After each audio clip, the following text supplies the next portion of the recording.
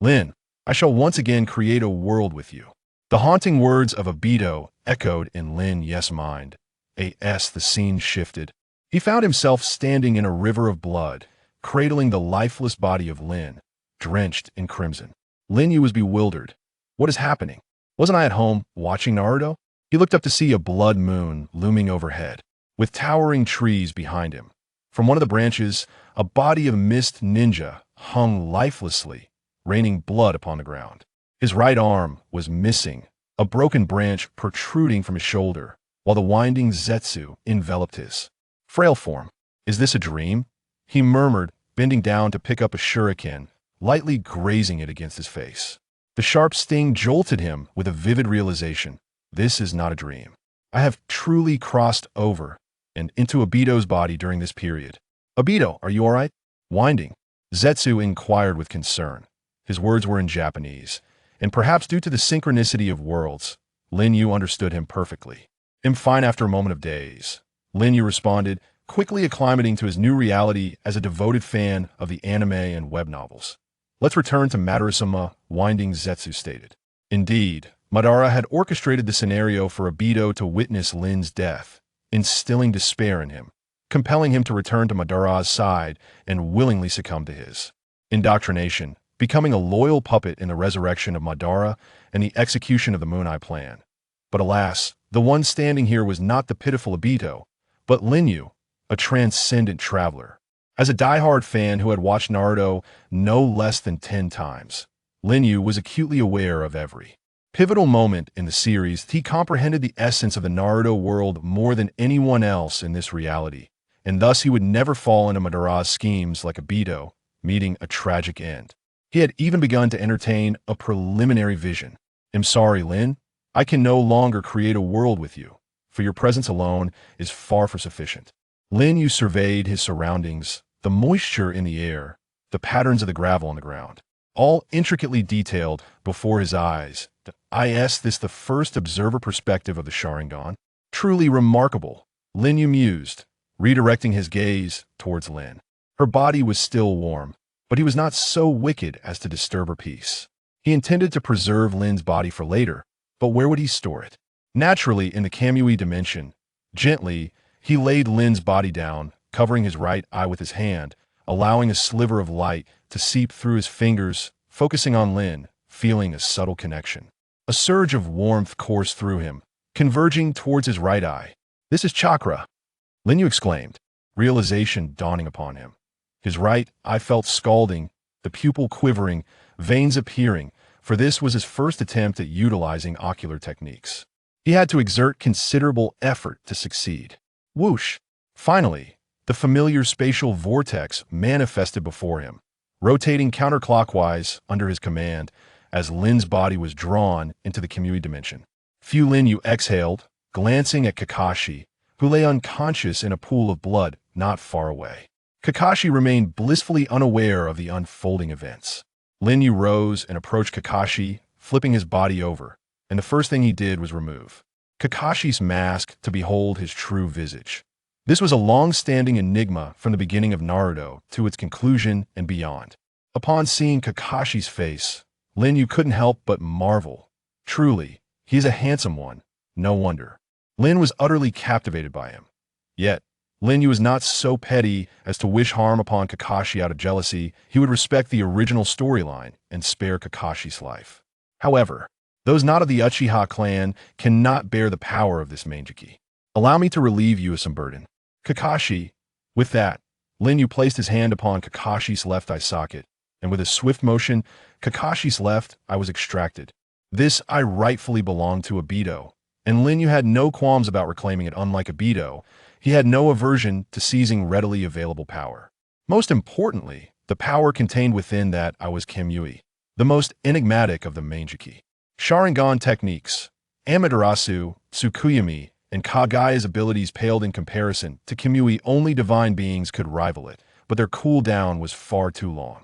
Yet, the Dual Kamui would allow him to look down upon all, far superior to any other advantage. Lin Yu emulated Madara, inserting the eye directly into Kakashi's empty socket, a trickle of blood cascading down the corner of the eye.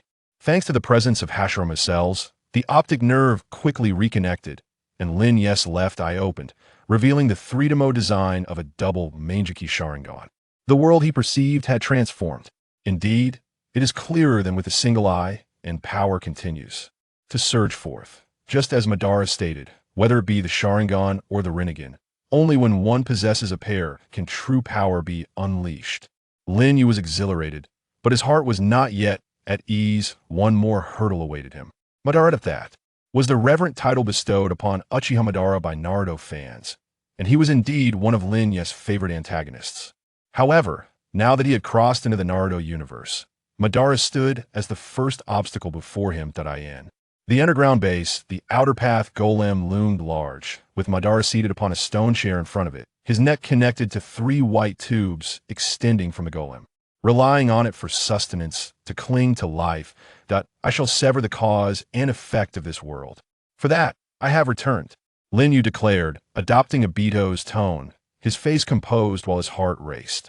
Some of his actions diverged slightly from the original Obito, and he was uncertain whether the cunning Madara would perceive any discrepancies. Madara scrutinized the Obito before him, and after a long pause, a faint smile graced his aged lips.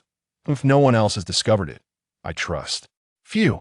The identical line eased Lin Yu's tension by half. At that moment, a white Zetsu, standing beside Madara, remarked, "Only I have witnessed that Obito has eliminated all enemies, so there is no issue. However, he seems reluctant to act against Kakashi, merely extracting his eye, and when the reinforcement from Konoha arrive, he will be lost in thought, clutching his eye." Madara gazed deeply at Lin Yu and said, "Are you unwilling to bring ruin upon a former comrade?" Maintaining the facade, Lin Yu shrugged, feigning indifference. "No, I simply do not care. Whether that guy still exists in this world is of no consequence to me. In the world I am about to create, there will be Kakashi and Lin. Tell me how I can bring forth my dream world." "Madara, you need not thank me. Come closer," Madara replied with a smile. Lin Yu strode confidently towards Madara. "From this day forth, you shall be the savior. Look into my eyes." Madara activated his Sharingan, drawing Lin Yu into the illusionary realm. Within the illusion, Madara, true to the script, divulged to Lin Yu all about the Ten-Tails, the outer path golem, infinite Tsukuyomi, and the Rinnegan. Although Lin Yu was already aware of this, he listened attentively, maintaining a facade of composure upon. Exiting the illusion, Madara rose and placed his aged hand upon a nearby white Zetsu. "Obito, I shall teach you the Uchiha clan's forbidden techniques, the Six Paths technique." An yin-yang release.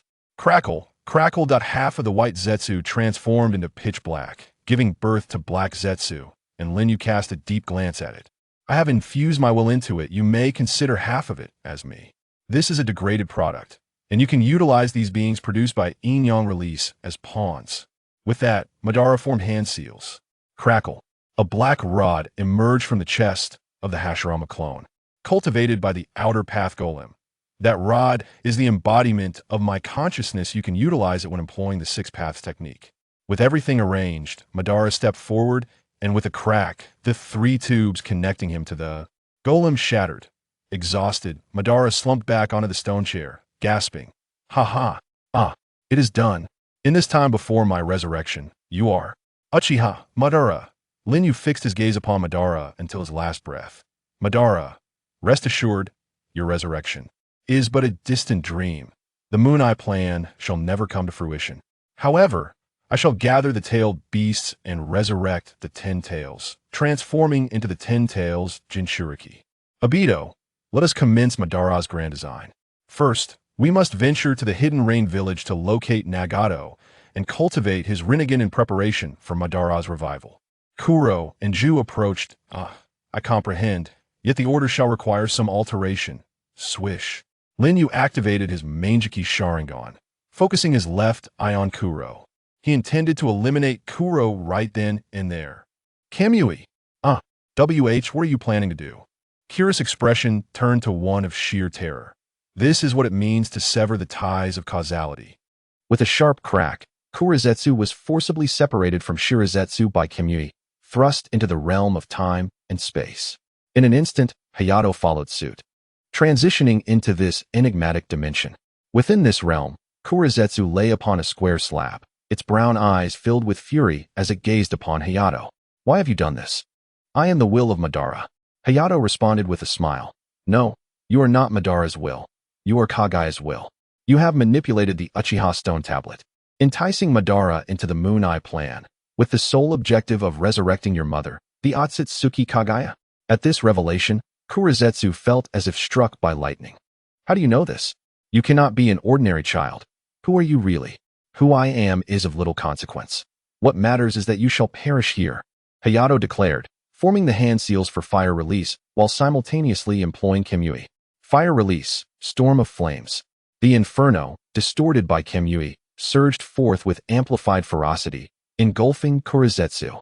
Kurizetsu possessed the ability to merge with the earth and harness its power for wood release.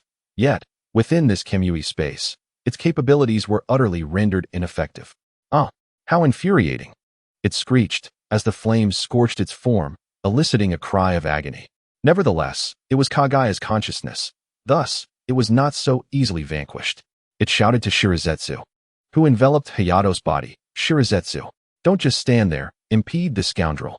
Shirazetsu hesitated, seemingly weighing its options. Hayato halted, addressing Shirazetsu. Now is your time to choose a side. Consider the consequences of a wrong decision carefully. The atmosphere was tense, and after a prolonged silence, Shirazetsu's voice, laced with a hint of amusement, broke through. Well, I am merely curious about the essence of Benyi. If you can enlighten me, Obito. Hayato chuckled. Certainly. I shall not only reveal to you what is, but also how excrement is formed. Thus, under the alluring temptation of excrement, Shirazetsu chose its allegiance. You lot are a bunch of fools. Kurizetsu bellowed in frustration. Let us advance, Shirazetsu. With a series of cracks, wooden branches erupted from the artificial body of Hashirama on Hayato's right shoulder. Hayato swung his arm forcefully, sending a barrage of wooden branches hurtling toward Kurizetsu. Though it attempted to evade, several branches struck true, gritting its teeth. Kurizetsu attempted to extract the branches embedded in its body. Not so fast, Hayato declared, performing hand seals. Wood release, insertion technique.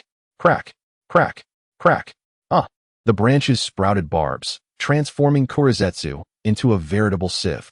Hayato altered his hand seals once more, combining them with Kamui to unleash an even more potent fire release. Blazing Inferno. My nearly 1,000 years of scheming, thwarted by a fledgling Uchiha. Kurizetsu roared in disbelief as it was obliterated by the newly arrived interloper, Hayato. Panting heavily, Hayato caught his breath. Thanks to the Senju cells, his chakra was abundant. Yet, as a newcomer to this world, he was still unaccustomed to forming seals and executing jutsu, which drained more chakra than usual.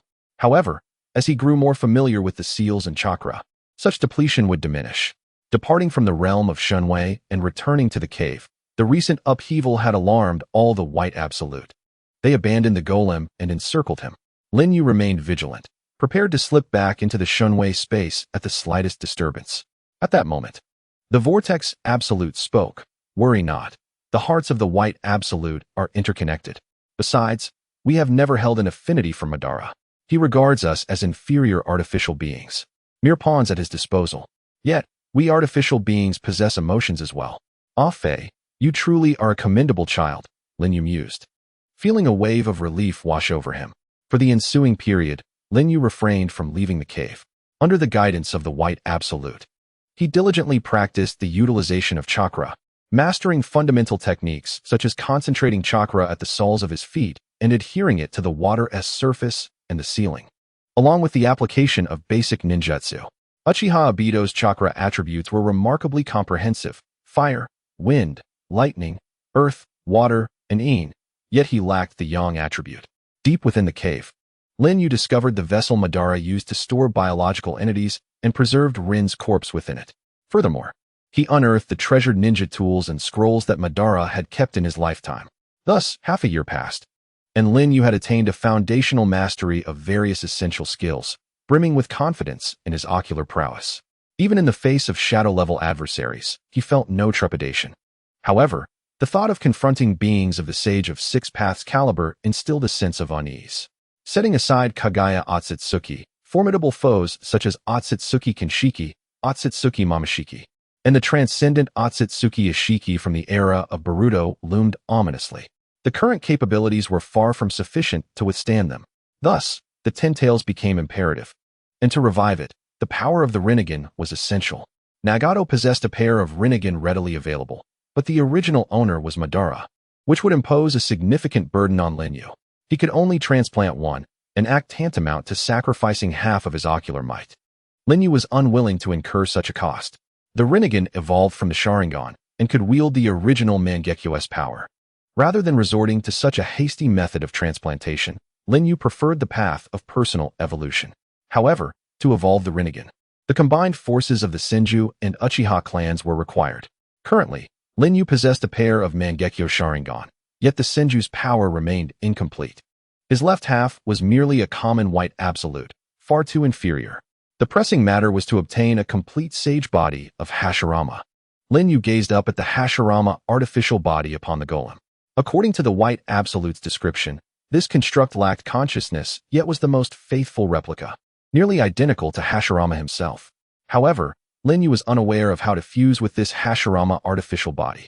Madara had once implanted Hashirama's flesh into his wounds to gain a portion of his power, awakening the Rinnegan only in his twilight years. Lin Yu's ambitions were grander. He sought not a fragment, but the entirety. This would require a methodical approach, as Hashirama's power was exceedingly challenging to master. The words of that individual should provide insight. Lin Yu recalled the legendary Sannin, Orochimaru, the master of core technology in the world of shinobi. White Absolute, where can I find Orochimaru? Lin Yu inquired. Gurgle, gurgle. White Absolute emerged from the golem. Orochimaru was in a clandestine stronghold in the southern forests of the Land of Fire, seemingly preparing for a relocation. Thus, it was imperative to pay him a visit promptly. With a flourish, Lin Yu donned a black cloak and strode purposefully out of the stronghold. Outside Orochimaru's hideout in the southern forests of the Land of Fire, the youthful pharmacist, Kabuto, respectfully reported, "Lord Orochimaru, all experimental subjects have been dealt with." Before him stood a man clad in the garb of a Konoha ninja, adorned with the Leaf Village headband. His long black hair cascaded over his shoulders, and his elongated golden pupils were accentuated by purple eyeshadow extending to the wings of his nose. With pale skin and blue-green, comma-shaped earrings, he exuded a captivating yet sinister charm. It was none other than the illustrious Orochimaru. At the close of the 47th year of Konoha, with the 4th Hokage having assumed power, Orochimaru had been bested in the contest for the Hokage position against Minato Namikaze. He had since retreated into secretive human experimentation. Though he had not yet defected, Danzo had hinted that the Umbu were aware of the recent disappearances of ninjas within the village. It was time to abandon this stronghold. Orochimaru reflected as he gazed back at the entrance. Suddenly, he sensed something amiss, his golden pupils scanning the shadowy figures among the trees. "Lord Orochimaru?" Kabuto inquired, puzzled. It appeared that a visitor had arrived. Orochimaru licked his lips, declaring, "Shadow of the Serpent Hand." With a flick of his wrist, several venomous serpentine hands launched forth, striking towards the shadows among the trees. Boom! Trees splintered, birds took flight, and dust billowed into the air. Orochimaru observed the cloud of dust ahead, his eyes narrowing. As expected of the legendary Sannin, Lin Yu emerged from the haze, unscathed.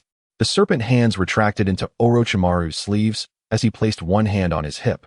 Addressing Lin Yu, "It seems you are not part of Konoha's Umbu. Do reveal your identity." Lin Yu lifted his head, showcasing his Sharingan eye to Orochimaru. The latter's pupils widened in astonishment. Uchiha-sai? In an instant, Orochimaru activated his body flicker technique, reaching for Lin Yu's left eye, grinning, "What a stroke of luck. A Sharingan presented to me on a silver platter." However, as he attempted to collide with Lin Yu, his form seemed to overlap with Lin Yu's, as if he had traversed through time itself. His smile abruptly vanished. What just transpired? "Lord Orochimaru, beware of what lies behind you," Kabuto's alarmed voice echoed. Lin Yu's hand had already settled upon Orochimaru's shoulder. Zing! The three tomo transformed into a kaleidoscope, a three-spoked pinwheel, symbolizing the power of Kamui. Swish! A Kamui vortex materialized, distorting Orochimaru's figure as he was drawn into the fabric of space and time. This is a space-time ocular technique. Orochimaru's heart raced with trepidation. In a split second, he opened his mouth wide, extending an arm to escape, soon followed by the rest of his body, landing amidst a mass of viscous substance. His legs morphed into a serpentine tail, propelling him away. Once distance was secured, he regarded Lin Yu with a newfound seriousness. His demeanor shifted from frivolity to one of grave concern. Lin Yu gazed at the withered husk in his hand, sighing, "Indeed, it is quite a predicament. Capturing this escape technique from the divine pull of Shunwei is no simple task. This method of evasion is none other than the Serpent S substitution technique, a signature skill of Orochimaru, utilizing an external body as a decoy to transfer one's essence without the need for hand seals. It is the epitome of substitution techniques. Once, Sasuke evaded Amaterasu with it. However, using it, other than Orochimaru himself, consumes a significant amount of chakra. Your eyes, they seem to possess extraordinary power. It appears you have awakened the Mangekyo Sharingan, and even more astonishingly, the ability related to space-time. When did the Uchiha clan produce someone of your caliber? What is your name? Orochimaru inquired with a mixture of apprehension and reverence. After a moment's contemplation, Lin Yu replied, "My name is Uchiha Yu." "Very well, Yukuin. How much do you know about me?" Orochimaru asked with a meaningful tone. "I am aware that you have been conducting human experiments to develop a power known as the Cursed Seal," Lin Yu stated. "Your knowledge of my endeavors is rather extensive. It seems I cannot allow you to live," Orochimaru declared, casting a glance at Kabuto, who stood at the forefront of their stronghold. In an instant, Kabuto launched a surprise attack, his blue chakra transforming into a blade aimed at Lin Yu's back. "Scraps, retreat," Lin Yu commanded, his gaze fixed ahead as he deftly seized Kabuto's arm while delivering a powerful kick to his abdomen. Kabuto crashed through a cluster of trees, landing awkwardly on the ground. Orochimaru's expression turned grave. Though Kabuto is a medical ninja, his combat prowess rivals that of a jonin. He managed to hold his ground using only physical techniques. "It appears you have no intention of engaging in a civil conversation. I have no desire to share the fruits of my research with someone as perilous as you," Orochimaru exclaimed, hurling shurikens while swiftly forming hand seals. Invoking the Shadow Shuriken technique taught by the third Hokage, Hiruzen Sarutobi. Boom, boom, boom. Thousands of shurikens rained down upon Lin Yu. Orochimaru did not expect this technique to eliminate Lin Yu. Rather, he sought to gauge Lin Yu's capabilities through this extensive assault. Swish, swish, swish. Each shuriken effortlessly pierced Lin Yu's form, embedding themselves into the ground.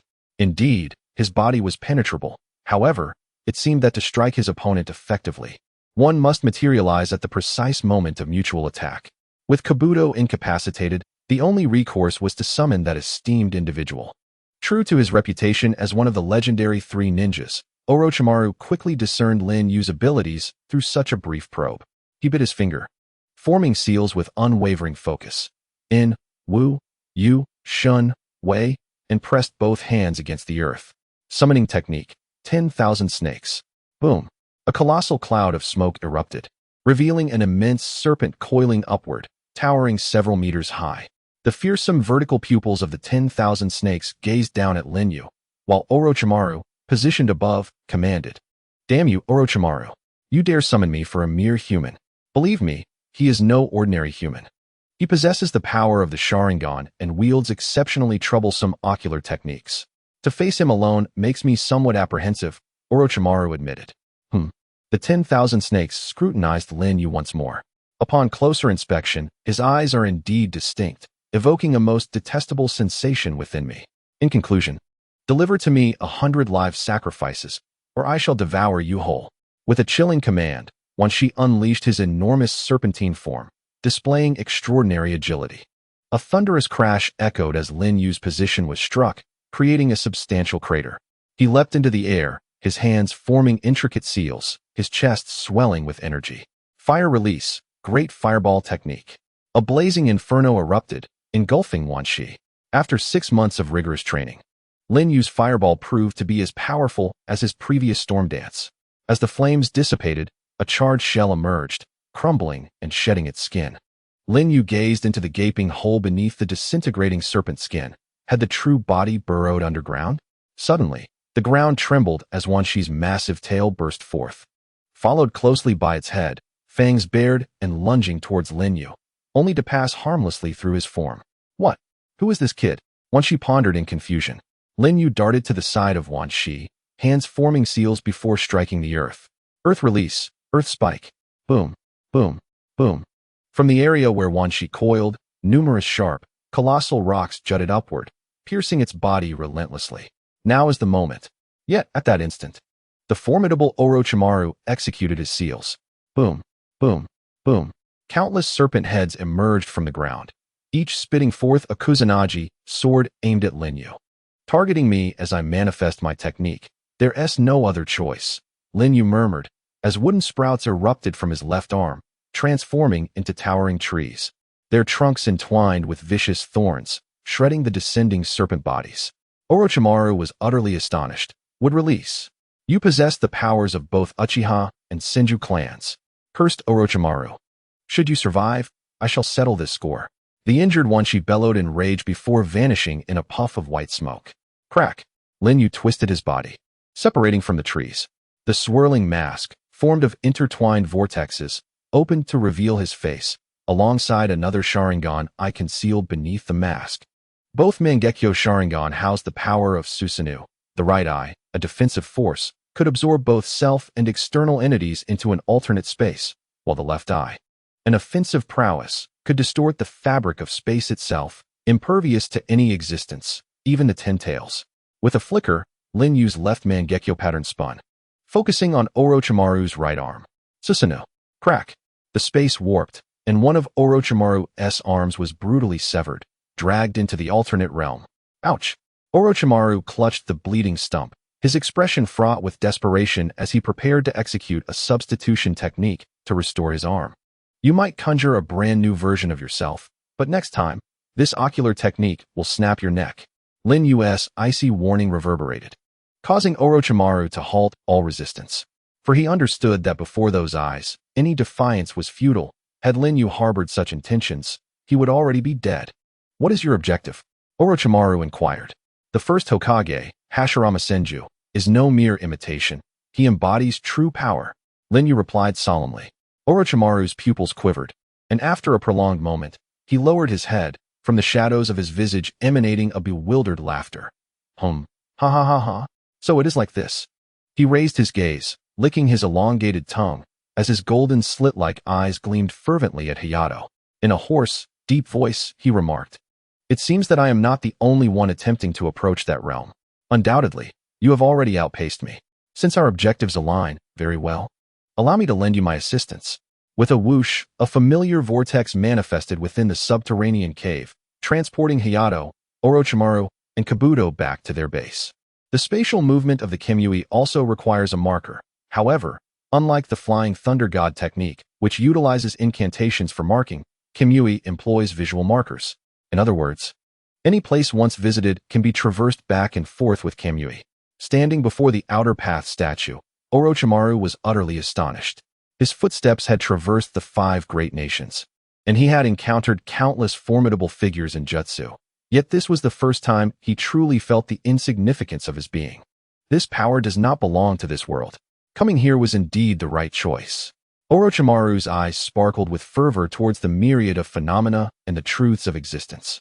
As Hayato unveiled a new world to him, "Have you seen the artificial body of the first Hokage? What are your impressions?" Hayato inquired. Orochimaru gazed deeply at the first Hokage's form upon the statue. Enraptured, he responded, "Sawarashir, incredibly perfect. It resembles the true form of Lord Hashirama himself. It is difficult to fathom without witnessing it firsthand." Hayato turned to observe Orochimaru's profile. "I wish to merge with it, perfectly and completely. Do you possess a method?" Orochimaru's eyes gleamed with interest, and after a brief moment, he replied, "The most direct approach would be to graft it onto your body. Yet, akin to organ transplantation. This would provoke a rejection response, preventing the full exertion of its power. Moreover, should your own strength be depleted, there exists the peril of being backfired upon by the first's power. Thus this method must certainly be disregarded in favor of a more sophisticated approach." Hayato nodded. Recognizing that Orochimaru spoke the truth, Danzo had employed a similar technique, exhausting his strength in battle against Sasuke, only to be rebuffed by the first cells. "What does this sophisticated method entail?" he inquired. "It involves implanting Hashirama's original cells within your body. The original cells proliferate and divide, gradually replacing your own cells. However, this process entails enduring the agony of metamorphosis, with a success rate bordering on zero, Orochimaru elucidated. Bordering on zero? Have you conducted similar experiments? Hayato pressed. I once procured residual biological material from Lord Hashirama's tomb and endeavored to reactivate it to extract the original cells. However, due to the passage of time, I could only retrieve degraded original cells, which I implanted into 60 newborns. Even the degraded ones resulted in merely a single survivor, 1 out of 60. Thus, it can be deduced that the success rate for intact original cells is infinitesimally close to zero. Hayato understood that the lone surviving experimental subject mentioned by Orochimaru was Yamato.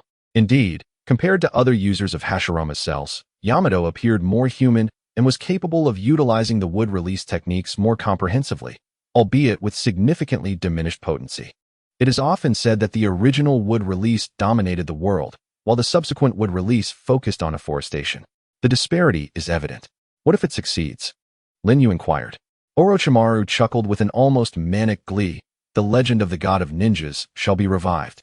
Setting aside the risks, do you possess the confidence to extract the most perfect original cells? Lin Yu questioned. The more flawless the original, the more perfect the original cells can be extracted.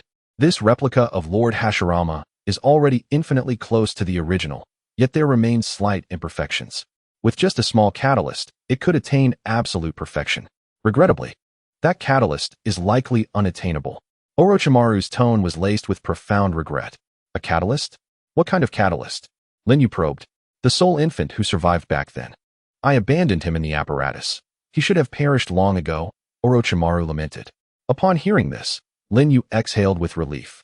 After all this time, the catalyst referred to was indeed Dei. Lin Yu understood that the infant had been inadvertently saved by Danzo and raised by him, and had now joined the root division of Konoha, codenamed Dei. Oh, Danzo, despite your countless sins, you have done one good deed. Lin Yu mused. You need not worry about the catalyst for now, Lin Yu stated, deciding to visit Konoha to retrieve Dei. Suddenly, a multitude of white Zetsu emerged from all directions. Lord Orochimaru. Kabuto brandished a kunai defensively. Kabuto, do not be alarmed. Yukuin is our partner and will not act disrespectfully, Orochimaru said, entranced by the outer path statue. Addressing Kabuto, Kabuto lowered his kunai. They are called Zetsu. They are my friends and assistants. They have relocated the experimental equipment from your scattered bases, so you need not have any concerns. Should you require assistance, feel free to communicate directly with them, Lin Yu declared. Truly a well-thought-out plan, Yukuin, Orochimaru said with a beguiling smile. Orochimaru, during our reconnaissance of the outside world, we have heard numerous rumors about you. Let me make this clear.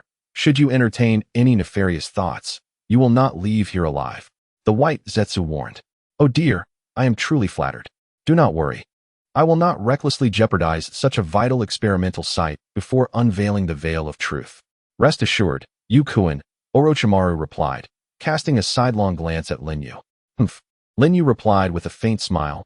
Zetsu, please escort Mr. Orochimaru and his assistant to their quarters. Your rooms are prepared. Please follow me. A white Zetsu said as it stepped forward to lead them. Orochimaru gazed at the white Zetsu, pondering. Upon closer inspection, these white beings contain Lord Hashirama's cells, albeit in a degraded state. Just how much truth does Yukuin possess? In the dead of night, Lin Yu sat atop the massive skeletal spine at the base's entrance, gazing at the resplendent moon hanging high in the sky, a fan belonging to Madara resting beside him. He felt sincerely that the moon in the world of Naruto was rounder and brighter than any he had previously seen. Before his journey through time, Lin Yu had average academic performance, no remarkable talents, and an introverted, reticent nature, finding himself devoid of any friends with whom he could share a conversation. His parents divorced during his middle school years, and shortly thereafter, both quickly established new families of their own, showing little inclination to provide him with care beyond the obligatory monthly support payments, neglecting his existence entirely. Now, he has vanished, and perhaps they have yet to notice. Even if they do, they would likely report it to the authorities and dismiss the matter hastily, for that is the nature of their character. Upon entering high school, he succumbed to depression and even entertained thoughts of suicide. It was during this tumultuous period that he discovered the world of anime and manga, becoming utterly captivated by the exhilarating and imaginative adventures they offered. Naruto, One Piece, Dragon Ball, Bleach, Fairy Tail, a certain magical index, and particularly Naruto. He found solace in these narratives, feeling that even in the absence of friends, he was content. His classmates and teachers derided him, branding him a failure corrupted by otaku culture, convinced that he had no future and would inevitably be cast aside by the harsh realities of society. Perhaps they were right. But how could they fathom that it was the very essence of this culture that had redeemed him, providing him with the will to persist in a life that had seemingly abandoned him? Lin Yu often pondered how wonderful it would be to be born into the world of anime. Perhaps it was his disillusionment with reality, coupled with his yearning for the fantastical realms of anime, that became the catalyst for his extraordinary journey. If this were a dream, he fervently wished it to be one from which he would never awaken. He was genuinely grateful to have traversed into the world of Naruto, for he held no attachment to the reality he left behind. Even though the ninja world was fraught with conflict and the constant threat of death loomed, Lin Yu felt an unparalleled sense of freedom. Even the bloody winds carried a comforting essence. This was where he truly belonged, yearning to live unrestrained, free from any shackles. Once powerless to shatter the confines of reality, now, having been granted the chance to exist in the Naruto universe, he resolved to seize every opportunity. In this new world, he sought strength, the kind of strength capable of confronting any challenge that lay ahead. As he gazed at the moon, he poured forth his innermost aspirations, the sole listener being his ever-constant companion, the tailed beast, Kurama. Through their bond, Kurama sensed Lin Yu's emotions, a depth of feeling unique to the solitary. In stark contrast to Obito, who, despite being ensnared in despair, still held memories of Kakashi, Rin, and Minato, Lin Yu harbored nothing but a longing for power and an unquenchable thirst for freedom. Kurama understood that the person he embraced was no longer the Uchiha Obito, who aspired to be Hokage and admired Kakashi while cherishing his love for Rin, but rather the Uchiha Yu, who comprehended the secrets of the ninja world and yearned for strength and liberty, fighting for his own sake. Kurama was eager to witness where this new Yu would journey. As the wind began to stir, Lin Yu grasped his fan and rose to his feet. With a swift motion, Kurama transformed, donning a new mask with eyes that reflected the essence of their souls, glowing in the darkness. It was time to set forth towards Konoha. At noon, Lin Yu stood atop the highest edifice in the Hidden Leaf Village, gazing at the Hokage rock carved into the mountain face before him. The Leaf Village and the Rock Hidden Village have signed a truce agreement, marking the conclusion of the Third Ninja War. The third Hokage has resigned in disgrace, and Minato Namikaze has taken up the mantle of the fourth Hokage, shortly after the completion of his Hokage monument. Due to Lin Yu occupying Obito's body, he harbors a faint sense of belonging to the Leaf Village. Had there been no ulterior motives, he would have taken the opportunity to explore the village thoroughly. However, circumstances rarely align with one's desires. Deep below the Leaf Village lies the headquarters of Root. Unlike the sunlit world above, this underground realm is perpetually shrouded in darkness and oppressive hues, reflecting the very nature of this organization, hidden from the light. Before Lin Yu stand two guards of Root, clad in ANBU armor and wearing masks. Who goes there? They inquire, eyeing the unfamiliar figure with caution, yet devoid of fear. After all, this is the prestigious headquarters of the Leaf Village's Root organization. Who would dare to provoke them?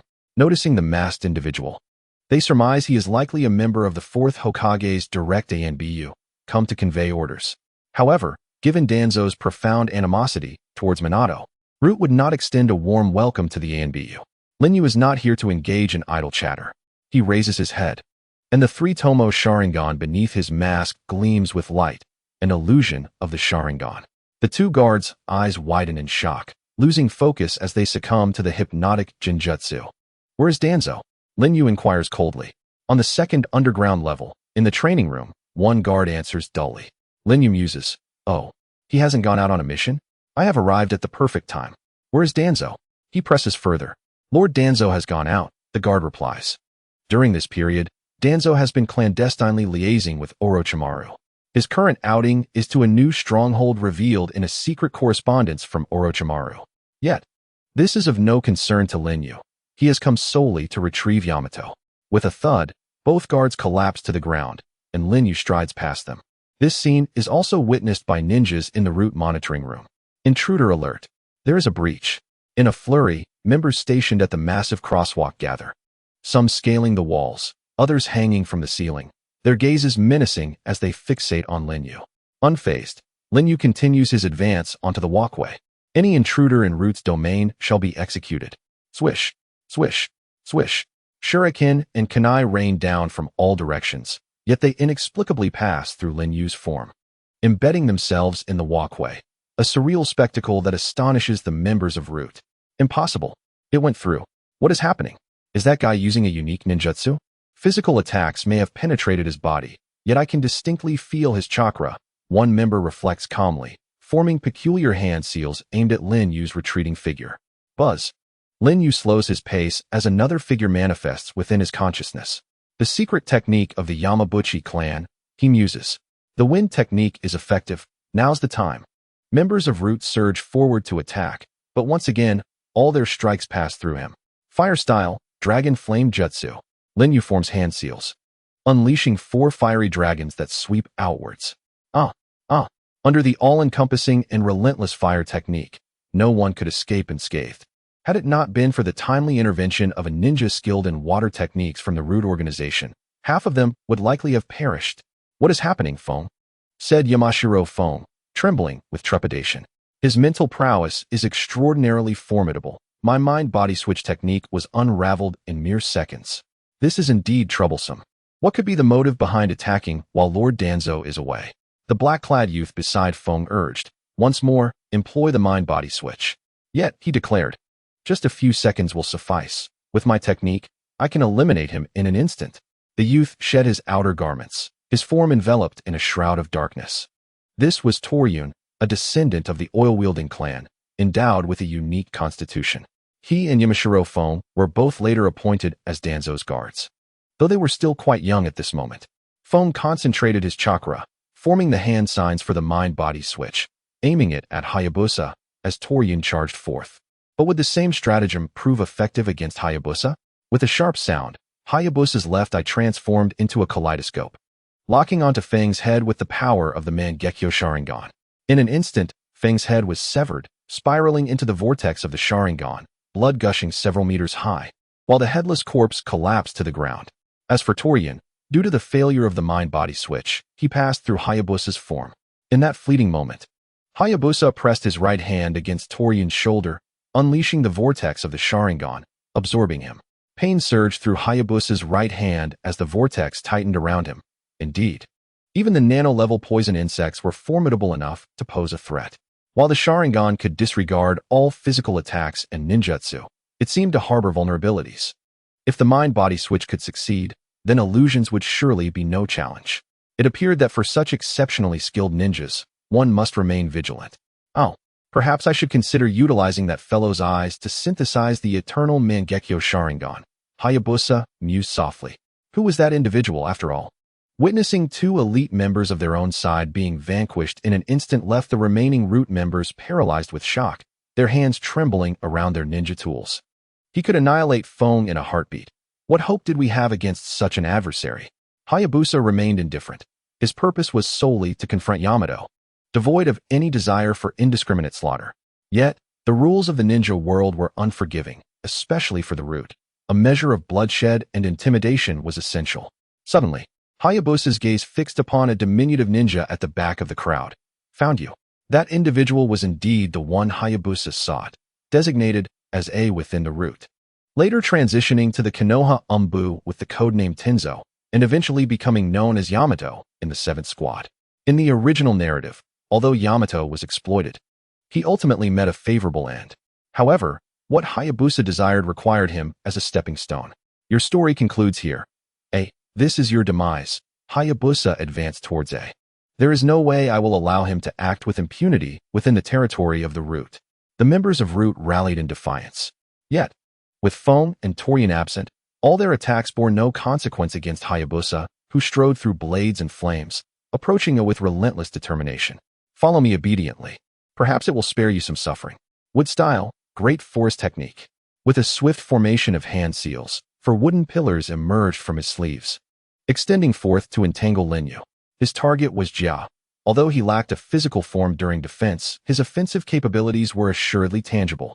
Behind him, the members of the Root initiated a powerful coordinated ninjutsu. Beneath the mask, Lin Yu smirked, his eyes transforming into a kaleidoscope pattern. Susanoo. A brilliant blue chakra flame ignited around him, morphing into skeletal armor that deflected all incoming assaults from behind. A skeletal hand grasped the wooden pillar ahead and effortlessly tore it asunder. What? Everyone was left in utter astonishment. With a crack, Susanoo dissipated. Lin Yu extended his right hand, summoning tree trunks that ensnared Yamato in a vice-like grip. This is the same wood style as mine. Yet its potency far surpasses my own. In agony, he succumbed to Lin Yu's wood style, losing consciousness. As the tree trunks receded, Lin Yu hoisted the unconscious Yamato onto his shoulder, casting a glance at the ravaged root headquarters and the helpless members. Farewell. With a low murmur, Lin Yu vanished into the vortex of his divine might. That day, Lin Yu instilled an unprecedented nightmare upon the root of Konoha. On the very night of Lin Yu's departure, Danzo, having failed to locate Orochimaru, received urgent news and hurried back to Konoha. Gazing upon the nearly obliterated root headquarters and the headless corpse of Kazan, even the usually composed Danzo was consumed by rage. What on earth transpired? Lord Danzo. The situation is as follows, reported a kneeling root member nearby. After listening, Danzo leaned on his cane, his head bowed in deep contemplation. The ability to silently breach Konoha's barriers, infiltrate the underground headquarters of Root, possess immunity to all physical attacks, and ninjutsu. Combined with superior space-time ninjutsu surpassing that of the second and fourth Hokage, not to mention the ominous chakra enveloping the body. This could only be the legendary Susanoo. The only intruder I can imagine is none other than Uchiha Madara. However, Danzo's thoughts shifted. No, Madara was a figure from the Warring States period. Even with all his cunning, he shouldn't have lived to this day. It must be a descendant of the Uchiha clan inheriting Madara's will. Capable of utilizing wood style and targeting Jia, who has inherited the cells of Lord Hashirama. This plot involves the Uchiha and Senju clans, aiming to acquire the Nine Tails. Orochimaru's disappearance at this moment cannot be mere coincidence. Immediately report this matter to the daimyo of the Land of Fire. Danzo commanded. But Lord Danzo, this incident occurred within our root headquarters. If it becomes public, it could tarnish our reputation. One of his subordinates protested, puzzled. What is reputation worth? This incident serves to highlight the weakness and incompetence of Konoha under the fourth Hokage, allowing enemies to exploit the vulnerability of Root, which has diligently safeguarded the village. Suffering massive losses, the fourth has only just ascended. His position remains precarious. This blow will be significant, and it suits my purposes perfectly, Danzo replied ominously. Yet, the fourth was recommended by the third, and is a hero of the Ninja World War. It would be unrealistic to bring him down so easily. At the very least, it will tilt the situation in my favor, allowing me to place the Ten-Tails Jinchūriki under the Root's supervision with the utmost legitimacy, Danzo spoke in a low voice. Lord Danzo, you are truly wise. Danzo's gaze deepened. Kushina's chakra is exceptional, even among the Uzumaki clan, capable of sufficiently suppressing the Nine Tails. This is why she was selected as the second Jinchūriki after Minato. Currently, she is pregnant, and the seal is gradually weakening. This presents a prime opportunity to act. Once the Nine Tails is under my control, I can frame the Uchiha for the murder of the Jinchūriki, thereby dismantling the fourth Hokage's regime and eliminating the Uchiha clan. A source of instability. In the end, it will be I, Shimura Danzo, who becomes Hokage and leads Konoha to dominate the world of shinobi. Danzo's ambition and schemes were far grander and more profound than one might imagine. Outside the village of Konoha, in the forest, Hayabusa raced through the trees. He refrained from using Kamui to return to the base immediately, intending instead to mark space-time coordinates in various locations with his Sharingan for easier transitions. In the latter part of the original story, Obito could traverse every corner of the shinobi world using Kamui, thanks to his extensive travels. Since we are here in Konoha, why not retrieve the Nine Tails as well? Do you not wish to become the Jinchūriki of the Ten-Tails? Uzumaki-ju questioned. Hayabusa replied, we must approach this step by step. One cannot devour an entire pig in a single bite. Moreover, Konoha's strength cannot be underestimated at this moment. With that yellow flash on guard, the third Hokage at his peak, and the legendary Sannin Jiraiya alongside numerous elite Jonin, it would be difficult to succeed without adequate preparation. True enough, after all, the Nine-Tails Jinchūriki is not due for another 6 months. It would be prudent to wait until the seal weakens further, Uzumaki-ju concurred. Hayabusa fell silent. For the true reason he hesitated to act now was his unwillingness to target a pregnant woman. To assault Kushina during childbirth, extracting the nine tails, and causing her death, was one of the few irredeemable stains on Obito's past. Unlike Obito, Hayabusa would not choose to strike during Kushina's labor. He would capture the nine tails with honor.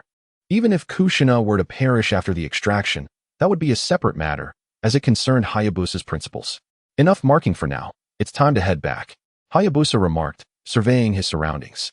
Suddenly, a rustling sound emerged not far away. Hayabusa observed a tall boy instructing a shorter boy in the art of shuriken, throwing in front of a stone target. The focused boy, diligently throwing shuriken, was none other than the 5-year-old Itachi Uchiha.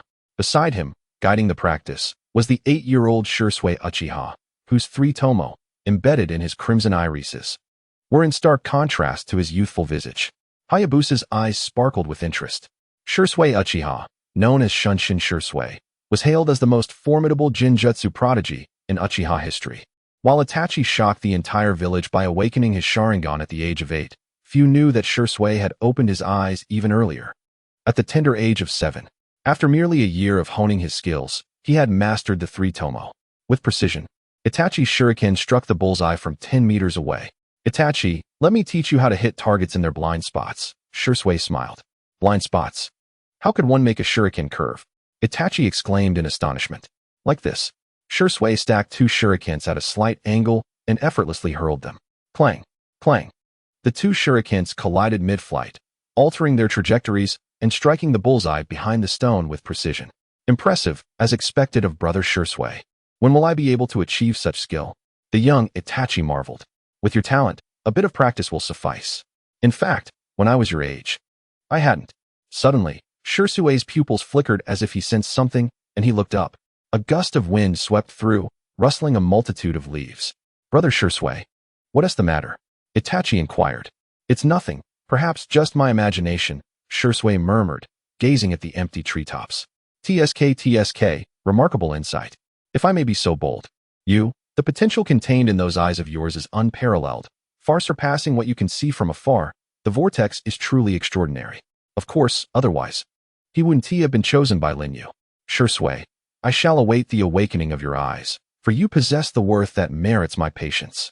Only your unique ability can harmonize with my divine power to achieve the unparalleled, the strongest eternal kaleidoscope Sharingan. The pupils beneath Lin Yu's mask shimmered with an otherworldly light, and with a whoosh, he vanished beneath the night sky. In the underground base, Lin Yu released Yamato from the Kamui space. I never expected this child to survive, and to be kept close by that old fox Danzo. You are truly decisive, managing to take the child from the very heart of the enemy's territory. Orochimaru remarked in his raspy voice. Setting aside this matter, what are our next steps? Lin Yu inquired coolly. Orochimaru approached the outer path statue. This colossal statue serves as the vessel for cultivating the Hashirama artificial body. By directly placing the catalyst within, the activation should be complete. Leave it to us. A few white Zetsu emerged from the ground, dragging Yamato into the statue. Hiss, hiss, hiss. Shortly after, a thick plume of smoke billowed from the skin of the Hashirama artificial body atop the statue, while numerous trees sprouted forth from the surrounding cliffs. What immense vitality! How astonishing! Orochimaru's eyes glimmered as he licked his signature long tongue. Lin Yu's gaze was intense. He understood that this Hashirama artificial body had reached perfection, nearly indistinguishable from the original Hashirama. Retracting his gaze, Lin Yu glanced at Orochimaru. I have refined the sample for you. You must provide me with a satisfactory result, extracting the most pristine cells from the first Hokage, Hashirama Senju. Orochimaru replied, I have a premonition that this will be an unprecedented masterpiece. Of course, this will require time. How long? 1 month. During this period, I will work tirelessly, never straying from the experimental apparatus, for the extraction process demands immense precision. Any misstep could lead to failure, and I cannot afford any negligence. Therefore I must not be disturbed during this time, Orochimaru stated. Lin Yu cast a sidelong glance at Orochimaru and solemnly remarked, as long as you harbor no ulterior motives, he will certainly not disturb you. As for Danzo and the Konoha Anbu, you need not worry. I assure you, they will not find this place. Orochimaru chuckled. Then I must thank you, Yukuin. The pleasure is mutual, Lin Yu replied, retracting his gaze. The Hashirama clone was detached from the outer path golem and placed into Orochimaru's extraction apparatus.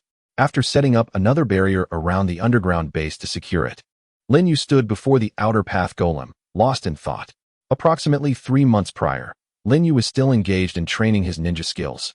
The outer path golem had vanished temporarily, but returned shortly thereafter. The summoning of the outer path golem on Nagato's side had already awakened. Indeed, while Lin Yu did not intervene in the affairs of the Rain Village, events unfolded as destined. Yahiko established the Ōtsutsuki organization, which gradually gained prominence. Drawing the attention of Hanzo of the Salamander, the leader of the Hidden Rain, renowned for his semi-divine status. During the latter stages of the Third Shinobi World War, the conflict between Konoha and Iwagakure intensified, inevitably culminating in a battleground at a nameless small nation at the intersection of the Fire, Earth, and Wind countries, which happened to be the location of the Hidden Rain Village. The third Hokage, Hiruzen Tsurutobi, attempted to negotiate a cessation of hostilities, but Danzo sought to prolong the war, obstructing peace efforts by all means, ultimately exploiting the Ōtsutsuki organization. Under Danzo's instigation, Hanzo ultimately chose to strike against the Ōtsutsuki with lethal force. The task of assistance in this purge fell to the Konoha Anbu under Danzo's command. In that battle, Yahiko met a tragic end, and Nagato succumbed to rage, further awakening the powers of the Rinnegan. The summoning of the outer path golem resulted in the massacre of numerous rain ninjas, forcing Hanzo and Danzo to retreat. Danzo's obstruction ended in failure, and Konoha and Iwagakure ultimately succeeded in reaching an armistice agreement, thus concluding the Third Shinobi World War. Hanzo, feeling the threat posed by Nagato, organized a pursuit team to scour for Nagato and the remnants of the Ōtsutsuki. Unlike before, without Obito's assistance, the severely weakened Nagato had been cornered multiple times by the pursuit team, leaving him in dire straits. The situation was becoming increasingly precarious. Before my Rinnegan awakens, I must gather the tailed beasts, relying on Nagato and the Ōtsutsuki. Moreover, the Outer Path's Rinne rebirth technique seemingly demands a life as its price. In every conceivable sense, Nagato's Rinnegan is destined to be utilized by me. Therefore, should we venture to the Rain Village? That village lies at the intersection of the 3 great nations, and the journey is long. We must set out soon, Uzumaki Jutsu stated. No need. Summoning techniques are a form of space-time ninjutsu. When Nagato is truly driven into a corner and attempts to summon the Outer Path Golem again, I can resonate with it using Kamui and thus arrive. As the saying goes, it's better to be skillful than to be early, Lin Yu remarked with a profound gaze. Days later, at the Rain Village, Danzo's pursuit team once more discovered the Ōtsutsuki's hidden stronghold. After a chase, at the inland lake surrounding the Rain Village, Nagato, Konan, Yahiko, and other Ōtsutsuki members found their escape routes severed. The massive salamander loomed above, with Hanzo, the man revered as semi-divine, standing atop its head, coldly gazing at the few individuals trapped by the lake's edge. Shao Nan, quickly take Nagato and flee. We shall hold them off, declared the great Buddha. At that moment, Nagato's legs were rendered useless, his body emaciated due to the synchronization with the Outer Path's demonic statue being supported by Shao Nan. No, you are the last members of Ōtsutsuki, our comrades. I cannot bear to see you perish, Nagato implored.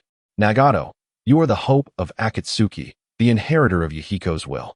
We shall protect you with our lives, exclaimed Jutsu. You shall not escape, remnants of Ōtsutsuki. None shall leave the Hidden Rain Village alive. Hanzo's cold words resonated as he formed hand seals, erecting a barrier that confined them. The ninjas of the Hidden Rain Village donned their gas masks. With a hiss, the giant salamander beneath Hanzo opened its maw, unleashing a torrent of toxic mist that rapidly filled the barrier. Water release, water barrier, Jutsu chanted as he formed more seals. The water barrier transformed into a cement wall. For a brief moment, the toxic fog was obstructed, only to creep in from above. Ea! The great Buddha's mighty hammer spun, generating a powerful airflow to repel the toxic mist. Struggle futilely, attack. With a flurry of movements, the ninjas of the Hidden Rain Village hurled numerous kunai attached with explosive tags, resulting in a cacophony of thunderous explosions. Amidst the fiery chaos, Jutsu and the great Buddha met a tragic demise before Nagato and Shao Nan's eyes. Nagato emitted a thunderous roar, unleashing a tempest of chakra that dispersed the toxic mist. Nagato, stop. In your current state, if you use that technique, you will surely perish. Shaonin cried anxiously. Hanzo's pupils constricted. Sensing Nagato's intent to unleash that technique again, he could not allow it. In an instant, Hanzo vanished from the giant salamander's head. His scythe aimed at Nagato. Yet, for reasons unknown, the demonic statue did not manifest. This ends here. Perhaps not. Whoosh. A vortex appeared in midair as Lin Yu descended. Clang. He wielded the Uchiha fan, deflecting the scythe, his Sharingan coldly observing the man known as Hanzo. The Sharingan. The moment Hanzo registered Lin Yu's Sharingan, he hurriedly averted his gaze. As a top-tier existence in the ninja world, he was well aware of the prowess of the Uchiha clan. During the Third Great Ninja War, the current head of the Uchiha clan, Uchiha Fugaku, had fallen to Hanzo's might.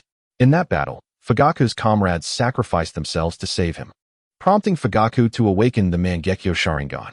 Hanzo possessed a formidable combat instinct and naturally mastered the art of engaging combat without direct eye contact. Oh, not even granting me a moment to cast Jinjutsu? Lin Yu marveled. Clang. After their weapons clashed, the two separated. Hanzo formed seals, flipping gracefully to the ground, placing his hands upon it. Ninjutsu, Earth Prison Technique. Gurgle.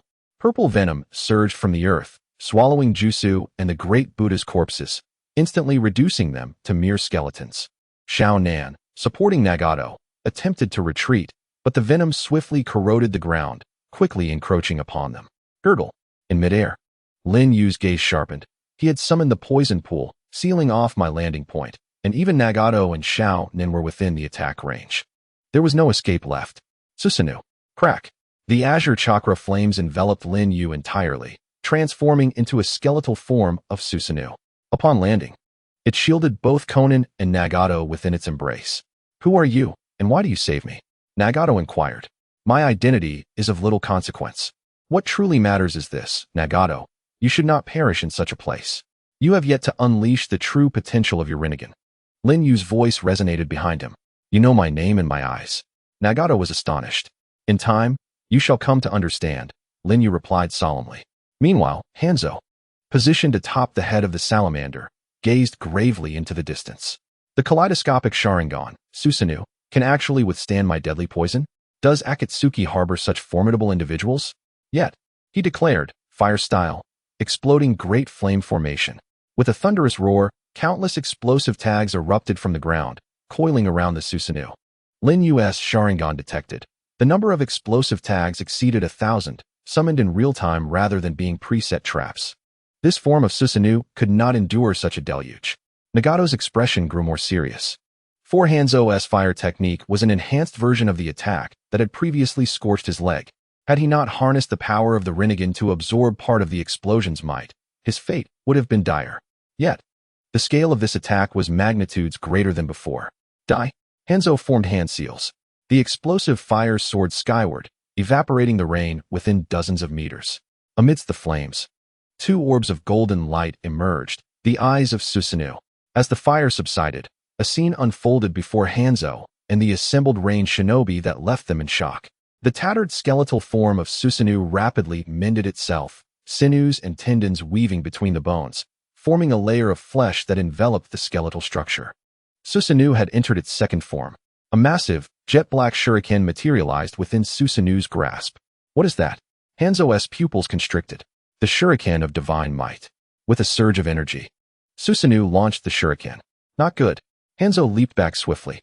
The shuriken struck the salamander upon which he stood. Crack. The spatial distortion of the divine might manifested. The salamander let out a piercing scream, its immense body contorted by the force, ultimately exploding into a cloud of blood and venom. Nearby rain shinobi were instantly felled by the toxic mist, their protective masks proving ineffective. In the rear, Hanzo's expression turned grave, a technique capable of warping space.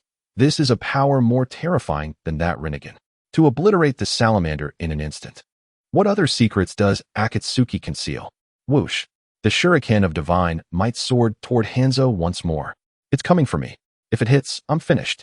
The ninjas of Rain Village scrambled to escape. Earth style, Earth Dome.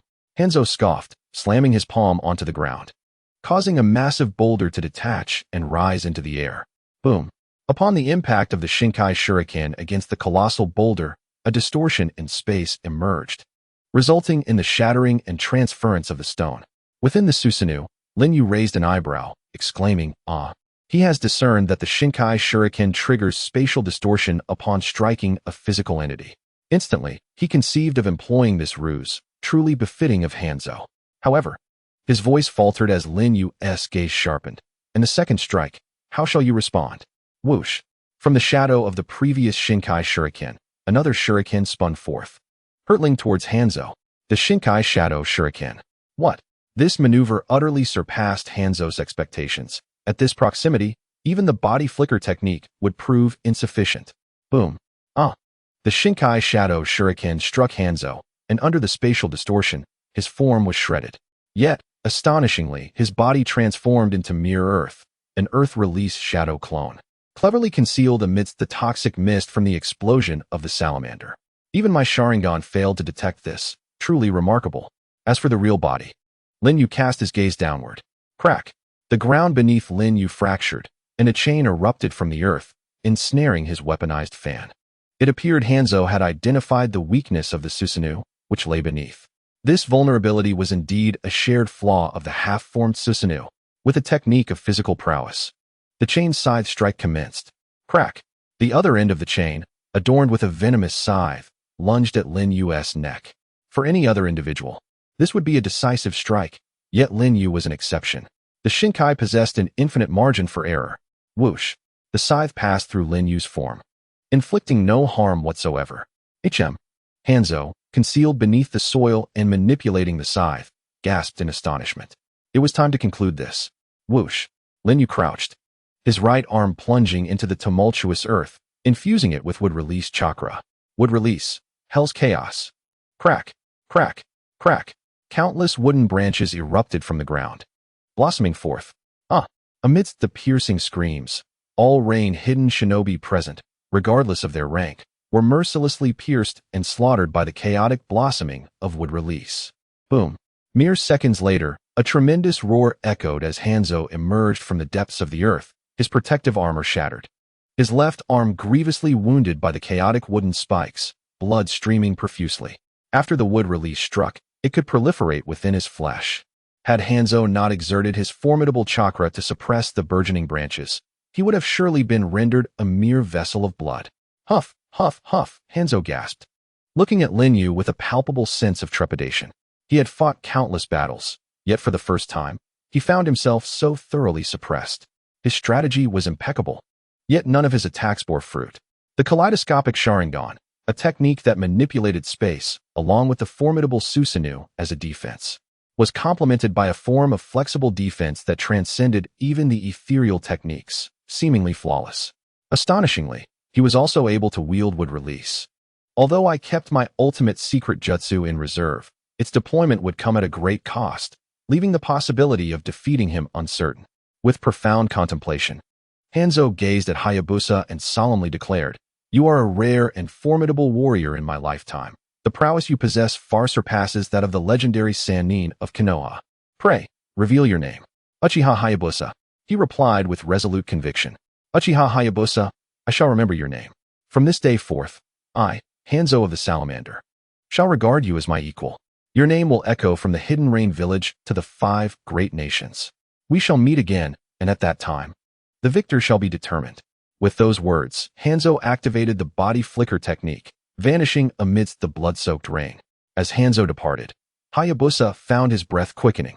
Battling Hanzo at his peak was far from the ease he had anticipated. To counter the Sharingan's Jinjutsu, Hanzo maintained a significant distance throughout the encounter, which rendered Hayabusa's left eye's long-range Kamui difficult to focus accurately. He was compelled to rely on Susanoo to utilize the Kamui Shuriken, a tremendous drain on his chakra. Were it not for the support of Hashirama's chakra, he would have long been incapacitated. Nevertheless, this confrontation solidified Hayabusa's conviction. The potential of his Mangekyo Sharingan was immense. With the second form of Susanoo, he could gain the upper hand against a warrior of Hanzo's renown. Hanzo had not fought with his full strength, nor had Hayabusa unleashed his own. Who could compel him to summon the third form, the Yatagarasu Susanoo? With a swift motion, Susanoo dissipated, allowing the previously obstructed rain to pour down once more. Behind him, Nagato gazed at Hayabusa with fervent admiration, exclaiming, "Incredible! You were able to injure Hanzo." Hayabusa refrained from turning around. He did not wish for Nagato to perceive the slight fatigue etched upon his features. Maintaining an air of absolute mystery was essential for the plan he intended to execute. If you can master the true power of the Rinnegan, you too can accomplish such feats, perhaps even surpassing my own. Hayabusa spoke with depth. The true power of the Rinnegan? Nagato's pupils trembled with intrigue. Hayabusa raised his gaze to the heavens, arms outstretched to embrace the rain, and solemnly articulated, "Indeed. Those who possess the Rinnegan can not only summon the outer path's Gedomazo, but also wield the powers of the six paths. You too have occasionally been able to deflect attacks and absorb a portion of the potency of ninjutsu. These abilities fall within the realm of the six paths' power. Master them with precision and directed intent, and you shall enter the domain of the six paths." Nagato lifted his hand to touch his eye, enraptured and mused. "You understand my eyes better than I do. If only I had met you sooner, perhaps Yahiko and the others from Ōtsutsuki would still be alive." At these words, Konan, standing nearby, lowered her cerulean eyes, her expression betraying profound sorrow. Lin Yu fell into silence. Regardless of whether he arrived early or late, the damned would still meet their demise. Yahiko must die. Without his death, Nagato would be unable to experience true pain. The Rinnegan is an evolution of the Sharingan, and the awakening of its power follows a similar path, that is, through intense mental stimulation. Yet, Lin Yu felt fortunate to have come after Yahiko's death. During this period, Nagato was more sensitive, more helpless, and yearned for strength, making him easier to manipulate. Nagato spoke somberly. "Once, my dream was to protect Yahiko and Konan. Later, as a member of Ōtsutsuki, I sincerely wish to fulfill Yahiko's aspirations and bring peace to this war-torn Amigakure and the world of ninjas." Both Yahiko and Konan, along with everyone in Ōtsutsuki, believed in me wholeheartedly. But it wasn't until Yahiko died before my eyes that I began to doubt my own abilities. Now, it is not too late. Yahiko can be resurrected, and the ninja world shall embrace peace, all thanks to your Rinnegan. At this moment, Lin Yu finally dropped a bombshell. "What did you say?" Nagato's Rinnegan widened in disbelief, as did Konan, who looked up in astonishment at Lin Yu. Lin Yu turned to face Nagato directly and proclaimed, "The power of the Rinnegan can transcend life and death. Is what you say true?" Nagato gasped. "Absolutely, but it comes at the cost of one's life," Lin Yu stated, revealing no intention of concealing the truth. Upon hearing this cost, Konan's expression dimmed. In stark contrast to Konan's reaction, Nagato appeared extraordinarily excited. "Then can I use that power right now?" It seemed he was eager to resurrect Yahiko, even if it meant sacrificing his own life.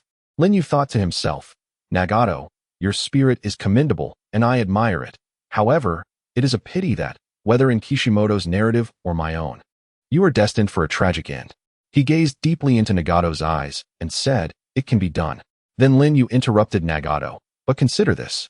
If Yahiko lives and you die, would he be able to accept your good intentions with a clear conscience?" Yahiko and the members of Ōtsutsuki have placed their hopes in the reincarnation of the Sage of Six Paths, in you, the one who possesses the Rinnegan. If you were to perish, who would fulfill Yahiko's ambitions and ideals? The time to resurrect Yahiko is not now.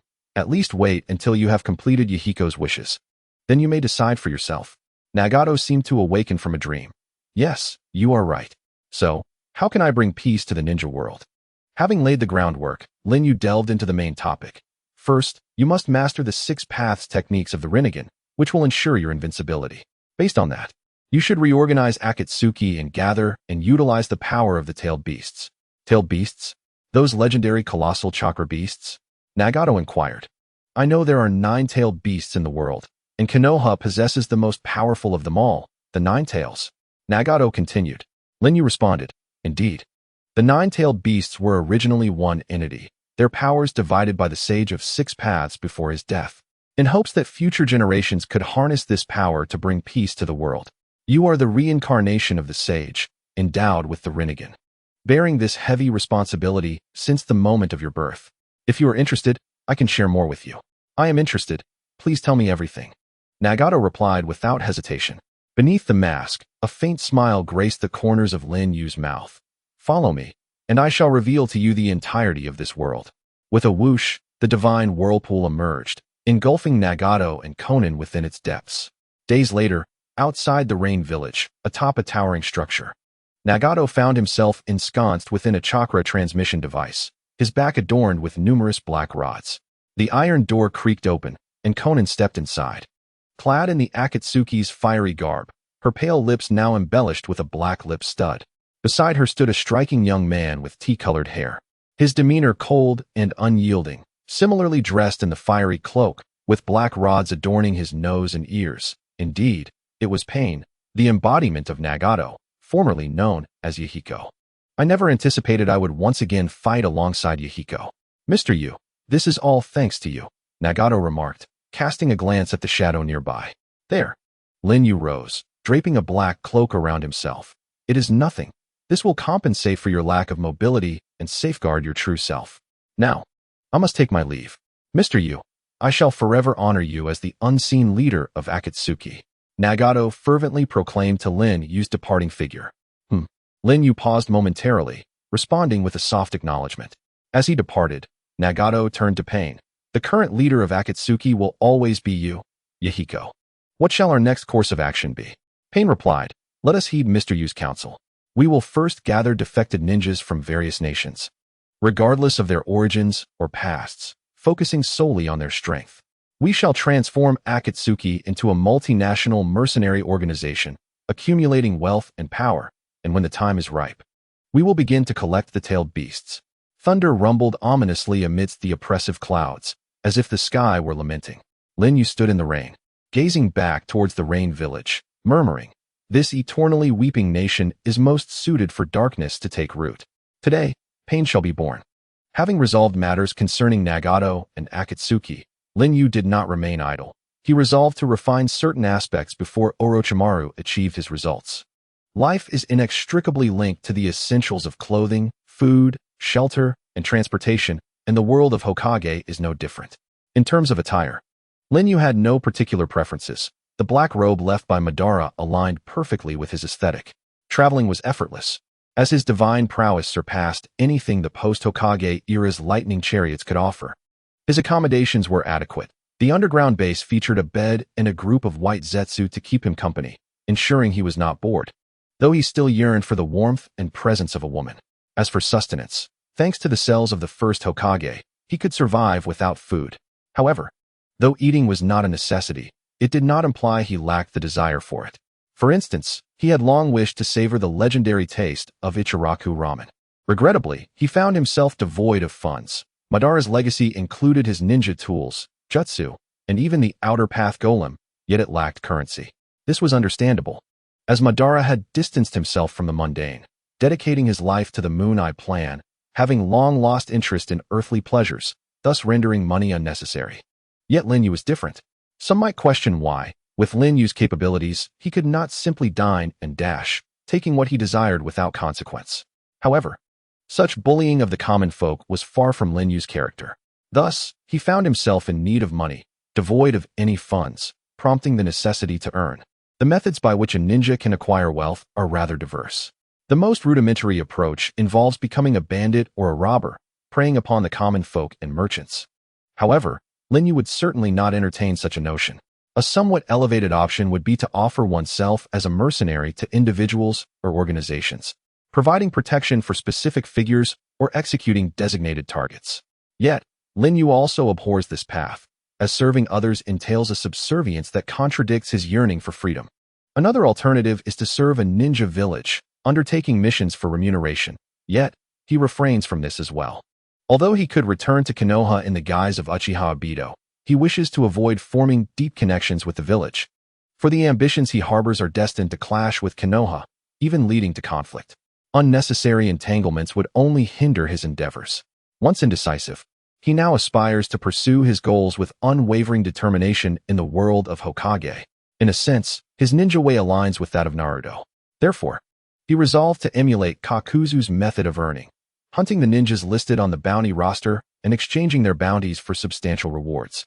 At the Valley of the End, where waterfalls cascade, Lin Yu perched upon the statue of the first Hokage. From a nearby stone, Gulu Gulu emerged. Did you find it? Lin Yu inquired. Honestly, you are quite idle, searching for such nonsensical things, Gulu Gulu retorted while placing a bounty roster beside Lin Yu. Lin Yu picked it up and began to peruse it.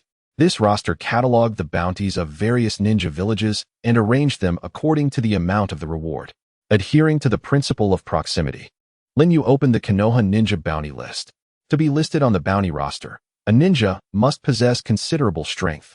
Ordinary genin and chunin are not qualified.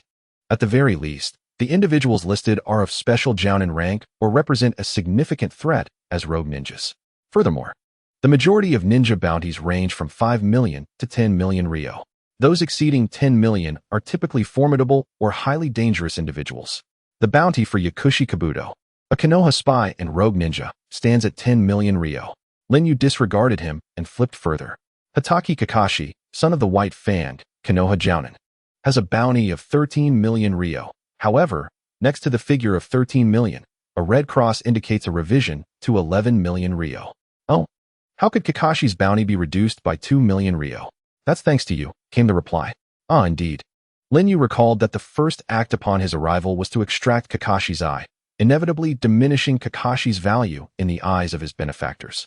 However, considering the long term, a Kakashi devoid of the Sharingan possesses greater potential for development. His limited chakra, coupled with the abrupt acquisition of the Sharingan, severely constrained his original growth trajectory.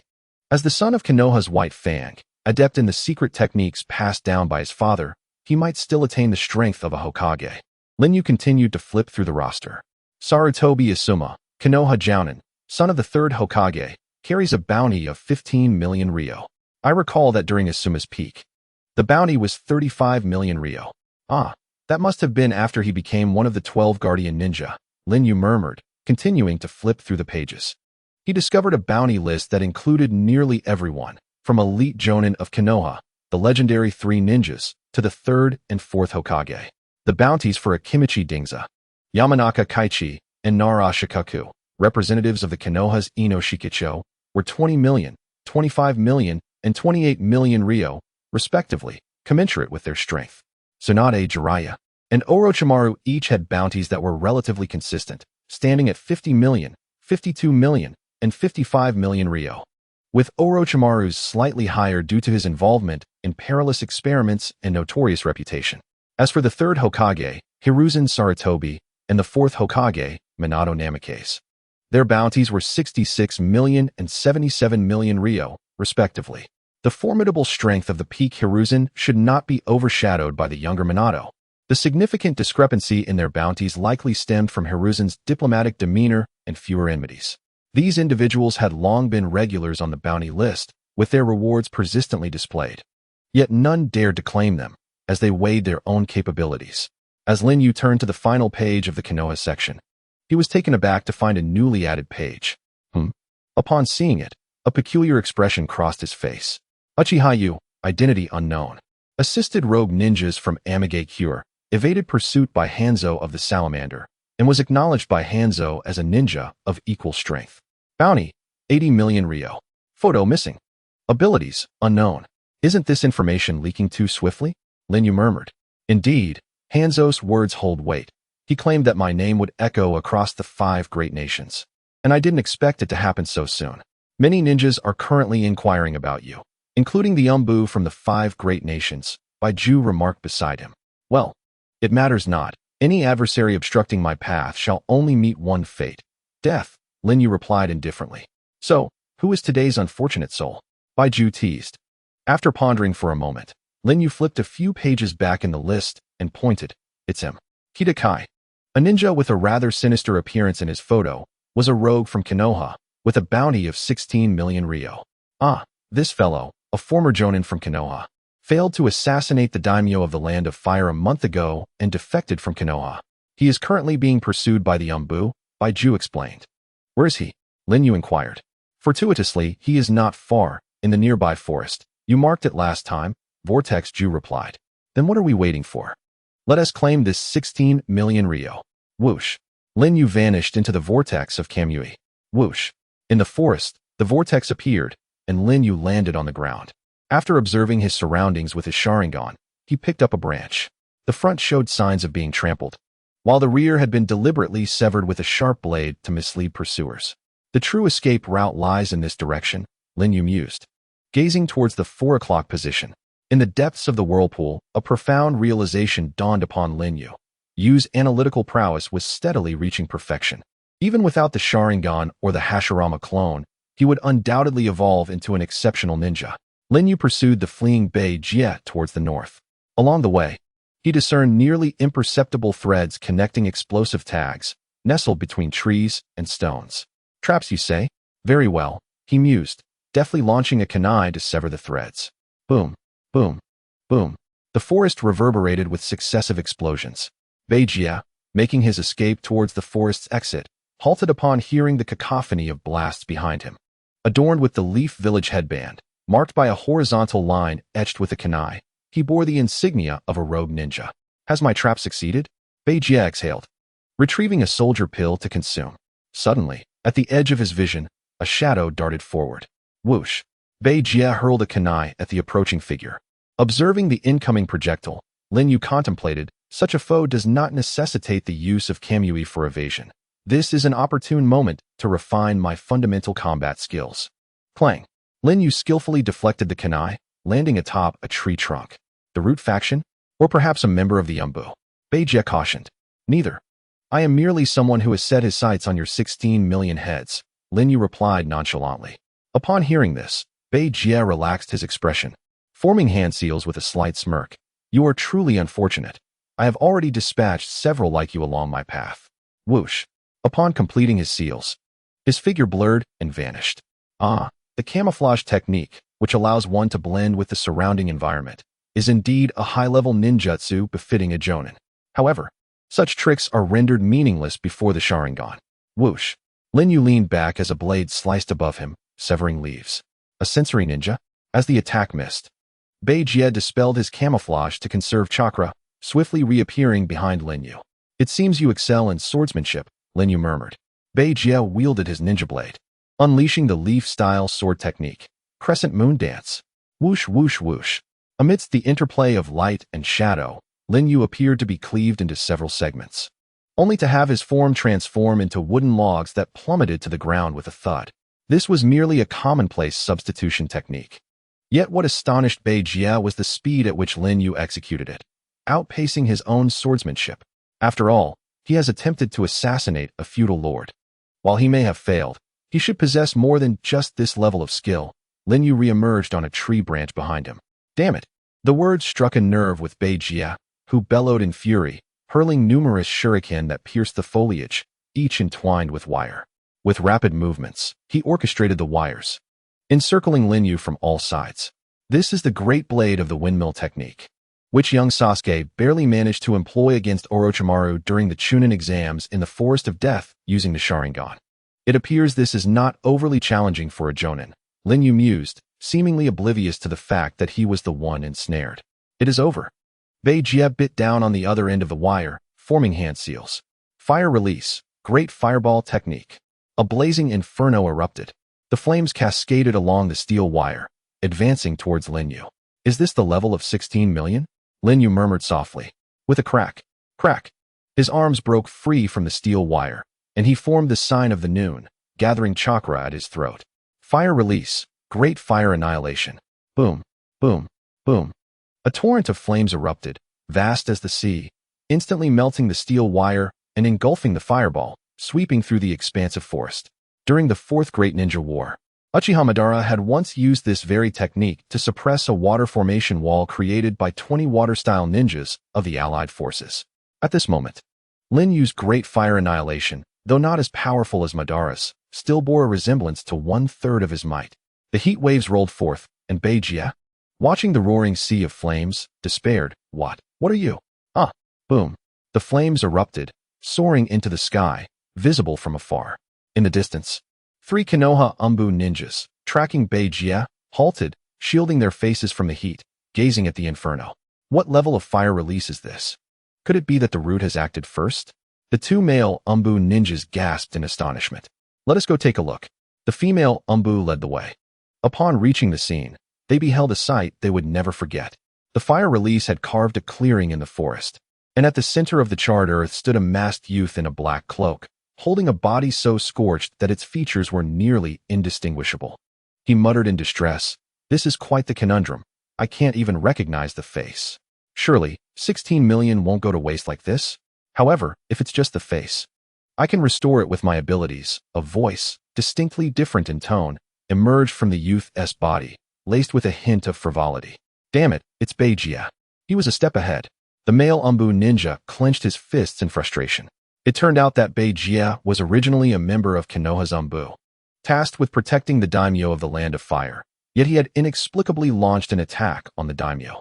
Subsequent investigations by the Umbu revealed that Beijia had made contact with the root prior to his escape, leading to suspicions that the root had orchestrated this plot to frame the fourth Hokage. Given the root's modus operandi, they would undoubtedly seek to eliminate him swiftly. The mission of the three Umbu was to retrieve Beijia before the root could act. No, he is not one of the root. His attire is different. And he clearly mentioned 16 million, the leading female ninja exclaimed, stepping forward to address Lin Yu's back. Who goes there? We are Konoha's Umbu. And this territory is under Konoha's jurisdiction. State your identity.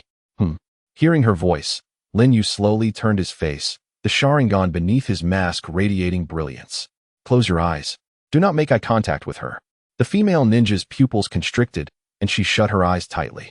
Thud, thud, but it was too late. The two male Umbu behind her had already succumbed. This hair color, this voice. Could it be? Lin Yu murmured as he dragged Beijia's body closer to the female ninja. She swiftly retreated, only to find her back colliding with a large tree. Lin Yu was already upon her. Damn it! The female ninja drew her kunai and slashed forward. Whoosh! Yet the blade passed through Lin Yu's body without the expected sensation of impact. What? In a moment of sheer terror, the female ninja found herself ensnared within the clutches of a gold-tinged illusion, rendering her immobile, fear coursing through her body, causing her shoulders to tremble slightly. Lin Yu extended his hand, removing the animal mask from her face, revealing an exquisite yet youthful visage. Lin Yu's eyes brightened at the sight. Mizuki Shien. It is indeed you, he exclaimed. How do you know my sister's name? The woman before him responded in astonishment. Lin Yu snapped back to reality, scrutinizing her features more closely. Indeed, her appearance bore a striking resemblance to Mizuki Shien, though subtle differences were apparent.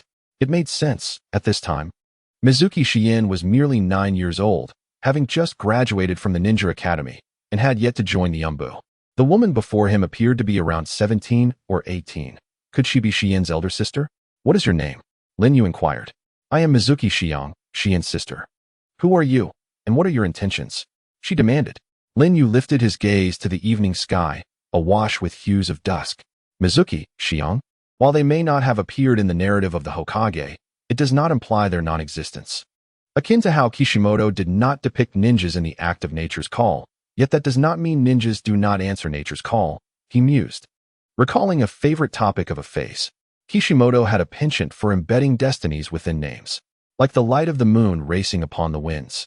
Vanishing under a moonlit night, Mizuki Shion embodies the descent of the sun before the arrival of the moon, symbolizing the fragility of beauty. A scenario began to unfurl in Lin Yu's mind. A sister, bound by fate, perishing during an Umbu mission, leaving the young Mizuki Shien to inherit her sister's aspirations, striving to join the Umbu in her honor. A gentle breeze swept past as Lin Yu once again regarded Mizuki Shion, contemplating the grim fate that awaited her should he not have traversed here, should he have never encountered her. I am inquiring about your identity. Answer me, Mizuki Shion urged, anxiety evident in her tone. Would you be willing to accompany me? Lin Yu responded, seemingly sidestepping her question. What nonsensical words are you uttering? Do you wish for me to betray Konoha? She retorted indignantly. Yet Lin Yu reached out, tenderly placing his hand upon Shion's flawless cheek. Instinctively, she sought to recoil, but her body remained unyielding, her eyes reflecting the humiliation of a desire for immediate self-destruction. I merely wish to prevent a woman such as yourself from becoming a casualty in this merciless world of ninjas, Lin Yu stated, his words enigmatic, yet his gaze profound. Even so, Mizuki Shion remained resolute, asserting, since the day we joined the Umbu, we have all penned our farewell letters. Even in death, we would never betray Konoha. Lin Yu smiled softly, gently grasping Shion's delicate chin and tilting her face upward. What if I were to say that should you refuse to come with me, I would eliminate your comrades? A flicker of trepidation crossed Shion's eyes as she glanced at the two fallen comrades. Clenching her jaw, she replied defiantly, They too are Umbu members, and like me, they have long since cast aside their lives. Then, what if it were your 9-year-old sister? Lin Yu remarked dangerously. The pupils of Yuzuki Siyu suddenly froze. You despicable creature. Answer me, will you come with me? Lin Yu offered no further explanation. Yuzuki Siyu's expression was one of intense struggle, but thinking of her sister who had lost their parents and had been her only companion since childhood. She made a painful decision and acquiesced. What do you want me to do? Lin Yu sighed, realizing that no matter how steadfast a ninja's beliefs are, one cannot entirely cast aside personal emotions. Even Uchiha Itachi, who was willing to end his own clan for the sake of peace in the village and the ninja world, could not bring himself to harm his brother, for in his heart, Sasuke held greater significance than the village itself. In Yuzuki Siyu's heart, her sister Yuzuki Siren's safety was more important than the village, which is a natural sentiment. Lin Yu certainly had no intention of harming Yuzuki Siren. He merely sought to breach Yuzuki Siyu's psychological defenses. He released her chin and calmly stated, "You need not do anything special, just abandon Konoha and come with me." Yuzuki Siyu was momentarily taken aback, then replied, "Very well, I will go with you. But should you ask me to do anything detrimental to Konoha, I shall take my own life, even if you threaten me with my sister's life. Furthermore, I hope you will spare my subordinates." Agreed. Lin Yu had no plans to kill them. "Release the Jinjutsu. I will not run," Yuzuki Siyu declared. "Release." Yuzuki Siyu removed her forehead protector, took out a kunai, gritted her teeth, and resolutely drew a horizontal line across the center of the protector, symbolizing her severance from Konoha and her transformation into a rogue ninja. "Let us proceed." Lin Yu withdrew his gaze, dragging the corpse of Kitaki as he walked ahead. "Where are we heading now?" Yuzuki Siyu followed behind. "To the exchange." Lin Yu replied without looking back. "Are you a member of the Uchiha clan?" "It is both true and untrue," Lin Yu replied enigmatically. Siyu pondered. "So, he is a rogue Uchiha ninja?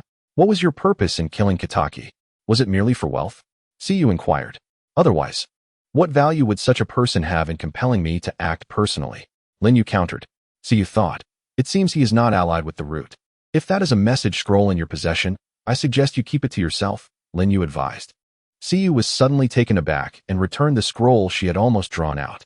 She realized that relaying Lin Yu's information back to the village was now impossible.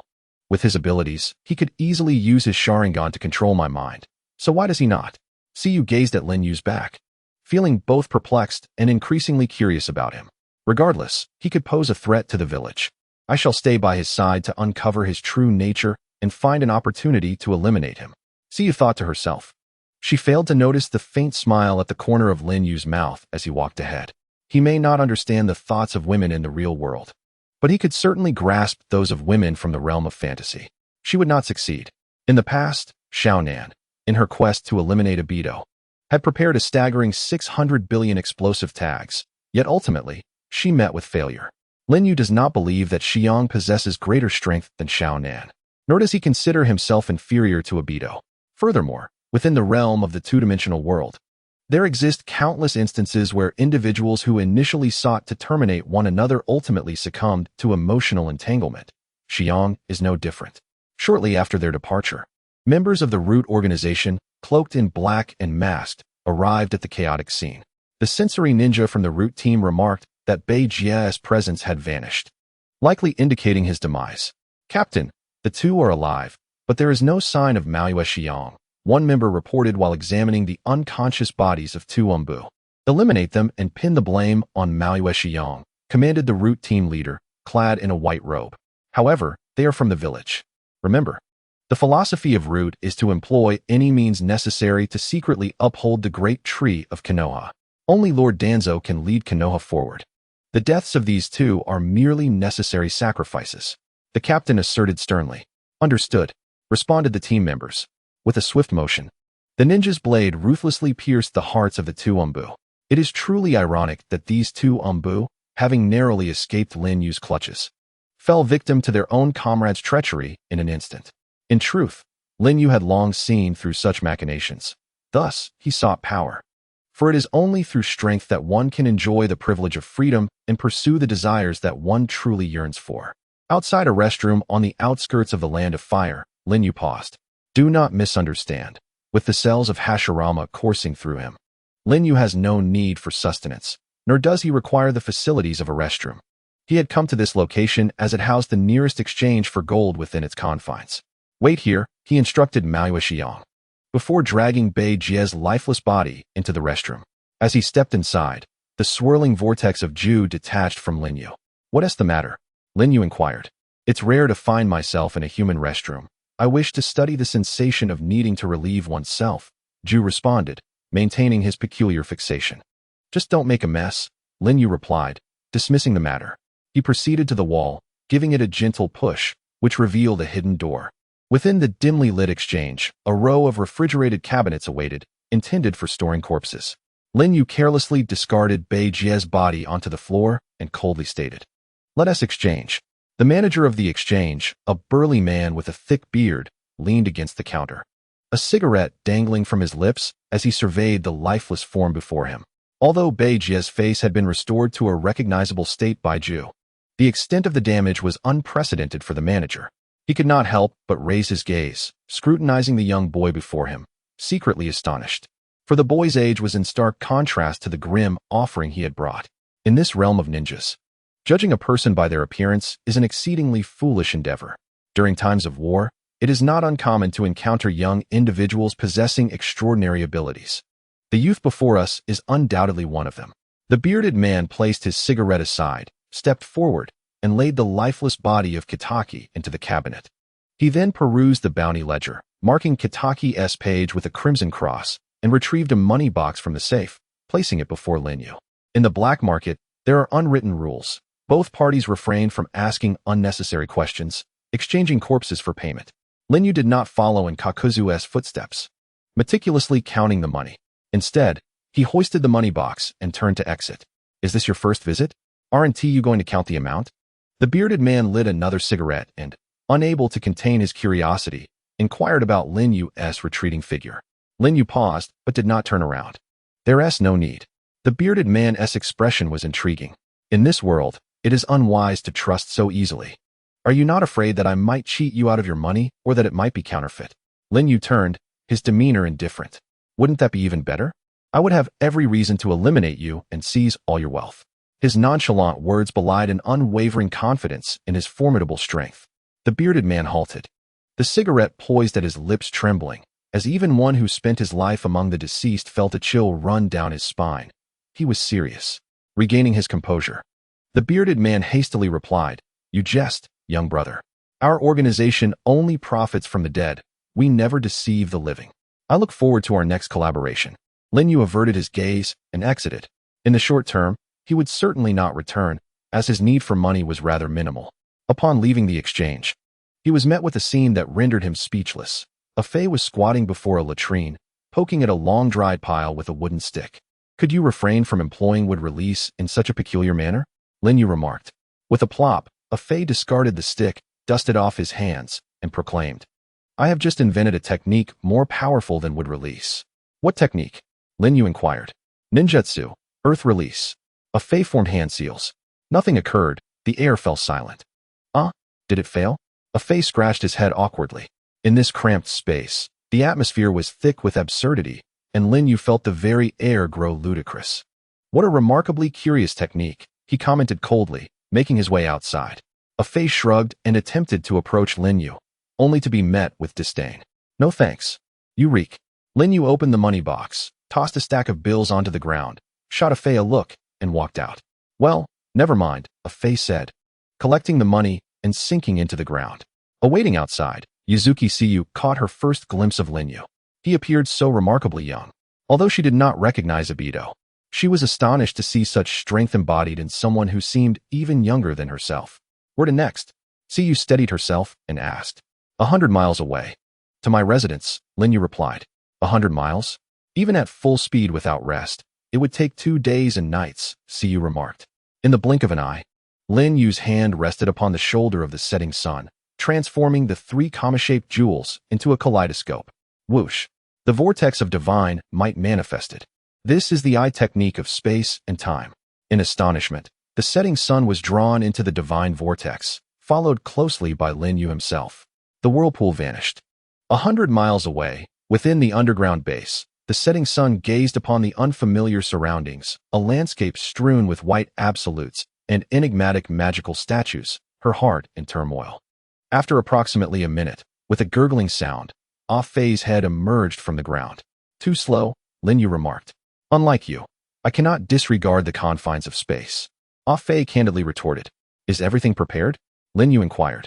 Upon fully emerging from the earth, Ah-Fei placed a box upon the ground.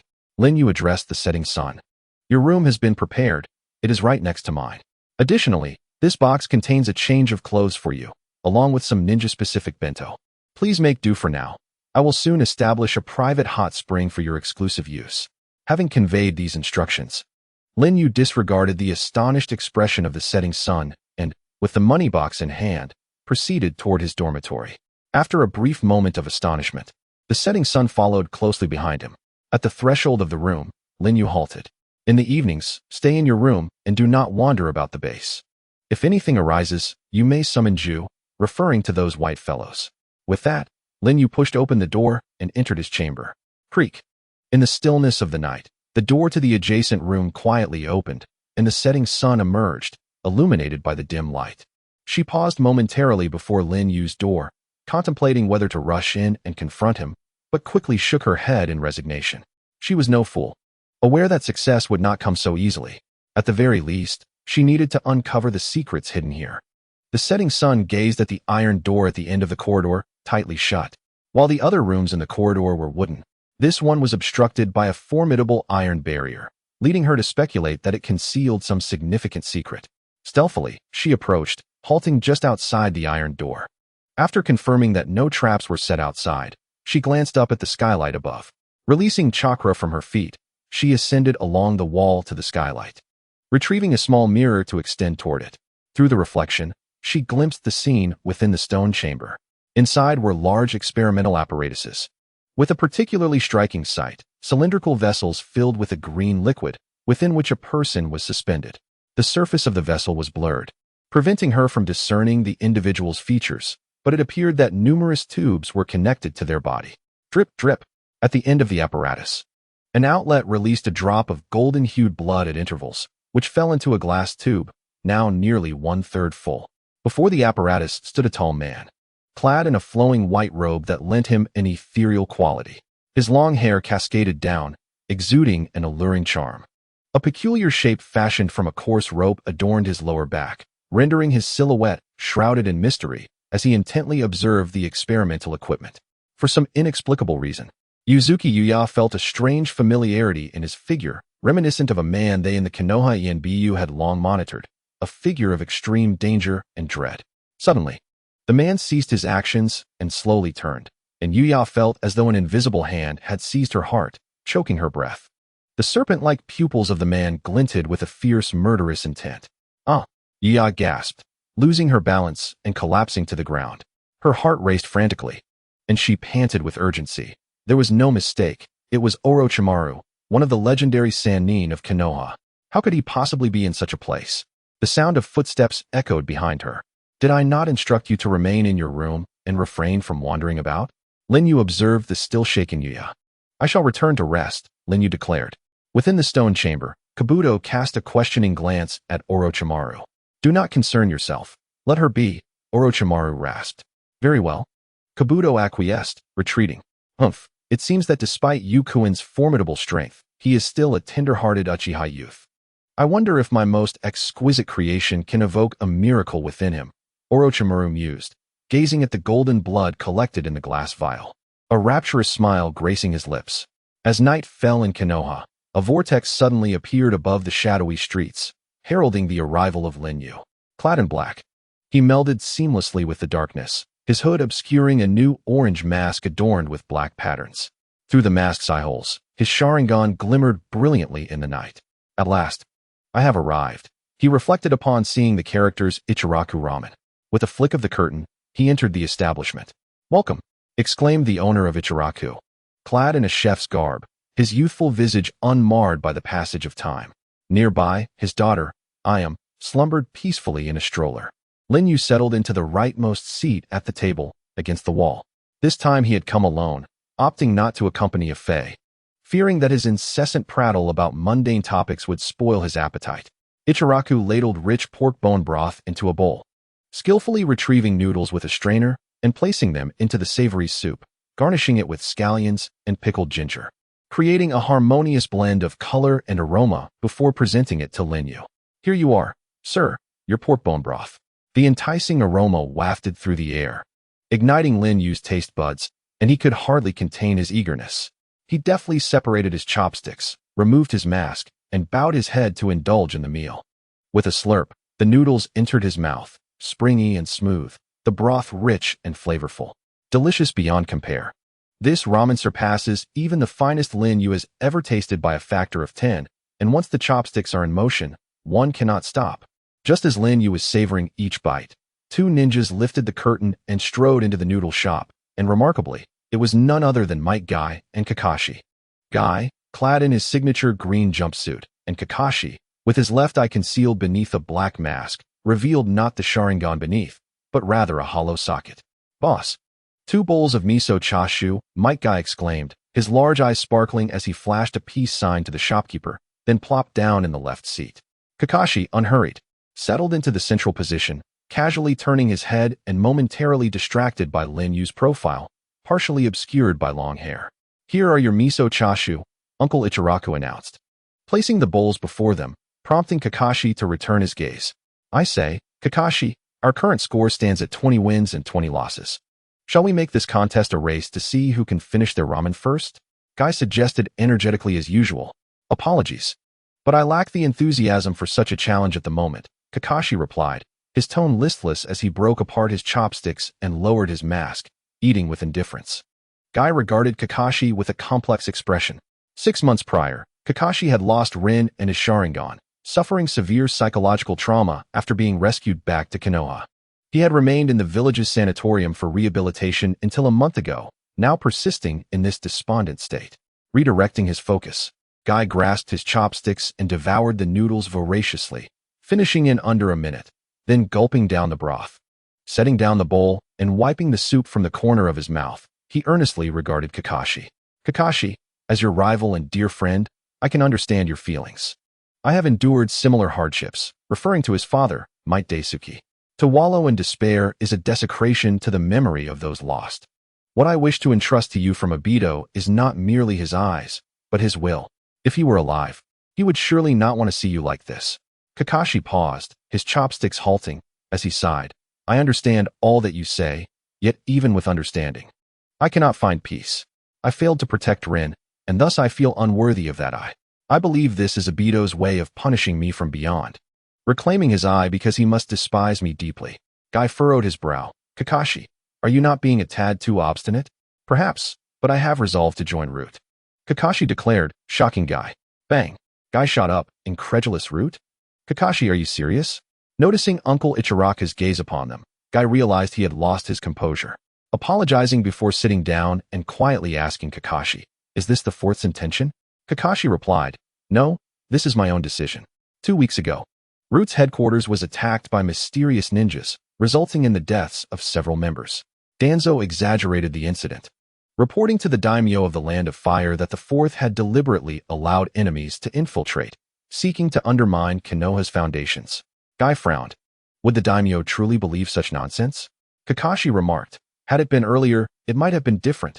However, a month ago, the assassination incident involving the fourth Hokage Zanbu, Beijiya, has sown seeds of doubt in the daimyo's mind. Coupled with the recent events, the circumstances are decidedly unfavorable for the fourth. Although Beijiya possesses considerable strength, he does not strike me as someone who would dare engage in such actions. Could it be the work of Root? The Zanbu share this suspicion, which led them to pursue Beijiya in an effort to uncover the truth. Yet, just last night, the Zanbu dispatched met with disaster, with the leader, Yuzuki Yugao, having taken action. This has further tarnished the credibility of the fourth Zanbu. It was only through the intervention of the third Hokage, who offered his own reputation as a guarantee for the fourth, that the situation was somewhat calmed. Nevertheless, the condition he imposed was placing the Ten-Tails Jinchūriki, Kushina, under Root's oversight, to which the daimyo acquiesced. Kai interjected sharply, the Jinchūriki, could it be that Danzo has ulterior motives? Kakashi replied solemnly, indeed. Danzo has long coveted the position of Hokage and surely intends to seize control of the Nine Tails, which would undermine the Fourth S standing. With matters having escalated to this point, even the Umbu cannot intervene. The only course of action left for me is to join Root and do everything in my power to protect Kushina, ensuring the Fourth has no lingering worries as we navigate through this crisis. Kai expressed his concern, but Kakashi, you are well aware of the kind of person Danzo is. It could very well cost you your life. Kakashi resolutely stated, it matters not. I failed to protect Obito, and I could not safeguard Rin. A life such as mine is of little consequence. At the very least, I must alleviate some of the burden from my teacher. Nearby, Lin Yu finished his meal, paid the bill, donned the mask that had been resting beside him, and rose to leave. On the sparsely populated street, he gazed at the moon obscured by dark clouds, his eyes reflecting deep contemplation. Though I do not intend to capture the Nine Tails at present, allowing it to fall into Danzo's hands would lead to numerous complications in the future. In the narrative I seek to realize, Naruto is no longer the protagonist. At the very least, I must ensure he enjoys a carefree childhood, avoiding past mistakes. Kushina shall be the last Jinchūriki of the Nine Tails in the annals of ninja history. A chilling wind swept through the street as Lin Yu turned to regard the darkness enveloping the village. Danzo, it seems I must pay him a visit. In a secluded and dimly lit corner of Konoha village, there lay a traditional Japanese room. Atop the platform before the entrance stood two fearsome statues, guardians of the dwelling belonging to Shimura Danzo, the leader of Root. Inside the room, Danzo sat at a table, illuminated by the flickering candlelight as he perused a confidential missive from the leader of the Rain Shinobi, Hanzo the Salamander. The message conveyed, Nagato has escaped from my grasp and is secretly reviving the Ōtsutsuki organization. The ninja who rescued Nagato from me claims to be Uchiha Yu, possessing strength on par with my own. He may be a rare talent among the Uchiha, following Madara. Danzo reflected, for Konoha and the ninja world to achieve lasting peace, the Uchiha must be eradicated, as he incinerated the missive. Suddenly, the candle flame before Danzo flickered violently and extinguished. A murderous intent surged forth as he narrowed his eyes. Who goes there? A scream echoed from the Root members stationed outside as they fell lifelessly to the ground. A shadowy figure with long hair casting an imposing silhouette against the paper-thin, sliding door. Crack! A bolt of lightning surged through the door, piercing through Shimura Danzo's body. Crash! The door lay shattered, and Lin Yu stood outside, his dark pupils gazing intently at the table within, where no Danzo resided, only a splintered wooden board. The body replacement technique, how swift it was. Lin Yu lifted his gaze to the figure standing atop the eaves, Danzo. A chill wind swept through, and under the moonlight, the two faced off. Uchiha Yu, I have long wished to meet you, Danzo intoned gravely. With a swift motion, Lin Yu's left eye transformed into a kaleidoscope, focusing on Danzo's head. Kamui. Crack. Danzo's head twisted grotesquely as his neck erupted in a spray of crimson, the headless corpse tumbling down from the wall, fading away within a haze of blurred shadows. Such a terrifying ocular technique that can manipulate space, Danzo's voice echoed from another side, revealing him unharmed. Standing upon a stone statue, he removed the bandage from his right eye, exposing the Sharingan beneath, as his hands swiftly formed seals, inhaling deeply. Wind release, vacuum wave. Whoosh. The vacuum wave swept through, cleaving houses, walls, and everything else in its path, yet Lin Yu remained unscathed. I see now, allowing the medium to penetrate your body, rendering attacks ineffective. This is the power of your other kaleidoscope Sharingan, truly impeccable. Why not become a substitute for my right eye?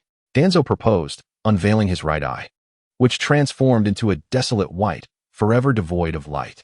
Lin Yu responded indifferently, Izanagi, a forbidden ocular technique wielding the powers of both Senju and Uchiha, can only be activated at the cost of eternal darkness.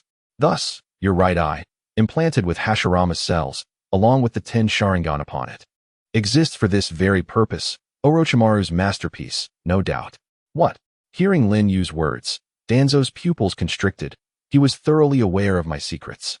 That scoundrel Orochimaru has indeed conspired with him, betraying Konoha. Though you may allow the medium to penetrate your body, to attack, you must materialize. In other words, as long as you engage in battle, you shall inevitably lose, Danzo declared, extending his right arm from his clothing, removing the iron plate that housed 10 spinning Sharingan, each a chilling sight. For every Sharingan he expended, he could sustain Izanagi for a minute. Thus, with these 10 Sharingan, Izanagi could persist for 10 minutes, meaning, during this span, regardless of how many times Danzo was killed, he would not perish. This was the foundation of his confidence. Then let us see, Lin Yu replied. Boom. Danzo activated the body flicker technique, closing the distance, his kunai aimed at Lin Yu. Whoosh. As anticipated, Danzo and his kunai passed through Lin Yu without effect. Swish. He turned, sweeping the kunai again, his heart tightening. This man seems to have no intention of counterattacking. He aims to exhaust my Izanagi. Lin Yu chuckled mockingly. You may consider dispelling Izanagi, but my left eye's ocular technique will, as before, instantaneously sever your head. You know I possess the ability to do so. This is what one might call strategic deterrence. Forcing Danzo, aware of the trap, to comply nonetheless. Scoundrel! Danzo seethed with fury, yet felt utterly helpless, as he formed hand seals to unleash an immensely powerful wind release attack. This is not over. Boom, boom, boom. Tobirama unleashed a series of formidable ninjutsu attacks, each seamlessly flowing into the next, commanding admiration. Lin Yu furrowed his brow. Realizing his intent, he aimed to maintain a barrage of attacks during the duration of his Izanagi, preventing me from easily dispelling my ethereal mode. Swish, swish, swish. The speed at which Tobirama performed his hand seals was akin to an afterimage. He pondered. Although the ocular techniques of the kaleidoscope were indeed extraordinary, they too had their limits. The duration for which he could sustain the penetrating mode must be finite. Lin Yu mused. Huh? It appears he is wagering that the duration of his Izanagi surpasses the length of my ethereal mode. Very well, I shall indulge you in this gamble. Boom, boom, boom. Under the relentless bombardment of Tobirama's ninjutsu, the area was nearly reduced to rubble. As time ticked away, one by one, the Sharingan in Tobirama's right arm closed, diminishing in number, each incapable of reopening. 4 minutes elapsed, and 4 Sharingan had shut, yet Lin Yu's ethereal mode remained unbroken. That accursed ocular technique. Tobirama felt an urgency, yet dared not cease the seals in his hands, fearful that pausing would allow Lin Yu's ocular technique to reset, thus thwarting his efforts. However, the toll of casting such spells was not limited to his eyesight. His chakra was also rapidly depleting. Time continued its inexorable march, presenting a torturous ordeal for Tobirama. At last, the 5th Sharingan closed. Swish, swish. At that moment, Lin Yu formed hand seals. Fire style, great fireball technique. Boom. The fireball collided with the wind released ahead, and due to the elemental clash, it transformed into an even more powerful fire jutsu, engulfing Tobirama. The activation of Izanagi turned adverse elements into mere illusions, and Tobirama reappeared elsewhere. Though suppressed, a triumphant joy gleamed upon his face. 5 minutes is your limit. I am victorious. Not so fast. Lin Yu's kaleidoscope suddenly radiated brilliance. Susanoo. Roaring. Brilliant azure chakra flames enveloped Lin Yu, taking the form of a colossal skeleton, with sinews intricately woven between the bones, forming a layered exterior. Susanoo, while formidable, I have not yet been rendered incapable of overcoming. Tobirama felt a slight heaviness but remained unperturbed. As evidenced in the original narrative, Tobirama had indeed demonstrated the ability to break through the second form of Susanoo in his battle against Sasuke. Yet, the expression on Tobirama's face abruptly froze. Roaring, roaring, roaring. For outside the skeletal frame of Susanoo, even more formidable chakra flames ignited, converging into a stable and imposing armor that enveloped Susanoo completely. Susanoo, third form, Yatagarasu. This semi-ethereal Susanoo represented its most potent form, with the complete manifestation of Susanoo only attainable through the eternal kaleidoscope Sharingan or the acquisition of the 6 paths power. Tobirama gazed at the towering 20-meter Susanoo, his expression one of stunned disbelief. Lin Yu spoke in a deep voice. Tobirama, do you still possess the confidence to shatter it within the remaining 5 minutes? With gritted teeth, Tobirama refused to concede. I refuse to believe you can sustain such intense chakra for long. It seems you have overlooked one crucial detail. Lin Yu replied with a smile, as beneath his right arm, tree branches twisted and coiled down like a helix. Would release. Why did I forget that he possesses the powers of the first Hokage? Danzo's heart sank. He recognized that his remaining strength was insufficient to shatter this Susanoo. Yet, as a seasoned shinobi of the highest caliber, Danzo remained composed in this dire moment. The commotion from our battle will undoubtedly attract the village's formidable warriors. Within 5 minutes, they shall arrive, Hiruzen Sarutobi, the Yellow Flash, and a multitude of elite jonin. No matter how formidable your abilities, it is impossible for you to survive our onslaught. Lin Yu responded with a nonchalant smile. There is no urgency in killing you. Orochimaru is already in my service, and the eye in your right arm can no longer be replenished. Even if you escape this time, with only 5 Sharingan remaining in your right arm, no, it will soon be 4. Do you truly believe you can survive the next encounter? Lin Yu brazenly threatened Danzo. Danzo clenched his fists tightly, and at last, his demeanor softened. What is your true purpose in coming here? Cease all accusations against the 4th Hokage, and do not lay a hand on the Ten-Tails Jinchūriki, Kushina Uzumaki. Otherwise, you and your root will vanish from this world. Remember my words, Danzo. Whoosh. As his voice faded, Lin Yu vanished into the vortex of Kamui. Mere seconds after his departure, the towering Susanoo of Yatagarasu dissipated amidst a resounding roar, leaving behind indelible marks upon the earth and a Danzo filled with unquenchable bitterness and humiliation. On a mountain overlooking Kanahagakure, Lin Yu leaned against a tree, surveying the village. Whoosh. Minutes later, his hand passed through the trunk. He pondered. So, the limit of the phase shift mode is 5 minutes. If it reaches a critical state and is released, it requires another 5 minutes to reset. Gulyalu. The figure of Uchiha Obito emerged from the ground beside him. Oh, so you've come to this place. It seems there is a bit of chaos in Konoha. The 3rd and 4th Hokage, along with a multitude of jonin, have gathered. Was this your doing? Obito inquired. I merely took a meal and offered Danzo a reminder, Lin Yu replied. Uchiha Obito joined Lin Yu at his side, gazing at the Hidden Leaf Village. Just a reminder, yet you did not eliminate him directly. It seems circumstances did not permit such an act. Lin Yu nodded. Indeed. If it were possible, I would prefer to eradicate the tumor that is Danzo immediately. However, after tonight's encounter, I doubt he will dare to target the Nine-Tails for some time. It sounds like you are still somewhat dissatisfied, Obito remarked. There is no choice. In an organization like Konoha, which collaborates with great nations and possesses leadership, it is difficult to oppose them with individual strength. Unless one reaches the realm of the Sage of 6 Paths, Lin Yu stated. The realm of the Sage of 6 Paths. Are you not considering gathering the tailed beasts to become a Jinchuriki? Uchiha Obito turned to Lin Yu. Lin Yu shook his head and remarked, Ban has transformed Rin into a 3-Tails Jinchuriki. With Rin now deceased, the 3-Tails will only resurrect after a decade. Even if we capture all the remaining tailed beasts, without the 3-Tails, we cannot form the Ten-Tails. Without being a Ten-Tails Jinchuriki, it holds no significance. He then shifted his tone. Thus, I have resolved to establish a shinobi village, one that operates overtly while Nagato's Akatsuki acts in the shadows. At this moment, Lin Yu's thoughts mirrored those of Orochimaru, who had once sought to destroy Konoha by founding the Sound Village. Years later, seizing the opportunity during the Chunin exams, he allied with the Sand Shinobi to deal a heavy blow to Konoha, yet ultimately failed. Orochimaru's downfall was not solely due to the 3rd Hokage's life sacrifice through the Reaper Death Seal. The fundamental reason lay in the weakness of the Sound Village he created, which struggled to exert any significant influence. The so-called alliance with the Sand Shinobi was also unreliable. The shinobi village Lin Yu envisioned would not be a feeble entity like the Sound Village. Rather, it would stand shoulder to shoulder with the 5 great nations and the 5 great shinobi villages, a colossal force to be reckoned with. Quite an ambition. When do we commence? Akatsuki's member, Haiden, expressed rare interest in matters beyond his usual pursuits.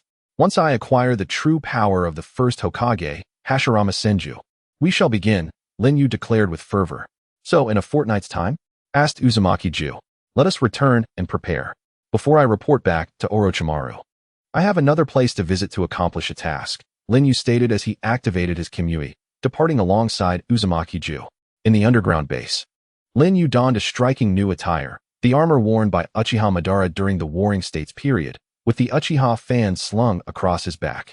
Coupled with his long hair, he bore an uncanny resemblance to the legendary figure. It was not an intentional imitation. Rather, this garb was advantageous for his upcoming destination. Do you not require my protection?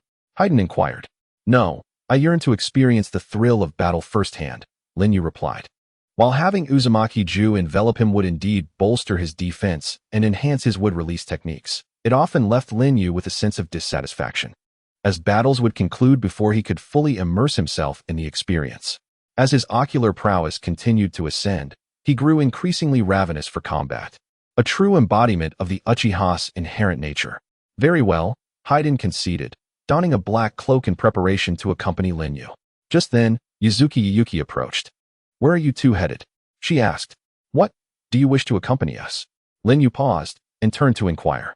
Lowering her head, Yuzuki silently affirmed her desire to join them. It seemed that the murderous intent emanating from Orochimaru the previous night had left her deeply unsettled. She preferred to follow Lin Yu rather than remain in the same lair as Orochimaru. Yet, she had not abandoned her intent to eliminate Lin Yu. Being by his side would allow her to learn more about his secrets and weaknesses. After a moment of contemplation, Lin Yu replied, "You may join. But the journey is long, so you should prepare. Can't you simply use your ocular technique to transport us directly?" Yuzuki tentatively probed. "That location has not been marked by my ocular abilities," Lin Yu explained. "Oh," she responded. As the evening sun of April set, Yuzuki contemplated deeply, turning to prepare in her room. "Is it acceptable?" Alfei inquired, suggesting she reveal the secrets of her ocular technique to a woman who harbored intentions of harm against her. Lin Yu held his own perspective. A true warrior fears not the exposure of their secrets. Rather, they embrace the challenge that arises even when their vulnerabilities are known. "I aspire to become such a formidable being, and I do not believe this girl will ever be my adversary." Perplexed by the convoluted nature of human emotions, Alfei shrugged and earnestly asked, "What are your plans?" Lin Yu's gaze deepened. "I intend to bring back a pet." "Oh, a summoning beast, perhaps?"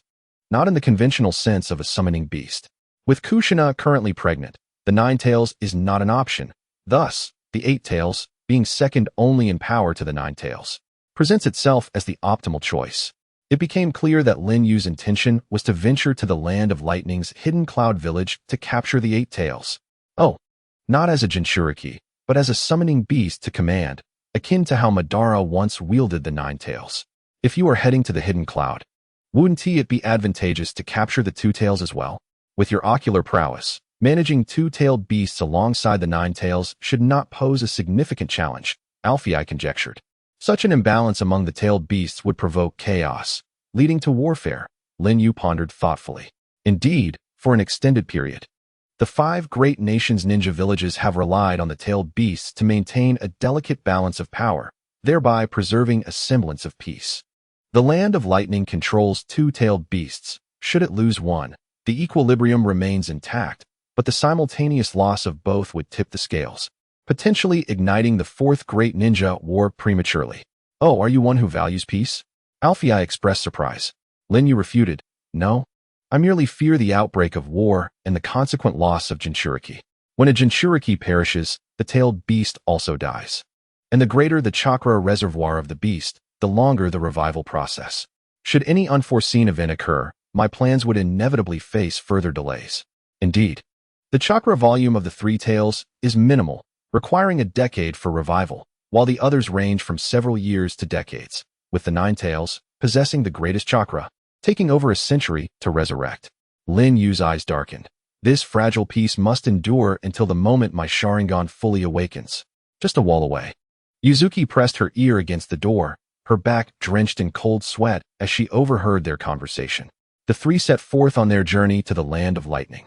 The Land of Fire does not border the Land of Lightning. Thus, without taking a lengthy detour, they must traverse the Land of Water. At this time, the Land of Water, particularly the Hidden Mist Village, is enveloped in the oppressive rule of the 4th Mizukage, Yagura, during a dark era of isolation, a period notorious as the Bloody Mist. All foreign ninjas entering the Land of Water face the terrifying pursuit of the Hidden Mist, a fate akin to 10 deaths without survival. This journey is fraught with peril, yet this is precisely what Lin Yu yearned for. On the second night, at the border where the Land of Fire meets the Land of Water, Lin Yu gazed into the ominous mist that enveloped everything ahead. The gleam of his Sharingan, visible through the mask, radiated an eager anticipation for the arrival of war. In the rumored blood mist, do not let me down. The Land of Water, surrounded on all sides by the ocean, boasts a unique topography with numerous mountain peaks. Due to its isolation from the continent and the barriers posed by the sea, the Land of Water seldom intervenes in the Great Ninja Wars, making it one of the 5 great ninja nations least affected by the ravages of war. Hidden Mist Village. Nestled deep within the mountains of the Land of Water, is often shrouded in thick fog, completely isolating it from other nations. To reach the Land of Lightning, one must pass through Hidden Mist Village. Lin Yu, Fei, and Mutsu Xiang have been traversing the Land of Water for 3 days, without encountering any mist ninjas, as ninjas are but a scant few compared to ordinary people. However, the closer they draw to Hidden Mist Village, the greater the likelihood of encountering ninjas. Within the forest, the 3 are hastily moving across a swamp, splashing water with every step. Lin Yu glances back at Mutsu Xiang, who is breathing heavily, clearly fatigued. If you're tired, we should take a break, Lin Yu suggests. Don't underestimate me. Mutsu Xiang grits her teeth and pushes ahead of Lin Yu. Just then, several shuriken come hurtling toward them from the front. Mutsu Xiang swiftly draws her sword, deflecting the shuriken, but suddenly notices that the shuriken at her feet is connected to an explosive tag.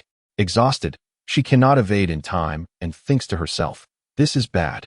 At that moment, an arm encircles her waist, swiftly pulling her aside. Boom. The explosive tag detonates, sending water splashing everywhere. Coming to her senses, Mutsu Xiang finds herself in Lin Yu's embrace. I told you not to overexert yourself, he remarks. She grits her teeth and breaks free from Lin Yu's hold, warily gazing into the mist ahead. Emerging from the fog is a large group of mist ninjas, with one figure at the forefront, a man with short black hair, no eyebrows, sharp teeth, and a prominent cross-shaped scar on his right cheek. His ears and neck are wrapped in bandages, and his lower face is adorned with red stripes. Behind him, he carries a beheaded sword. This attire and weapon. Could he be one of the 7 ninja swordsmen of the mist, Kisame Hashigaki? Mutsu Xiang states gravely. Many fans of the series may not recognize Kisame, but Lin Yu is familiar. He was the previous wielder of the beheaded sword before Zabuza Momochi, and the first member of the 7 ninja swordsmen. In the original tale, due to his discontent with the 4th Mizukage Yagura's reign, he defected from the Hidden Mist Village and joined the Akatsuki, serving as a partner to Itachi, before meeting his demise at the hands of the Mizukage at the age of 31. However, this moment occurs before that pivotal point. Kisame is just in his early 20s, yet to betray the Hidden Mist. Furthermore, he is one of the 3 who survived Might Guy's 8 Gates formation. You are not ninjas of this village, are you? Kisame steps forward, coldly questioning. Fei, in a frivolous tone, responds, oh dear, what bad luck.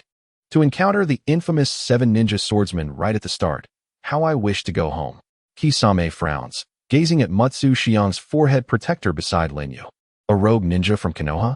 He murmurs, drawing the beheaded sword from his back and raising it high. Speak. What are your intentions for coming here? To be honest, if you confess, I can grant you a complete demise, but only after I have acquired the entirety of your ninjutsu secrets. Such is the rule within the Blood Mist. Exclaimed Fei dramatically. You may step aside and join Fei, Lin Yu instructed Mitsuki Sayaka. Though reluctant, Mitsuki complied, acknowledging that even he alone would struggle against the formidable 7 ninja swordsmen and the multitude of mist ninjas. Isn't this rather reckless? She inquired. Who knows? Speaking of which, what does it feel like? Can you enlighten me? Fei was still lost in his own thoughts. Mitsuki shook her head, feeling that conversing with Fei was a complete waste of time. Are you not going to let the 2 behind you escape? Sure's questioned Lin Yu. There is no need, Lin Yu replied. You are indeed correct. It is unnecessary, for soon the 3 of you shall reunite underground. With a swift gesture, Shirzwa formed a hand seal. Ninjutsu, mist concealment technique. A thick fog enveloped the area, within which only the ninjas of the mist could discern the presence of their foes. My vision is obstructed. This technique is indeed disadvantageous for the Sharingan.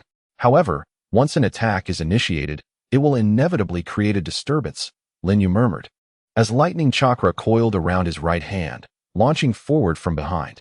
Crackle! The lightning pierced through Shirzwa, arcs of electricity dancing wildly, yet Shirzwa's form dissolved into water. A water clone. Gurgle! A surge of water erupted at Lin Yu's feet, forming a water prison that ensnared him. Oh, this isn't an ordinary water clone. It releases a water prison technique upon destruction? Lin Yu pondered within the confines of the prison. Whoosh! Shirzwa's true body descended from the air, wielding a massive executioner's blade, bringing it down with fury. It is over. Boom. The water prison shattered as the blade embedded itself deeply into the ground. Yet Shirzwa felt something amiss. He had clearly struck his opponent, yet the exhilarating sensation of severing flesh was absent. What just transpired? Alarmed, Shirzwa attempted to withdraw his blade. Too late. Clang. Lin Yu stepped upon the back of the blade, placing his right hand upon Shirzwa's shoulder, his voice low and resolute. Moreover, it is over. Shirzwa, taken aback by the Sharingan, could only stare in disbelief. Whoosh. The vortex of Kamui erupted from Lin Yu's right eye. In an instant, Shirzwa was drawn into the Kamui dimension. This is the terror of Kamui. Those unaware of its nuances, even the mighty 7 ninja swordsmen, would meet their end in an instant. Yet, even with knowledge of its workings, what could be done? Before absolute power, all struggles are in vain. As the caster was absorbed into another dimension, the mist concealment technique dissipated, leaving the mist ninjas in shock. Captain Shirzwa was eliminated in an instant? What kind of technique is that? Lin Yu bent down to retrieve the executioner's blade from the ground, his Sharingan swirling, locking onto the positions of all the mist ninjas. Whoosh. He vanished from his spot. Uchiha style, sword technique.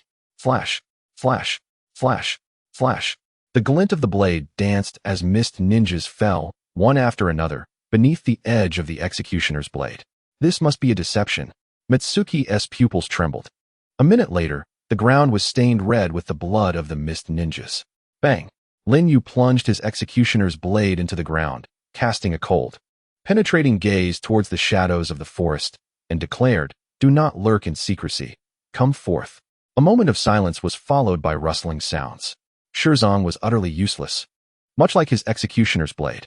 From the west emerged a female ninja with chestnut red hair styled in vertical braids, sharp teeth, and a neck wrapped in fluffy bandages, carrying 2 spiked weapons on her back. She was Yukikage's second wielder of the Thunderblade, Lin Yu, another from Konoha, evoking unpleasant memories. Yet the Uchiha clan should be incapable of such exaggerated taijutsu, one would think. From the north approached a stocky male ninja with orange hair cascading to his waist, sharp teeth, a neck swathed in fluffy bandages, and green stripes painted on his cheeks, wielding a massive sword wrapped in bandages on his back. He was the first user of the great sword, Kagaya's original wielder, Suigetsu Hozuki. Trailing behind him was the young ninja, the renowned Kisame Hashigaki. However, the Uchiha's ocular techniques are famed within the ninja world. Shirzong's demise has provided us with advantageous intelligence. From the south advanced a young ninja with white hair styled in vertical braids, sharp teeth, and a neck wrapped in fluffy bandages, carrying only a scroll. It is said that after Might died, a young prodigy emerged from the mist, a boy of the Kirigakure clan with the bloodline of the Hozuki clan, who inherited the twin swords, the most formidable of which is his ability to summon and utilize all the ninja blades. The exploding blade, needle of the long sword, and the dull blade. Upon the death of the previous wielders of these 3 blades, they became unclaimed and were entrusted to the boy's scroll, along with the twin blades, making him a representative of 4. The boy stood before them. His name was Hozuki Mangetsu. Observing from the shadows, he witnessed his comrades meet their demise, indeed reflecting the manner of blood mist. Lin Yu murmured as he raised his head, "So, everyone is gathered. Let us retreat further. Getting caught up in this will cost you your life." A face said earnestly to Mitsuki Iyaka. "Are you not his companion? Will you not assist him?" Mitsuki Iyaka questioned, adding, "Do not misunderstand. I merely find it perplexing, not that I care for him. Unless he wishes for death, I cannot fathom who could possibly bring about his downfall." A Fei remarked meaningfully. Mitsuki Iyaka cast a deep glance at Lin Yu before retreating with a Fei to a safer distance to observe the battle. "Kisame, your strength is insufficient. Keep an eye on those 2 from a distance. The 3 of us shall handle him." Suigetsu Hozuki instructed Kisame Hashigaki behind him. "Understood, Mr. Suigetsu." Kisame replied respectfully, also withdrawing from the fray. Then, Suigetsu approached Yuri Linchin, drawing his blade. "Newcomer, should you become a hindrance, my blade shall show no mercy."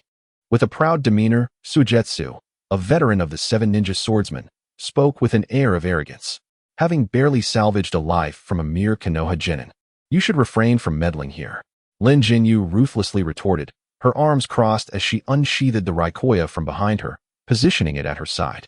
Crackle. Golden arcs of electricity coiled around the blade. Renowned as the prodigy of Kirigikure's lightning techniques, her mastery of Raikoya eclipsed that of its previous wielder. Fool! The man from Suigakure, Hitengu, was about to unleash his wrath.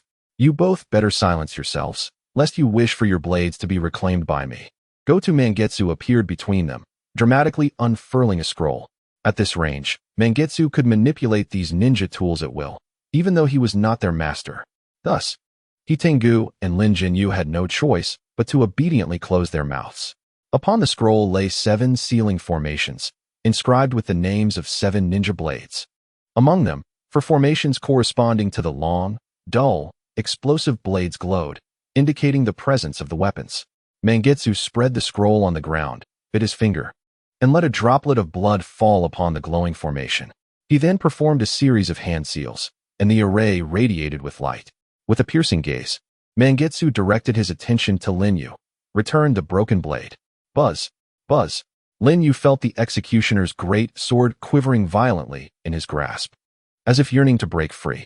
The notion of returning something once claimed was utterly foreign to him. Whoosh!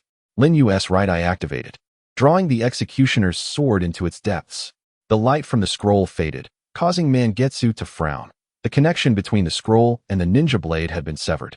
Indeed, his ocular technique could transfer any touched entity to another space, and with the previous assault from Juzo passing harmlessly through him, it was evident that physical attacks bore no effect. But what of ninjutsu? Mangetsu shaped his fingers like a gun, aiming them at Lin Yu, unleashing the Goto clan's secret technique, the water iron cannon. Baiyu, high-density water, compressed into high-pressure projectiles, shot forth from his fingertips, piercing through Lin Yu's body before swiftly penetrating several trees behind him, ultimately leaving deep craters in a large boulder. Mizuki Yue gazed in astonishment at the nearby crater. It seems this place is no longer safe. We should retreat further, a face suggested. Mangetsu lowered his fingers, his expression grave. If even ninjutsu attacks prove ineffective, then the only breakthrough lies in the necessity of physical manifestation during his own assault. That analysis was astute, yet Lin Yu initiated a hand seal for the monkey sign. Dense fire chakra coalescing in his throat. Fire release, great fire annihilation. Roaring flames surged forth, rolling across the earth and sweeping toward the trio, instantly evaporating any water pooled on the ground. Such an exaggerated fire technique rendered even the 3, adept in water techniques, cautious. In unison, the 3 formed hand seals. Water release, water dragon threefold bullets. Boom, boom, boom. 3 water dragons surged upward, colliding with the fire technique, hissing as steam enveloped the battlefield. The dry persimmon Kisame covered his face with his hand, marveling at the spectacle before him. Is this truly the fire release that the Uchiha clan takes such pride in? It is astonishing that these 3 masters of water release must simultaneously employ the water dragon technique to counter it. The elemental opposition appears utterly meaningless, indeed terrifying. Lin Yu formed hand seals, unleashing a powerful wind release technique he had replicated with his Sharingan during his battle with Danzo the previous night. Wind release, vacuum great sphere. The vacuum wave swept through, slicing apart the steam. Suigetsu Hozuki wielded his immense strength, swinging his sword to block the wind technique with a resounding crash. Crack!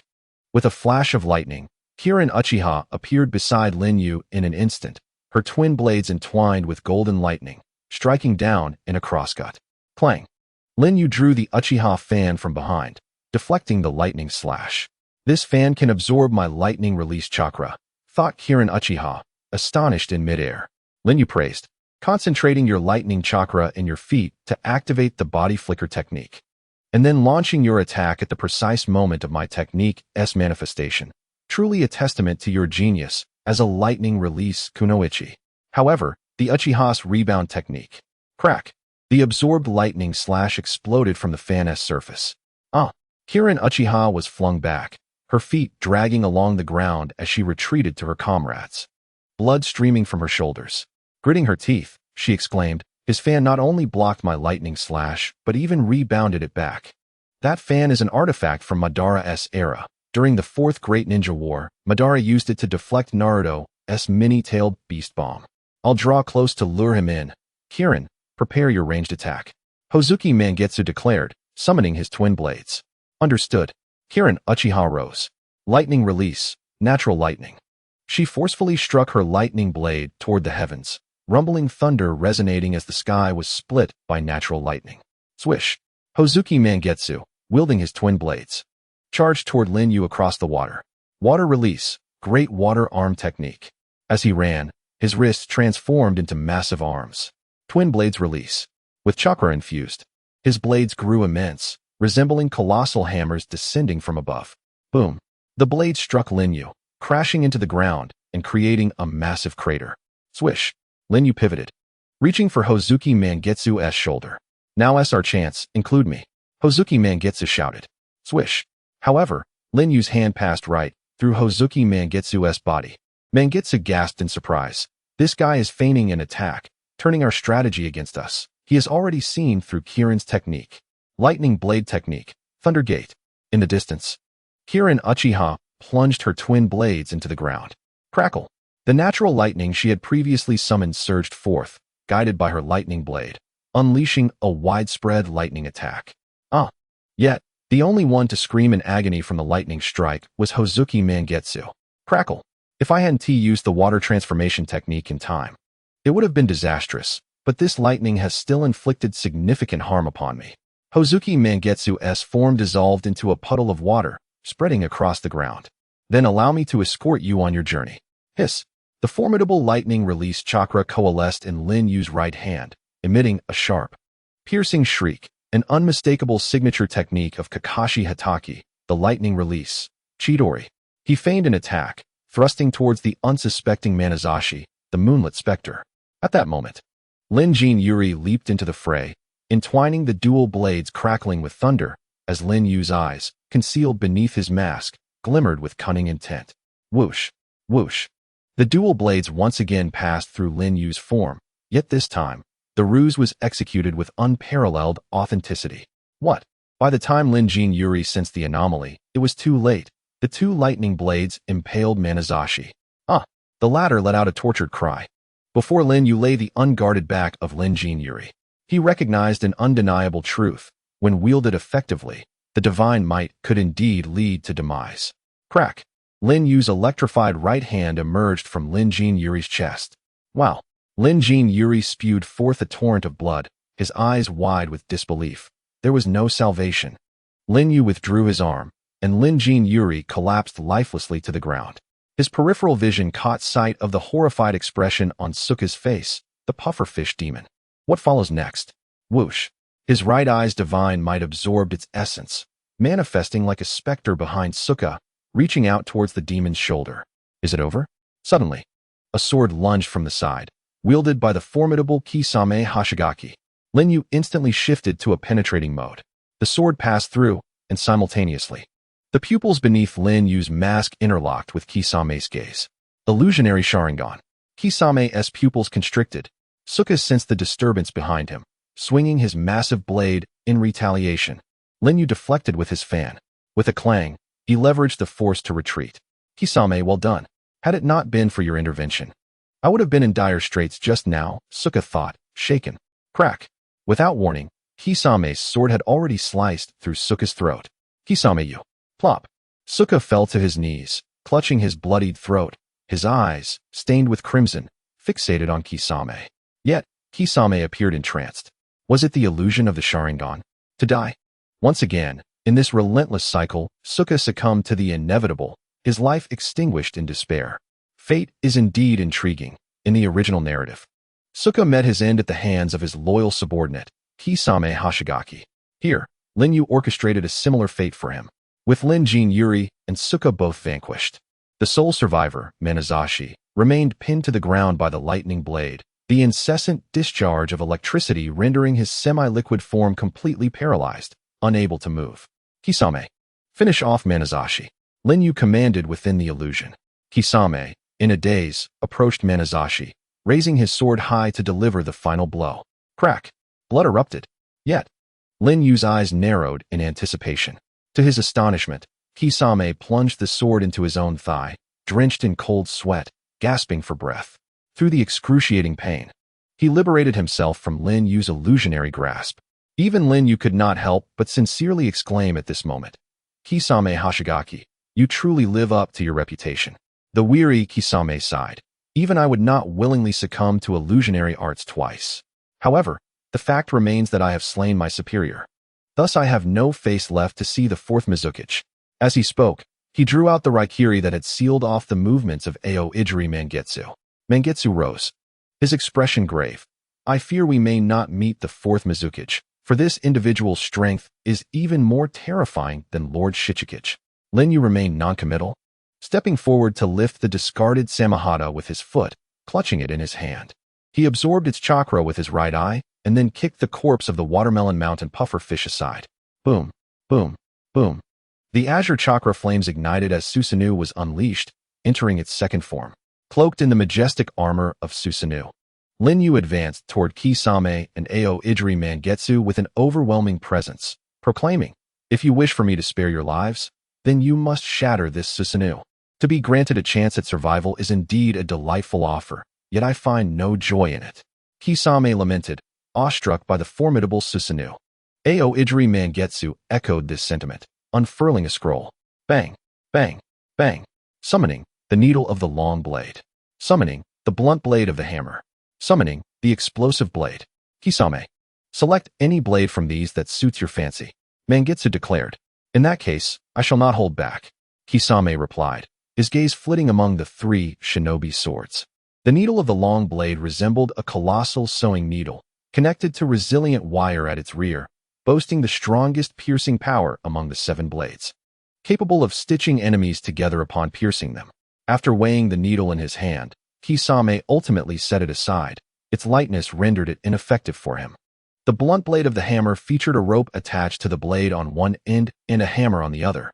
Its attack method involving a slash followed by a hammer strike to amplify the force, reputed to shatter any defense. Kisame considered this too. Its weight was just right. Yet he still relinquished it, for he preferred a more straightforward approach to conclude the battle. Thus, he chose the explosive blade, whose edge was perfectly paired with explosive power.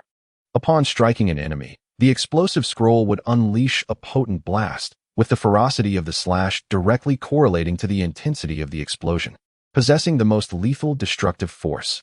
To obliterate the explosive blade, the blunt blade, and the needle, the 3 strongest shinobi swords, none can be absent, Mangetsu proclaimed, forming hand seals. Bang! Amidst the white smoke, a shadow clone appeared beside him. With your current chakra, are you certain about this? Kisame inquired.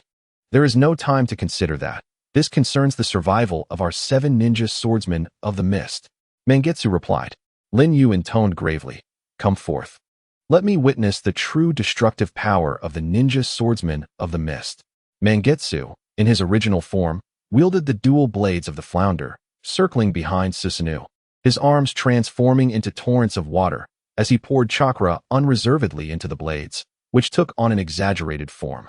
In a fierce confrontation, the figure of Hozuki Mangetsu wielded a blunt sword, charging directly towards Susanoo, simultaneously activating his hydro arm. He held the sword in one hand and a hammer in the other. With a thunderous crash, he swung the blade down with all his might, striking Susanoo.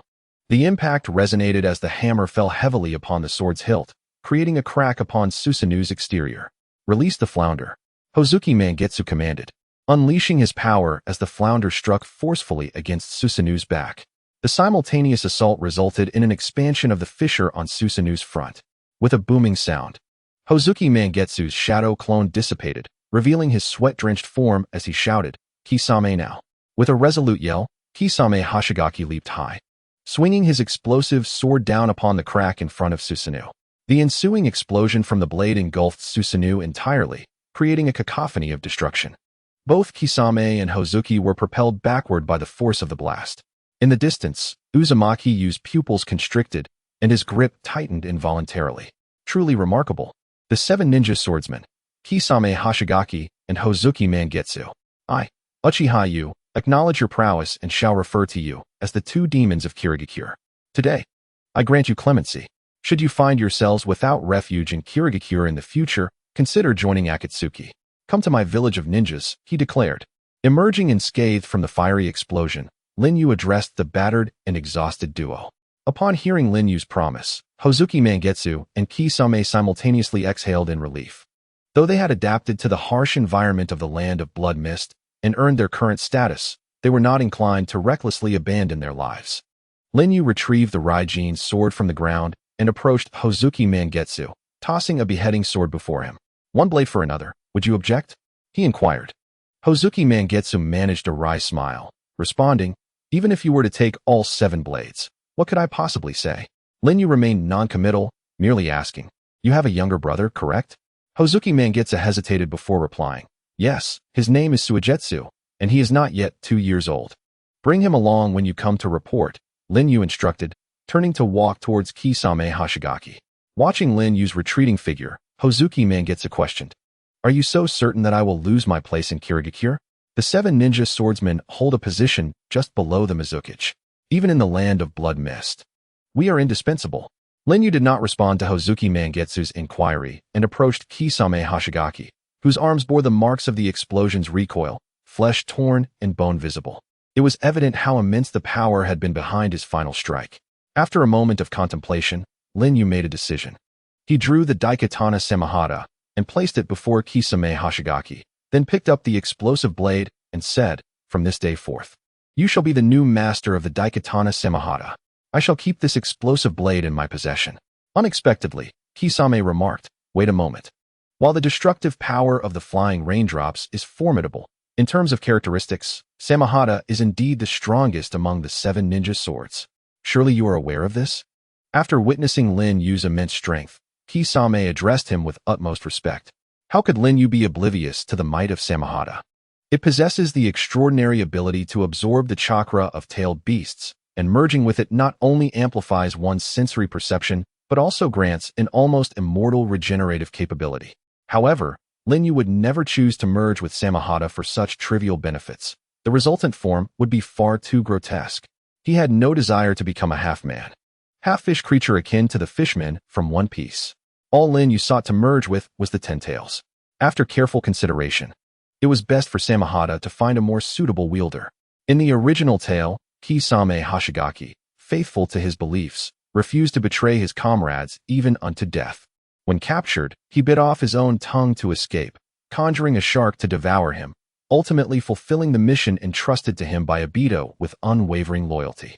To both Obito and Lin Yu, Kisame Hashigaki was a ninja worthy of admiration and trust.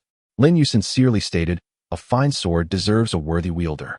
In comparison to the value of Samahata, I hold your worth in higher regard." Kisame did not show any signs of surprise. Instead, he replied, "Though I do not comprehend why you value me so highly, I shall nonetheless express my gratitude. Furthermore, I have no intentions of betraying the Hidden Mist Village.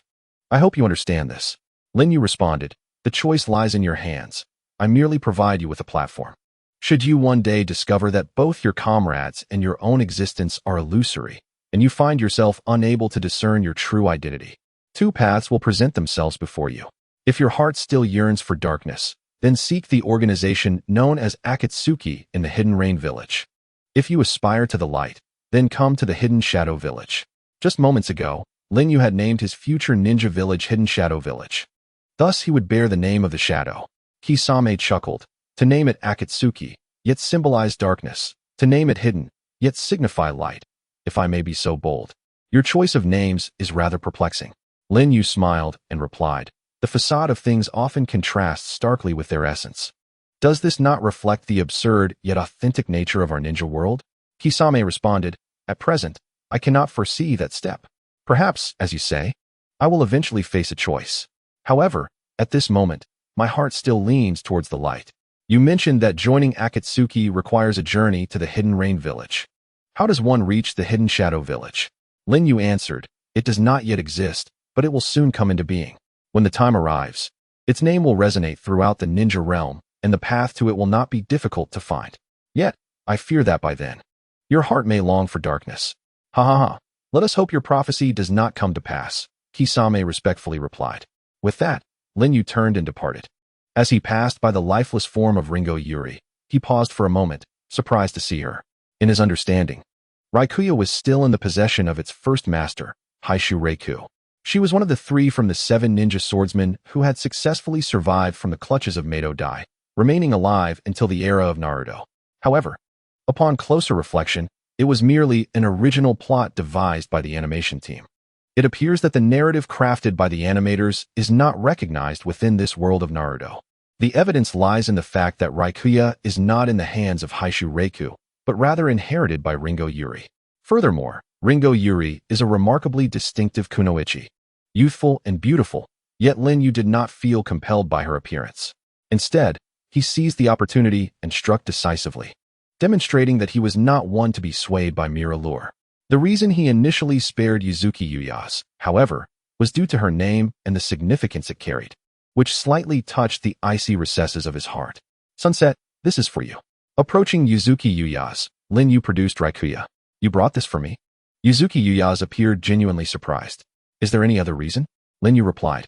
Yuzuki Uyase hesitated, her expression a mixture of uncertainty. Were you not always intent on killing me?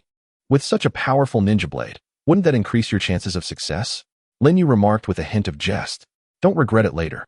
Yuzuki Uyase shot Lin Yu a fierce glare before accepting Raikuya and securing it behind her back. Lin Yu smiled lightly. Having already discerned that Yuzuki Uyase possessed lightning attributes and was exceptionally skilled in swordsmanship, acquiring this blade most suited for her would undoubtedly enhance her strength significantly. After a brief respite, the trio resumed their journey. By the way, the lightning techniques you executed during the battle, I once saw someone employ them. What is your connection to Hatake Kakashi, the son of White Fang? Yuzuki Uyase inquired suddenly. In response to her unexpected question, Lin Yu replied, We are merely acquaintances. Yuzuki Uyase pondered, acquaintances. The only one who fits that description among the Uchiha clan would be Uchiha Obito, Kakashi's former master. But wasn't Obito the hero who perished at the end of the third Great Ninja War at the Battle of the Ten-Tails? It was worth noting that Kakashi's Sharingan originated from Obito, which he later inexplicably lost. As she gazed at Lin Yu's back, she contemplated. He claims to be Uchiha Yu. Yet during my tenure in the Leaf Sumbu, I was tasked with monitoring the Leaf's guard forces. Thus I had access to the Uchiha clan's genealogy. However, including newborns, there is no record of a Yu. Suddenly, a terrifying thought crept into her mind, causing cold sweat to trickle down her spine. Could you be Uchiha Obito? Ahead, a faint smile graced Lin Yu's lips as he chose to remain silent. It was rather ironic that the first to unravel the mystery of Lin Yu's identity was not Kakashi, the close friend of Obito, nor his mentor, Minato Namikaze, but rather Yuzuki Uyase, someone he barely knew. In truth, Lin Yu had no reason to conceal anything. He could easily reveal that he was indeed Uchiha Obito. However, as I began to delve into the depths of my being, did this not signify a burgeoning interest in me? At such a moment, maintaining an air of mystery would surely pique her curiosity further, which is the true art of persuasion. Perhaps, or perhaps not, Lin Yu mused. Upon hearing this, Ōtsutsuki Sunset pouted. What do you mean by perhaps? You are definitely Obito, aren't you? Who knows? Lin Yu replied. You. Ōtsutsuki Sunset's face flushed with anger, and she thought to herself, perhaps I have encountered Obito before, albeit with a faint memory. Thus, she inquired. Then could you remove your mask so I may take a look? Certainly. Go ahead and unveil it, Lin Yu chuckled. Ōtsutsuki Sunset rushed forward, her hand reaching for Lin Yu's mask. Whoosh. Yet her hand merely passed through Lin Yu's face. Lin Yu grasped her hand, employing his divine power to draw her in, only to release her moments later. Are you calm now? I swear, I shall kill you, regardless of who you are. Ōtsutsuki Sunset fumed. Oh, is this what humans refer to as a third wheel? Murmured Fei, silently observing their playful banter from behind. After a day's arduous journey, the trio traversed a significant portion of the Land of Water and arrived beneath the towering mountains that housed the hidden mist village. Being a woman, Ōtsutsuki Sunset could not endure the discomfort of her sweaty condition after such a long trek. Thus, after securing Lin Yu's solemn promise that he would not peek, she found a pristine mountain spring. Glancing around cautiously, she loosened her garments. Possessing exquisite beauty, with flowing purple hair, her physique was impeccable, rivaling even that of a grown Hinata, though not as exaggerated as Tsunade's. Under the moonlight, her perfectly developed form was revealed, hands covering her chest, a faint blush adorning her cheeks. Previously, Lin Yu had noticed slight distinctions in her appearance compared to Ōtsutsuki Yagami. The difference lay in the beauty mark beneath the corner of Ōtsutsuki Sunset's left eye, absent on Yagami. Immersed in the spring water, she washed away the tension and fatigue of recent days. Things seemed to diverge from her expectations. After being captured by Lin Yu, No humiliating or disgraceful incidents had transpired. By the campfire, Lin Yu munched on wild fruits while Vortex Absolute lay languidly on a tree. Lin Yu remarked, speaking of which, the location we reached earlier is still quite a distance from the hidden mist village. Why did the 7 ninja swordsmen appear there simultaneously? If it were mere coincidence, the odds seem rather slim. Indeed, he had previously been so engrossed in the thrill of battle that he overlooked such details. From the tree, Ah-Fei logically conjectured, if it wasn't by chance, then someone must have learned of your whereabouts and leaked the information. Who could that someone be? Lin Yu pondered. Junjun, at this distance, can you still communicate with other white absolutes? Yes, there is no issue. They report back to me periodically regarding the state of our homeland. Especially since Orochimaru's findings are crucial to your grand scheme and must not falter, Ah-Fei replied unexpectedly reliably. Have you paid any attention to that Kabuto Yakushi? Lin Yu inquired. You mean that bespectacled man who always appears to be meek? It seems there is nothing particularly remarkable about him, hence I did not pay much attention. Ah-Fei remarked. Is that so? Lin Yu narrowed his eyes slightly. Although he did not regard the current Do as a threat, he was well aware of the terrifying potential contained within him. If Do were not a capable assistant of Orochimaru, he would have eliminated him at the first opportunity. What? Do you suspect it was that bespectacled man? Ah-Fei asked. It is not a suspicion. Lin Yu was certain it was Do's doing. Yashido, who originally served Danzo, was a multifaceted spy traversing various nations. After being discarded by Danzo, he found refuge with Orochimaru, loyally following him. However, his unwavering loyalty to Orochimaru does not equate to the same loyalty towards Lin Yu. Imagine witnessing his revered lord Orochimaru being reduced to a mere tool for Lin Yu to obtain Hashirama's power. What would he do? Even if he secretly leaked Lin Yu's whereabouts without Orochimaru's knowledge, it would not be surprising. He is precisely that type of person. If that is the case, I will have Baiju eliminate him immediately. Ah-Fei rarely displayed such murderous intent. Let us refrain from acting rashly for the time being. We shall merely keep him under observation. At this moment, nothing is more crucial than Orochimaru's progress.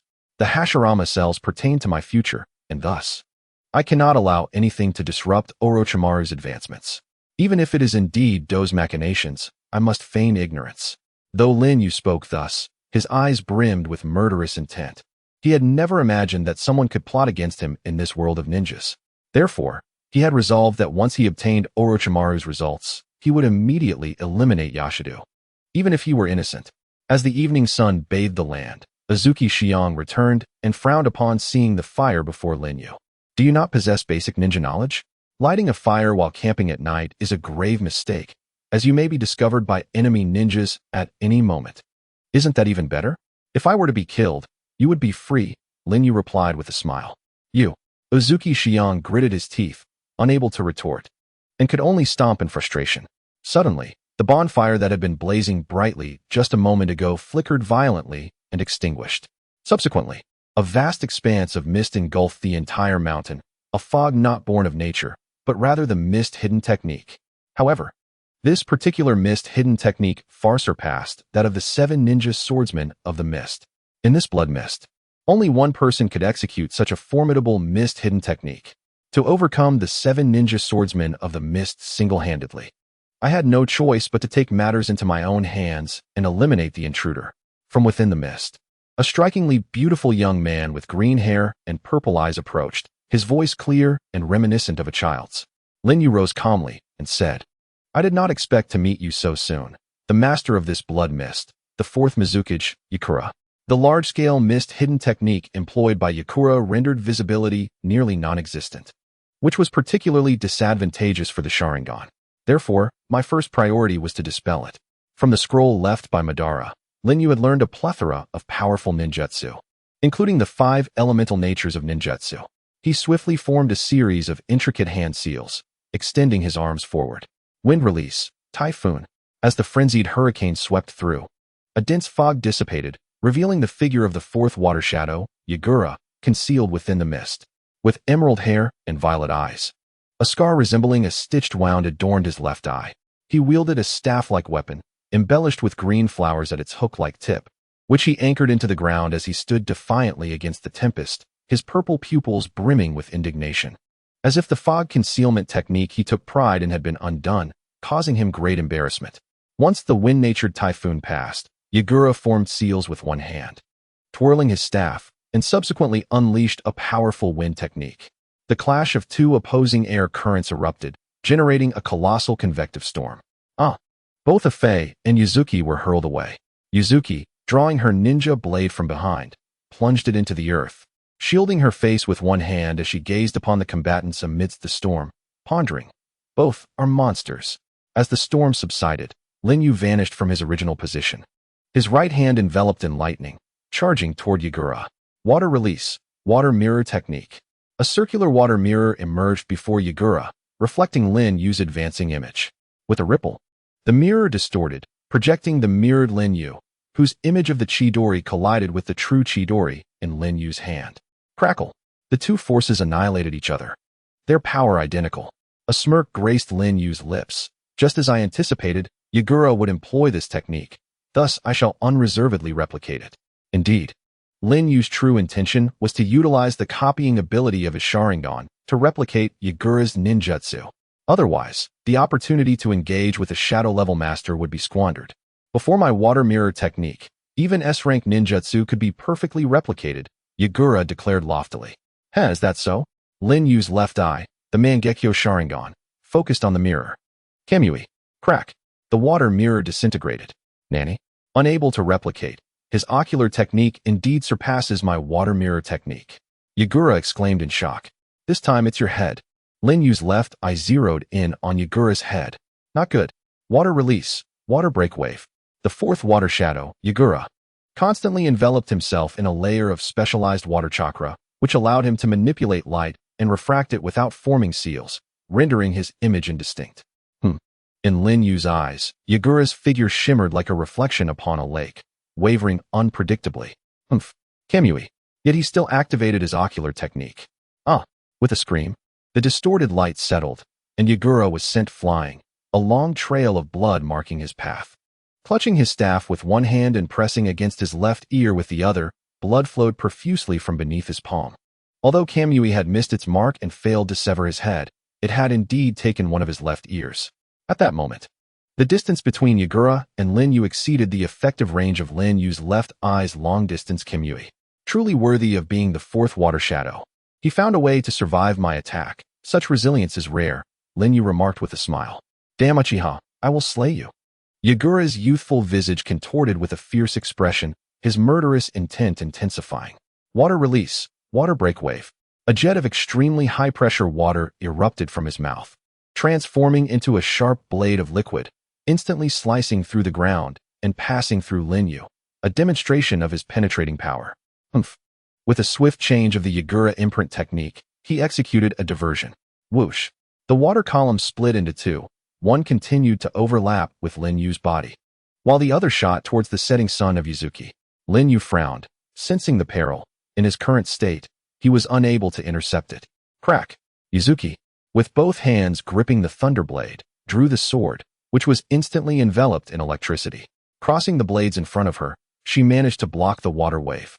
Though she succeeded in deflecting it, the force of the water pushed her back, which was certainly preferable to being pierced through a vital spot. Yagura gazed at the thunderblade in Yuzuki's hands, discarding his staff. With both hands forming seals, he declared with chilling intent, "The thunderblade, a possession of our mist village, has fallen into the hands of an outsider. The scion of the Hozuki clan infuriates me. You shall all meet your end in a blood mist."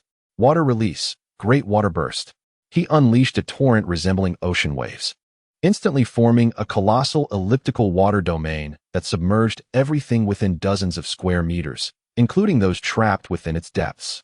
Deep within the water domain, Lin Yu contemplated, such a formidable water release can rival the great fire annihilation.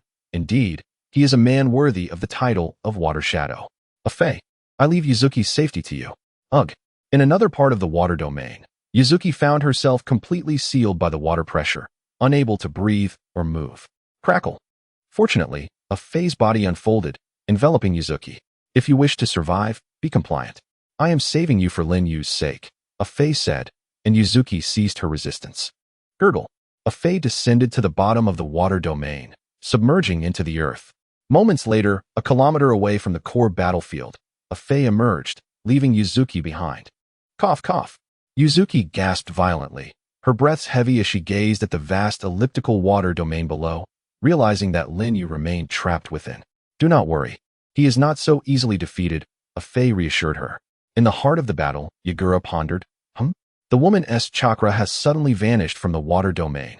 No matter, she cannot escape my grasp. Lin Yu thought, it seems a Fae has taken Yuzuki to safety. This water pressure is exceedingly disadvantageous. I must first use Susanoo to withstand it, then employ Kamui to escape. Crack. The skeletal form of Susanoo was unleashed, resisting the water pressure. While Lin Yu initiated the Kamui vortex, preparing to transport himself out of the water domain. You shall not succeed. Yagura, with a cold expression, rose and formed seals. Water release. Vortex turbulence.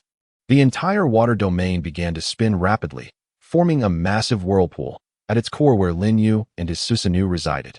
Each swirling current was akin to a large blade of water, and with hundreds, if not thousands, of these currents swirling violently. It was evident just how fierce the assault on Susanoo was. This was merely the first form of the skeletal manifestation. It almost instantly began to disintegrate. Lin Yu had not anticipated that Yagura would employ such a terrifying water release attack. Lin Yu's spatial movement was abruptly halted, transitioning into a penetrating mode. It seems your spatial movement has failed, Uchiha Yu. Although I reside in the secluded land of water, I have long admired your illustrious reputation, rivaling that of Hanzo the Salamander, leaving Konoha's Danzo in a state of disarray. I have long instructed the Umbu of the Mist Village to gather intelligence pertaining to you. Upon hearing of your arrival in this nation, even I felt a twinge of anxiety. Indeed, the information I procured has proven to be quite useful. Your seemingly insurmountable penetrating state appears to last only 5 minutes, and while in this mode, any technique you employ necessitates the termination of the penetrating state. Thus, I have prepared a grand gift for you. A devilish grin emerged on the youthful face of Yagura. The land of water is abundant in resources, with numerous subterranean aquifers. The deep mountains that envelop the Mist Village are home to an extensive aquifer by the standards of the land of water. When the Six-Tails rampages, the successive Mizukage have harnessed the power of this underground waterway to execute colossal water release techniques, subduing tailed beasts and buying time for sealing jutsu. However, this water release technique has never been employed to suppress a ninja. Uchiha Yu, you have pioneered a new era within the blood mist. One must commend you. Accept this baptism. With a clap of his hands, Yagura proclaimed, water release. Ultimate technique, Mizu no Kaze. Boom. The earth trembled as the natural aquifer, hidden deep within the ground, erupted into a massive column of water reaching over 100 meters into the sky. Yagura declared exuberantly, this underground aquifer will continue to spout for 6 minutes. The pressure is so immense that any being other than a tailed beast will be crushed in an instant. Once your penetrating mode ceases, your demise will ensue. Should you attempt spatial transfer, your end shall come even swifter. How does it feel to witness the terror within the blood mist? Yagura, I graciously accept this welcoming gift. Therefore, allow me to reciprocate with an even greater offering. What? Lin Yu's icy voice resonated as a colossal vortex of temporal distortion erupted from within the water column. Subsequently, the surging underground aquifer converged towards the center of the vortex, vanishing without a trace. Revealed in its true form was the Yada no Kagami Susanoo. However, unlike the previous manifestation that intimidated Danzo, this Susanoo now grasped an object akin to the 8-span mirror. Susanoo artifact, Kusanagi no Tsurugi. Within it resided boundless divine power capable of redirecting all incoming attacks, and even the entirety of existence into the realm of time and space. A mere underground aquifer was but a sip to be consumed. In the original narrative, Kakashi, endowed with the chakra bestowed by Obito at his demise, wielded Dual Kamui to activate the complete form of Susanoo, yet did not utilize the Susanoo artifact. Now, it was Lin Yu who brought it to fruition. It is understandable. For Kakashi's Dual Kamui merely amounted to a disposable experience card, and in such a short span, how could one delve into the profound depths of its power? However, Lin Yu was different. His Dual Kamui was permanent, granting ample time for exploration. Impossible. This water release technique, harnessed from the underground aquifer, far exceeds my own capabilities. Capable of subduing even-tailed beasts, yet he has neutralized it. Unthinkable. This cannot be happening. At this moment, the once invincible Ijong finally revealed a hint of panic. Within the Susanoo, Lin Yu spoke in a deep voice. Yizhong, do not underestimate the ocular techniques of the Uchiha. Indeed, the true power of Susanoo is formidable enough to rival tailed beasts, not to mention the Susanoo that harbors divine artifacts. Damn it! Yizhong's face twisted in rage as he dipped his hand in blood, forming the hand signs of Hai, Su, Yu, Shun, and Wei. Summoning technique, Abyssal Leech. Boom. A cloud of white smoke erupted, revealing a colossal leech towering above. Watch as I dissolve you into blood. Yizhong roared. Dissolution technique, Melting Beast. The leech opened its gaping maw, unleashing a torrent of corrosive acid aimed at Susanoo. Within the seemingly useless Susanoo, Lin Yu clenched his palm. Whoosh. The Nine-Tails divine artifact emanated a swirling power, absorbing the descending acid entirely. Lin Yu abruptly lifted his head, his kaleidoscope eyes sweeping over the massive head of the leech. Whoosh. Simultaneously, a pitch-black Magatama emerged from the other hand of Susanoo and was hurled forth. The Nine-Tails divine artifact, Magatama. Swoosh. As the Magatama approached, the slick body of the leech attempted to flee at high speed, but the Magatama altered its course, relentlessly pursuing. Damn it! Yizhong realized the perilous situation and hastily formed hand signs, overextending his dwindling chakra to unleash the water release. Water Dragon Bite. Splash. The water-formed dragon soared skyward, its maw wide open, aimed at the Magatama. Yet, the Magatama passed right through the dragon's gaping mouth. What? Yizhong exclaimed in shock. Indeed, the true terror of the Nine-Tails divine artifact Magatama does not reside in its pursuit, but rather in its ability to penetrate non-target entities. This signifies that it cannot be intercepted by any means. From the moment it is released, it spells the end for its target. Before the divine artifact, all struggles are futile. Boom. The Magatama struck the leech's head, unleashing a spatial distortion field more powerful than that of the divine shuriken. A chilling scream echoed as the leech was decapitated, its headless body collapsing to the ground, transforming into a pool of blood. From a distance, Afei murmured. After enduring this series of battles, Yu's power has once again surged. Next, it shall be Yu Yizhong. Within Susanoo, Lin Yu's kaleidoscope eyes fixed upon the despair-laden head of Yizhong, preparing to unleash a second Nine-Tails divine artifact Magatama. Suddenly, an excruciating pain coursed through Lin Yu, prompting him to cover his eyes. Boom. The Yatengu Susanoo shattered dramatically, the kaleidoscope reverting to 3 Magatama, and 2 streams of blood trickled down Lin Yu's cheeks. Weakly, he murmured, I never anticipated that utilizing the Susanoo artifact would require such immense chakra and ocular power. Even the cells of Hashirama are struggling to sustain it. Huh. Yizhong seized the opportunity to rise. However, his chakra was now insufficient for even a single decent long-range water ninjutsu, leaving him only with the water release, wave surge, a technique that allowed him to glide swiftly across the water's surface. Closing in, Yizhong swung his staff down toward Lin Yu's head. However, what startled him was that the attack still penetrated through Lin Yu. The penetrating ability of Shinra is a passive skill. Regardless of Lin Yu's state or whether he is in the kaleidoscope mode, the ability activates automatically upon being attacked, unless Lin Yu chooses to deactivate it himself. Yagura, my weakness does not imply your strength. Lin Yu's cold voice echoed as his left eye regained the kaleidoscope. Lightning release coiled around his right arm, merging with the power of Shinra, turning pitch black. Shinra Raikiri. Yagura hurriedly raised his staff to defend. Clang. With a resounding collision, the space around the staff twisted, and Yagura sensed danger, hastily relinquishing the weapon, yet it was too late. Crack. One of his left arms was severed, drawn into the whirlpool of Shinra. Clutching his severed limb, he retreated in disarray. Lin Yu's left eye focused on Yagura's head, preparing to use Shinra for a distant strike to sever his head. At that moment, kunai laced with explosive tags shot in from all directions. Reluctantly, Lin Yu abandoned the use of Shinra and shifted to a penetrating mode. The kunai passed through Lin Yu, landing at his feet. Boom, boom, boom. The explosive flames erupted. At this moment, Yagura was rescued by the hastily arrived Umbu of the Mist Village. Lord Yagura, are you unharmed? Yagura did not respond. His dark purple eyes unwillingly fixated on the site of the explosion.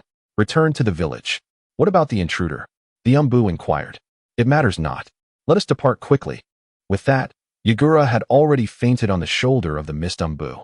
Quick, take Lord Yagura back to the village for treatment. The Umbu urgently retreated. The flames of the explosion dissipated. Thinking of escaping? It won't be that simple. Lin Yu was about to pursue when his gaze shifted upward, where he saw a young man in a sky-blue robe standing atop a high peak, enveloped in translucent red chakra, with 6 tails forming behind him, seemingly issuing a warning. Ah, a Jinchūriki of the 6 tails, is it? Very well. Lin Yu retracted his gaze, and with his right eye, Shinra absorbed himself. The Jinchūriki of the 6 tails, observing from the peak, promptly withdrew.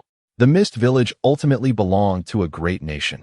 Forcibly killing the Mizukage here would incite a collective attack from the village. While Lin Yu could certainly retreat unscathed using Shinra, his path to the Land of Lightning would thus be obstructed. Lin Yu had not forgotten the true purpose of his journey. It was not the 7 ninja swordsmen, nor the Mizukage Yagura, nor the Jinchūriki of the 6 tails, but rather the 8 tails of the Cloud Village in the Land of Lightning. Whoosh! Accompanied by a vortex, Lin Yu descended beside Ah Fei and Mu Yushiyang. It took more effort than anticipated, Ah Fei remarked. This was unavoidable. Water release is inherently reliant on the terrain. The presence or absence of water, and its abundance, makes a significant difference in effectiveness, Lin Yu replied. Indeed, when Yagura utilized a water technique capable of suppressing tailed beast levels with the aid of underground currents, it was destined that this battlefield would not be so easily navigated. Suddenly, Lin Yu experienced a wave of dizziness before halting his steps. Ah Fei attempted to assist him, but Lin Yu stopped him. Are you all right? Ah Fei asked with concern. I am fine. I just need a brief rest. Once I recover, we must continue our journey and leave the Land of Water as swiftly as possible, Lin Yu stated nonchalantly. As the evening sun cast its glow, Yuzuki Yueying gazed at Lin Yu's retreating figure, her heart a tumult of thoughts. It turns out he, too, is a being of flesh and blood. After resting and recuperating, Lin Yu, Ah Fei, and Yuzuki Yueying resumed their journey towards the border of the Land of Water. Along the way, Lin Yu pondered deeply about the Kaleidoscope Sharingan and the Susanoo artifacts. It is well known that the Kaleidoscope Sharingan, with continuous use, leads to self-imposed isolation, ultimately resulting in blindness. In the original narrative, Obito frequently employed Kamui without succumbing to blindness, thanks to the enhancement of his physical energy through the use of Hashirama's cells, which counteracted the adverse effects of the kaleidoscope. However, Obito possessed only one kaleidoscope, unable to awaken the dual kaleidoscope necessary to unleash Susanoo, and thus could not wield the artifacts of Susanoo. This was the fundamental reason behind his preserved vision. To Lin Yu's surprise, the Susanoo artifacts demanded an immense amount of ocular power. If used too frequently, even with Hashirama's cells, the risk of blindness loomed ominously. He pressed his hand against his eye sockets. Not all Susanoo can nurture artifacts. To Lin Yu's knowledge, even Indra's reincarnates, Uchiha Madara and Uchiha Sasuke, failed to harness the power of artifacts. Might it be that within the Uchiha clan, only those who are not the reincarnates of Indra can cultivate such artifacts? Take Uchiha Itachi, for instance. His Susanoo bore the 3 sacred artifacts, the Totsuka Blade, the Yada Mirror, and the Yada Jewel, excelling in both offensive and defensive capabilities, while also possessing sealing techniques. Yet, Uchiha Itachi, without the power of Senju Hashirama, had to pay the price of succumbing to a grave illness at a tender age, relying on medication to prolong his life. I shall eventually acquire the eternal Kaleidoscope Sharingan. Hence the risk of blindness holds little weight for me. However, Lin Yu paused against a tree trunk, his gaze profound. The sure sway kaleidoscope necessary for synthesizing the eternal kaleidoscope is still in the process of maturation. Until I awaken my eyes, I must avoid complete blindness. Thus I shall endeavor to use the Susanoo artifacts sparingly until I attain the eternal kaleidoscope. Are you all right? Is it the side effect of using the artifacts? Ah Fei inquired with concern. I'm fine. Let's continue on our path, Lin Yu replied.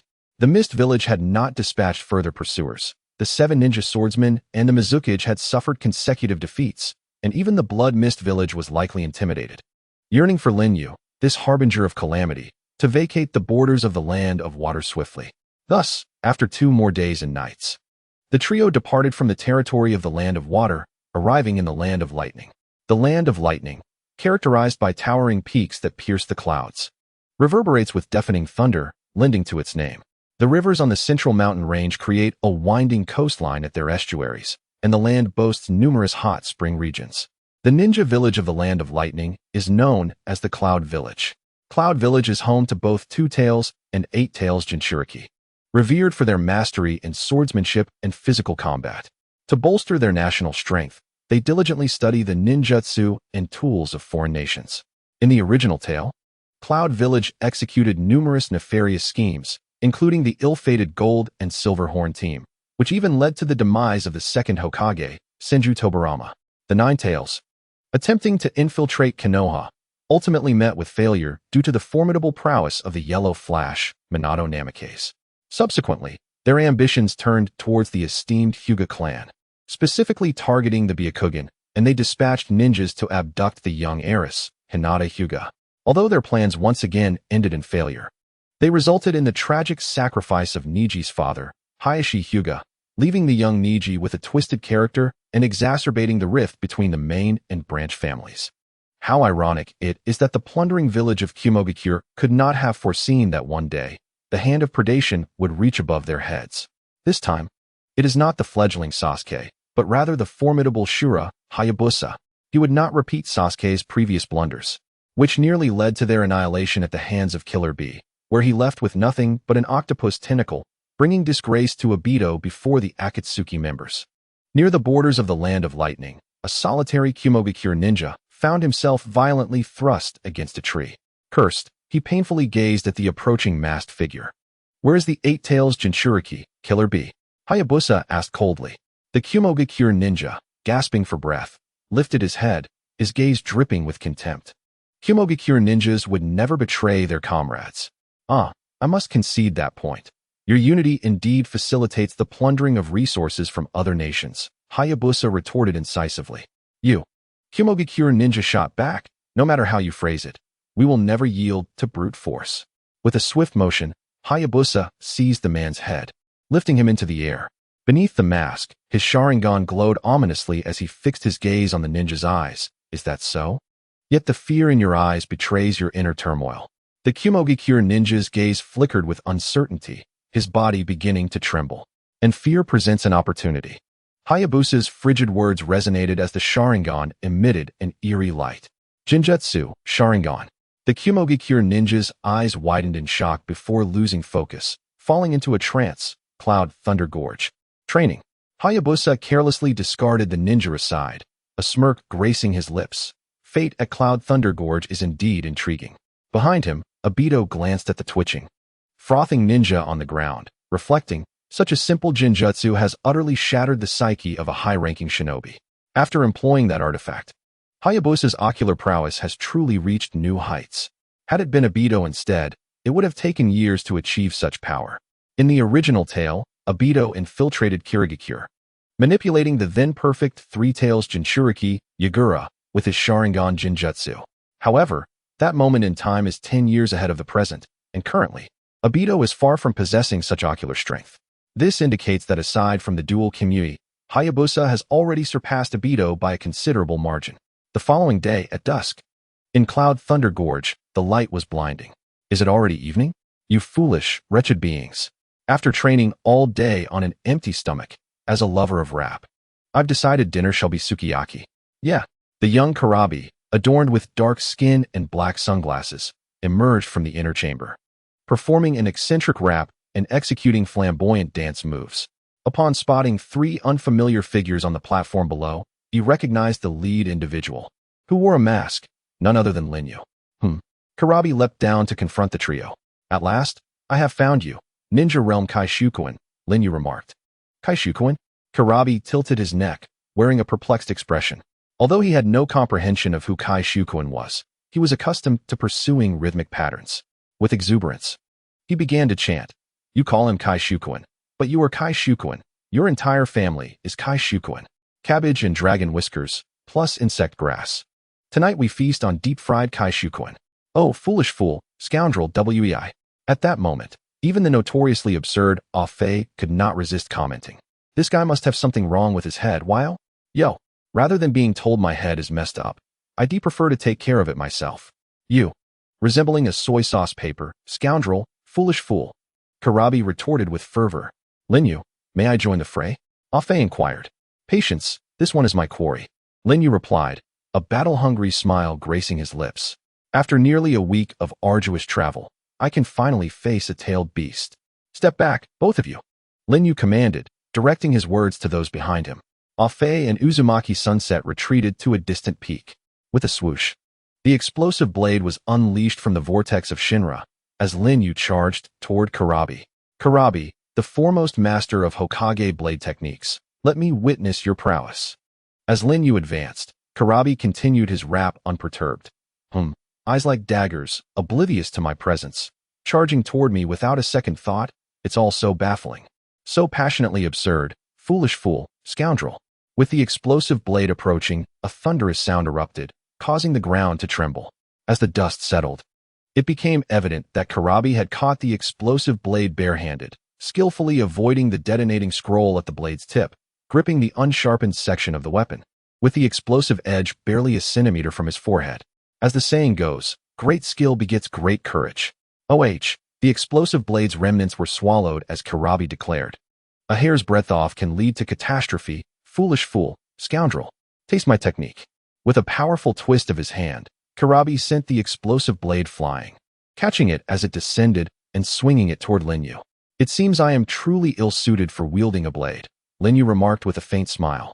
Stepping back to grasp the Uchiha fan from his back, bracing it against the rear side and raising it above his head.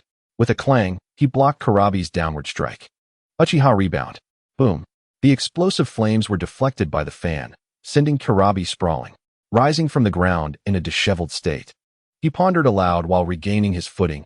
A weapon of murder, a harbinger of doom. I shall not accept it. It is understated elegance, and at this point, it is futile to play the blame game. The Eight-Tails Karabi is about to commence a flamboyant display of skill. Foolish fool, scoundrel. Apologies. The author is not particularly adept at crafting rap lyrics, so please bear with me. Bang. Killer Bee cast aside the flying blades, and the 8 swords behind him soared into the air. Upon their descent, 2 nestled in the crooks of his arms, 2 tucked under his armpits. 1 positioned at his waist, secured by his thigh, 1 clamped between his legs, another resting against his neck, and the final one held firmly in his mouth. Killer Bee. The 8-sword style.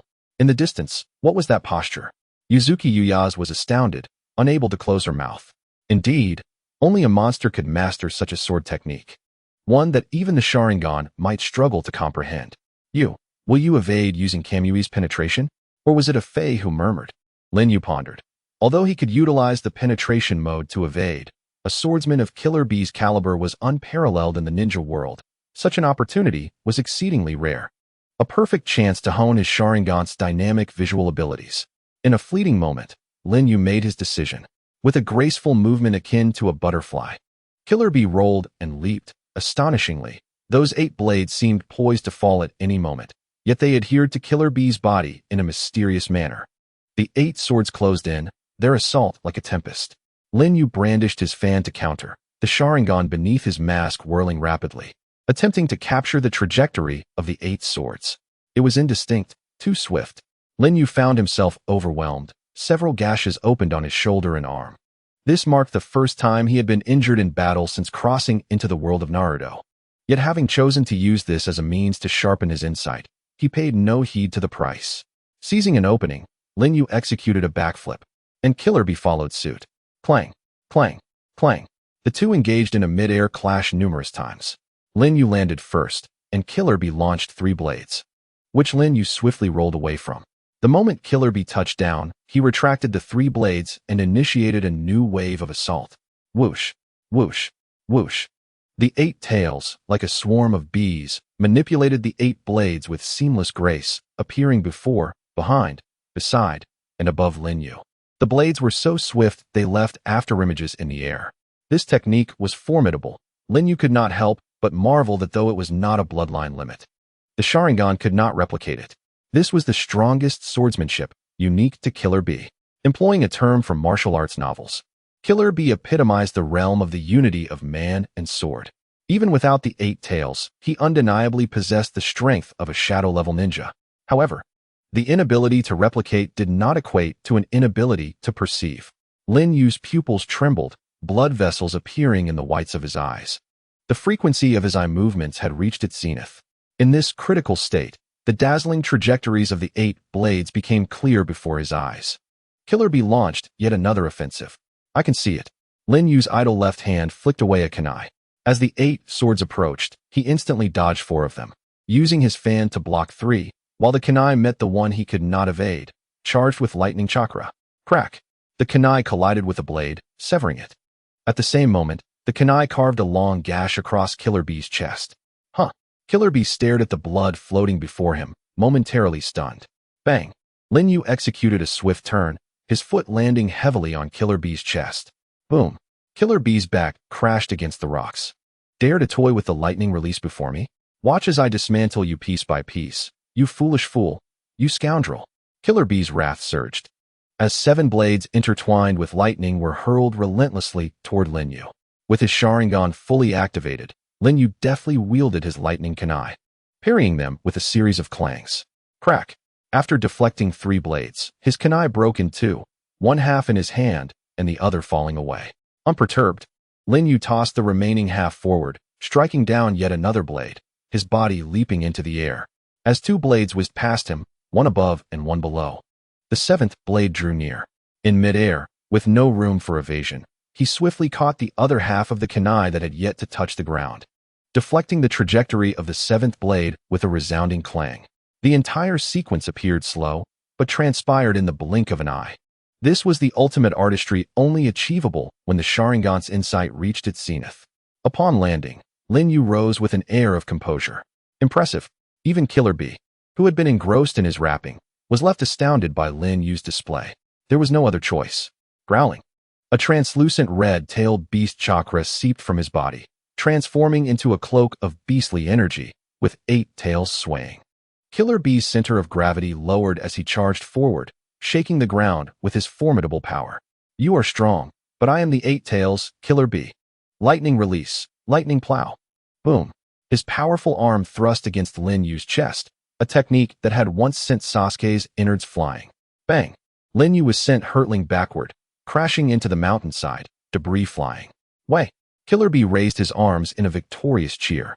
So that's how it is, amplifying power and speed with tailed beast chakra, and employing this taijutsu technique indeed yields extraordinary might. Amidst the dust, Lin Yu's deep voice resonated. Killer Bee's rap abruptly halted as he adjusted his sunglasses, his eyes fixed intently on the cloud of dust, astonished. Unbelievable. Aside from brother, is there anyone else who can withstand this lightning plow? Clad in Susanoo, Lin Yu approached, his kaleidoscopic eyes shimmering with brilliance beneath his ornate mask. His deep voice imbued with authority. Thus, the warm-up has concluded. Let us commence the true battle, Killer Bee, not the 8 tails. This opponent is formidable. If I continue to treat this as a mere game, I might lose my life. The 8 tails sternly cautioned Killer Bee within. I understand. I will switch to state 2 for a swift resolution. You fool, you scoundrel, Killer Bee declared. Grrrrrrr. A denser and more potent tailed beast chakra surged forth, rapidly compressing to form a crimson cloak around him, even manifesting skeletal features at his elbows, indicative of tailed beast transformation. Bang! Killer Bee's limbs pressed firmly against the ground. Hissing, scorching breath erupted from his beastly cloak and gaping maw, forcing the power of the beast into a human form. This was state 2, a state just shy of complete tailed beast transformation. While its absolute power may not match that of full transformation, its speed and instantaneous explosive force were unmatched.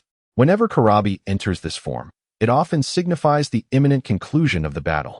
Within the Susanoo, Lin Yu remarked indifferently, the half-tailed beast transformation. Aside from sparring with my elder brother, I have never unleashed this form before. Let us bring this to an end. Boom. Karabi surged forward with a primal ferocity, his approach strikingly simplistic and brutal as he collided headfirst into the Susanoo. The skeletal state of the Susanoo, evidently incapable of withstanding the savage onslaught of the half-tailed transformation, shattered instantaneously, cracks swiftly radiating from the point of impact. With effortless ease, Karabi accelerated towards Lin Yu, passing through him. What? It was anticipated, yet he stood frozen, as this was nearly everyone's first encounter with such a reflexive penetration. Lin Yu turned, aiming the kaleidoscope of his left eye at Karabi's back. Shinra Tensei. Crack. In an instant, a gaping hole manifested through Karabi's back and chest. Ah!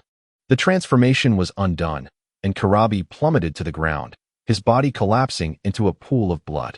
Lin Yu gazed impassively at the barely breathing Karabi. I have avoided striking your head. For a Jinchūriki, such an injury should not be fatal. The death of a Jinchūriki would lead to the demise of the tailed beast. Thus Lin Yu refrained from killing Karabi. Instead, he aimed to weaken him during their confrontation and subsequently released the seal on the 8 tails, allowing it to escape from its host. Thump thump. Karabi's heartbeat waned rapidly. It's so cold, so very cold. In Karabi's mental realm, light faded, and an endless chill enveloped him. Get a grip, I shall save you. The 8 tails called out to Karabi, generously transmitting its chakra. Under the infusion of the 8 tails' formidable chakra, the gaping wound through Karabi's back and chest began to mend. Only those Jinchūriki who had mastered the tailed beasts, alongside the likes of Senju Hashirama, endowed with the 100 healings mark, could achieve such a near-resurrection feat. A slight smirk played on Lin Yu's lips. This outcome had been within his expectations. Within Karabi's mental landscape, a sense of dread lingered. What a terrifying ocular technique. So powerful it nearly claimed my life. Karabi reflected, shaken. Have you noticed? Just now, he could have aimed for your head, yet refrained. The 8 tails commented. Could it be he was awed by my genius rap and chose not to strike? You think too highly of yourself. I believe his intention was to capture me, which is why he spared you. The 8 tails discerned Lin Yu's true motive. Now that the intent was clear, Karabi felt no apprehension of a sudden decapitation. Rising to his feet, he declared, have you become a tad more compliant? You foolish fool. Boom. Karabi re-entered his second state, opening his mouth wide as he compressed the yin-yang tailed beast chakra into a super dense black sphere at a ratio of 2:8. The sheer weight of the chakra caused the ground beneath him to give way. Though the tailed beast bomb was a smaller variant of the half-tailed transformation, it possessed the power to obliterate a small mountain. Lin Yu shook his head, truly incorrigible. Boom. The small-tailed beast bomb was unleashed.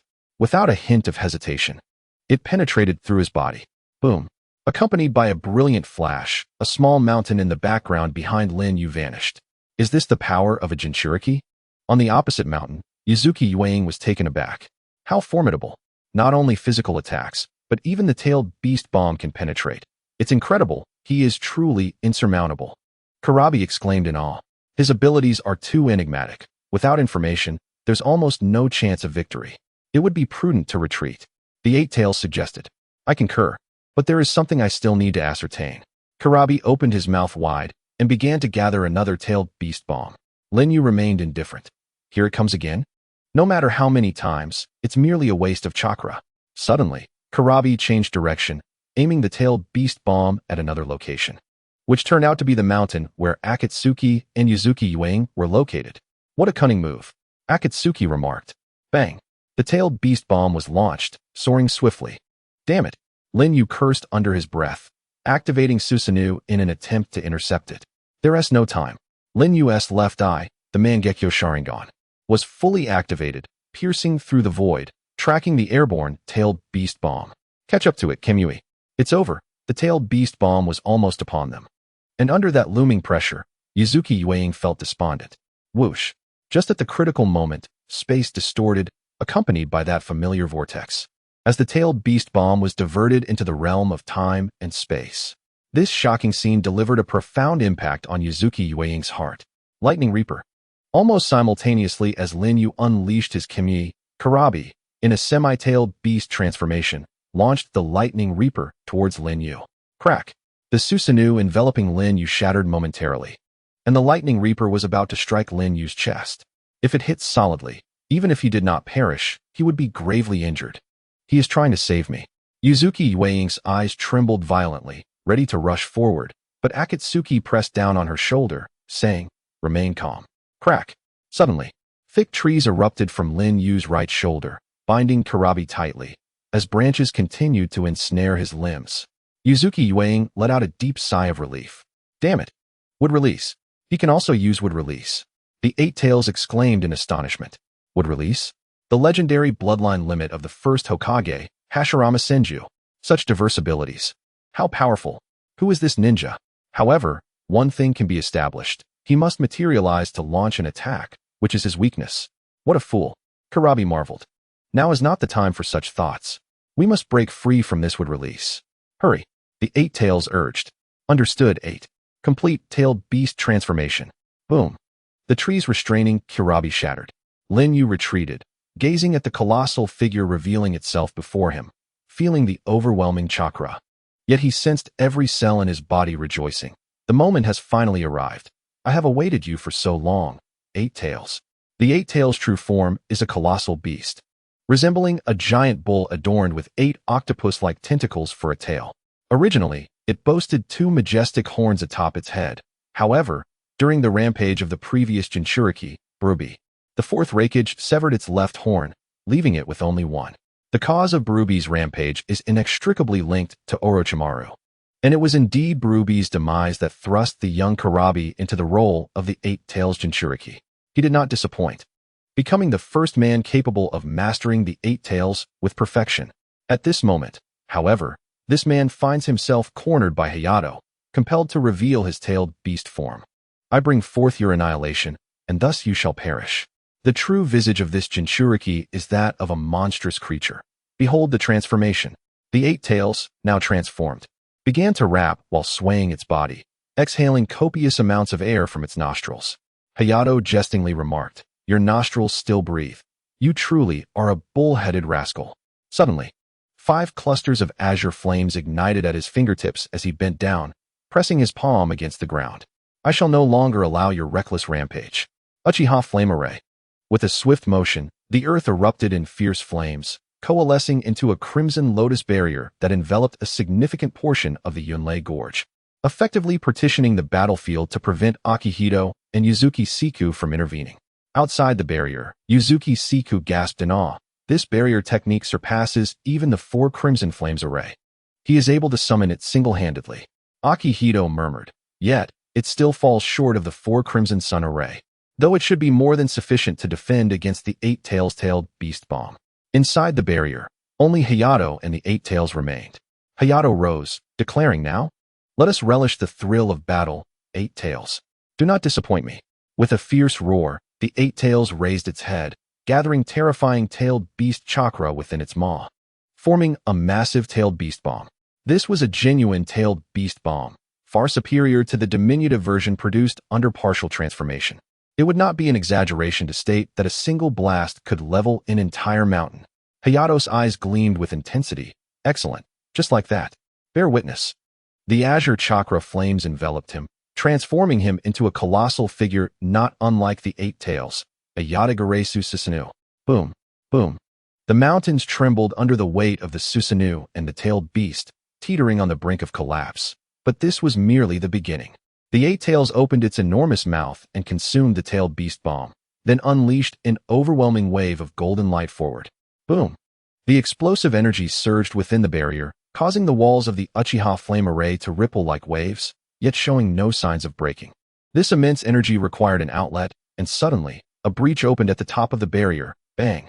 The energy was compressed into a beam shooting skyward, then erupted like fireworks, cascading down to the earth in a glorious display. Boom, boom, boom.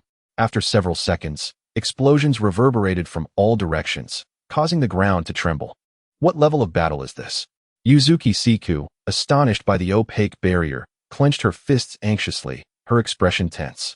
Within the now stilled barrier, the majestic Yata no Kagami, Susanoo, remained steadfast, relying solely on its innate defense without the aid of divine artifacts, effortlessly absorbing the tailed beast bomb from the 8 tails.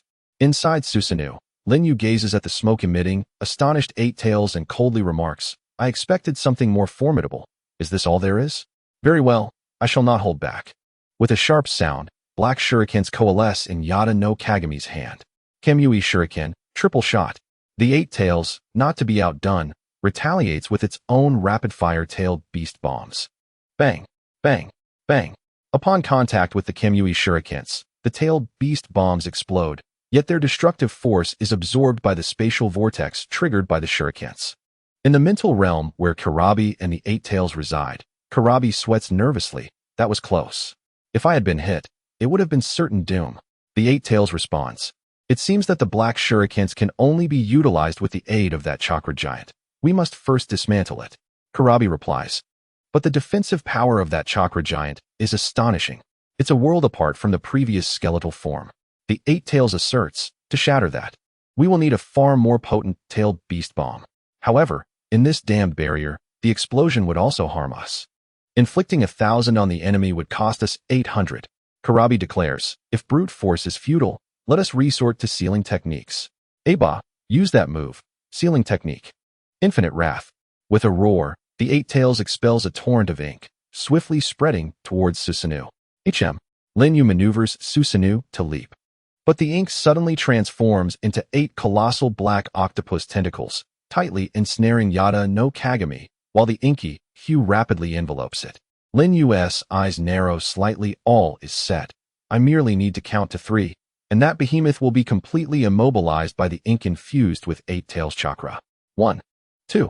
The Eight Tails begins the countdown, witnessing Yada no Kagami on the brink of complete sealing.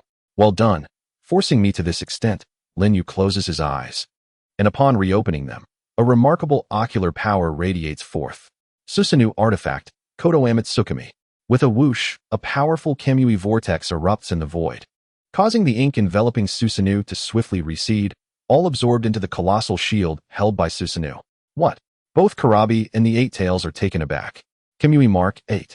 Lin Yu's gaze sweeps over the Eight Tails' 8 tentacle tails, marking them all in mere seconds. Whoosh. In Susanoo's left hand, a pitch-black Magatama materializes. Susanoo artifact, Kamui Magatama. The Magatama is hurled. The Eight Tails fires a tailed beast bomb in an attempt to intercept, only to find that the Magatama pierces right through it. Can that thing be penetrated too? Damn it, I must evade. The Eight Tails scampers within the barrier as the Kamui Magatama pursues relentlessly. Damn it. The Eight Tails glances back in panic. Is it targeting my tails? I have no choice but to sacrifice one. Whoosh. Yet in a twist of despair, the Magatama splits into 8, each darting towards the Eight Tails. How can this be? The Eight Tails is utterly bewildered. Bang. Almost simultaneously, 8 Magatama struck 8 tails, summoning 8 spatial whirlpools that emerged concurrently. The tails separated from their bodies, vanishing into the temporal vortexes. Beneath the heavens, the mournful wail of the Eight Tails echoed, while the tailed beast ball previously launched by it was absorbed by the divine vortex emanating from the 9-footed god. In the midst of the Tengu Susanoo, Lin Yu gasped heavily, blood streaming from his eye sockets. His ocular power was nearly exhausted. Yet he did not find himself in the same dire straits as the last time he wielded the Susanoo, unable to maintain even its form. Damn beast. I shall obliterate you. He roared, fury igniting within the injured Eight Tails, which began to gather an extremely terrifying chakra. Within the Susanoo, Lin Yu raised his gaze, his eyes deep with contemplation. Have you lost all reason? Is it necessary to further exhaust my ocular power to employ the third artifact? No, that is not needed. Lin Yu formed seals with 2 fingers across his chest. Ninjutsu, mist concealment technique. Mist enveloped the barrier, obscuring vision. He crossed 4 fingers at his chest to form another seal. Ninjutsu, shadow clone technique. Boom. Amidst the swirling smoke, shadow clones emerged. This is true divine power. The proper application. Lin Yu's true form vanished into the divine vortex of his right eye, leaving only the shadow clone within the Tengu Susanoo. What is happening inside? On the mountain peak outside the barrier, Ōtsutsuki wore a look of anxiety. As the whirlpool turned, Lin Yu appeared before them. Ōtsutsuki exclaimed, "How did you get here? Where's the Eight Tails? Soon, it will meet its own demise. Let us take cover first." With a swift motion, Lin Yu absorbed a Fei, Ōtsutsuki, and himself into the realm of time and space. Meanwhile, completely unaware of these events, the Eight Tails, having gathered its chakra, opened its gaping maw and unleashed a barrage of tailed beast balls. Boom, boom, boom, boom. Under the relentless bombardment of the tailed beast balls, the Tengu Susanoo was shattered, and chaotic energy rampaged within the barrier, turning everything to naught. Crack. At last, even the Uchiha fire formation could no longer withstand the onslaught, beginning to fracture like a spider's web before disintegrating. Rumble, rumble, rumble.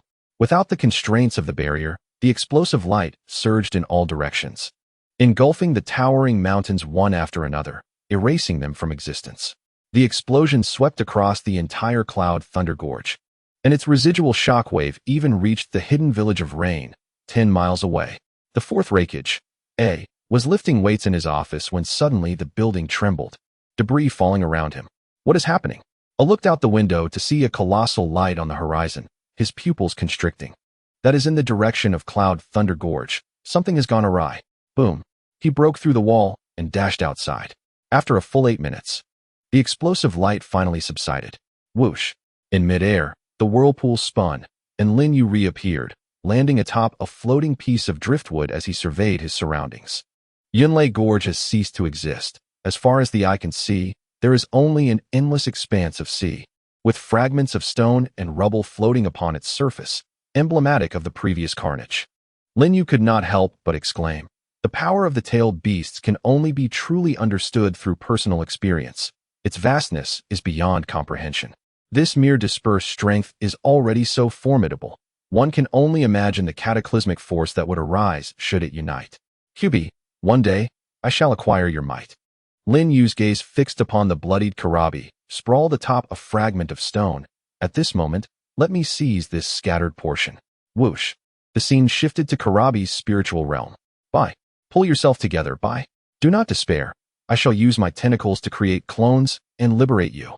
The 8 Tails gazed upon the silent Karabi lying there. Too late. Lin Yu's voice resonated. It's you. How can you still be alive? How did you enter here? The 8 Tails roared, staring incredulously at Lin Yu, who should not be alive and should not be present. With the power of the Sharingan, it was not difficult to discern. So this is the so-called iron armor seal? As Lin Yu walked past Karabi, he observed the thick iron armor encasing the 8 Tails, forming a hand seal with 2 fingers. His left eye beneath the mask radiated brilliance. Kamui, break the seal. Kamui itself is an irresistible force capable of distorting space, let alone the techniques of sealing. Thus, by warping the sealing technique with the power of Kamui, the seal would inevitably shatter. Kamui, break the seal. Under the influence of Kamui's vortex, the iron armor sealing technique began to warp. Fissures appearing on the iron armor materialized within the host's body, allowing the 8 Tails chakra to seep through the cracks. This sensation indicated that the iron armor seal was on the verge of being undone. Damned, it must be stopped. The 8 Tails octopus-like tentacles struck fiercely toward Lin Yu. Lin Yu disregarded it, the power of his ocular techniques surging. The iron armor shattered. He abruptly lifted his head, his eyes emanating a crimson glow, halting the striking tentacle midair. The 8 Tails gaze transformed to mimic the kaleidoscopic pattern of Lin Yu's Sharingan, a clear sign of being ensnared by the ocular technique. Such potent ocular power, I cannot move. In the external realm, Lin Yu formed a hand seal with 2 fingers and declared, "Arise, 8 Tails." Boom. The 8 Tails chakra erupted from Karabi's crown, manifesting as a red beam ascending towards the heavens, connecting with the dark vortex above. This ominous vortex was not conjured by Kamui, but was a natural phenomenon triggered by the emergence of the tailed beast's chakra. Crimson lightning ravaged within the vortex, each bolt containing the essence of annihilation. Lin Yu gazed skyward, reflecting, in comparison to the power of the 8 Tails, one can only surmise the overwhelming strength of the 9 Tails. How could Senju Hashirama and Uchiha Madara tame the 9 Tails as if it were a mere pet? The chasm between them and me is not trivial. Yet one day, I shall transcend this divide. The surging column of red chakra persisted for a considerable duration before signs of waning appeared, ultimately departing Karabi's head and converging towards the crimson chakra mass in the sky. Lin Yu understood that the 8 Tails had irrevocably separated from its host. Karabi could not escape the clutches of death. At that moment, an unexpected scene unfolded. In midair, the tip of the red light suddenly transformed into an octopus tentacle, firmly adhering to Karabi's body. Lin Yu narrowed his eyes slightly, a flicker of emotion crossing his face as he remarked, "The 8 Tails should be completely under my ocular control. Is it the desire to prevent Killer Bee's demise? Such touching friendship. Very well, I shall grant you your wish." With a swift motion, Lin Yu leaped from the surface of the sea into the air, his hand, imbued with lightning chakra, severing the red glow at the tip of the octopus-like tentacle, which then writhed back into Killer Bee's body. This was but a minor injury. The essence of the 8 Tails had already been extracted, and the chakra from a single tentacle would soon replenish itself, leaving its power unscathed. Recalling the past, when Madara forcibly extracted the tailed beasts using the outer path, the 8 Tails had similarly rescued Killer Bee's life. Lin Yu harbored no animosity towards Killer Bee. He did not seek his death. With Killer Bee's life preserved and the Eight Tails' desire fulfilled, it ceased its struggle. As the chakra coalesced, it writhed in the air, restoring the form of the bull-headed octopus, which then plummeted into the sea, creating a tremendous wave. It was still the Eight Tails, yet it had returned to its wild state. The ocular control would not last long. It was imperative to conclude this matter swiftly. Crack! A massive tree sprouted from Lin Yu's right shoulder, entwining itself around the Eight Tails. Lin Yu aimed to transfer the colossal beast to the space-time realm. Transferring such a massive entity required the simultaneous use of both eyes' powers. Here, it is pertinent to clarify that the power of Lin Yu's right eye was primarily for personal relocation. To transfer external objects, they needed to be in close proximity or require physical contact. Conversely, the power of his left eye could be employed at a distance. But to transfer the entire body of the Eight Tails, it needed to be fully within his line of sight, necessitating a certain visual range. Thus, Lin Yu utilized the tree, infused with his own chakra, as an extension of his body to make contact with the Eight Tails, thereby satisfying the conditions for the close-range power of his right eye while providing sufficient visual distance for the long-range power of his left eye. Everything was in place. The two kaleidoscopic eyes beneath the mask aligned simultaneously with the Eight Tails. God's power. Whoosh! A colossal vortex of divine energy emerged, and the Eight Tails was entirely transferred into the space-time realm. Crack! Once the transfer was complete, Lin Yu shattered the tree extending from his right arm. Breathing heavily, he bent over, his feet resting on the surface of the sea, panting violently as sweat dripped from his face into the water, where the ripples reflected his masked visage. Lin Yu removed the mask, gazing at his pale face, weary from exhaustion, and murmured to himself, "How long has it been since I last looked in a mirror? The time of battle has been busy yet fulfilling." Boom! Behind him, a figure descended from the sky, stirring the waves. It was a giant, nearly 2 meters tall, with dark skin and light yellow hair, adorned with a green shuriken emblem on his shoulders, wearing a broad belt and heavy armor. His body cloaked in a layer of lightning armor. "Get away from my brother, you bastard!" The man bellowed at Lin Yu's back. "Heh, the fourth rakeage, eh? With a fiery temper, truly lives up to his reputation." Lin Yu donned his mask once more, turning around unhurriedly. Sharingan. Who are you?" Upon seeing Lin Yu's Sharingan, he halted abruptly and inquired. "Uchiha. Lin Yu proclaimed his reputation within the world of Naruto. "You are the notorious Uchiha rogue who has thrown the ninja world into chaos. What have you done?" AI exclaimed. "Nothing much," Lin Yu replied nonchalantly. "I merely continued the tempestuous legacy of your Cloud Village, defeated your brother, and returned home with my pet after unsealing the armor within him. You scoundrel! I shall dismantle you piece by piece to avenge my brother," AI declared with a fierce intent. "That remains to be seen, does it not?" Lin Yu smirked as the 3 tomo in his Sharingan transformed into the Mangekyo. Humph, a mere Sharingan. With a thunderous clap, AI's lightning armor surged with energy, his hair standing on end, becoming rigid and sharp. This was the enhanced form of his lightning armor, a response to the Mangekyo Sharingan. By channeling lightning chakra to stimulate his internal nerves, he elevated his reflexes, strength, speed, and defense to their utmost limits. In this state, his speed was unmatched, even by the Mangekyo Sharingan. "My chakra is nearly depleted. I must conclude this swiftly." Lin Yu focused his left eye on AI's head. Kamui. In an instant, the Kamui vortex appeared, yet AI vanished amidst the lightning, leaving Lin Yu astounded. "Incredible. He is faster than my Kamui activation," Lin Yu marveled. He had witnessed others evade Kamui using substitution techniques and visual disorientation, but never had he encountered someone like AI, who evaded purely through his own speed. Truly, only a man who inherited the title of Raikage could achieve such feats. With a swift motion, AI's figure flickered beside Lin Yu, a lightning-infused handblade slashing toward Lin Yu's neck. As AI's attack passed through Lin Yu, he expressed disbelief before coldly stating, as the rumors suggest, "Your ability allows attacks to pass through. However, 5 minutes is your limit. During the moment of penetration, you must materialize when using ninjutsu or space-time ocular techniques." Lin Yu pondered. Indeed, that Toby character has disseminated my information, seeking to eliminate me through others. "Oh, since you are aware of my abilities, why speak so freely? Do you wish for me to be on guard?" Lin Yu replied with calm composure. Crack, crack. AI twisted his neck dismissively. It matters not. I will unleash relentless, powerful assaults at a speed and frequency you cannot fathom, ensuring you cannot release your penetration until the very moment I sever your neck. Boom. AI intended to follow through on his words, cloaked in lightning as he executed a series of continuous body techniques, each strike rivaling the intensity of Killer Bee's attacks in his half-tailed beast form. AI had been assessed by Ino, possessing chakra at the level of a tailed beast. How unreasonable. Lin Yu maintained a tranquil demeanor, his thoughts racing. Penetration is merely a temporary measure. I must transition from defense to offense. My remaining chakra is insufficient for Susanoo. I must seek an alternative path.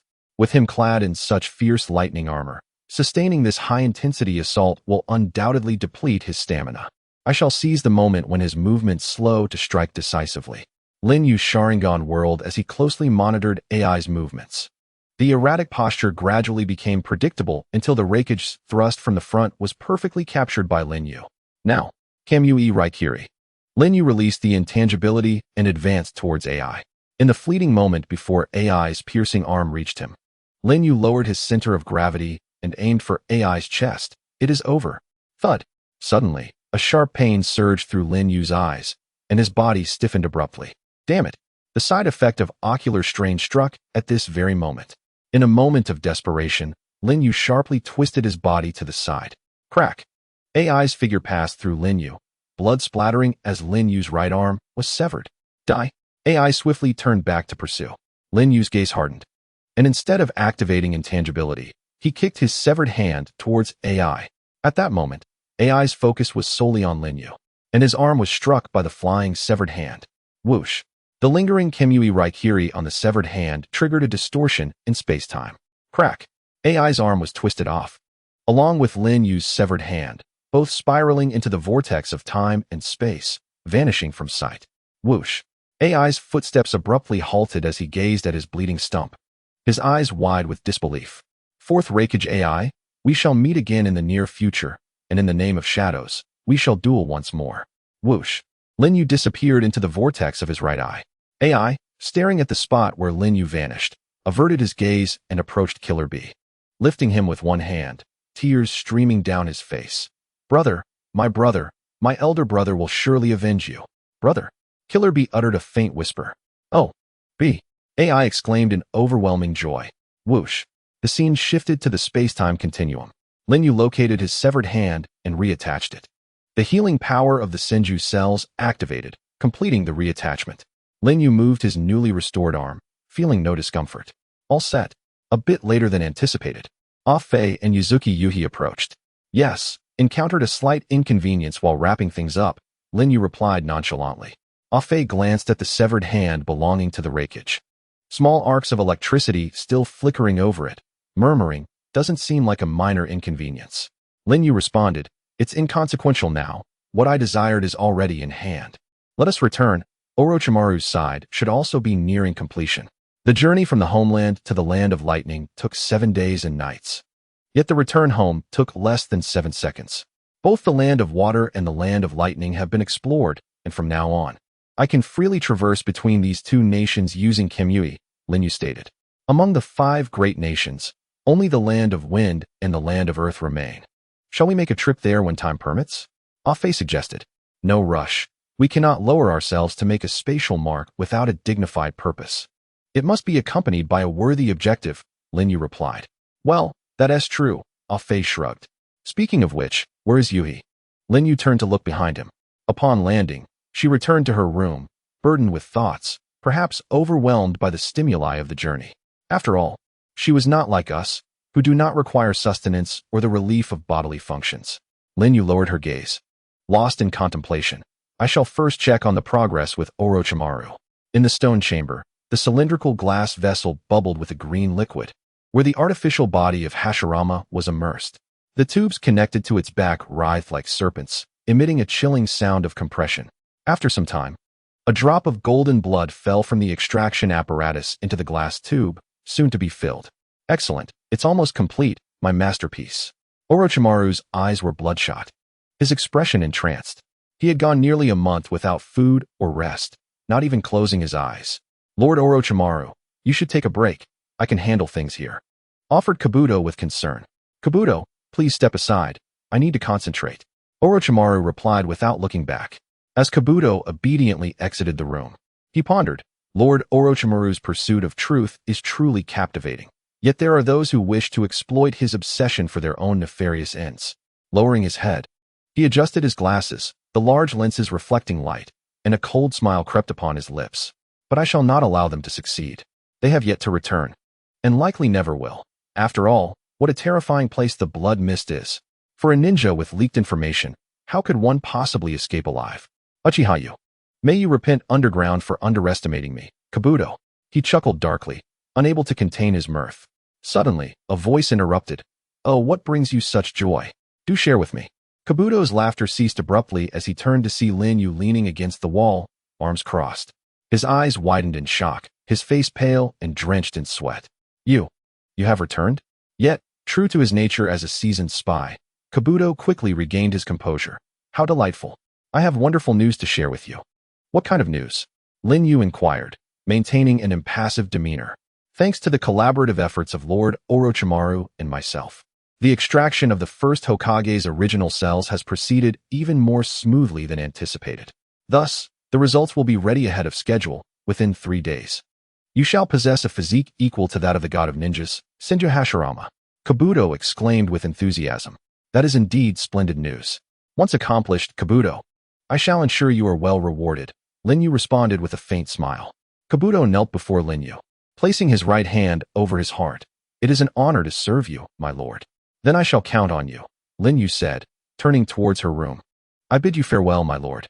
Pharmacist Do lifted his gaze, his eyes dark with malice as he watched Lin Yu's retreating figure. Thinking, such words compel me to employ my final gambit. Little did he notice the concealed glimmer within Lin Yu's masked pupils. In the room, the evening sun cast its waning light, and as the late hours approached, Ōtsutsuki arose from her bed and stepped outside. Moments later, Lin Yu's door creaked open. Ōtsutsuki tiptoed in, pausing at the bedside. On the wall hung Lin Yu's mask and fan, while Lin Yu, having endured a series of fierce battles, lay in deep slumber, his breath steady and rhythmic. Bathed in the faint glow from the corridor, Ōtsutsuki gazed at Lin Yu's serene visage, which appeared far less cold than usual, resembling a peaceful neighborly youth. A complex array of thoughts swirled in her mind, her eyelids fluttering shut as memories of their shared experiences came rushing back. Would you be willing to follow me? I simply cannot bear the thought of a woman like you becoming a casualty in this brutal ninja world. You need not do anything extraordinary. Merely abandon Konoha and come with me. These were the words that echoed in her mind when Lin Yu had taken her captive. Your room is prepared, right next to mine. This box contains fresh clothes for you, along with some ninja rations. Please make do. I will soon arrange a private hot spring for your use. She recalled her initial arrival at the base, feeling anxious and apprehensive. When there's nothing to do in the evening, remain in your room and refrain from wandering around the base. Did I not instruct you to stay put? Go back to sleep. These admonitions rang in her ears as she remembered the time she had ventured out and faced the imposing presence of Orochimaru. If you're tired, then rest. Do not push yourself. I have already said not to overexert yourself. These were Lin Yu's words as he saved her from the mist ninja, holding her waist protectively. See you. This is for you. Did you not say you always wanted to kill me? With this powerful ninja blade, your chances of success would certainly improve, would they not? Lin Yu had quipped as he handed her the Raikiri. She also recalled the moment when, facing the eight-tails tailed beast ball, she believed she was doomed. Yet Lin Yu risked everything to save her. Throughout this journey, Ōtsutsuki found herself reluctantly confronting a reality she had never anticipated. She had gradually grown accustomed to being by Lin Yu's side, even developing a fondness for this way of life. Fearing that she might forget her original intentions and become ensnared in this existence, she resolved to sever the ties of fate. With determination, she opened her eyes. Drawing a blade from behind her, her heart steeled as she struck towards the unsuspecting Lin Yu, who lay defenseless in slumber. Clang!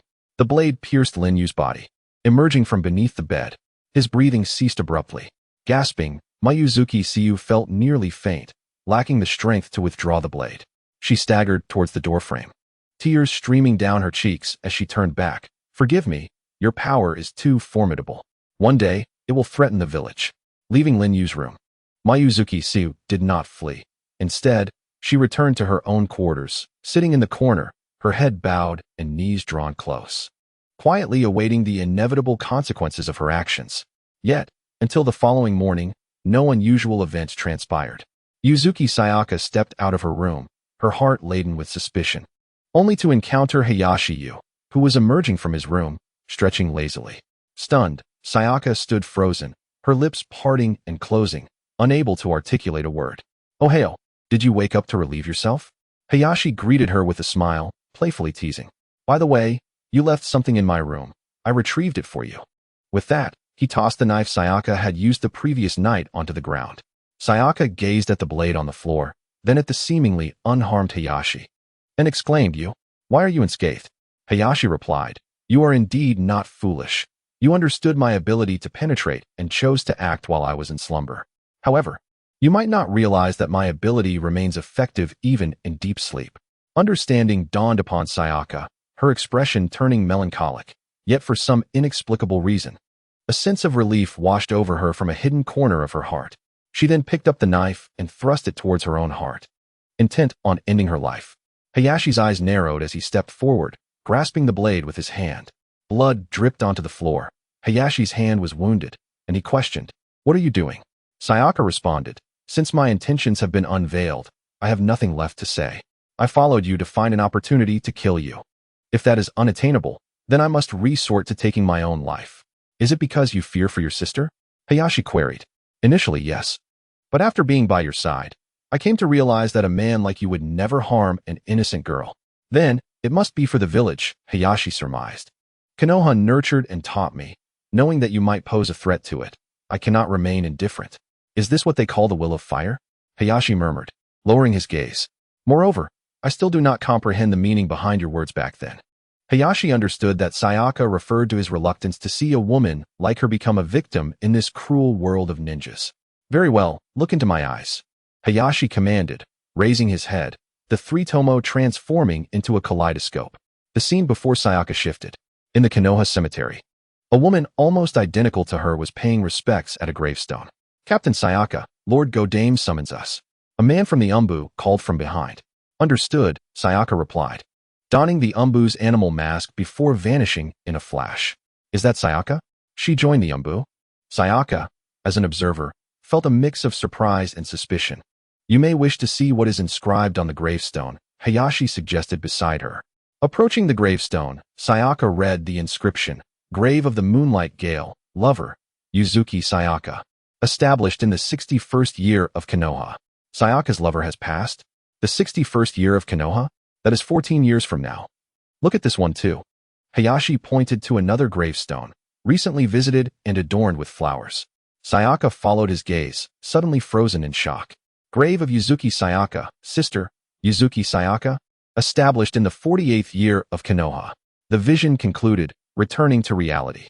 "The 48th year of Konoha? Am I dead?" The setting sun of April cast a look of astonishment upon Yuzuki Ueying. "Indeed, it is foretold that next year, you shall sacrifice yourself on a mission for the Umbu. Upon your demise, your sister will resolutely seek to join the Umbu." Lin Yu declared. "How could you possibly know such things?" Yuzuki Ueying questioned, bewildered. The power of the Sharingan, when honed to a certain extent, can even glimpse into the future. Lin Yu, of course, would not reveal his origins from another world. Instead, he casually provided an explanation. "So, you brought me away to alter the fate of my impending death? A decisive ninja like you would undertake such an act?" Yuzuki Ueying found it hard to believe. "You may regard this as a fleeting whim of mine, but truthfully, when I witnessed you genuinely attempting to harm me, I was infuriated, rendered uncertain of how to proceed." Lin Yu grasped Yuzuki Ueying's delicate chin, lifting her face slightly as he had done upon their first meeting. His gaze imbued with an astonishing aura, one far more terrifying than that of Orochimaru. Lin Yu scrutinized Ueying, stating, "Your parents perished for the sake of Konoha, leaving you and your younger sister behind. You joined the Umbu, met an untimely end, and ultimately, your sister followed in your footsteps. A family, like moths drawn to flame. All for the elusive will of fire. Do you deem this worthy?" Yuzuki Ueying found herself momentarily at a loss for words. Lin Yu continued, "What I disdain most is this grandiloquent indoctrination. Does the sunlit Konoha truly reveal everything? Even that third Hokage, renowned for his benevolence. Answer me." Yuzuki Yueying shut her eyes, for she found herself powerless to counter Lin Yu's words. As a member of the Umbu, she had naturally encountered the darker side of the village, yet in the relentless pursuit of duty, she had overlooked the morality of her actions. Lin Yu stated, "Right or wrong, those are mere trivial propositions. Yueying, I ask you, do you find joy in the days spent by my side? Or in the oppressive tasks of the Umbu, stifling your true self? Such matters, I cannot discern." Yuzuki Yueying's eyes flickered. The answer was evident. "You have already become a rogue ninja.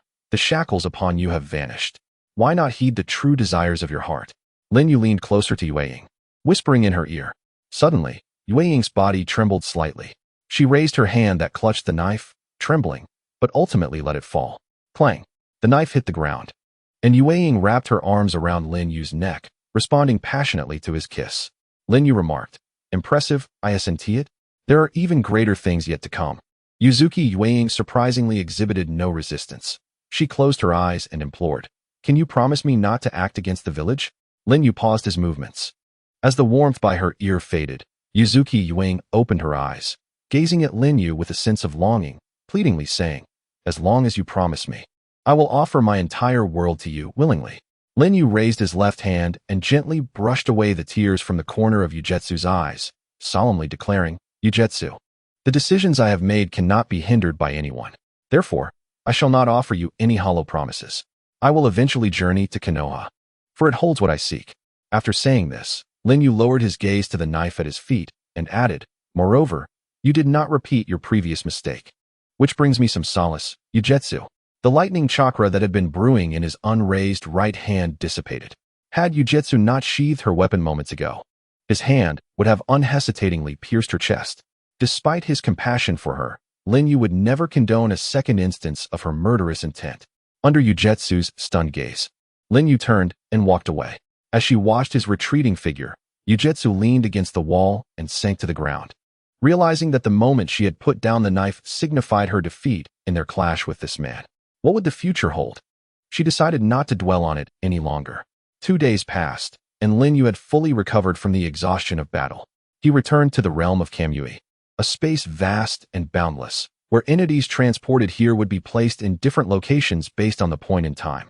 For instance, unless objects were sent in rapid succession from similar time points, they would not typically encounter one another. As the master of this space, Lin Yu could appear wherever he wished. He found himself before the Eight Tails. "Ah, Lin Yu, I see you are well," the Eight Tails remarked with a playful tone. Encountering an enemy ignited a fierce rivalry. Boom. The Eight Tails, upon seeing Lin Yu, immediately unleashed a tailed beast bomb. In this space, Lin Yu was unable to phase through it. However, he remained unfazed, calmly biting his finger. Ninjutsu, triple Rashomon. Bang, bang, bang. The 3 Rashomon gates rose, only to be instantly destroyed, causing the tailed beast bomb to veer off course and explode in the backdrop behind Lin Yu. Without glancing at the explosion, he gazed at the Eight Tails and remarked, "It seems you still possess the strength to launch a tailed beast bomb. You appear quite spirited." The Eight Tails retorted, "What is your intention in confining me in this lightless place? Do you seek to become my Jinchūriki? You shall never succeed. I refuse to acknowledge someone like you. Only those stronger than me can assume the role of my Jinchūriki." Lin Yu chuckled softly. "Ah, Jinchūriki, you misunderstand. Your power pales in comparison to that of the mere Nine Tails. You are not worthy to have me as your vessel. You would be more suited as a pet." The Eight Tails gasped in shock. "Did you just refer to the Nine Tails as mere? Is it possible?" A dreadful thought began to form in its mind. Lin Yu declared with conviction, "Indeed, Eight Tails, you and the Nine Tails are but fragments of chakra. All 9-tailed beasts in this world originate from the Ten-Tails." The Eight Tails shouted back, "You intend to resurrect the Ten-Tails? Do not jest. Do you wish to bring about the world's destruction?" Lin Yu declared, "Even without reviving the Ten-Tails, this world will inevitably face destruction. One day, beings from the heavens will descend, and we must stand against them. The power of the Ten-Tails is essential, so, Eight Tails, submit beneath the gaze of my eyes." With a clap of his hands, Lin Yu formed a seal, his kaleidoscopic eyes unleashing astonishing ocular prowess. God's might seals the 8 pillars, confining the beast. Thunderous roars echoed as 8 blocks materialized within this realm of divine might. transforming into colossal pillars that ensnared the eight tails at their center. With a shift in his hand gestures, Lin Yu raised 2 fingers, seal the tails. Chains of chakra erupted from each of the 8 pillars, binding the eight tails. 8 tails. How could I allow someone like you to succeed? The eight tails bellowed, as a massive-tailed beast bomb began to swell above. Hold on, I shall fit you with a collar, Lin Yu proclaimed, altering his hand signs once more. Seal the head. Suddenly, a chain emerged from the block beneath the eight tails, encircling its neck. The expanding tailed beast bomb halted, cracking and dispersing into mere remnants. The eight tails' power was utterly subdued. With a flourish, Lin Yu retrieved the summoning contract scroll, unfurling it. Crackling sounds followed as lightning chakra enveloped his palm, transforming into 1,000 bird-sharp spears, which pierced the eight tails' chest, blood gushing forth and splattering onto the scroll. Lin Yu then bit into his own palm, using his blood to stamp his handprint upon the scroll. With a swift motion, the scroll closed, completed in one breath. With this summoning contract in hand, he could invoke the eight tails to battle, while the prior sealing technique would confine the eight tails within this realm of divine might. Once the summoning concluded, the eight tails would automatically return to its sealed position within the sealing array of the divine space. Lin Yu turned to depart. Do you intend to plunge the ninja world into chaos? The eight tails shouted. And what of it? Lin Yu replied, not looking back. The narrative crafted by Kishimoto in the Naruto series revolves around love and peace, which Lin Yu cherished as an observer. Yet now he was a participant. His narrative was centered on war and freedom, and both hinged upon a singular premise: power. One day, those who inherit the will of the Sage of Six Paths will stop you, the eight tails asserted. Then I shall surpass the Sage of Six Paths you speak of. Lin Yu's resolute words echoed as he vanished into the vortex of divine might. Back in the outside world, what are our plans? Asked Obito, seated atop the outer path's monstrous visage. Orochimaru's achievements are imminent. He shall remain at home, waiting patiently, Lin Yu responded as he settled onto a stone bench. In the open space, Yuzuki Yugao was clad in a tight black outfit, training alongside the white Zetsus. Obito, resting his chin on his hand, remarked thoughtfully, "It seems she has adapted considerably over the past few days. What transformations have occurred within her mind?" Lin Yu smiled faintly, remaining silent. However, to speak candidly, at such a young age, becoming a captain in the Umbu is quite an accomplishment. Her strength ranks above average among Jonin, yet she seems devoid of any bloodline limits or special talents. Isn't beauty and a generous figure a kind of bloodline limit? Does the warmth that arises upon a mere touch of the ear not qualify as a special talent? Lin Yu chuckled. As a female, it is indeed true.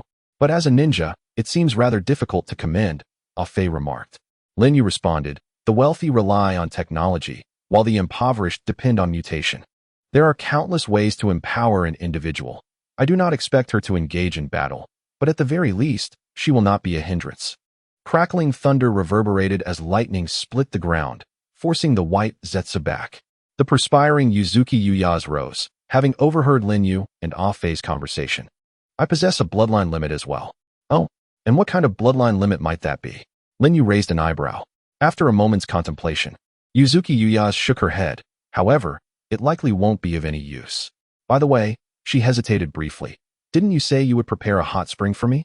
Why has there been no sign of it? Ah, I completely forgot about that. I shall attend to it post-haste, Lin Yu replied.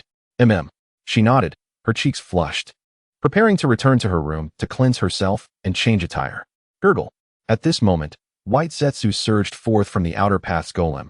There is a situation. Speak. Lin Yu commanded. The people from Konoha have discovered this place. They are on their way, targeting Orochimaru. Who is leading them? Lin Yu inquired. The third Hokage, Sarutobi Hiruzen. Lin Yu mused. It seems this is merely Do's desperate struggle. Afei, keep a close watch on Do, he instructed. And what about you? Lin Yu stood, declaring. The third Hokage is known as the Professor of Ninjutsu. His prowess during his prime is unfathomable. I am on the brink of acquiring the true power of Senju Hashirama. Stepping into the next realm, I shall regard my battle with him as a farewell to the past. Whoosh. Cloaked in black, with a fan upon his back, Lin Yu vanished into the vortex of Kamui. In the forest, the third Hokage, Sarutobi Hiruzen, advanced swiftly, clad in a black combat suit. Adorned with silver armor connected to his back at the shoulders, the kanji for fire inscribed upon the back. He donned a ninja hat. embellished with layered green armor on either side and a lengthy protective sash trailing behind, his customary attire during combat. Unlike the kind, wrinkled elder depicted in the original work, this version of Sarutobi Hiruzen was in the prime of his youth, at the pinnacle of his power. For agile ninjas trailed closely behind, their faces concealed by umbu masks, draped in white robes signifying their rank as umbu captains. Not long ago, the third Hokage received a secret message from Kabuto Yakushi, claiming that Orochimaru had been defeated and imprisoned by a ninja known as Uchiha Yu, his life hanging by a thread. Lord Third, Kabuto has previously served under Root. He is a multifaceted spy traversing various nations. Can his words be trusted? Could this be a trap? The ninjutsu and knowledge possessed by Orochimaru are immense treasures for Konoha. Even if this is a trap, we cannot afford to stand idly by. Sarutobi Hiruzen pondered for a moment before responding, reflecting, Orochimaru is, after all, my disciple, despite his ambitions and thoughts that even I cannot fathom. Upon arriving at the location marked in Kabuto's message, they were faced with a precipice. Indeed, it is untrustworthy, an umbu member remarked. Sarutobi Hiruzen did not rush to respond, surveying the scene ahead thoughtfully, then raised his hand to form a complex series of hand seals. Ninjutsu, release of the evil sealing technique. Whoosh. The cliff vanished, revealing a concealed barrier. The four members of the umbu were astonished. An advanced barrier technique capable of mimicking landscapes, and exceedingly difficult to breach, as stated by Hiruzen Sarutobi. The barrier team did not accompany them. Should they forcefully break through? There was no need for brute strength. One merely needed to see through the technique. Sarutobi, with his keen gaze, stepped forward.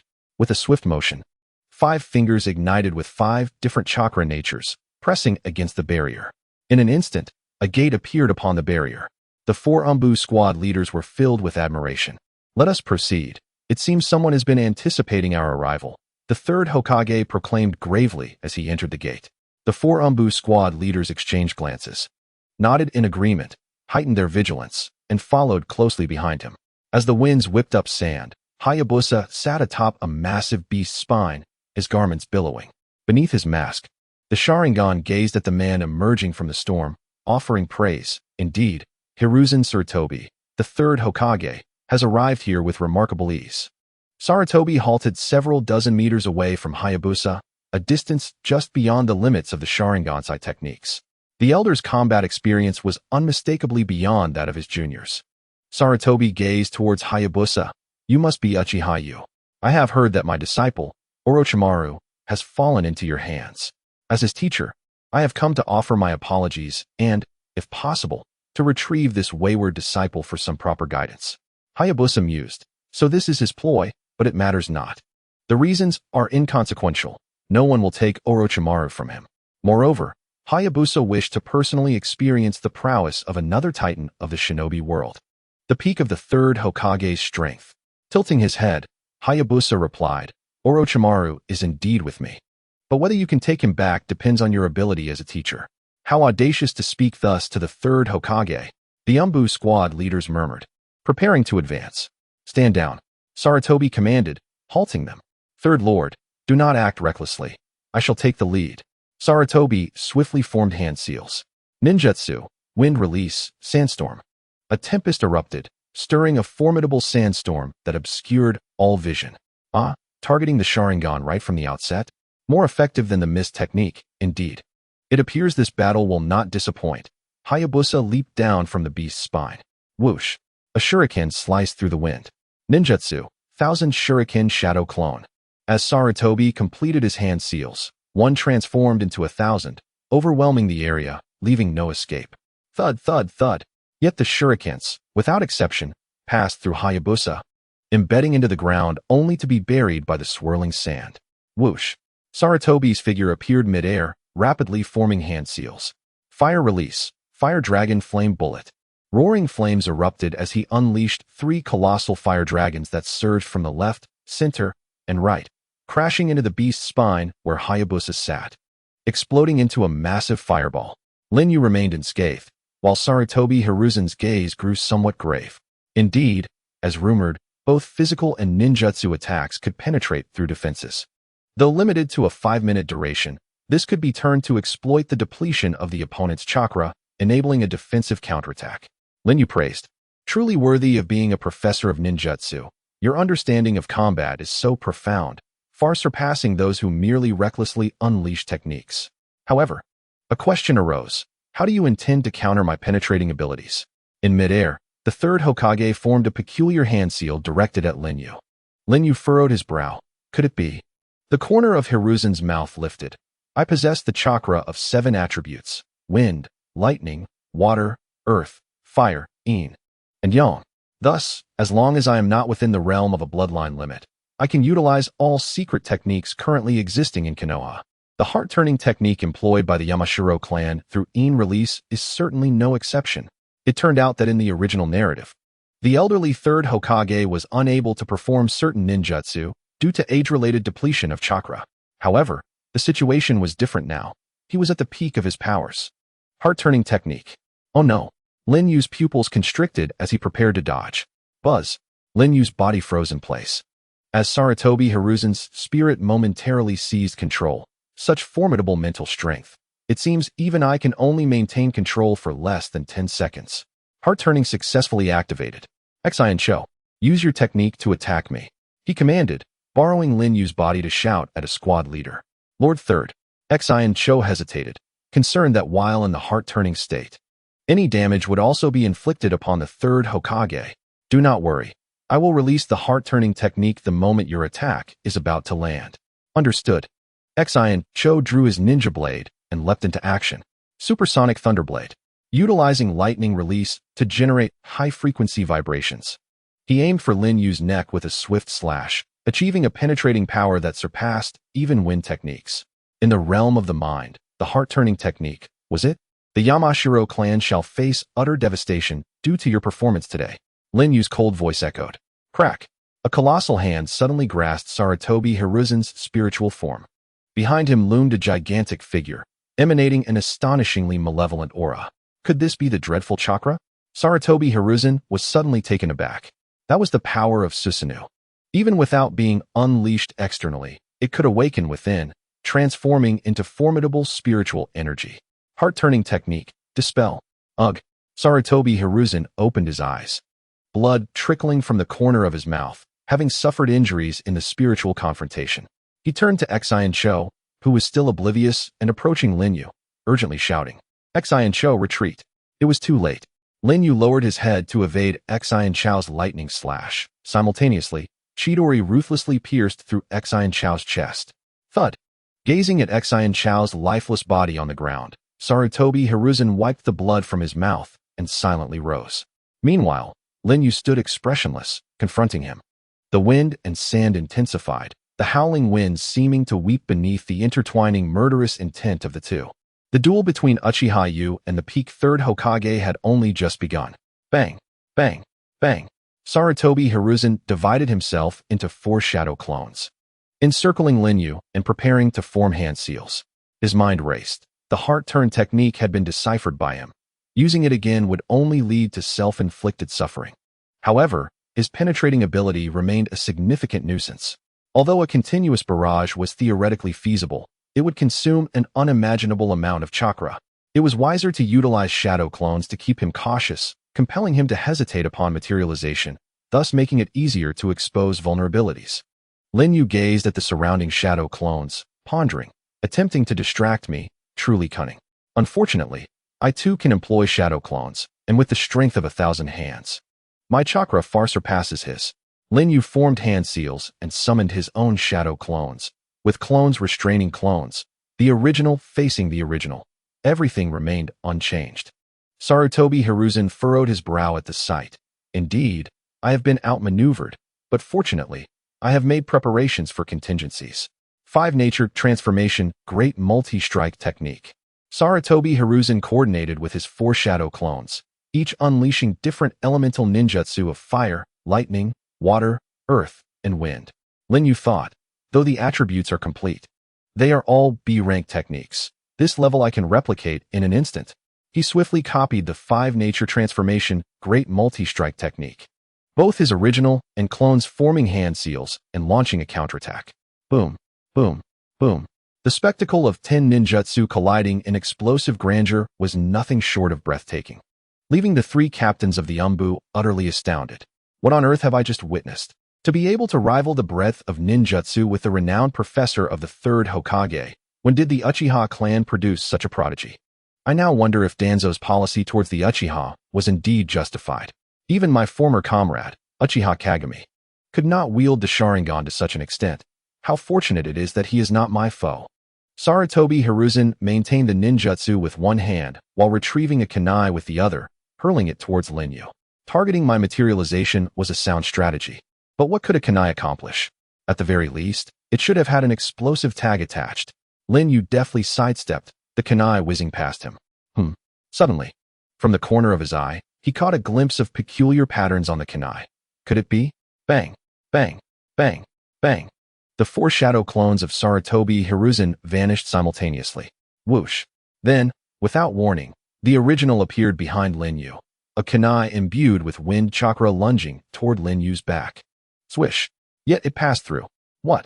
The third Hokage was taken aback, abruptly halting and retreating with urgency.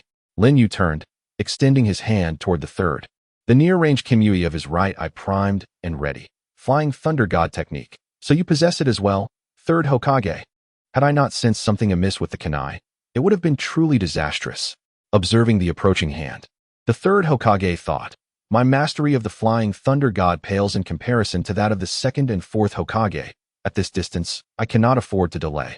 There is no choice but to activate my contingency. Swish, swish. The third Hokage began forming hand seals with both hands. Lin Yu observed the sequence of seals and mused, is that earth flow wall? Heh, is he grasping at straws in desperation? Boom. Suddenly, the ground erupted. A hand grasping Lin Yu's ankle, halting his forward motion. Lin Yu was taken aback. Another shadow clone was beneath the ground. When did that happen? Is it possible that at the very outset of their confrontation, he utilized the cover of the wind and sand to transform his shadow clone into a shuriken, thereby blending it within the fray? The earth release, heart-cutting technique. Boom. The hand gripping Lin Yu's ankle exerted a sudden force, pulling Lin Yu entirely into the ground, leaving only his head exposed. Lin Yu's gaze sharpened, with his left eye's divine might aimed squarely at the third Hokage's head. Divine might. Earth release. Earth flow wall.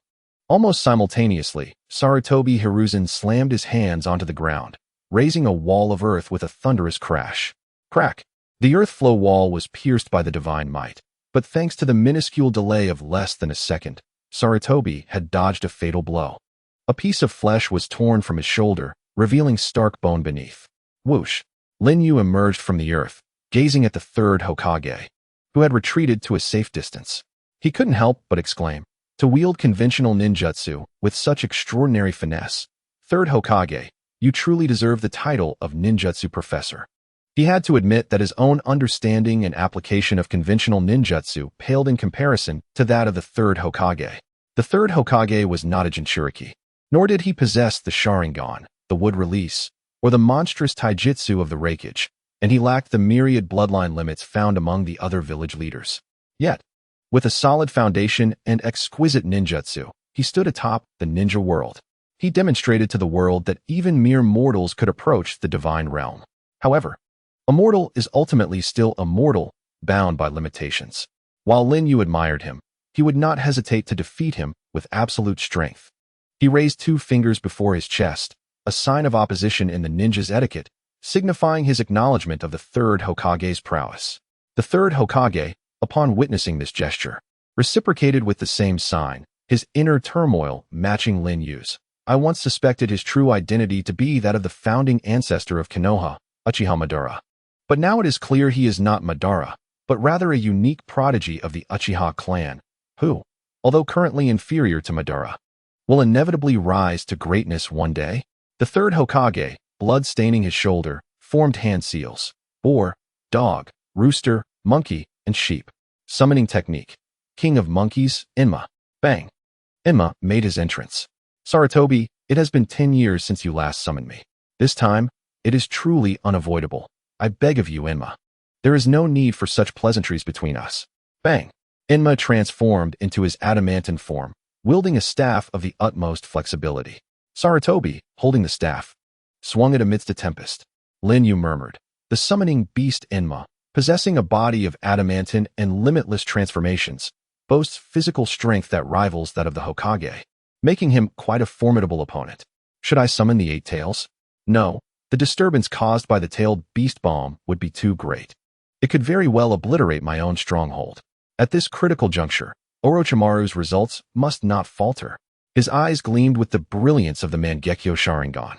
A cerulean flame of chakra ignited, manifesting Susanoo, transcending the previous two forms and directly unleashing the mightiest Yata no Kagami. As he beheld the colossal entity towering before him, the Umbu were filled with dread. What is that? How will the third Hokage contend with such a thing? Could it be that the third Hokage is being forced to resort to that state? Sarutobi Hiruzen gravely remarked, this malevolent chakra, reminiscent of the moment when my heart was shattered. Could it be the Susanoo? Upon the Rui bang, the monkey demon opened one eye. Hiruzen, shattering this is no simple task. We must hold nothing back. Ah, I understand. Boom. The frail form of Sarutobi Hiruzen rapidly expanded. From the side of the Umbu, one exclaimed, isn't that the super expansion technique of the Akimichi clan? Why would the third use it? The Akimichi clan's technique is a secret ninjutsu based on yang release.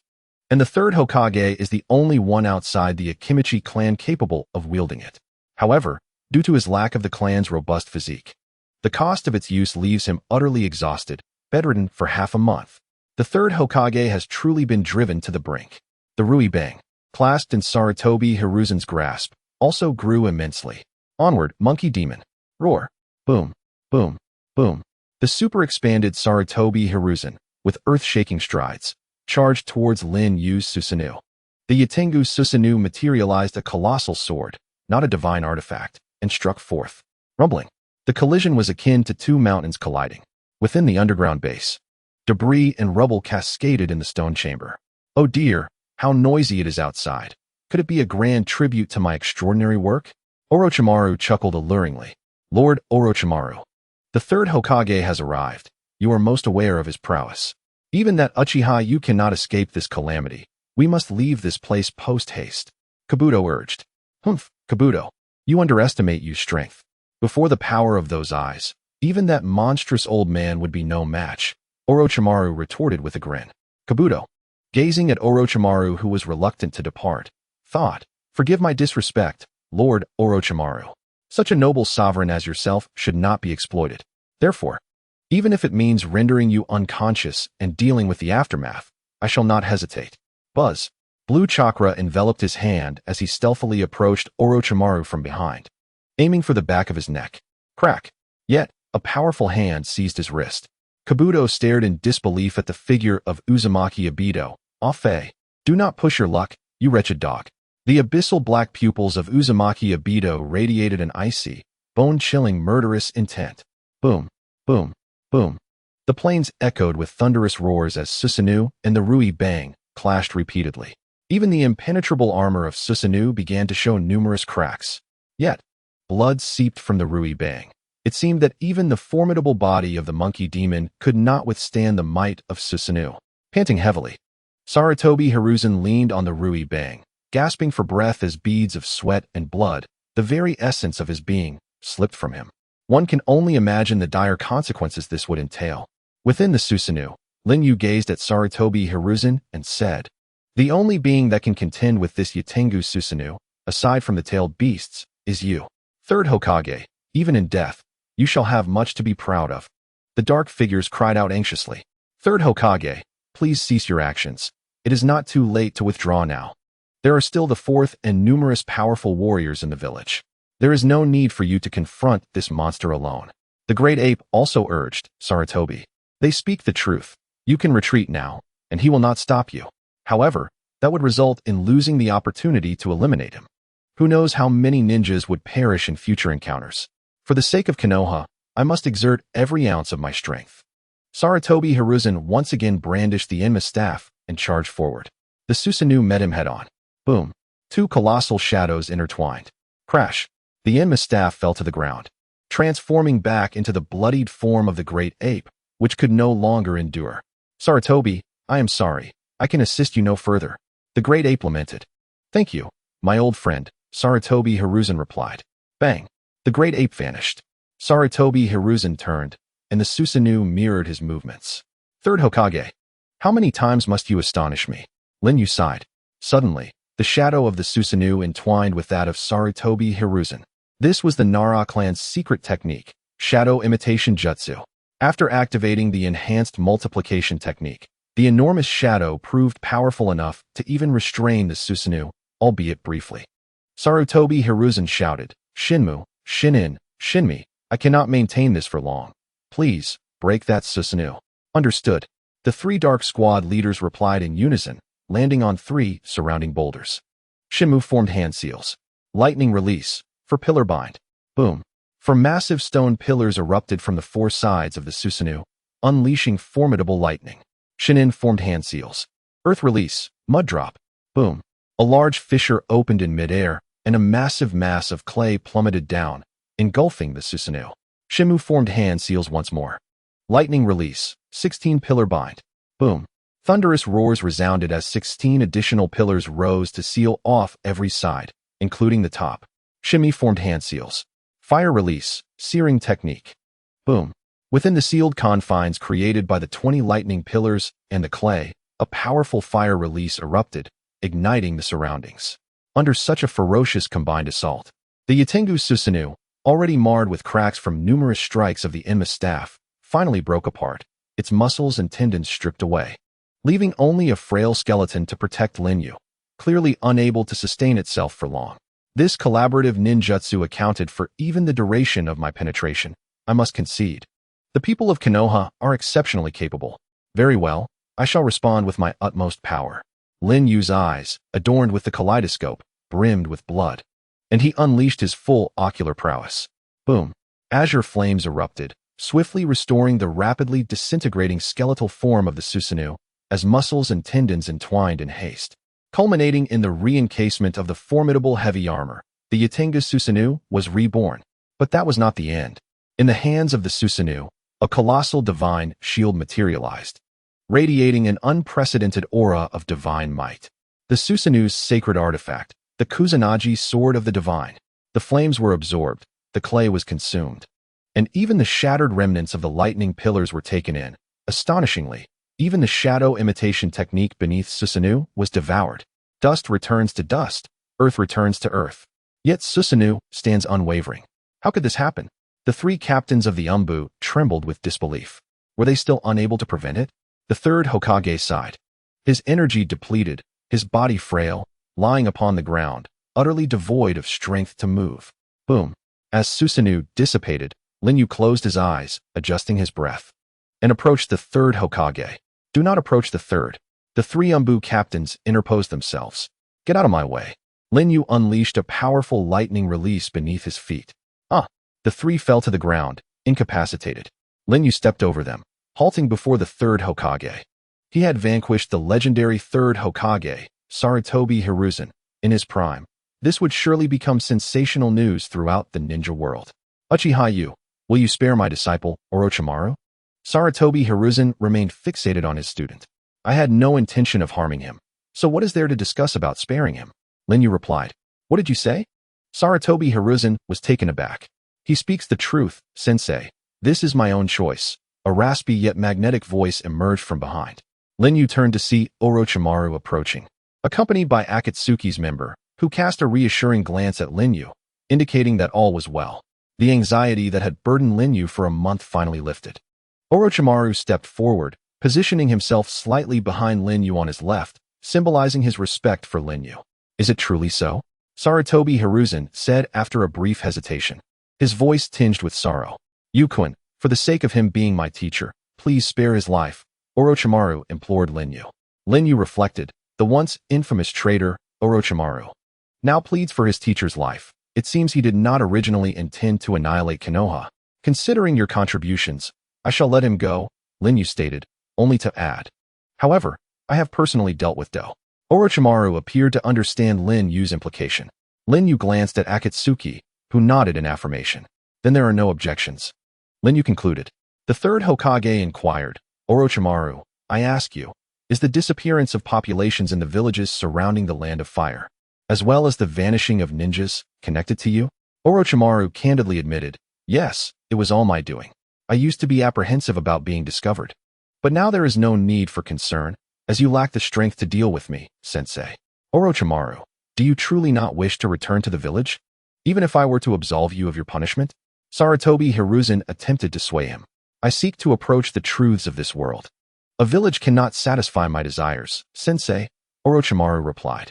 A myriad of memories surfaced in Sarutobi Hiruzen's mind, reminiscing about his teachings to Orochimaru. He sighed deeply and closed his eyes.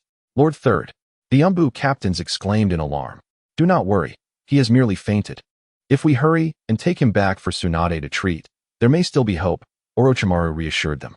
Bang! The gates of the stronghold slammed shut. Yujun, what are your thoughts on facing the third Hokage? Orochimaru inquired. Using him as a mirror to bid farewell to the past is indeed most fitting. He has made me realize that at this stage, I have reached my limits. It is time to advance to the next phase. Lin Yu gazed into the distance. So, Yujun, shall we proceed immediately? Orochimaru asked. Indeed. I am eagerly anticipating the true power of the first Hokage, Senju Hashirama. Lin Yu's eyes gleamed with determination. Orochimaru chuckled. Then please, follow me. This moment has finally arrived. In the deepest chamber of the underground base, Lin Yu sat upright, with Orochimaru, Akatsuki, and Yuzuki Yugao standing before him.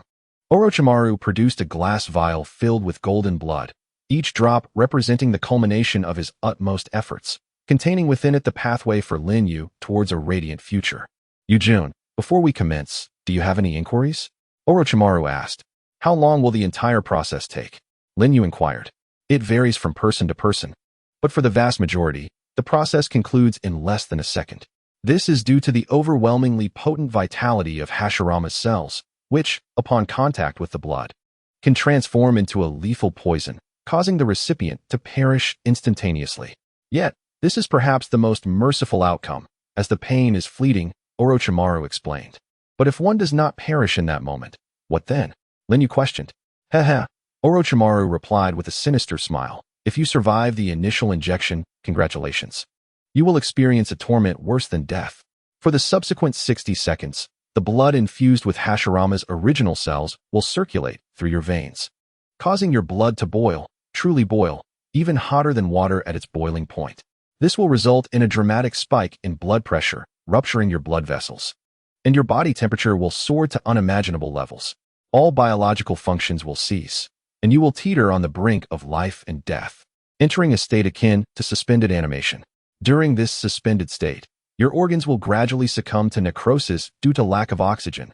Heart, liver, spleen, lungs, kidneys, all without exception. The limit of this suspended animation is 15 minutes, which is also the maximum duration the brain can endure hypoxia.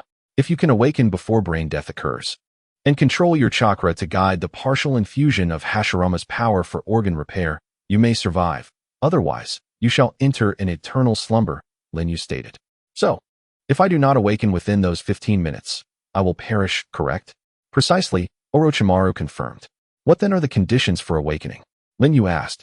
Orochimaru shrugged. That remains uncertain, for my research has thus far been confined to the physical realm, leaving the mental domain unexplored. In this regard, my experience is still lacking. Then, if I awaken before brain death and successfully guide Hashirama's power to complete the organ repair, does that signify success? Lin Yu inquired. No, it is not, Orochimaru remarked, lightly shaking his finger. This means you are qualified to officially embrace the baptism of this power. The next 24 hours will mark the true beginning. The cells of Hashirama will proliferate uncontrollably within your body, gradually supplanting your own cells. In simpler terms, this is the process of Hashirama's cells rebelling against your body. At this juncture, Hashirama cells resemble cancer cells. We have designated this malignancy as Hashirama cancer. Unlike any other form of cancer, its duration is merely 24 hours, within which a verdict of life or death will be rendered. But by what standard is life and death determined? At this moment, Yuzuki Yuin inquired. Excellent question, young lady. Orochimaru continued. When a disease invades the body generates antibodies in response, and Hashirama cancer is no exception. The body cells will gradually develop antibodies against Hashirama cells. With antibodies come tolerance. This 24-hour period serves as a trial, determining whether your own cells will succumb to Hashirama's or whether you can produce sufficient antibodies. In any case, the outcome will become apparent within this time frame. However, this process is accompanied by unimaginable agony, as every cell in your body cries out in despair. Yuzuki Yuin swallowed hard. Her gaze filled with complexity and confusion as she looked at Lin Yu. Lin Yu maintained a calm demeanor and said, "Please, continue. If you successfully endure the 24 hours, congratulations, you will have accomplished half of the challenge. However, Hashirama cells are the most formidable. Even with antibodies, they can never be eradicated by your own cells. They will continue to proliferate within you, but your cells will no longer be so easily extinguished. Hashirama cells and your own will coexist, gradually moving toward a state of equilibrium, leading to one of two outcomes, assimilation or fusion." "What is the distinction between assimilation and fusion?" Lin Yu inquired, sensing the pivotal moment had arrived. In assimilation, Hashirama cells will actively degrade to adapt to your cells, while your own cells will undergo a degree of optimization to accommodate Hashiramas. This interplay of decline and elevation will settle into an average, resulting in a semi-finished Hashirama body. Though it may be a mere half-formed version, it will undoubtedly be far more potent than your current state. "And fusion?" Lin Yu pressed. "Ha!" Orochimaru exclaimed, his face alight with fervor. "In fusion, Hashirama's cells merge completely with your own, irrevocably becoming a part of Uchiha you. No longer will they be distinct. You will attain the complete Hashirama body." Lin Yu clenched his fists and declared, "There is no question, it must be fusion. I would rather perish than not fuse." Orochimaru regarded Lin Yu with growing admiration, finding him increasingly agreeable. "A commendable resolve, Yukuin. While I have great faith in you, given the substantial risks involved, it would be prudent to make arrangements for your affairs, should the worst transpire. What do you think?" Lin Yu nodded in agreement. Orochimaru, displaying a knowing smile, then gracefully withdrew from the room. Lin Yu gazed at Ah Fei, reflecting that it had been over half a year since he traversed into the world of Naruto. In truth, the only one he could truly consider a friend was Ah Fei. Although Ah Fei did not embody the traditional essence of humanity and possessed certain peculiarities that Lin Yu found difficult to accept, he had steadfastly accompanied Lin Yu through both tempest and tranquility, becoming an irreplaceable confidant. "Ah Fei, we are quite familiar with each other now, so I shall refrain from excessive flattery. I sincerely appreciate your care during this time. Should I? No. If you were to perish, I would not feel sorrow." "You know," he quipped. "That was rather blunt, wasn't it?" Ah Fei replied. "However, your existence is far more delightful. Allow me to share a secret. The legendary Senju Hashirama himself requires sustenance and the occasional trip to relieve himself." "How do you know that?" Lin Yu exclaimed in surprise. Ah Fei leaned closer, whispering conspiratorially, "It was something Madara said in his sleep while he was alive." Lin Yu shook his head in bemusement. As Ah Fei turned to leave, his thoughts lingered. If you were truly to depart this world, one day, I shall persuade Nagato to use the Rinne rebirth technique to revive you. For life without you would undoubtedly grow tedious." In the room, only Lin Yu and Yuzuki Yuike remained. Suddenly, Yuike began to weep. "Oh dear, why are you crying now?" Lin Yu, contemplating the potential of separation, displayed an unusual tenderness. "You will not die, will you? Though I cannot fathom why you endure such risks and sacrifices to grow stronger. Even if I express my wish for you to avoid those dangers, you would not heed me, would you?" Yuike gazed at him with tearful eyes. "I am glad you can shed tears for me, Yuike. If I were to leave, I hope you. I do not want you to go." Yuike interrupted, her emotions surging. "You promised me the hot spring is yet to be built. You cannot just leave like this." "Ah, do you truly enjoy hot springs that much?" Lin Yu inquired. "Do you understand what it is like for a girl to go a month without a warm bath?" Baka," Yuike exclaimed as she embraced him. "Once the hot spring is completed, may I join you?" Lin Yu asked, his hand resting gently on her cheek. Yuike tilted her head, her eyes shimmering with emotion as she retorted, "Is simply bathing together all you desire? What else is there to do?" Lin Yu replied, perplexed. "To finish what we left undone last time. This time, it is not for Konoha, it is my own volition," she declared, her gaze filled with longing. "Then, will you help me have a child?" Lin Yu chuckled. "Ah, but I am only 17 this year. I am still too young. Perhaps in a couple of years?" Yuike's lips turned crimson as she bit down nervously. "Ah, so you too can display such an adorable expression," Lin Yu laughed. "Thus, promise me, do not die, all right?" Yuike implored earnestly. "Very well, I promise you," Lin Yu affirmed with a serious nod. Additionally, before taking her leave, Yuyake leaned in and kissed Lin Yu softly on the lips. 5 minutes later, Orochimaru entered the room. Are you ready, Yukuin? Let us begin. Life and death are dictated by fate, and wealth is in the heavens. Lin Yu extended his arm. A glass vial filled with golden blood. At the tip protruded a slender syringe, yet not a single drop escaped, for each droplet was immensely precious, and waste was strictly forbidden. Orochimaru, steadying his mind, located the vein with precision and pierced the needle within. After taking a deep breath, he pushed down the plunger, injecting the concentrated blood rich with Hashirama's perfect primordial cells into Lin Yu's body. At this moment, the transformation began. In the first second, nothing seemed to occur. Lin Yu felt no discomfort. Rather, a profound sense of joy enveloped him. For before him lay not only death, but also a brighter and more noble future awaiting his embrace. Observing Lin Yu in such a state, Orochimaru mused, it is only natural that Yukuin's right half had previously been implanted with Hashirama's artificial body, indicating that the power of the first Hokage did not reject this youthful body of Uchiha Obito. The crux lies in whether the soul belonging to you, residing within Obito's shell and teetering on the precipice of life and death, could endure the impending unknown trials. Truly, Orochimaru's profound knowledge allowed him to discern the essence of Uchiha U's existence within such limited perspectives. In the ensuing minute, the primordial cells of Hashirama, injected into Lin Yu's veins, dispersed throughout his circulatory system. The blood began to boil, blood pressure soared, and vessels ruptured. Boom! Accompanied by a heartbeat akin to a heavy hammer, Lin Yu's eyes abruptly widened. Ah! A heart-wrenching scream pierced through thick walls, echoing throughout the underground base. In the corridor, upon hearing the scream, Yuzuki Yugao rushed towards the room heedlessly, only to be restrained by Uchiha Obito, who shook his head in warning. Yugao bit her lip, fists clenched, anxiously awaiting the outcome. Aha! Lin Yu's hands clenched the steel armrests of the chair until they crumpled. His skin flushed crimson as if seared by an iron.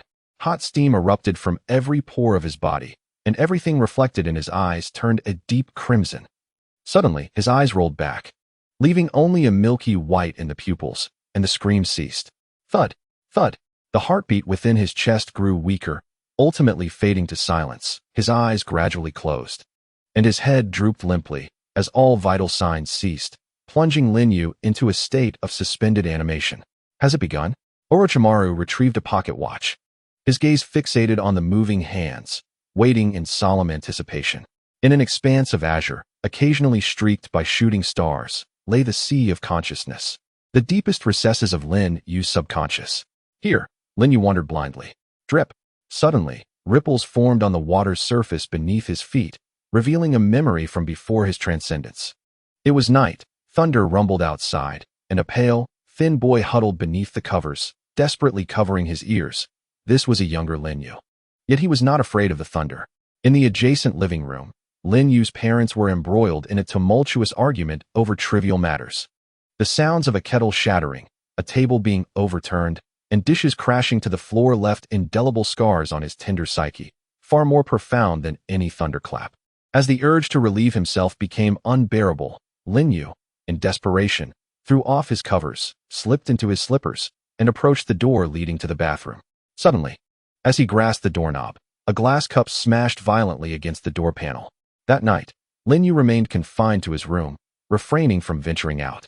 Such scenes accompanied him throughout his childhood, until he reached middle school, when his parents, each finding new loves, abandoned him following their divorce.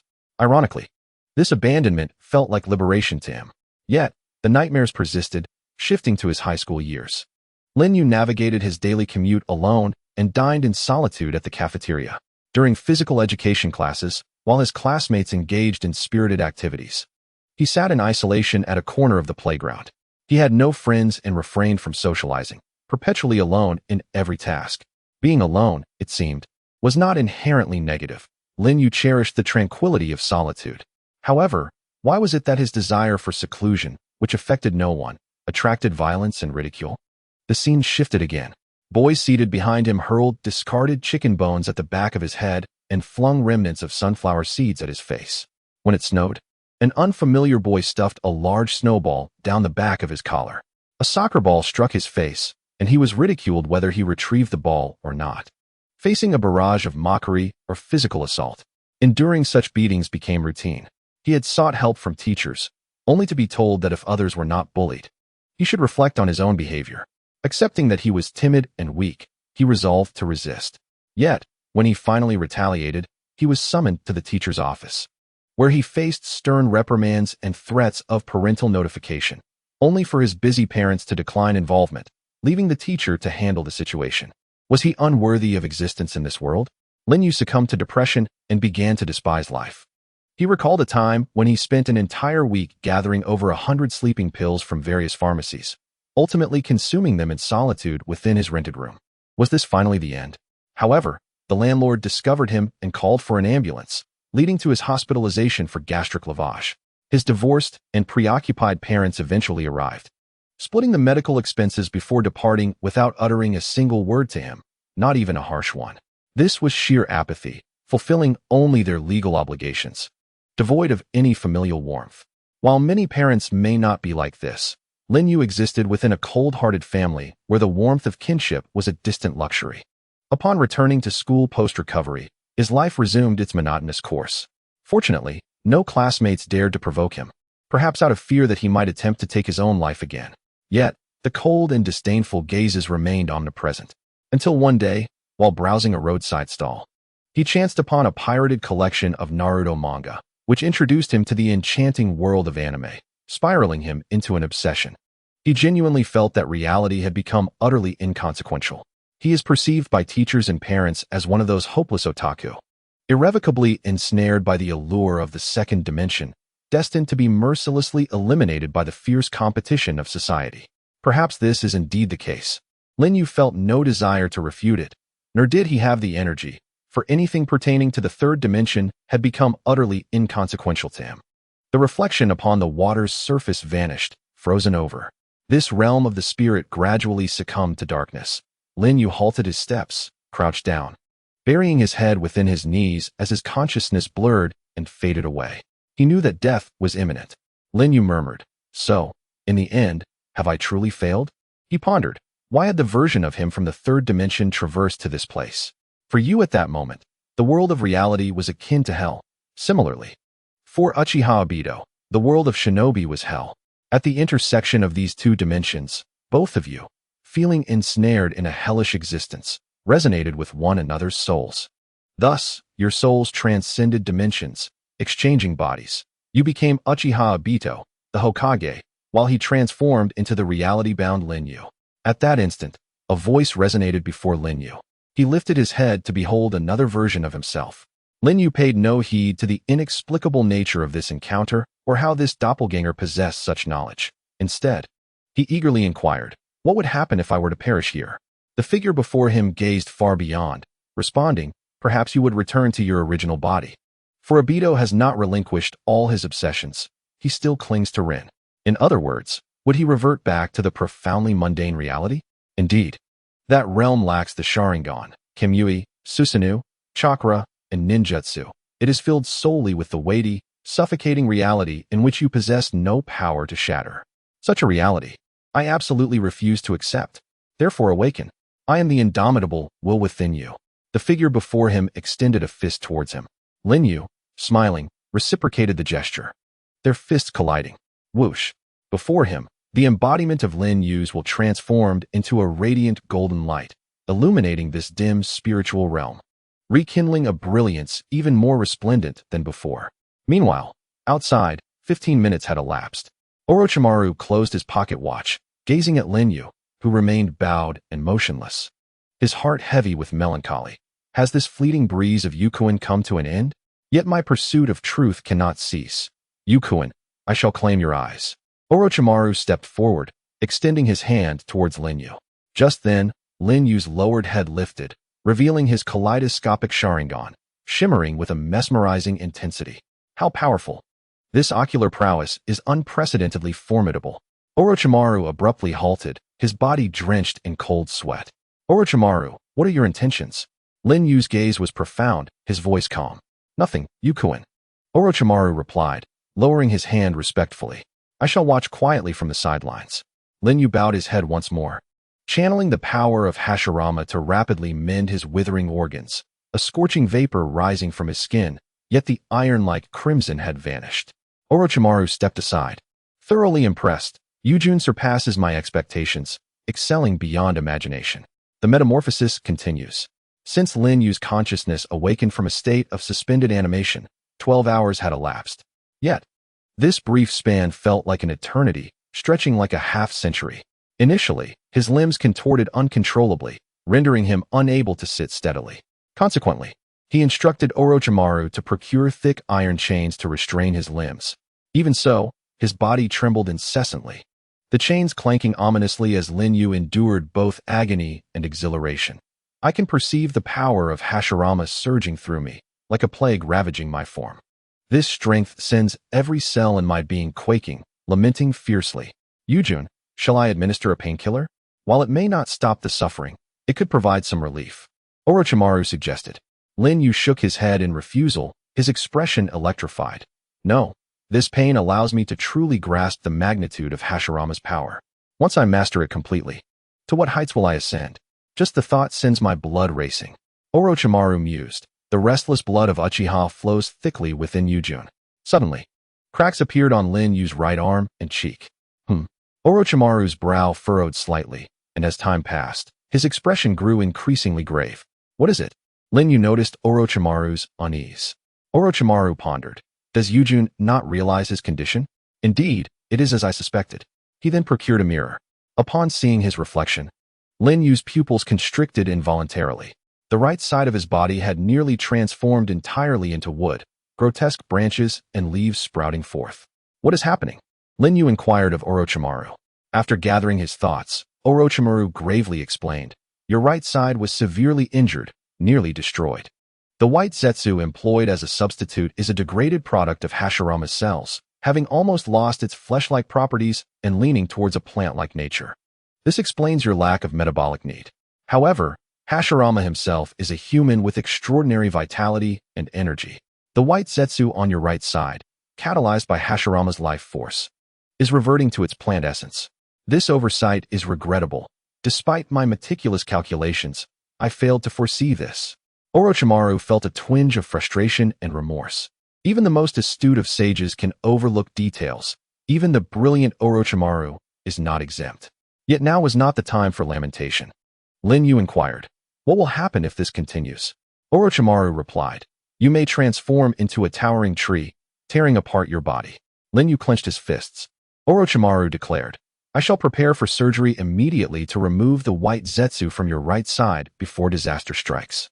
There's no need for such complications. This will be quicker. Lin Yu's left eye transformed into a kaleidoscope as he reflected his Kamui onto his right side. Crack, crack. The entirety of his right side, derived from the white Zetsu, was stripped away in a vortex of space-time, leaving behind mangled remnants of flesh. Ugh, for Lin Yu, who had already been enduring immense suffering. This was akin to adding insult to injury. He gritted his teeth and summoned the healing power within him, allowing the flesh of his maimed right limb to regenerate, transforming from an unnatural pallor to the true hue of living flesh. To his pleasant surprise, the creases that had marred his right cheek were smoothed out with this rebirth, elevating his appearance to a new level of beauty. Orochimaru could not help but exclaim in admiration, truly remarkable. However, after this brief interlude, the agony persisted, intensifying with the passage of time. On several occasions, Lin Yu nearly succumbed to unconsciousness, yet he persevered. Fainting would compromise his control over the situation and could potentially give rise to unwelcome thoughts in Orochimaru's mind. To completely subjugate a person like Orochimaru, one must demonstrate overwhelming potential and strength. The waiting was excruciating not only for Lin Yu, but also for Afei and Yuzuki Xiong, who abstained from food and drink, standing vigil in the corridor for a day and a night. Amidst the anxious anticipation, the crucial 24 hours that could determine life or death elapsed. How do you feel, Yukuin? Orochimaru inquired. Though my insides are tumultuous, I can no longer feel the pain, Lin Yu replied. Orochimaru nodded. It appears that your body has successfully developed antibodies and gained tolerance to the Hashirama cells. You have passed through the gates of the underworld. What follows, assimilation or fusion, depends solely on your own fortune. Regardless of the outcome, you will emerge transformed. I am a perfectionist. It is either death or perfection. Assimilation is not an option. I desire fusion, Lin Yu declared resolutely. Ah, your determination is commendable, but what if the result is assimilation? What will you do then? Orochimaru asked, unable to suppress his curiosity. In that case, I shall cultivate another perfect Hashirama artificial body, extract flawless progenitor cells, and restart the entire process. I will attempt as many times as necessary until I achieve the desired result, Lin Yu stated with unwavering resolve. Such admirable tenacity, Orochimaru mused, yet internally he pondered. Success or failure will be determined in a single attempt. If fusion fails, no amount of attempts will change the outcome. Knowledge and means can only eliminate obstacles. The decisive factor is character. However, perhaps it is best not to disclose this to Yukuin until the outcome is certain. How long until we know the final result? Lin Yu posed a crucial question. Implanting perfect Hashirama progenitor cells has never been attempted before. The preceding processes were based on my own hypotheses and deductions, so I cannot provide a definitive time frame for this final step. However, when there is a result, you will undoubtedly feel it, Orochimaru explained. I understand. Please inform Afei and Xiang that I am no longer in mortal danger and that they should rest instead of waiting outside. And you, Orochimaru, should also take a break, Lin Yu advised. No, I must witness the conclusion. Otherwise, I would be restless, Orochimaru replied with a smile. Suit yourself, Lin Yu said, closing his eyes and awaiting the outcome in serene silence. Uncertain of how much time had elapsed, it was undoubtedly an interminable wait. Suddenly, a resounding rumble echoed, and the very ground beneath trembled violently. Lin Yu opened his eyes, feeling an overwhelming surge of power emanating from every cell in his being. Had the moment finally arrived? It had been half a month since then, and he wondered how he was faring. Mizuki, absent-mindedly chewing on a peanut that was handed to him, was lost in thought. Not far away, Afei sat on a stone bench, his usual chatter subdued noticeably over the past few days. Boom. The ground shook once more. An earthquake? Mizuki paused in surprise. Afei turned his gaze toward the outer demon statue. Gulu. Baiju emerged from the outer demon statue, exclaiming, Hey! There's movement on Yu's side. Afei immediately got to his feet. Wait for me. Mizuki rushed to catch up. In the corridor, Lin Yu approached clad in a loose-fitting white robe, wooden clogs tapping softly against the floor, with Orochimaru following closely behind, observing Afei and Mizuki as they rushed in. Please remain calm. I need to conduct a test on Yukuin, Orochimaru instructed. In the equipment room, the lights flickered on, illuminating the columnar artificial body used for extracting primordial cells, carefully stored away as a precious specimen in the corner. Orochimaru donned a lab coat and activated a device as Lin Yu settled into a chair. Afei and Mizuki stood watch nearby. What is the purpose of this device? Lin Yu inquired as he took his seat. Orochimaru replied, This is a perspicuous device I invented years ago through studying the Hyuga clan. Based on the imaging principles of the Byakugan, it is designed to examine your body for any abnormalities, considering the enormity of the cell transplant operation. It's prudent to be cautious. Ah, so the X-ray machine of the Hokage world was invented by Orochimaru, Lin Yu mused. Orochimaru pressed a switch, and a cover-like apparatus descended from above, casting a bright light over Lin Yu. The imaging device displayed a transparent view of Lin Yu's entire body. After a careful observation, Orochimaru nodded, stating, No signs of lesions or after effects. It appears the cell transplant was successful. Upon hearing this, Mizuki let out a sigh of relief. To her, Lin Yu's strength was secondary. His health was of the utmost importance. So, was it assimilation or fusion? Afei asked. I am about to unveil this mystery, Orochimaru smiled, applying several magnetic patches with wiring to Lin Yu's key acupuncture points. He then pressed another switch. Buzz. The cover over Lin Yu's head rotated and lifted away. Yukuin, remove your mask, Orochimaru instructed. Oh, Lin Yu responded, reaching up to take off his mask. Upon seeing Lin Yu's visage, now even more refined than before, Mizuki's eyes sparkled with delight. An electrode-laden device descended from above, gently settling upon Lin Yu's head. Orochimaru explained, Yukuin, there will be some currents passing through your body to synchronize with your bioelectric field, calculating your cell energy value. You may experience a slight tingling sensation. Well, I'll just consider it an electronic massage. Lin Yu closed his eyes.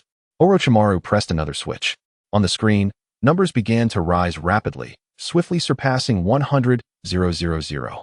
What do these numbers signify? Mizuki inquired with curiosity.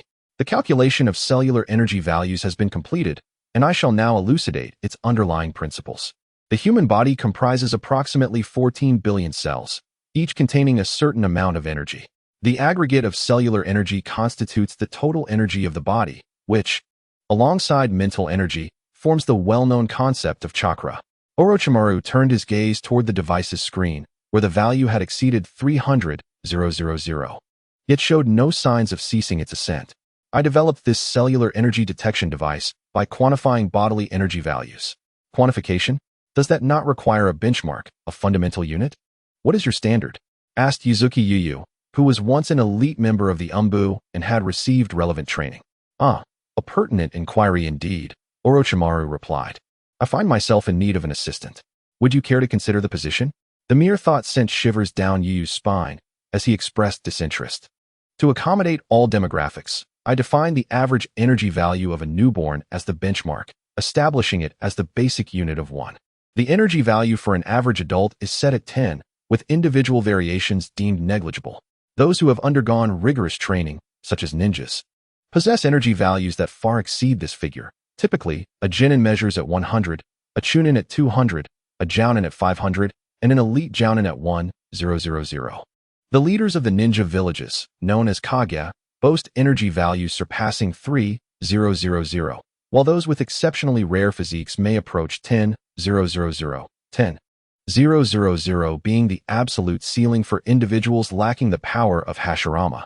Those without Hashirama's power, Yuyu's eyes narrowed slightly. Indeed, the power of Hashirama serves as a pivotal divide. Even a slight touch of this power results in a qualitative leap in bodily energy. Take the ordinary white Zetsu, for instance. Their energy values reach 15,000. 15,000. Yet their combat prowess is not particularly formidable. Yu exclaimed in astonishment. Humph, who asserts that energy values equate to combat strength. Combat capability encompasses a multitude of factors and cannot be generalized, Orochimaru chuckled. Yu pondered this deeply. The previous body of Yujin was composed of half-white Zetsu. Yet after merging with Yujin, it experienced a substantial enhancement, achieving an energy value nearing 50,000, significantly higher than one of my past successful subjects, Danzo, whose value was 42,000. Orochimaru remarked with a grin, casting a sharp gaze toward the otherwise silent Obito. Obito, you are an anomaly among the white Zetsu. Although I have not conducted precise measurements on you, your energy value is conservatively estimated to be above 500,000. Yu stared at Obito in utter disbelief. Even Lin Yu opened his eyes, gazing at Obito in surprise.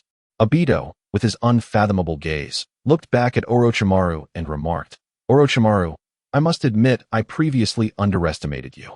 At that moment, the digits on the instrument surged past the 500,000 mark, advancing toward 1 million. Likewise, Orochimaru replied. Orochimaru pointed to the corner, where the original Hokage's artificial body was marked. This perfect replica, cultivated by the Outer Path's golem, possessed an energy value of 1.36 million. No one was surprised. After all, it was the god of ninjas. One might even argue that this figure felt somewhat understated. Is this the energy value of the original Hokage during his lifetime? Asked Yuzuki Yueying. Orochimaru shook his head, smiling. No, this is merely an unconscious artificial body, lacking the benefit of postnatal training and development. The original Hokage, having faced countless battles and mastering sage techniques, undoubtedly possessed energy levels far exceeding that of this replica, potentially surpassing even the computational limit of my device, which is 2 million. Therefore, Yueying, if it is assimilation, your energy value should stabilize within the range of 801 to 820,000. If it is fusion, it could reach around 1.5 to 1.8 million. Now, let us eagerly anticipate the results that are about to be revealed. Gulp. Yuzuki Yueying swallowed hard, gazing at the screen. 1 million, 2 million, 3 million. For million, it continued to rise, surpassing 1.5 million. Orochimaru exclaimed with excitement. It is confirmed. Yueying, it is fusion. Indeed, it is fusion. Lin Yu's lips curled slightly. The numbers continued to fluctuate. 1.6 million, 1.7 million, soon reaching the threshold of 1.8 million as Orochimaru had stated. Yet there was still no indication of a halt. What could it be? Orochimaru's slitted eyes widened, his body trembling uncontrollably. 185,000,000 9,000,000 95,000,000 96,000,000 98,000,000 99,000,000 2,000,000. The green numbers transformed into a line of red text. Beep, beep, beep. The instrument emitted a frantic alarm, accompanied by Orochimaru's nearly breathless exclamation. Impossible to calculate? Boom. With a resounding explosion, the energy detection device detonated. Several minutes later, a group gathered on the ground. The scene of Lin Yu's battle with the third Hokage just half a month prior remained vivid in their minds. That confrontation had turned the vicinity into a barren wasteland. With a flourish, Lin Yu, clad in a brand new black cloak, strode forward. Orochimaru, Akatsuki, Yuzuki weighing, and a multitude of white Zetsu awaited at the entrance of the base, their anticipation palpable. There was a technique Lin Yu was eager to experiment with. Girdle. A white Zetsu emerged from the ground beside him, presenting a pair of black combat gloves. Lin Yu accepted the gloves, donning them ceremoniously. Girdle. The white Zetsu retreated into the earth, and moments later, emerged from the ranks of the white Zetsu army, gazing at Lin Yu. Clap. Lin Yu clasped his hands in front of his chest, forming the seal of the serpent. Wood release. Birth of the tree world. Boom. The earth trembled. The soil cracked, and countless trees erupted from the ground, rapidly growing into towering giants, transforming the once barren plain into a vast ocean of forest. Upon closer inspection, each tree stood robust, with lush branches and verdant leaves, as if they had absorbed the earth's nutrients, growing as if nurtured for decades or even centuries. The canopies intertwined above, blocking out the sunlight, while the shadows below overlapped, leaving no gaps. If there exists but a solitary expanse of emptiness, it is the realm where Lin Yu firmly establishes his presence. Perhaps owing to the overwhelming aura that Lin Yu exudes, all the trees subtly bend towards him, as if paying homage to the creator who bestowed upon them the gift of life. How might one articulate such a scene? After much contemplation, the only phrase that comes to mind is peerless in the world. In the distance, those fortunate enough to witness this grand spectacle feel a tumultuous stir within their hearts. It has manifested. The divine technique of the first Hokage that quelled the chaos of the world. The white Zetsus, whether standing or seated, some half buried in the soil, whistle and create a ruckus. These beings, birthed from the god tree of Kagaya's infinite Tsukuyami, have thrived for nearly a millennium under the shadow of a modicum of Hashirama's power, yet they too cannot help but yield to the grandeur of that force. Is this the caliber of our ancestors? They exist on an entirely different plane compared to the ninjas of later generations. The young kunoichi, Yuzuki Yuin, cannot help but express her genuine awe and reverence. Huzzah! Huzzah! Ah-Fei dances exuberantly, seemingly reverting to his playful self.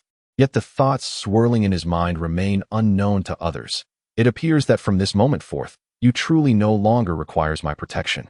The enchanting Orochimaru, perhaps among those present, feels the deepest resonance. Tears of emotion stream down his cheeks as he realizes the legend of the first Hokage, Senju Hashirama, has finally been resurrected through Yu's endeavors.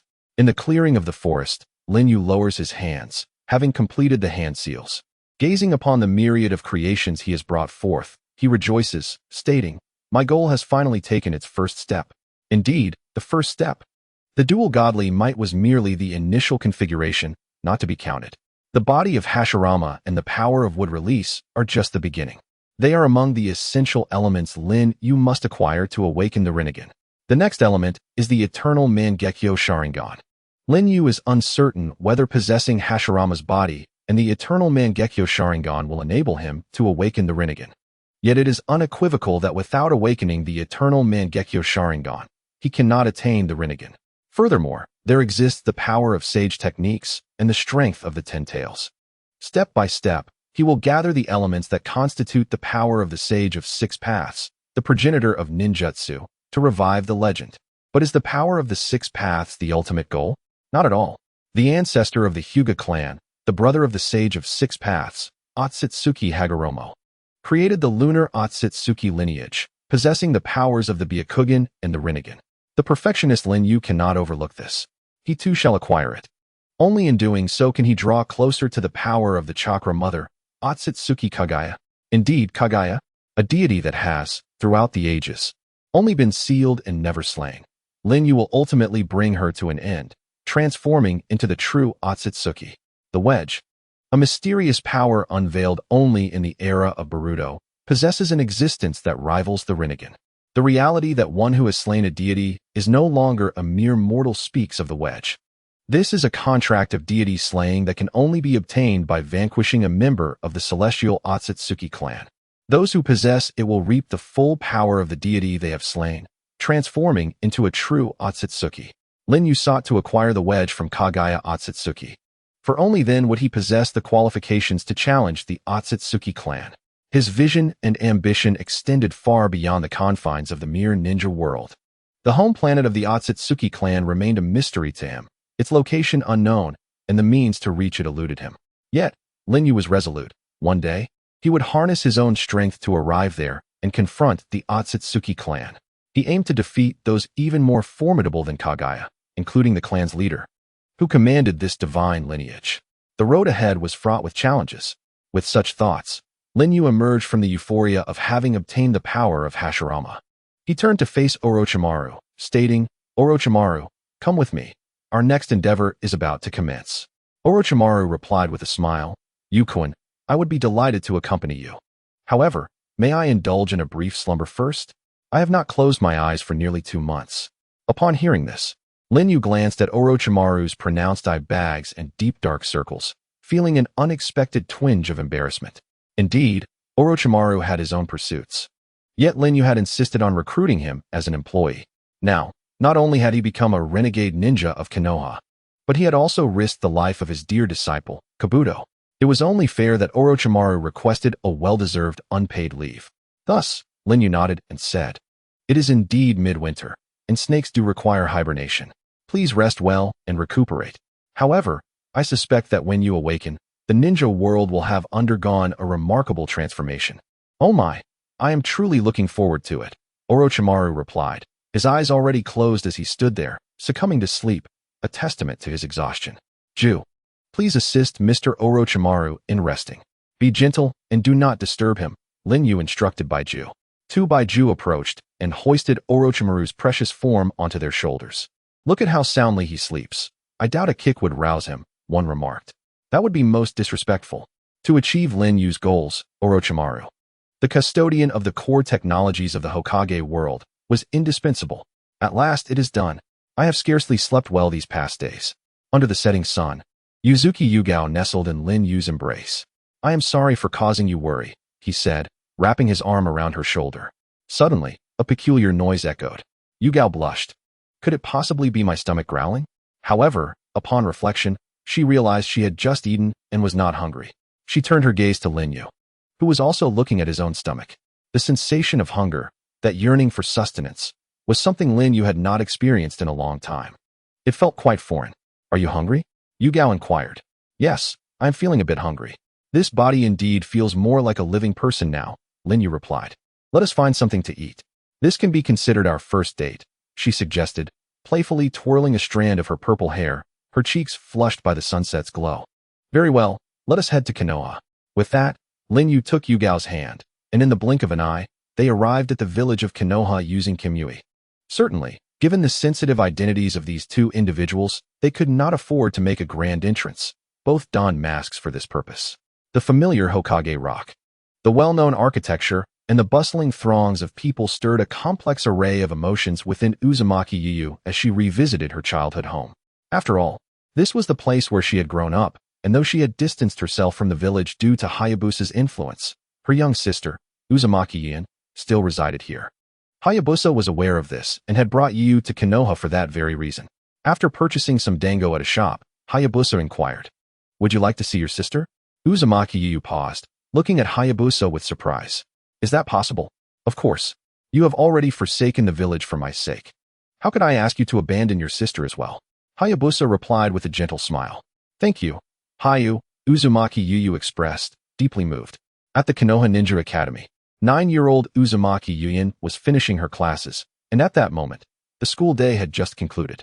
Hayabusa and Uzumaki Yu concealed themselves in the shadows to observe. But what they witnessed was profoundly distressing. At the school entrance, Uzumaki Yuyin found herself surrounded by a group of male classmates. The leader of the group tossed a stone in his hand, glaring at Uzumaki Yuyin as he proclaimed, "This is the one. Her sister is a rogue ninja, the murderer of her comrades. She is the sister of a traitor." Upon hearing this, the young Yuyin lowered her head. Murderer? Comrades? Uzumaki Yu glanced at Hayabusa in disbelief. "Oh, that was revealed to me by your two subordinates in the Umbu," Hayabusa recounted. "Not long after we left, Root's operatives arrived at that location and killed them, conveniently casting the blame upon you." "Root, Danzo." Uzumaki Yu gritted her teeth in anger. This is their typical modus operandi, masquerading their actions as necessary sacrifices for the village. Hayabusa remarked coldly, "I truly cannot comprehend why the school does not expel such individuals. After all, the sister of a traitor is bound to become a traitor herself. I would rather not face the possibility of being killed by her during a mission." The boy hurled the stone at Uzumaki Yuyin, striking her forehead and leaving a bruise. "Get out of the ninja academy, you traitor's sister." The other children jeered, joining in to throw stones at Uzumaki Yuyin. "This is outrageous." Uzumaki Yu clenched her fists, ready to rush in to protect her bullied sister. However, Hayabusa restrained her shoulder, signaling her to wait. "Stop this at once."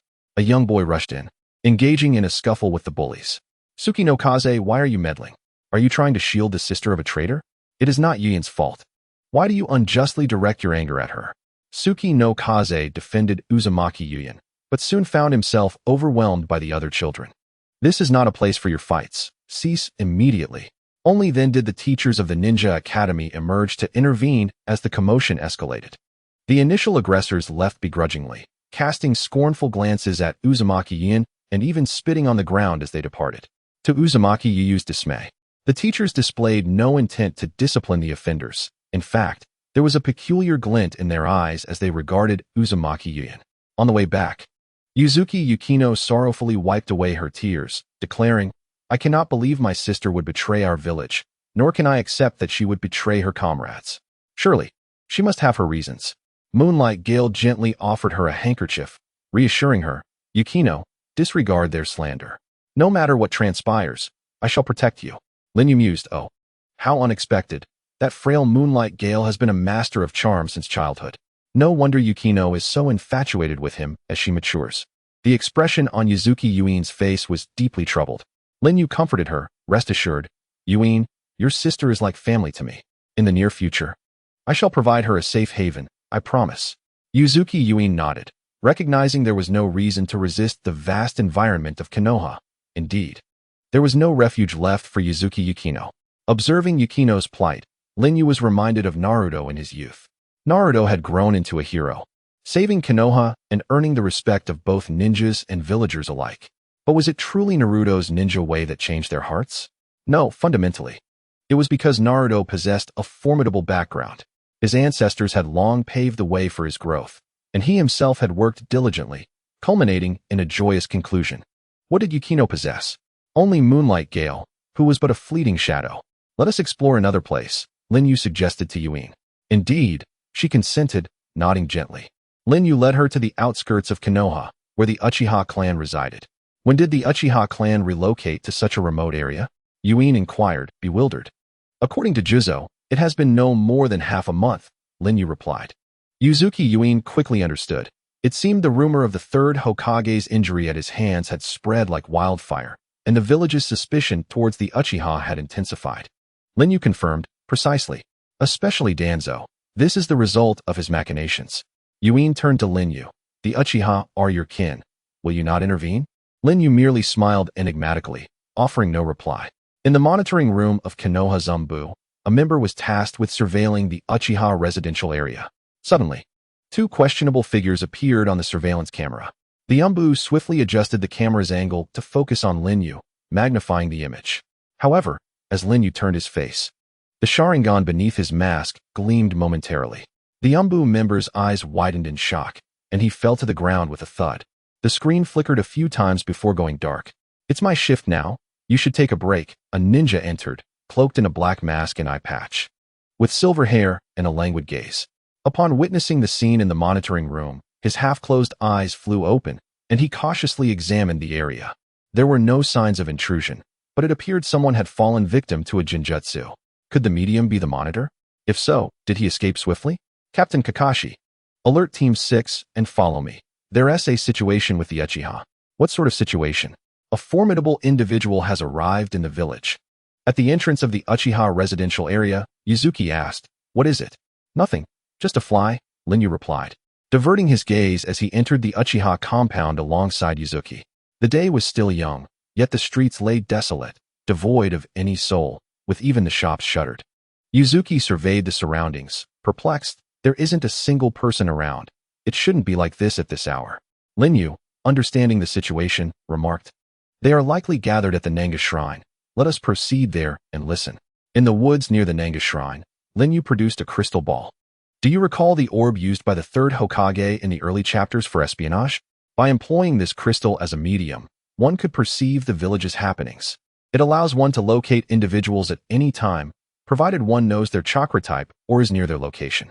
As long as these conditions are met, it can be used for surveillance without detection, a technique previously utilized by Hisashi to maintain order within the village. The methodology for this technique is also documented in the scrolls left by Madara. Why did Madara employ such ninjutsu during his lifetime? It likely relates to his incessant thoughts of Hashirama in his dreams, but that was of no concern to Lin Yu. Technique of the long-distance telescope. With a swift motion, Lin Yu activated the technique, revealing a scene within the Nanga Shrine. There, before the ancestral stone tablet of the Uchiha clan, stood the clan leader, Uchiha Fugaku, arms crossed and deep in contemplation, while the crowd before him was ablaze with fervor. "Captain, let us act. The third Hokage is gravely injured, and the fourth Hokage has gone to the Land of Iron for the 5 Kage Summit. This is the perfect opportunity. Indeed, we have endured enough of this treatment. Let them know the spirit of the Uchiha clan." Lin Yu placed the crystal ball on the grass and sat down with Yuzuki, offering her a dango he had purchased on the street. They enjoyed their snack while watching the live broadcast from the Nanga Shrine. Meanwhile, Kakashi and the members of the Umbu were also rushing to the location. Within the Uchiha Nanga Shrine, listening to the impassioned words of the crowd, Uchiha Fugaku opened his eyes and gazed towards the back of the gathering, where his wife, Uchiha Mikoto, stood. Mikoto's expression bore a hint of worry, her hand resting gently on her slightly rounded abdomen. She had been pregnant for several months. Beside her, the 5-year-old Uchiha Itachi seemed to sense his mother's unease and tenderly grasped her hand. Itachi Mikoto looked at him. "Mother, no matter what happens, I will ensure Sasuke's safety," Itachi declared earnestly. A look of comfort crossed Mikoto's face. "We do not yet know if it is a boy or a girl. How do you know it will be Sasuke?" Itachi smiled gently but did not respond. Mikoto thought to herself, "Itachi, you truly are an understanding child." Fugaku withdrew his gaze, surveying the assembly, and raised his voice, "Everyone, listen to me." The crowd gradually fell silent. Fugaku continued, "Our village finds itself in peril. If we engage in any extreme actions, it will only fuel the village's discontent towards us and place the Uchiha clan in an even more precarious position. Captain, at present, we find ourselves at an impasse, with no avenue for retreat.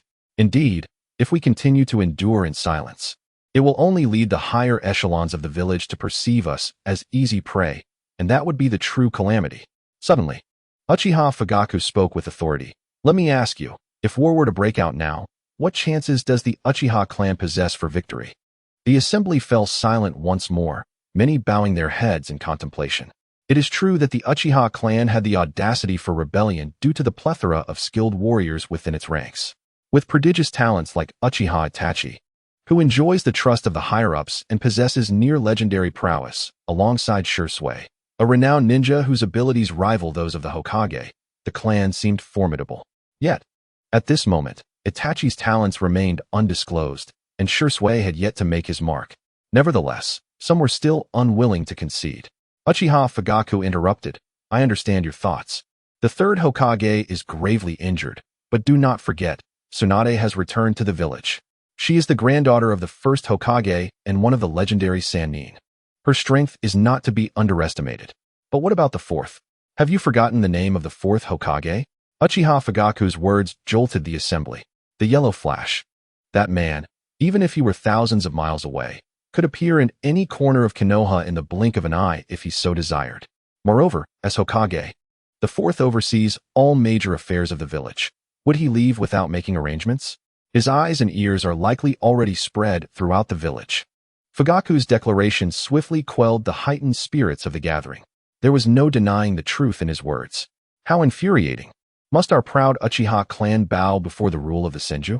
Suddenly, a voice exclaimed, "Captain, what about Uchiha Obito, the one who fought to a standstill against Hanzo, defeated the 7 ninja swordsmen and the Mizukage, and even bested the 3rd Hokage? He is one of us." The enthusiasm among the Uchiha grew palpable. Yes. How could I not have thought of that? If Uchiha Obito were to return, what do we have to fear from the legendary Sannin or the Yellow Flash? On the lawn, Hayashi chewed on a dumpling, murmuring, "A single leaf obscures the view, preventing one from seeing the sky." The Uchiha truly are a myopic clan. Their Sharingan only reveals the narrow confines of their own lineage, with only Itachi and Shursui capturing my admiration. "Itachi and Shursui?" inquired Yuzuki Yukari, intrigued. Hayashi shifted the perspective of the crystal ball to reveal 2 children seated at the back of the crowd and remarked, "Do you see those 2 children sitting there? They are the ones." "But they are merely children," Yukari protested. "These 2 children will inevitably bring about seismic changes within the ninja world. If you ask me how I know, it is because your overly potent Sharingan has glimpsed the future, has it not?" Yukari teased, casting a playful glance at Hayashi. "Oh, you are quite perceptive. You already know what I am about to say," Hayashi chuckled. Inside the named shrine, a voice echoed, "Are you all truly so blinded?" Uchiha Fugaku's voice resonated with palpable anger. "Captain, Uchiha Yu, regardless of whether he is truly one of our Uchiha clan, do you all comprehend his background, strength, ideology, and intentions? We know nothing of him, yet he possesses a profound understanding of us. To collaborate with such a perilous individual is akin to courting disaster, leading us Uchiha toward the abyss of annihilation. Therefore, not only must we refrain from any alliance with him, but we must also vigorously sever our ties. I have clarified this to the higher-ups on multiple occasions. There is no record of you in our Uchiha clan lineage, neither in the past, present, nor future. Henceforth, I forbid anyone present from uttering this name again. Those who disobey shall face severe consequences. Then, Captain, please enlighten us on the future of the Uchiha clan. Must we continue to endure in silence?" After a moment of contemplation, Uchiha Fugaku replied, "I shall devise a means of negotiation. The 3rd Hokage is reasonable, and the 4th, having been nurtured by the 3rd, embodies his will and style. The plight of our Uchiha clan is primarily due to the other higher-ups in the village. In essence, if we can gain the trust of these 2 Hokages, there remains a glimmer of hope for resolution. Now, let us adjourn the meeting." As the doors of the South shrine opened, Uchiha members with varied expressions emerged. Is Captain Fugaku being overly cautious? "I believe he is merely concerned for his unborn child," one Uchiha member remarked. "Humph, if that child were to perish, he would no longer hesitate," another member boldly asserted. Upon hearing this, the eyes of several radical Uchiha clan members flickered with intrigue. In the forest, Lin Yu observed keenly, "Ah, it is him again. The one who previously incited discord using my name and is now stirring the pot anew. This individual must be a spy planted by Danzo within the Uchiha. He is undoubtedly eager for the Uchiha to rebel. Why would Danzo do such a thing?" Yu Xiang inquired. Lin Yu smiled faintly, choosing not to respond. It was not merely fear from the last encounter with Lin Yu. He aimed to swiftly replenish his arsenal of Sharingan. Yet, this mattered little to Lin Yu. He required Danzo to remain alive for the time being to facilitate certain events. Otherwise, in a stable environment, when would Shursui and Itachi awaken their Mangekyo? Suddenly, a youth trailing behind the crowd halted, casting his gaze toward the shadows of the forest. "Shursui, what is it?" Itachi asked. "Nothing. It must be my imagination," Shursui replied. "Also, Itachi, you must inform your father to safeguard Aunt Mikoto. The atmosphere among the clan members feels off. It is possible that someone might target her unborn child to incite a Uchiha coup. Ah, I have sensed it too. I will ensure that Sasuke remains unharmed." Itachi's expression sharpened. "Itachi, your eyes!"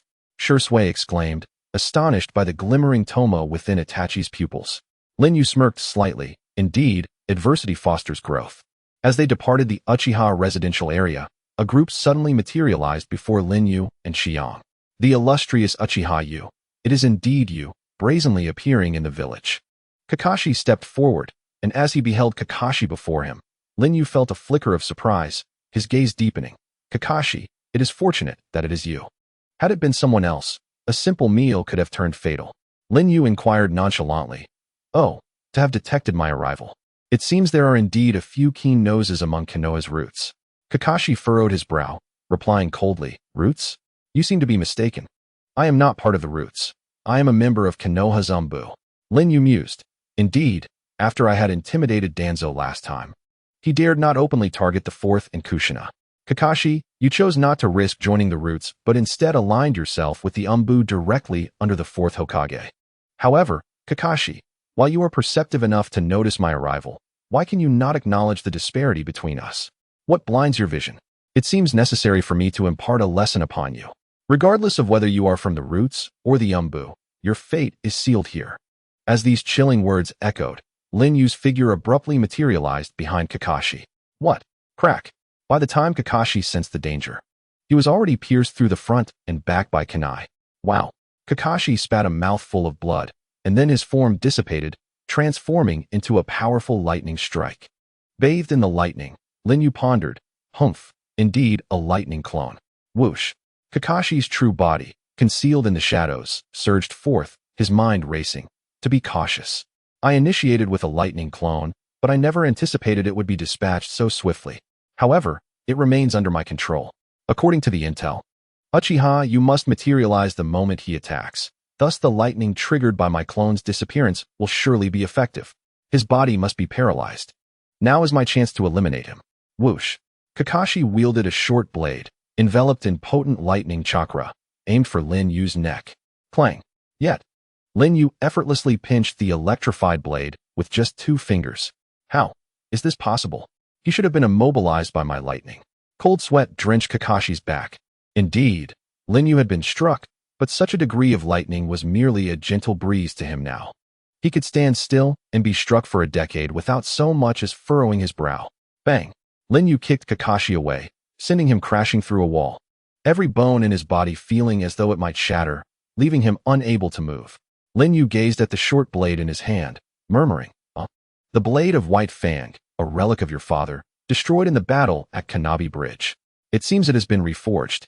You, bereft of the Sharingan, seek to inherit the will of White Fang, do you? Yet, it appears you have forgotten one crucial detail, Kakashi. Lin Yu gripped the short blade and advanced towards Kakashi. This is bad. Captain Kakashi is in danger. At that moment, 2 Umbu members lurking nearby, sensing the peril, rushed towards Ōtsutsuki Yukimaru, intending to take him hostage to deter Lin Yu. Lightning blade technique, thunderfall. In an instant, Ōtsutsuki Yukari drew her blade, unleashing a fierce surge of lightning. The 2 members of the Umbu were struck down, rendered immobile. Kakashi! Inuzuka! Kamizuki! Kakashi shouted. With lightning speed, Ōtsutsuki Yukari sheathed her twin blades. Lin Yu approached Kakashi, thrusting the White Fang into the wall beside him, and remarked, Impulsive actions will only bring doom upon you and those around you. It seems you have learned nothing from past lessons, Kakashi. Kakashi's eyes widened in shock as he stammered, What are you? Who I am is inconsequential. What matters, Kakashi, is that you must recognize your own self. Lin Yu's Sharingan met Kakashi's gaze. Illusionary Sharingan. Images of Rin's and Obito's demise flooded Kakashi's mind. No, please. Do not make me witness these horrors. Kakashi bolted upright, finding himself in a hospital bed in Konoha, drenched in sweat, bandages wrapped around his abdomen. He gasped for breath, his heart racing. Kakashi, you are awake, came a voice from beside him. A striking kunoichi with cascading blonde hair and a diamond-shaped mark on her forehead sat elegantly in a chair, her long, slender legs crossed, her brown eyes fixed upon Kakashi. Kakashi was taken aback. Lady Tsunade, what has happened? Tsunade replied, You fell victim to an enemy illusion. Your mind was disturbed. The patrolling Umbu found you unconscious. What about Inuzuka and Kamizuki? Kakashi asked urgently. They are fine, merely injured. I have already heard the details from them, Tsunade reassured him. Kakashi exhaled deeply, pressing his aching head. Tsunade spoke earnestly. Kakashi, you possess keen observational skills, a precious asset for a ninja, and especially for the Umbu. However, never underestimate the strength of your adversaries. It is a miracle you survived this encounter. I apologize, Lady Tsunade. I foolishly believed that surprise would secure victory. Fearing I might miss an opportunity, which led me to neglect reporting, Kakashi confessed, pausing momentarily before continuing. No, that is merely an excuse. I was desperate for merit, eager to rectify my past mistakes and the void of the past 6 months. To acknowledge and amend one's errors is a sign of growth, Kakashi. You will surely become an outstanding ninja, she encouraged him. At that moment, the third Hokage entered the room. Lord Third, you are well, Kakashi exclaimed, surprised. Ho ho ho. All thanks to Tsunade. The third laughed. Though his figure was noticeably leaner than before, his health seemingly restored. Old man, do not focus solely on Kakashi. You must reflect on your own actions as well. Had you been more gravely injured, even I might have been powerless to assist you. Tsunade admonished her mentor sternly. Oh. Tsunade remains as stern as ever. The third Hokage chuckled, his expression turning grave. Little did we anticipate that Uchiha Yu could traverse Konoha with such ease. Had it not been for Kakashi's discovery, we would have remained utterly oblivious. It seems imperative to revise the barrier techniques of Konoha, although it may not suffice to deter him. An adversary whom even the third Hokage finds difficult to contend with. How audacious of me to assume I could eliminate him single-handedly. What a grave oversight. Kakashi's gaze fell, his fists clenched in frustration as he pondered. But why did he spare my life? Was it due to my weakness, rendering me beneath his notice? What was the true intent behind his words? How could he possess such an understanding of me? Who exactly is he? You. Your differential treatment of Kakashi reveals your identity as Uchiha Obito, does it not? On the rooftop adjacent to the Konoha hospital, the sunset bathed Lin Yu, who was gazing intently at a window beside him. Who knows? He replied. We should take our leave. With a swish, a space-time vortex appeared, and Lin Yu, accompanied by Yueying, returned to their stronghold. What are your plans next? Yueying inquired. The 5 Kage summit appears to be initiated by that fourth Raikage, targeting me. The meeting will convene in the neutral land of Iron, where the leaders of various nations have just embarked on their journey. Well, in terms of timing, we might just make it, and it saves me the trouble of summoning them one by one. I have an announcement to make. What announcement? The establishment of the 6th Great Ninja Village, the Hidden Shadow Village. Upon hearing this, Yueying was taken aback. The Hidden Shadow Village? Isn't that still merely a concept of yours? Indeed, Lin Yu affirmed, merely a concept. However, power can swiftly transform a concept into reality. Summon Obito and follow me. The room once occupied by Orochimaru had been transformed into a strategic command center. Under the bright lights, a map of the ninja world adorned the southern wall, showcasing the 5 great nations, their respective villages, and the surrounding smaller countries and villages in full view. Lin Yu approached the map, tapping with a small wooden stick at a tiny nation nestled between the land of fire and the land of earth, surrounded by 4 countries. This is the land of waterfalls, characterized by numerous waterfalls that thwart invasions. One of its largest waterfalls conceals the Waterfall Ninja Village. Lin Yu declared soon. The Waterfall Village shall vanish from this map, and our Hidden Shadow Village will rise from its ruins. Obito queried, with so many nations to choose from, why focus solely on the Waterfall Village? Is it not due to its advantageous geography, making it easy to defend while also providing scenic views? Lin Yu perched on the table, crossing his legs as he replied solemnly. Geography is one factor, but not the primary one. The Waterfall Village is the only one outside the 5 great ninja villages that possesses a tailed beast. Indeed, the 7 Tails belongs to the Waterfall Village, and as of now, there is yet to be a Jinchūriki for the 7 Tails. The original Jinchūriki for the 7 Tails, Fu, has not yet been born, Lin Yu remarked. Although Takigakure is but a small nation, it possesses a tailed beast typically reserved for larger countries. By conquering Takigakure, I can acquire a tailed beast without disrupting the delicate balance of power among the 5 great nations. He pointed his slender wooden stick at the map delineating the borders of the land of water, continuing, furthermore, Takigakure borders the land of iron, allowing us to minimize travel time. After completing our mission, we can conveniently visit the 5 Kage in the land of iron. Afei nodded in agreement. Indeed, it is a splendid idea.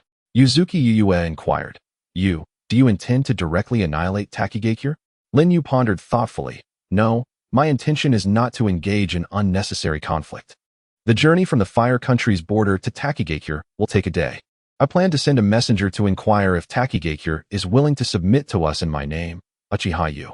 Should they agree to submit, it would be a joyful outcome. If they refuse, I will instruct them to evacuate the civilian populace, call for external aid if necessary, and prepare for battle.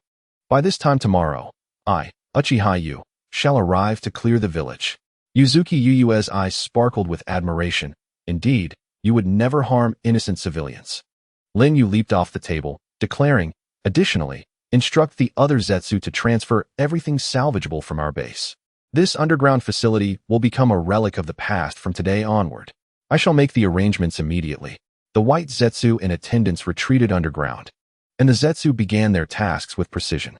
Within the underground base, there existed a secret chamber, accessible only to Lin Yu, where Lin's body lay preserved. In a large glass vessel, she was submerged in a green liquid, her delicate form appearing as if in a tranquil slumber. Though a gaping hole on her left chest bore testament to Kakashi's actions, this body, once belonging to Uchiha Obito, retained a profound longing for Lin, a sentiment far stronger than any connection to Konoha or Kakashi. Moreover, Lin had been one of Lin Yu's favored characters prior to his transmigration, which fueled his unwavering desire to resurrect her. Lin, rest a while longer.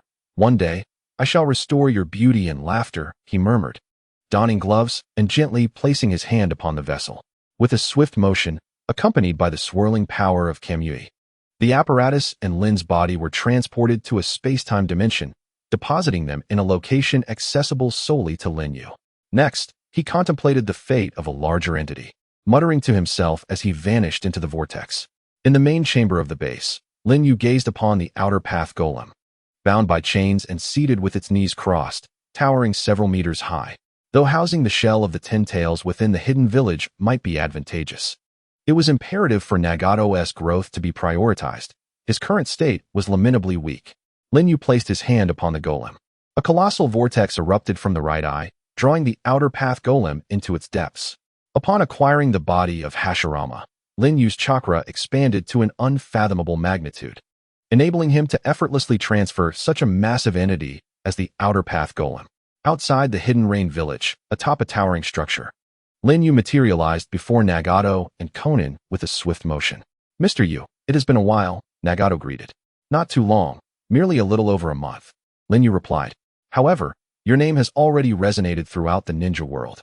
Taking a seat beside them, Lin Yu inquired, how goes the recruitment of Ōtsutsuki's members? We are still in the process of scouting, Nagato responded.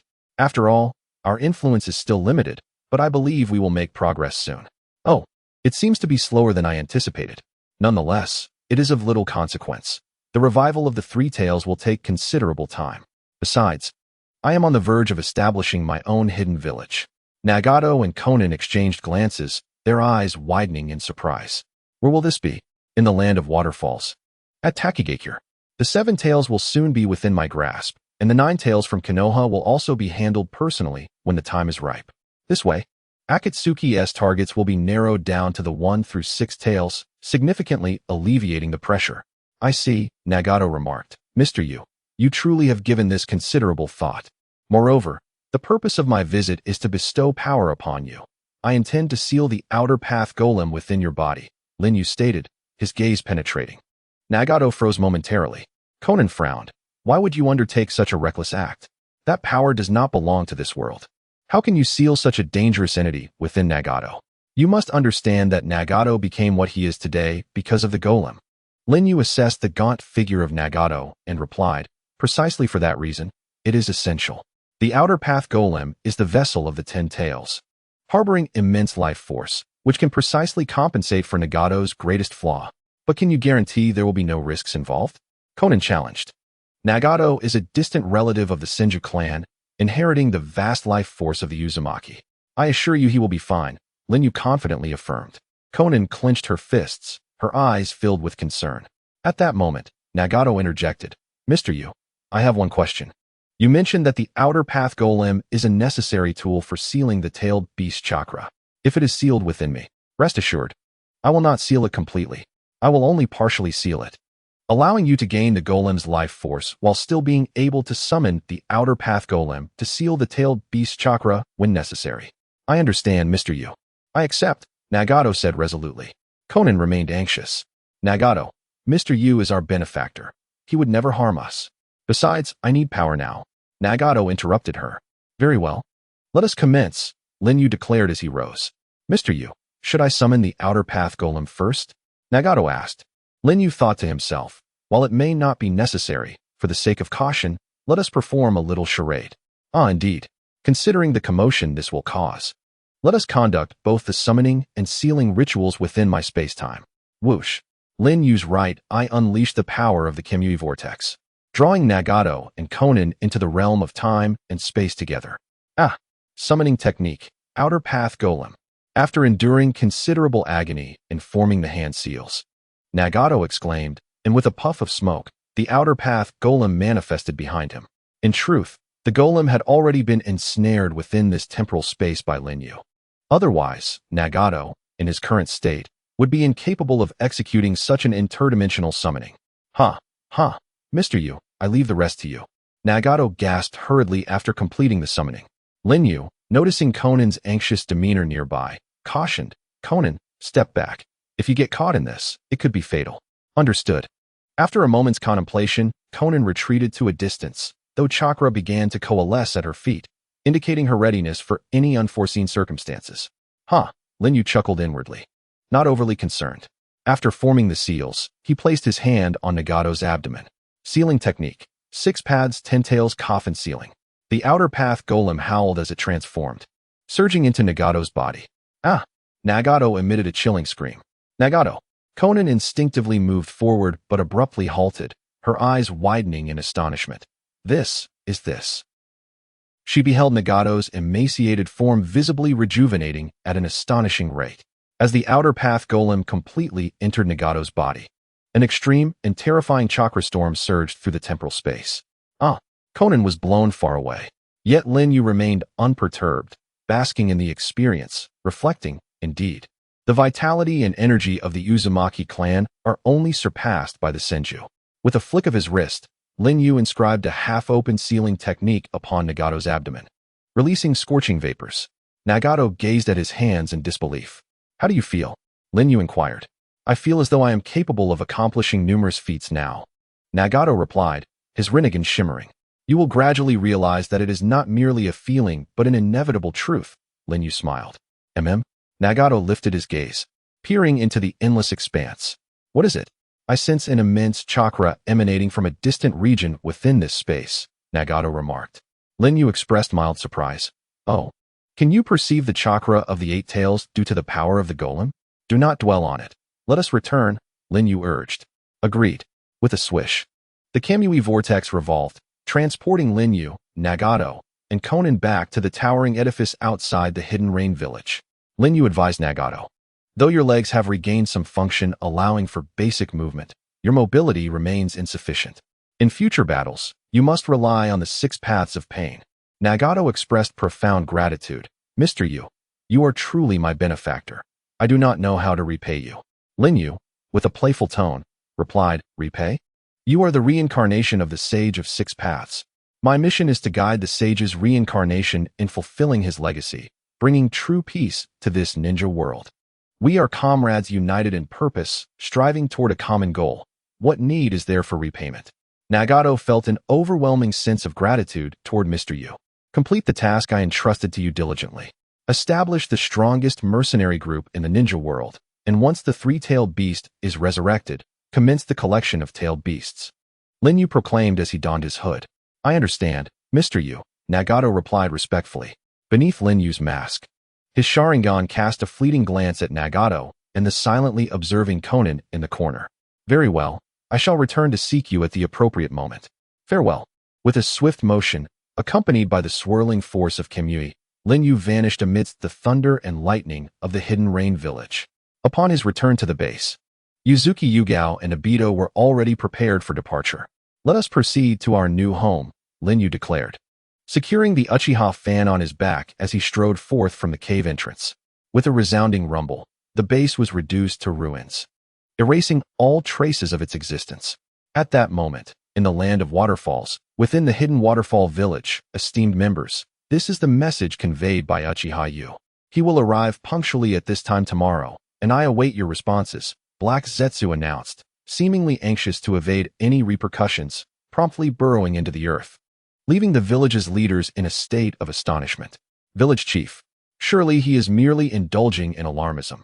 Has our hidden waterfall village done anything to provoke him? The villagers turned their gazes toward the elder who leaned upon his staff from the throne. He was the village chief, Ōtsutsuki, who, despite lacking the qualifications to inherit the title of Hokage, was reputed to possess formidable strength. I fear it may be true. His presence has been noted in the land of fire, the land of rain, the land of water, and the land of lightning. No one comprehends his modus operandi.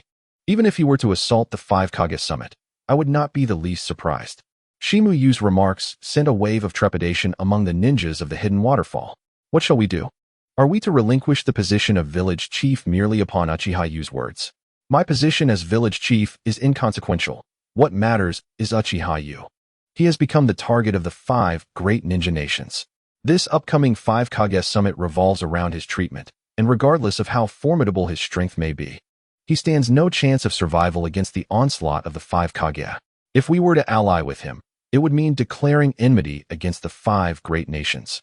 Thus, we must not surrender. Shimuyu's staff struck the ground emphatically. The village chief speaks wisely. Our hidden waterfall village has historically been a presence that even the 5 great nations dare not provoke easily. How could we bow our heads before a mere Uchiha-Yu? If he dares to come, let him taste the might of our land of waterfalls. Indeed, we possess the power of tailed beasts. Yet, the elder's eyes reflected profound concern. To be prudent, we should ensure all villagers seek refuge. Village chief, we shall proceed as you have instructed. Yes, village chief, should we consider seeking external assistance? Given that the leaders of the 5 great ninja nations are currently absent from the village, it seems no one can make such decisions. What should we do then? Shimiyu gripped his staff tightly, seemingly taking a long time to arrive at his decision. Alas, let us summon Kakuzu back. Kakuzu, however, had betrayed the village due to past grievances, severing ties with us. Yet, Shimiyu's aged eyes gleamed with determination. I know that man well. He is one who can forsake hatred and emotions, even everything else, for the sake of money. No matter the cost, we must bring him back. We cannot do without his strength. He was once chosen by the village to execute the assassination of the first Hokage, near the border of the land of grass. Adjacent to the land of waterfall, a tall man clad in black emerged from a money exchange, carrying a chest of coins. This man possessed cold, emerald green eyes, a deep gray hat that concealed his hair and the sides of his face, extending to his shoulders, and a black mask that obscured his nose and mouth, with scars of stitching evident on his arms and wrists. He was Kakuzu, the man whom fans of the Hokage jested about, claiming he had thrown a shuriken at the first Hokage from 800 miles away before fleeing, thereafter proclaiming to have confronted the first Hokage. Of course, jesting is merely jesting. Kakuzu's tale is far from trivial. His story traces back to the inception of the ninja villages established across the nations. As an elite of the Takigakure, he was entrusted with the mission to assassinate the first Hokage. Upon infiltrating the land of fire, Kakuzu engaged in battle with Hashirama, ultimately succumbing to his wood-release techniques and facing a life-threatening crisis. Following his defeat, Kakuzu returned to his village only to be met with accusations of failure and severe punishment. A ninja who gambled his life for his village was treated cruelly. Thus, harboring intense hatred, he escaped from prison, seizing the village's treasured techniques. Utilizing these techniques, he extracted the hearts of all the high-ranking officials within the village, employing his bloodline technique known as the writhing grasp of vengeance. As Kakuzu departed from the money exchange, he had not ventured far when a group of ninjas obstructed his path. Kakuzu's emerald green eyes coldly scanned the forehead protectors of the group as he spoke in a deep voice. What business do you have with me, men of Takigakure? The leader of the Takigakure ninjas replied brusquely, Kakuzu, we come at the behest of village chief Shimiyu, requesting your return to the village. Huh?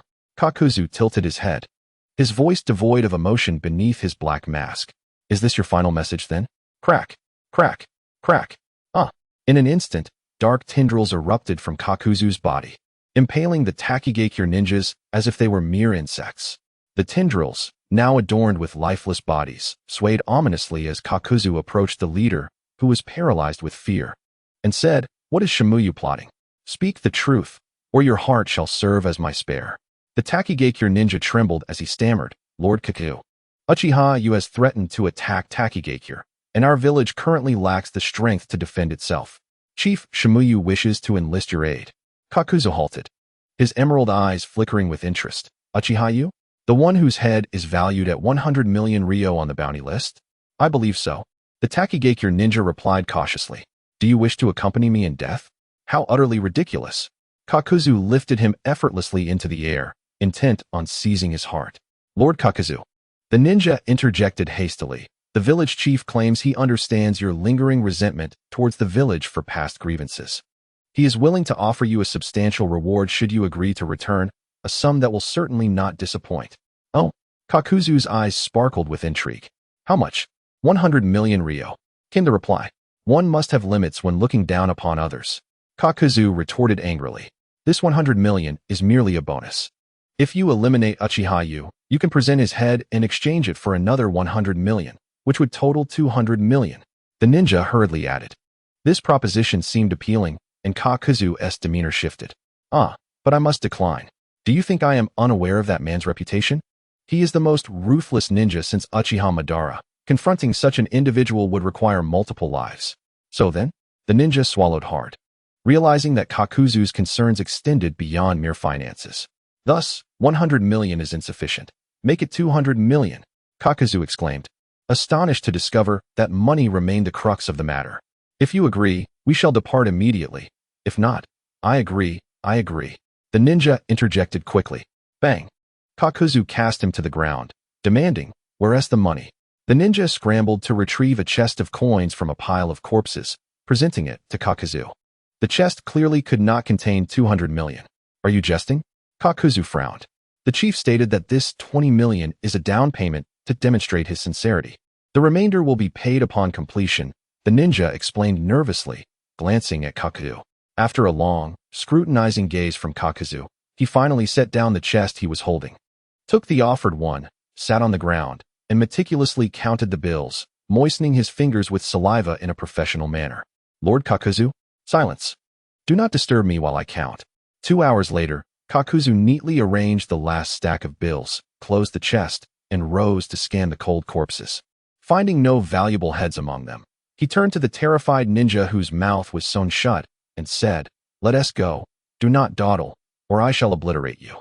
As the sun set, Lin Yu and his companions took a momentary respite near the border between the land of fire and the land of water. A white Zetsu emerged from the ground behind Lin Yu. What news? Lin Yu asked, gazing forward. Those ninjas from Takigakure are determined to resist to the end. They have even spent heavily to recruit a rogue ninja named Kakuzu. What are your plans?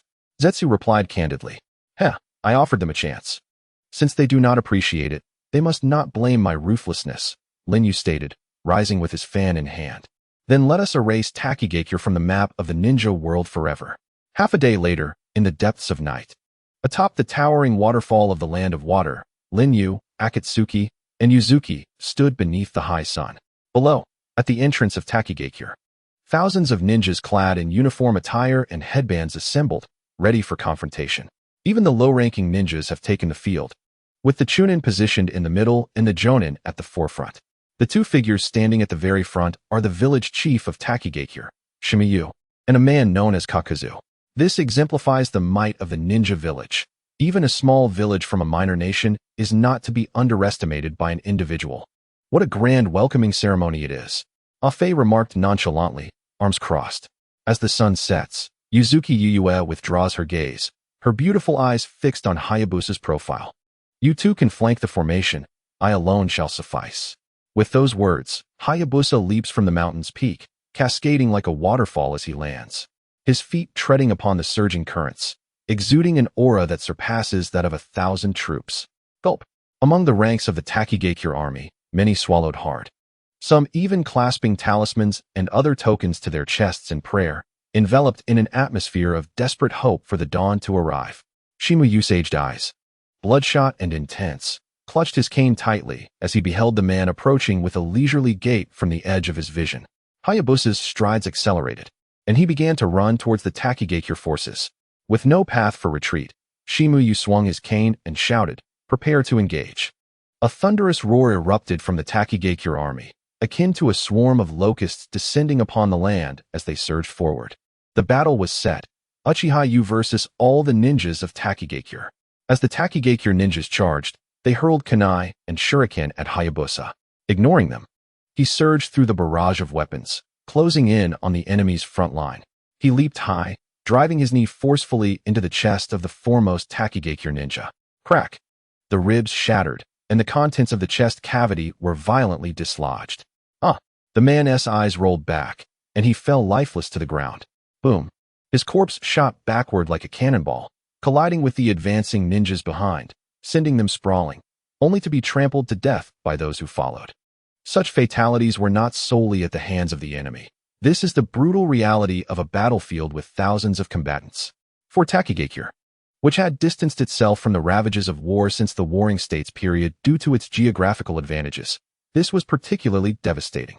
Yet, they were ninjas, and they pressed forward, stepping over the bodies of their fallen comrades.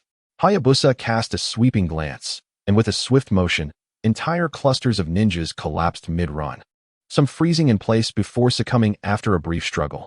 Do not misunderstand. This was not the so-called conqueror's haki, but rather a simple jinjutsu of the Sharingan. At the moment of eye contact, the weak would lose the ability to move. Among the dozens, only 3 managed to close the distance. Thus, the battle-crazed Uchiha would bestow upon them a death that symbolizes glory. Wind release, wind cutter technique. Whoosh! The white wind blade severed the heads of 2, which fell to the ground. 1, reacting with remarkable speed, attempted to block with a ninja blade, but the outcome was merely the blade and the head tumbling down together. In the blink of an eye, 50 ninjas had perished, including several jonin. Such sacrifices might not faze the great ninja villages of the 5 great countries.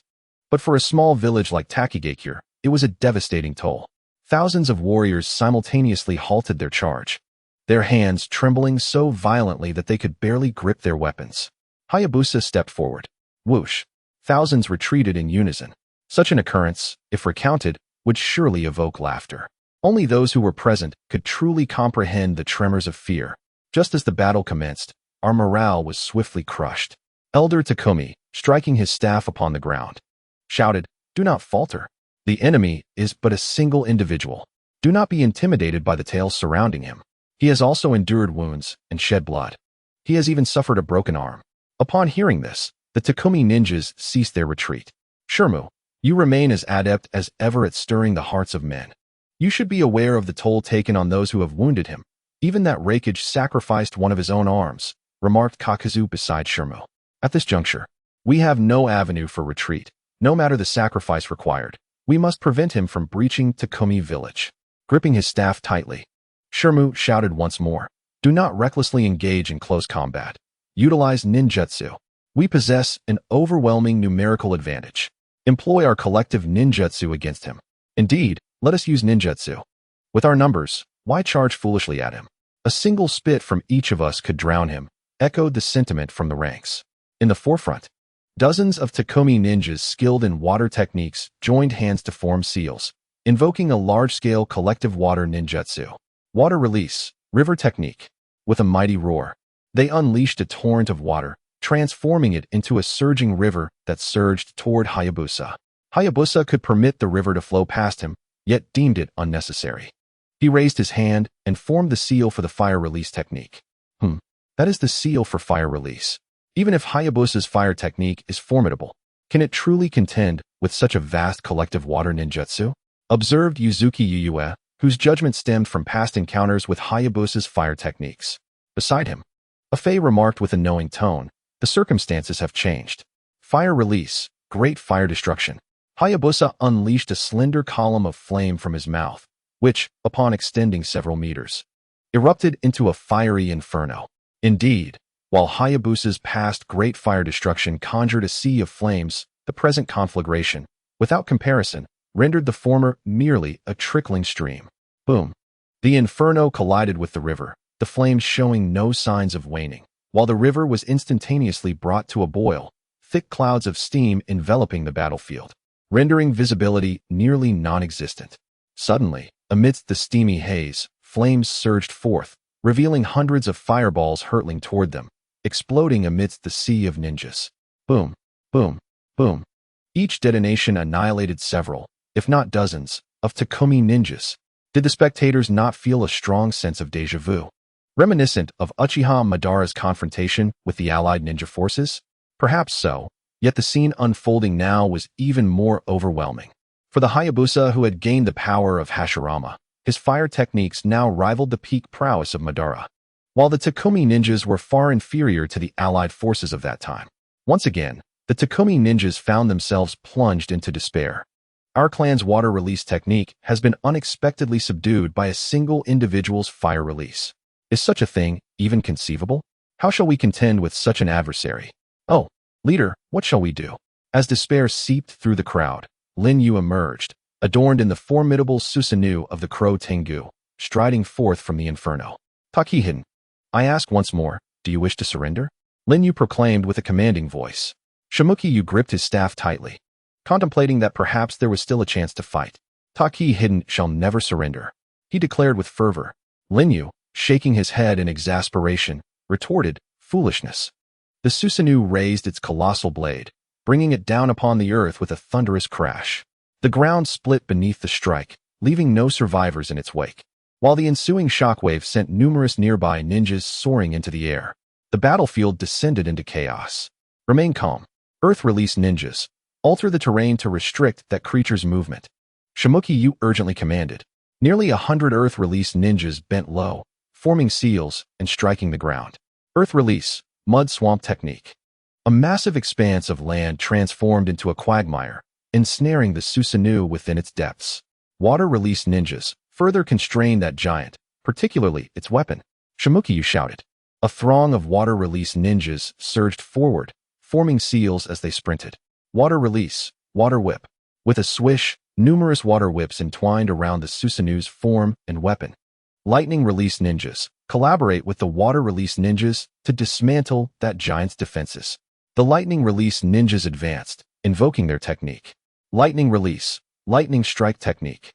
A cacophony of thunder erupted as fierce bolts of lightning coursed along the water whips, assailing the Susanoo. Cracks began to form on the Susanoo's hardened armor. This was not surprising. The combined might of hundreds, if not thousands, of ninjas, even those of lower rank, wielding their group ninjutsu, would undoubtedly eclipse the power of a shadow-level technique.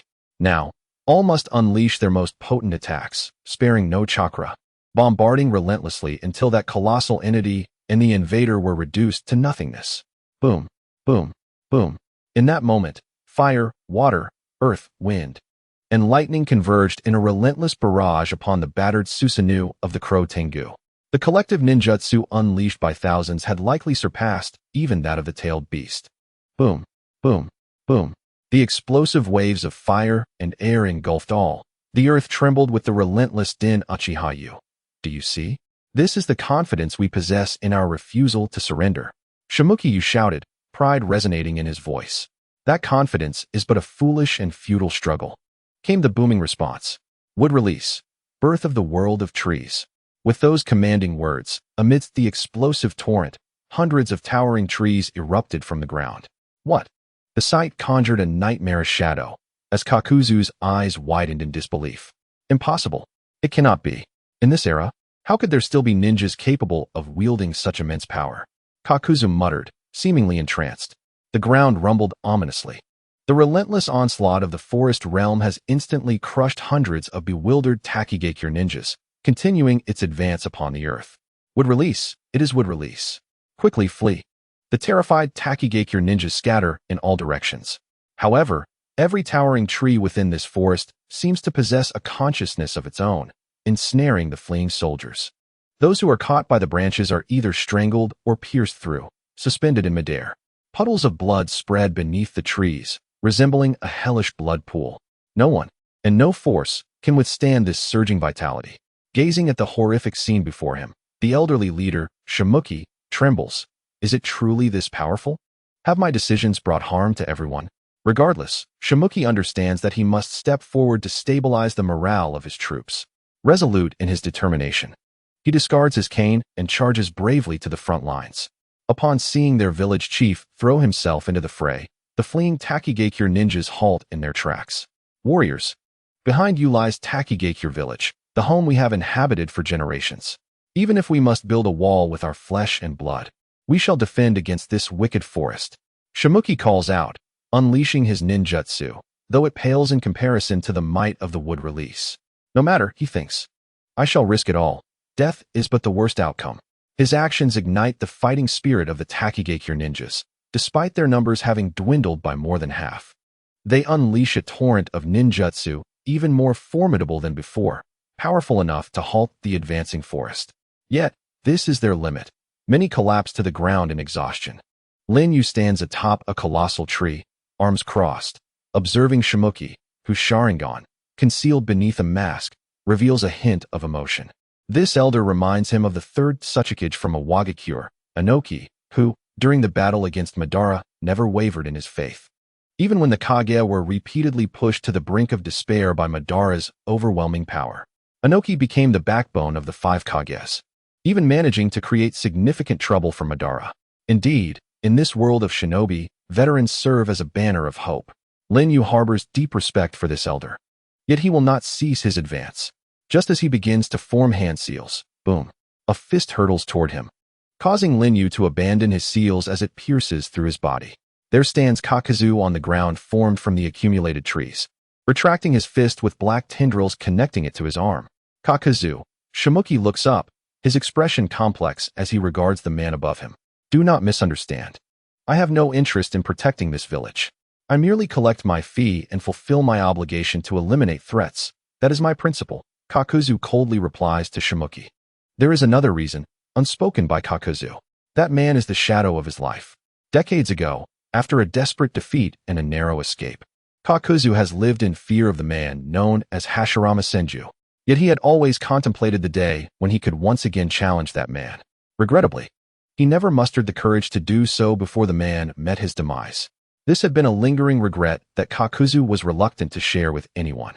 Upon witnessing Lin Yu replicate the ultimate techniques of the first Hokage, Kakazu felt not only fear and shadow, but also the resurgence of his fighting spirit and lingering aspirations. Since a confrontation with the long-gone first Hokage was beyond hope, perhaps a battle with the man before him, who had inherited his powers, might alleviate that regret. Even if just a little. Uchiha Yu, I have long heard of your esteemed name. May I request a moment of your time? The typically arrogant Kakazu exhibited a surprising courtesy towards Lin Yu.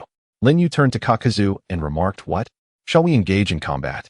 Kakazu replied, "I would not mind. But are you the only one?" Lin Yu responded, "Is it just you?" Kakazu then glanced down at the gathered Takigakure shinobi and coldly declared, "None of you are permitted to intervene. This is my battle." What nonsense. So many of our comrades have perished at his hands. And now a mere rogue ninja dares to dictate our actions? The Takigakure ninja exclaimed, their emotions running high. Enough. Obey him. At that moment, Shimokuyu intervened, instructing everyone. Step back. Medical ninjas, attend to the wounded.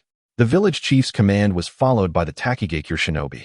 Kakazu returned his gaze to Lin Yu and solemnly stated, I have one more request, or rather, a plea.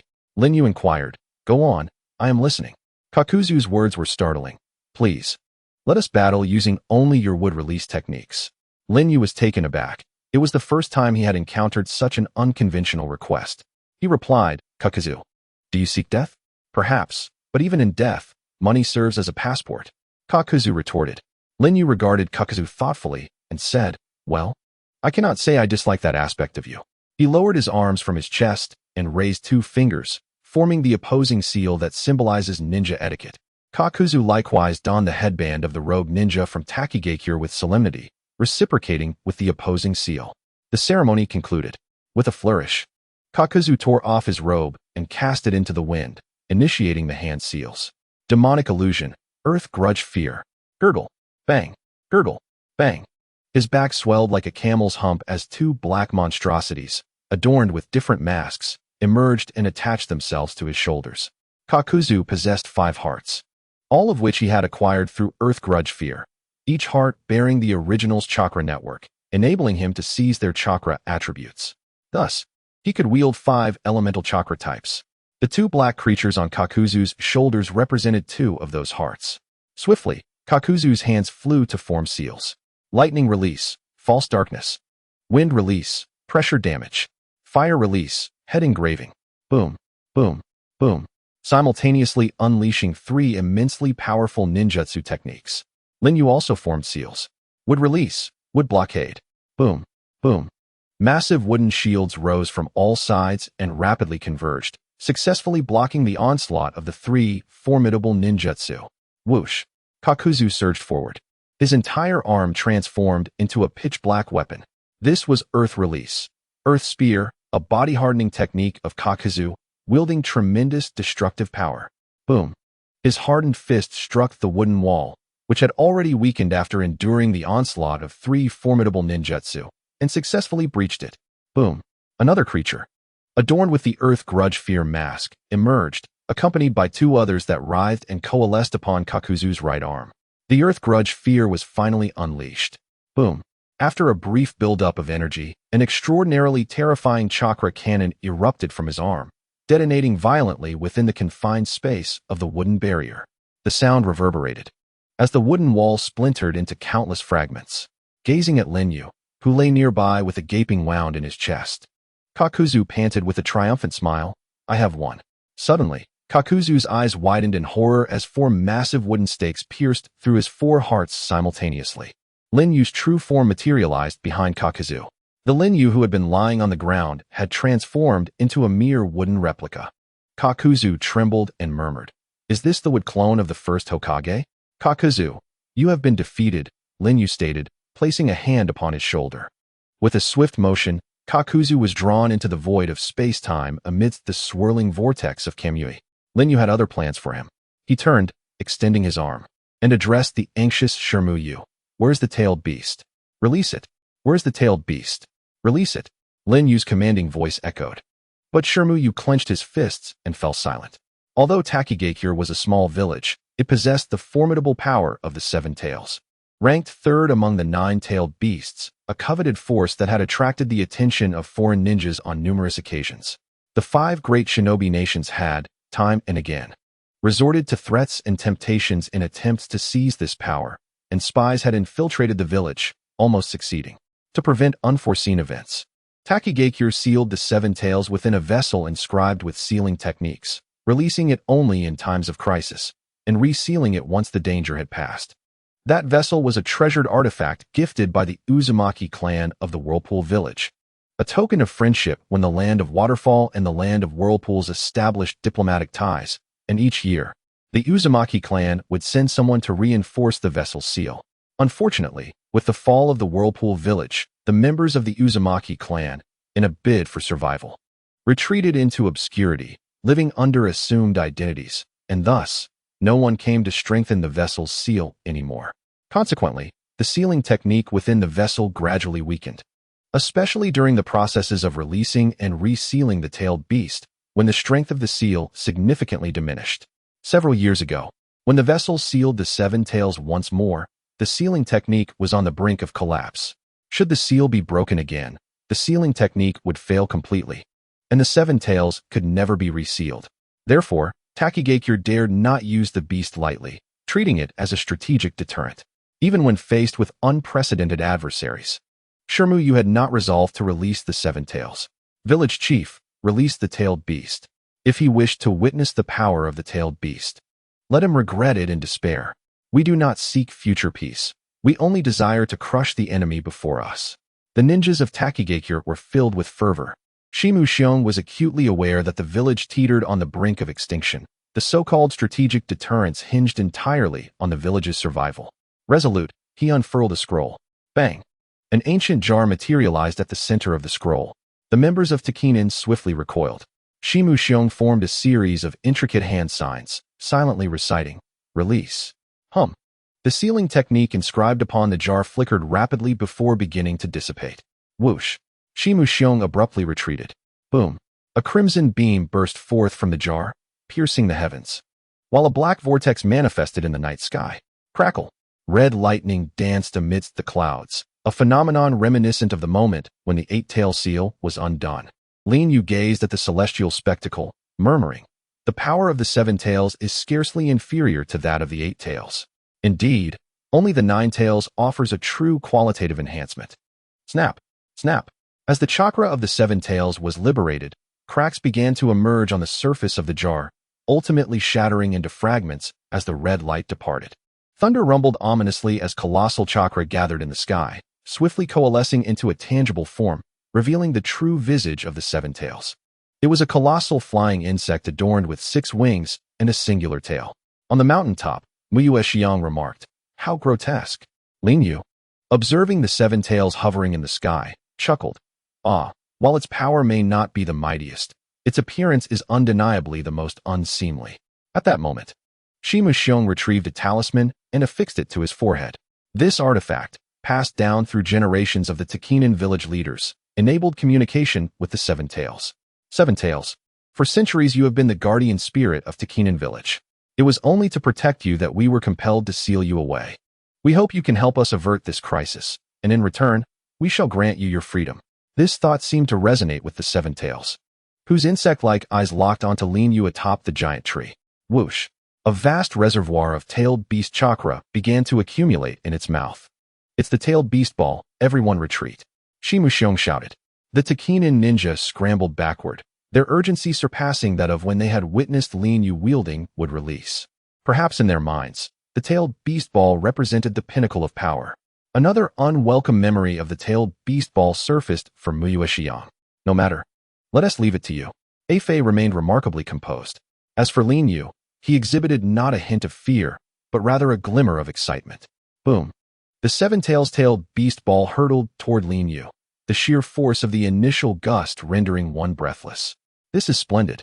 Lin Yu smirked as he unleashed the Yatagarasu Susanoo, a Shinjutsu shuriken soaring into the sky. The Shinjutsu shuriken collided with the tailed beast ball, causing it to vanish into the vortex of time and space. How could this be?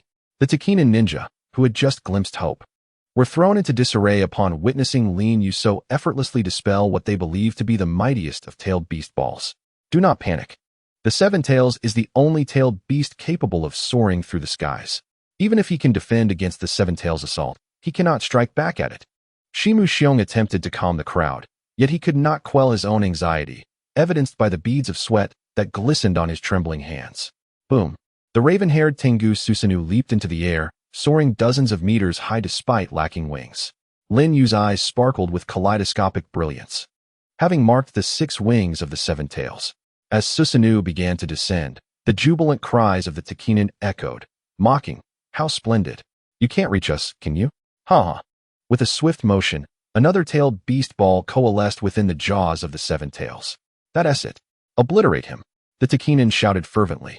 Thud! Susanoo landed on the ground, and Lin Yu, with a frigid smile, remarked, "7 tails, your wings are rather obtrusive. Allow me to assist you in removing them." Whoosh! In Susanoo's right hand, a pitch-black Magatama gathered and was hurled skyward. Susanoo's divine artifact, the 9 tails Magatama. Boom! Simultaneously, the tailed beast ball hurtled forward. The Magatama pierced through the tailed beast ball, which erupted above Susanoo, while the Magatama pursued the 7 tails. The 7 tails, glancing at the oncoming Magatama, suddenly panicked and flapped its wings to escape. But the Magatama closed in rapidly. Boom! Boom! Boom! Unable to shake it off, the 7 tails frantically unleashed tailed beast balls, resulting in a cacophony of explosions in the sky. Yet, the Magatama remained unaffected, splitting into 6 as it approached, striking the 6 wings of the 7 tails. A wretched howl escaped the 7 tails as its wings were torn asunder by the divine might, sending them into the realm of time and space. Thud! Plummeting to the ground, the wingless 7 tails glared menacingly at Lin Yu, beginning to gather a tailed beast ball once more. Lin Yu's lips curled into a scornful smile as he formed a series of hand seals.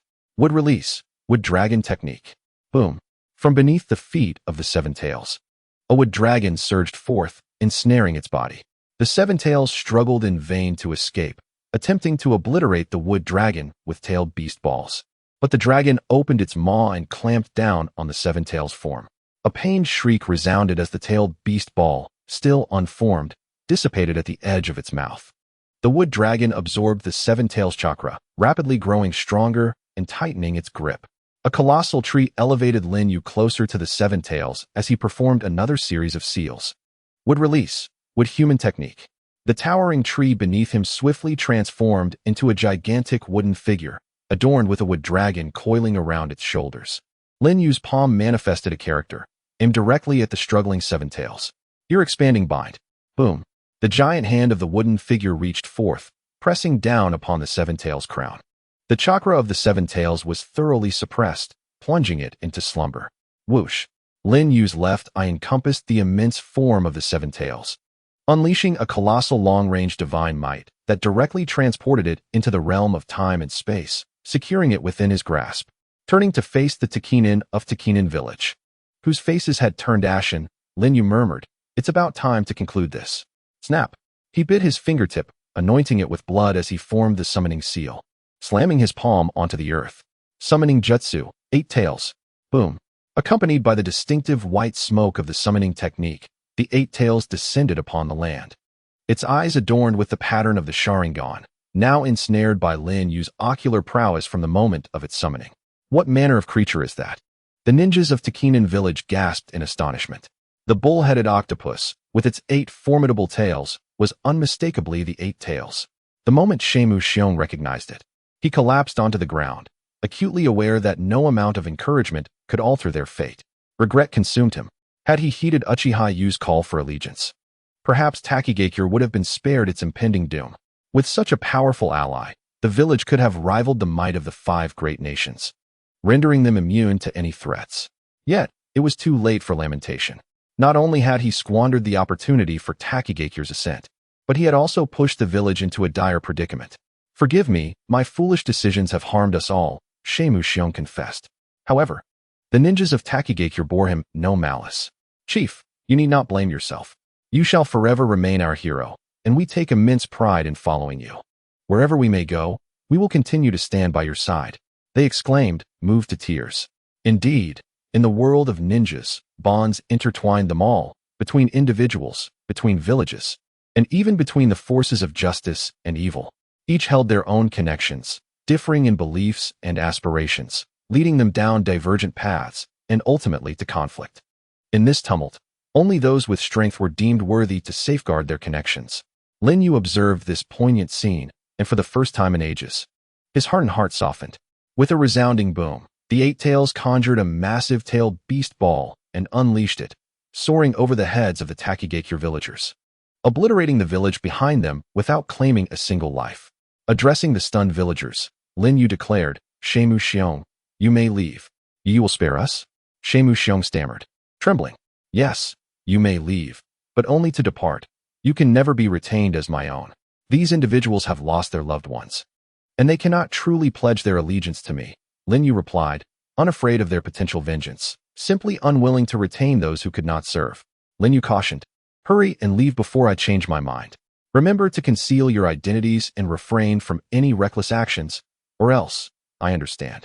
I have made one foolish decision. I shall not repeat it."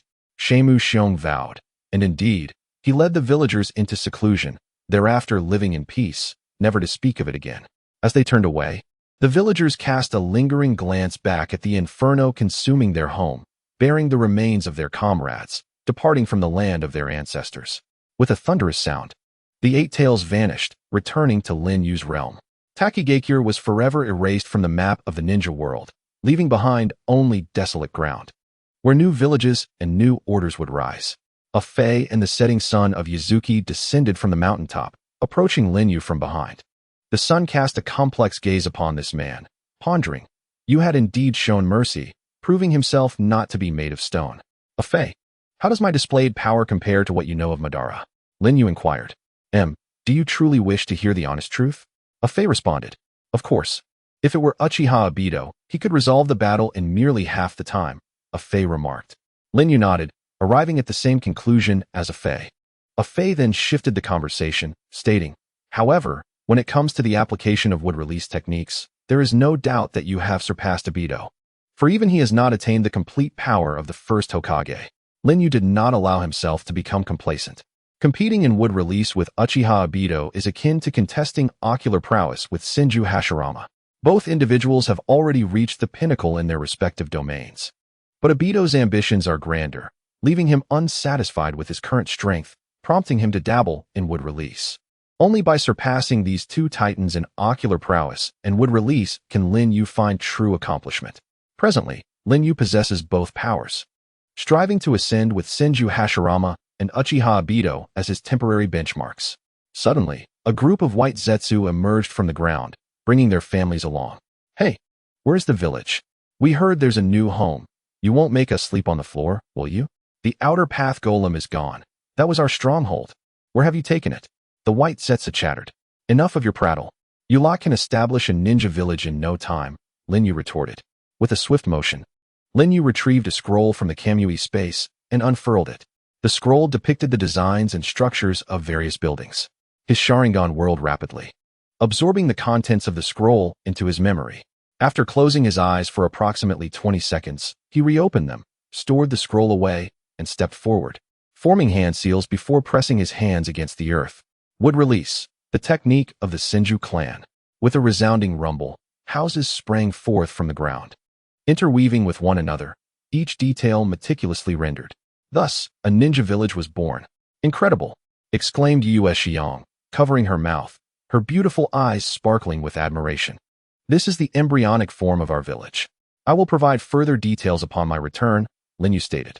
Are you heading to the land of iron? Yu Xiang inquired. Yes, I can manage on my own.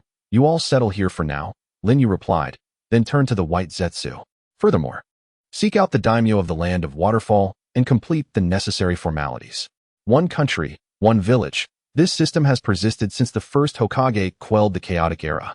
The nation provides funding and resources to the ninja village, while the ninja village executes missions and offers military protection for the nation.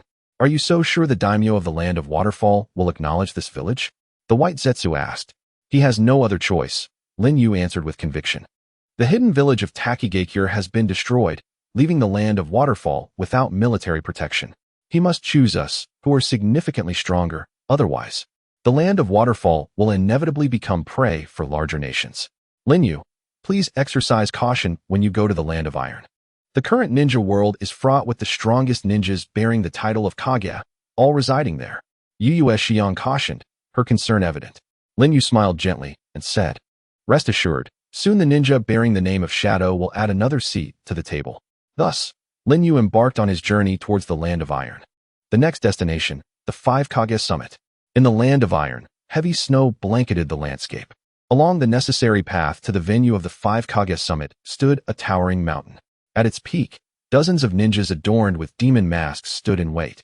Their leader positioned at the edge of a cliff, gazing down at 3 figures approaching along the snowy path. The foremost among them wore a white cloak and a conical hat. Target acquired, attack.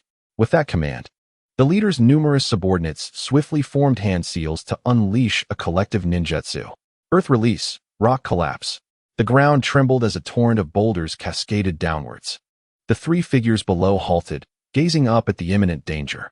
From beneath the conical hat, a calm male voice declared, Do not engage. In an instant, hand seals were formed with remarkable speed. Wind release, gale net. A myriad of wind blades coalesced into a net that soared into the sky, instantly shattering the descending boulders into countless harmless fragments. A kunai, enveloped in lightning, pierced through the debris, leaving a scratch on the demon mask of the man at the cliff's edge. Humph, just a kunai? Continue the assault. He barked at his subordinates. A chorus of anguished screams erupted as dozens of his men fell simultaneously. The leader whirled around, only to witness his once vibrant subordinates lying lifeless on the ground. Beside their bodies stood the man in the white cloak and conical hat, gripping the very kunai that had just been thrown. A cold sweat drenched his back, and the fear behind the demon mask became palpable. What on earth has happened? In a flash, the kunai was now poised against his throat. Anything I touch with my chakra leaves an indelible mark. Judging by your masks, you belong to the Phantom Clan of the Land of Forests. Our 2 nations have maintained amicable relations. Why would you jeopardize that? The voice remained calm beneath the hat. The leader cast a wary glance at the crack in his mask, his fist clenching tightly. Amicable? Unilateral? Such pleasant words. You merely present a facade while your shadowy operatives have slaughtered countless of our kin. After a moment's hesitation, the face hidden beneath the hat responded. I have never issued such orders. There must be some misunderstanding. Then why do they wear the garb of your operatives, claiming they act on your orders? I have sought vengeance for my people more than once, yet opportunities have been scarce. Finally, this 5 Kage Summit has revealed a once-in-a-lifetime opportunity, prompting us to lie in wait for your arrival. I carry the grievances of my kin, and I cannot afford to fail. Additionally, I must inform you that a prominent figure from your Hidden Leaf village has revealed your movements to me, and he has provided me with an ultimate trump card. With that declaration, the leader of the Phantom Clan dramatically cast aside his gray cloak. Numerous talismans materialized upon his chest. This is the Xixiang seal. A voice from beneath the hat responded, tinged with surprise. Boom. The black radiance emanated in all directions, expanding into a sphere with a diameter of several hundred meters. When the sphere vanished, a gaping void resembling the opening of a bowl appeared upon the mountain. Whoosh! Beside the ground, a figure emerged, clad in a fluttering white cloak. He lifted his conical hat and murmured, "So it is you, Danzo." Bang! Nearly 10 seconds later, the body of the leader of the Phantom Clan fell onto the snowy ground. The commotion drew a multitude of samurai from the Land of Iron, who gathered around, drawing their swords and gazing at the three individuals before them. Who goes there? State your identity. At this moment, the cloaked man gently raised his hand and removed his hat, revealing a crown of golden short hair and a youthful, handsome visage. He spoke with polite yet commanding grace. "I am Namikaze Minato, the 4th Hokage of the Hidden Leaf Village in the Land of Fire, here to attend the 5 Kage Summit in your esteemed country." Astonishment rippled through the ranks of samurai, their steel helmets barely concealing their disbelief. Namikaze Minato, the legendary yellow flash of the leaf, is he not? I did not expect him to be so young. Minato continued. The two behind me are Akimichi Choji and Inuzuka Kiba, serving as my personal bodyguards. Clang. The samurai sheathed their swords and knelt on one knee in respect. Lord Minato, we welcome you to our Land of Iron, despite the long journey you have undertaken. However, we must inquire about the recent events that transpired here. Minato replied, "Indeed, a group of ninjas lay in ambush upon the mountain and launched a surprise attack against us." A collective look of confusion spread among the samurai as they gazed at the solitary body of the Phantom Clan leader lying in the snow. At this moment, Akimichi Choji stepped forward, his voice as robust as his stature. Those dozens of enemies were slain by the Hokage the instant the battle commenced. The samurai gasped in shock. Slain? In an instant? Then, where are their bodies? We must report to the great general of the Land of Iron, Lord Mifune, the leading samurai exclaimed. At this juncture, Inuzuka Kiba, mounted upon his large yellow ninja dog, interjected, "The man on the ground is the leader of the assailants. He had been captured by the 4th Hokage and, realizing his imminent demise, unleashed a forbidden technique that could seal everything within a radius of hundreds of meters into his own body. The corpses of his dozens of companions are now within him." The samurai broke into a cold sweat, glancing at Minato with renewed apprehension. "We should investigate." "Yes." One samurai approached the body and reported, "There is indeed something resembling a sealing technique on the corpse's chest." The leading samurai nodded, "I see. In that case, we sincerely apologize for such an incident occurring within the borders of our Land of Iron. We shall escort you to the venue of the summit." Minato replied, "There is no need for that. You should return to your duties." Then, as you command. The samurai departed, carrying the body of the Phantom Clan leader with them. Phew. Minato seemed to exhale in relief. Turning to his two companions, "Thank you both. I truly am not adept in handling such situations." "Do not mention it, my friend.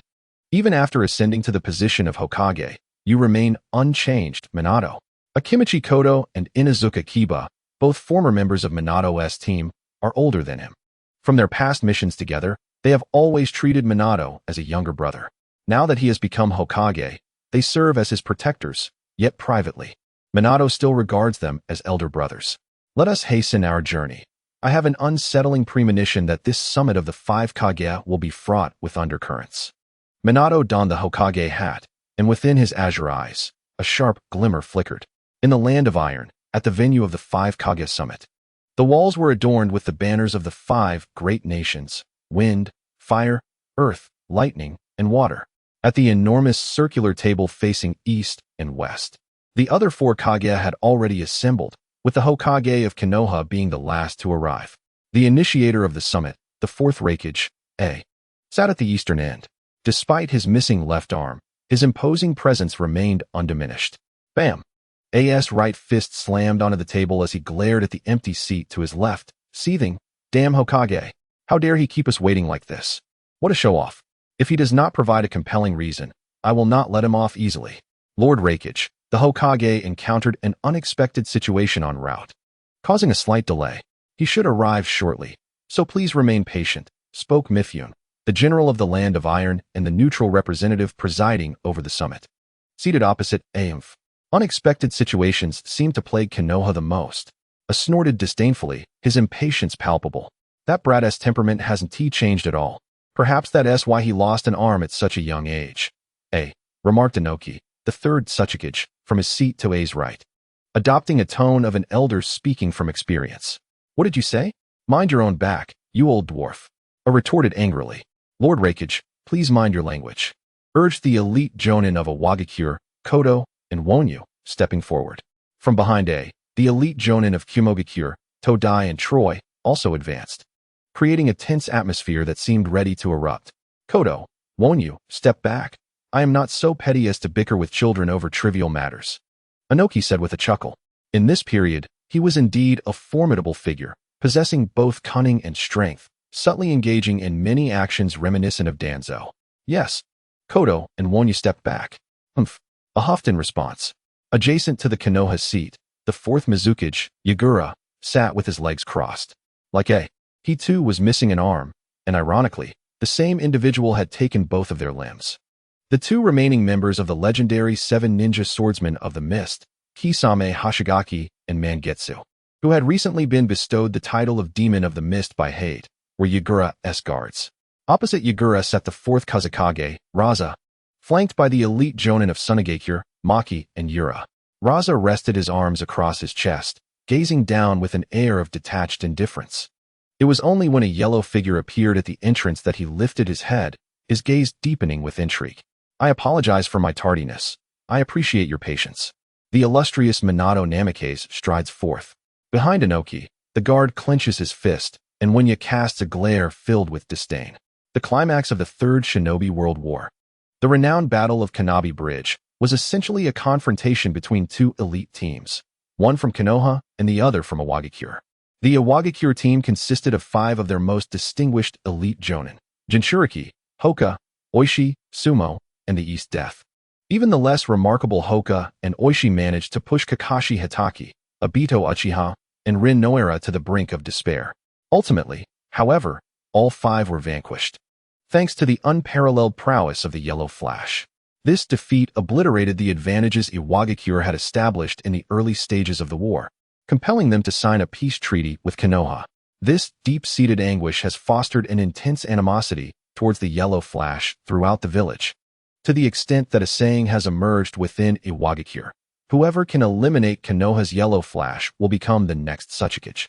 Yet, none dare to attempt such a feat, as survival is a prerequisite for aspiring to the position of Ōtsutsuki. Disregarding the glares of hatred, Minato places the Hokage's hat upon the table and sits down with an air of tranquility, flanked by Inoichi Yamanaka and Kiba Inuzuka. With the Hokage present, I hereby declare the 4th 5 Kage Summit open. Please feel free to express your thoughts. I will serve as a mediator and witness all that transpires during this meeting. Mifune announces. Bang! The Raikage's fist crashes onto the table once more. Hokage, my brother Killer Bee has been attacked by your rogue ninja. He is gravely injured, and the 8 Tails has been taken. Konoha must provide me with an explanation. Faced with the Raikage's aggressive demeanor, Inoichi and Kiba furrow their brows. Yet Minato gestures for them to refrain from action. He then speaks slowly. Raikage, I understand your feelings. However, rogue ninjas are a challenge faced by every nation and village. We cannot fully restrain their actions. I can personally extend my apologies to you and your brother Killer Bee. But it is not feasible for Konoha to provide an explanation regarding this matter. What did you say? The Raikage rises abruptly. Inoki interjects. Your behavior is rather unbecoming. Is it not a matter of your own inadequacy that has led to your losses? Can you not handle the consequences? Furious, the Raikage retorts, Inoki, this issue does not concern you directly. You speak from a place of comfort. Mifune mediates. Gentlemen, the purpose of this summit is to collaboratively seek solutions to our challenges. If we were to resort to violence, we might as well march our armies into battle instead of sitting here. Since we are gathered, let us engage in constructive dialogue. Bickering will not resolve our issues. The Raikage resumes his seat. At this moment, Inoki spoke up. Hokage, while I do not endorse Raikage's attitude, the Uchiha clan of Konoha has historically been an unstable element within the ninja world. The Uchiha Madara of Ur, and now Uchiha Yu. The Uchiha clan will inevitably become a malignant tumor in the ninja realm. Therefore, for the sake of Konoha and the ninja world, I hope that Konoha can act decisively to curb the seeds of evil. What say you, Hokage? Old Inoki, you have finally uttered something agreeable. Uchiha, you must be eliminated. And the Uchiha clan cannot be spared. Reikage responded. I share the same sentiment, stated Mizukage Chojuro. Only Kazekage Raza remained silent. Minato Namikaze thought to himself, utilizing this incident with Uchiha Yu to push the Uchiha clan to the brink of annihilation serves to weaken Konoha's military strength. Surely, this is the true objective of the Five Kage Summit. I cannot allow them to succeed. Minato declared firmly. To implicate an entire clan for the actions of one individual does not align with my principles, nor with the principles of Konoha. The Uchiha clan has made numerous contributions to Konoha. They are our comrades and kin. Therefore, I oppose this decision.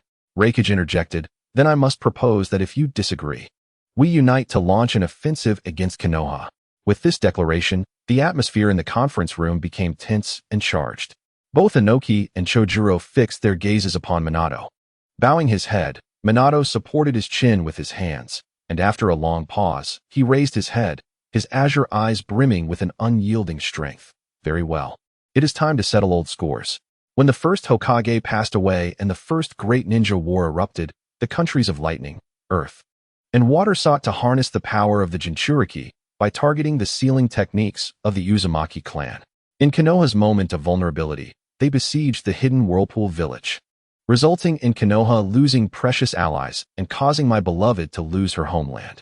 Pausing for emphasis, Minato continued with fervor, if you seek to instigate war once more, be prepared to lose everything, including the tailed beasts granted to you by the first Hokage. Konoha will reclaim them as well. At that instant, the eyes of the Ōtsutsuki, Reikage, and Mizukage narrowed. Damn it, he is threatening us with the Uzumaki clan's mastery of sealing techniques. His wife, Kushina Uzumaki, embodies the essence of the Uzumaki bloodline and sealing arts. At this moment, the fourth Kazekage Raza finally spoke. However, Lord Minato, we of Sunagakure also have conditions. We hope to utilize your sealing techniques. The Jinchūriki of the One Tail is due for a transition, and the next candidate has already been decided, my yet-to-be-born child. If you are willing to provide technical support, we of Sunagakure will steadfastly stand by Konoha. Minato replied, the land of wind and the land of fire are neighbors. Sunagakure did not lay hands on the hidden Whirlpool village in the past. We Konoha are well aware of this. It was not my beloved who took action, but rather myself. Raza responded with intrigue. Oh? Does it imply, Lord Minato, that you have mastered all of the Uzumaki clan sealing techniques? The humble wave wind Minato remarked. Although I cannot compare to my beloved Kushina, assisting Sunagakure in sealing the One Tail should suffice. Very well, it's settled, replied Raza. Inoki mused to himself. This is truly a clever maneuver. Wave wind Minato appears gentle and cultured, harmless even, yet he conceals a sharp wit. He is indeed a formidable character. Yakura thought, if this continues, the initiative will entirely fall into the hands of the Hokage. Reikage lamented, damn it. If we hadn't lost the Eight Tails, we wouldn't be in such a passive position now. He declared, the matters concerning the Uchiha clan can be set aside for the moment, but Uchiha you must perish. Hokage, we of Kumogakure demand your cooperation in eliminating the rogue ninja. You of Konoha must join forces. Should you refuse, Kumogakure will sever ties with Konoha, and you shall bear the consequences. Yakura concurred. I too support Reikage's stance. Uchiha Yu is currently the common enemy of the entire ninja world, and Kirigakure will not stand idly by. The Ōtsutsuki and the Kazekage remained silent. As Uchiha Yu had yet to offend them directly, they preferred to witness the conflict between the clam and the clam digger benefit a third party.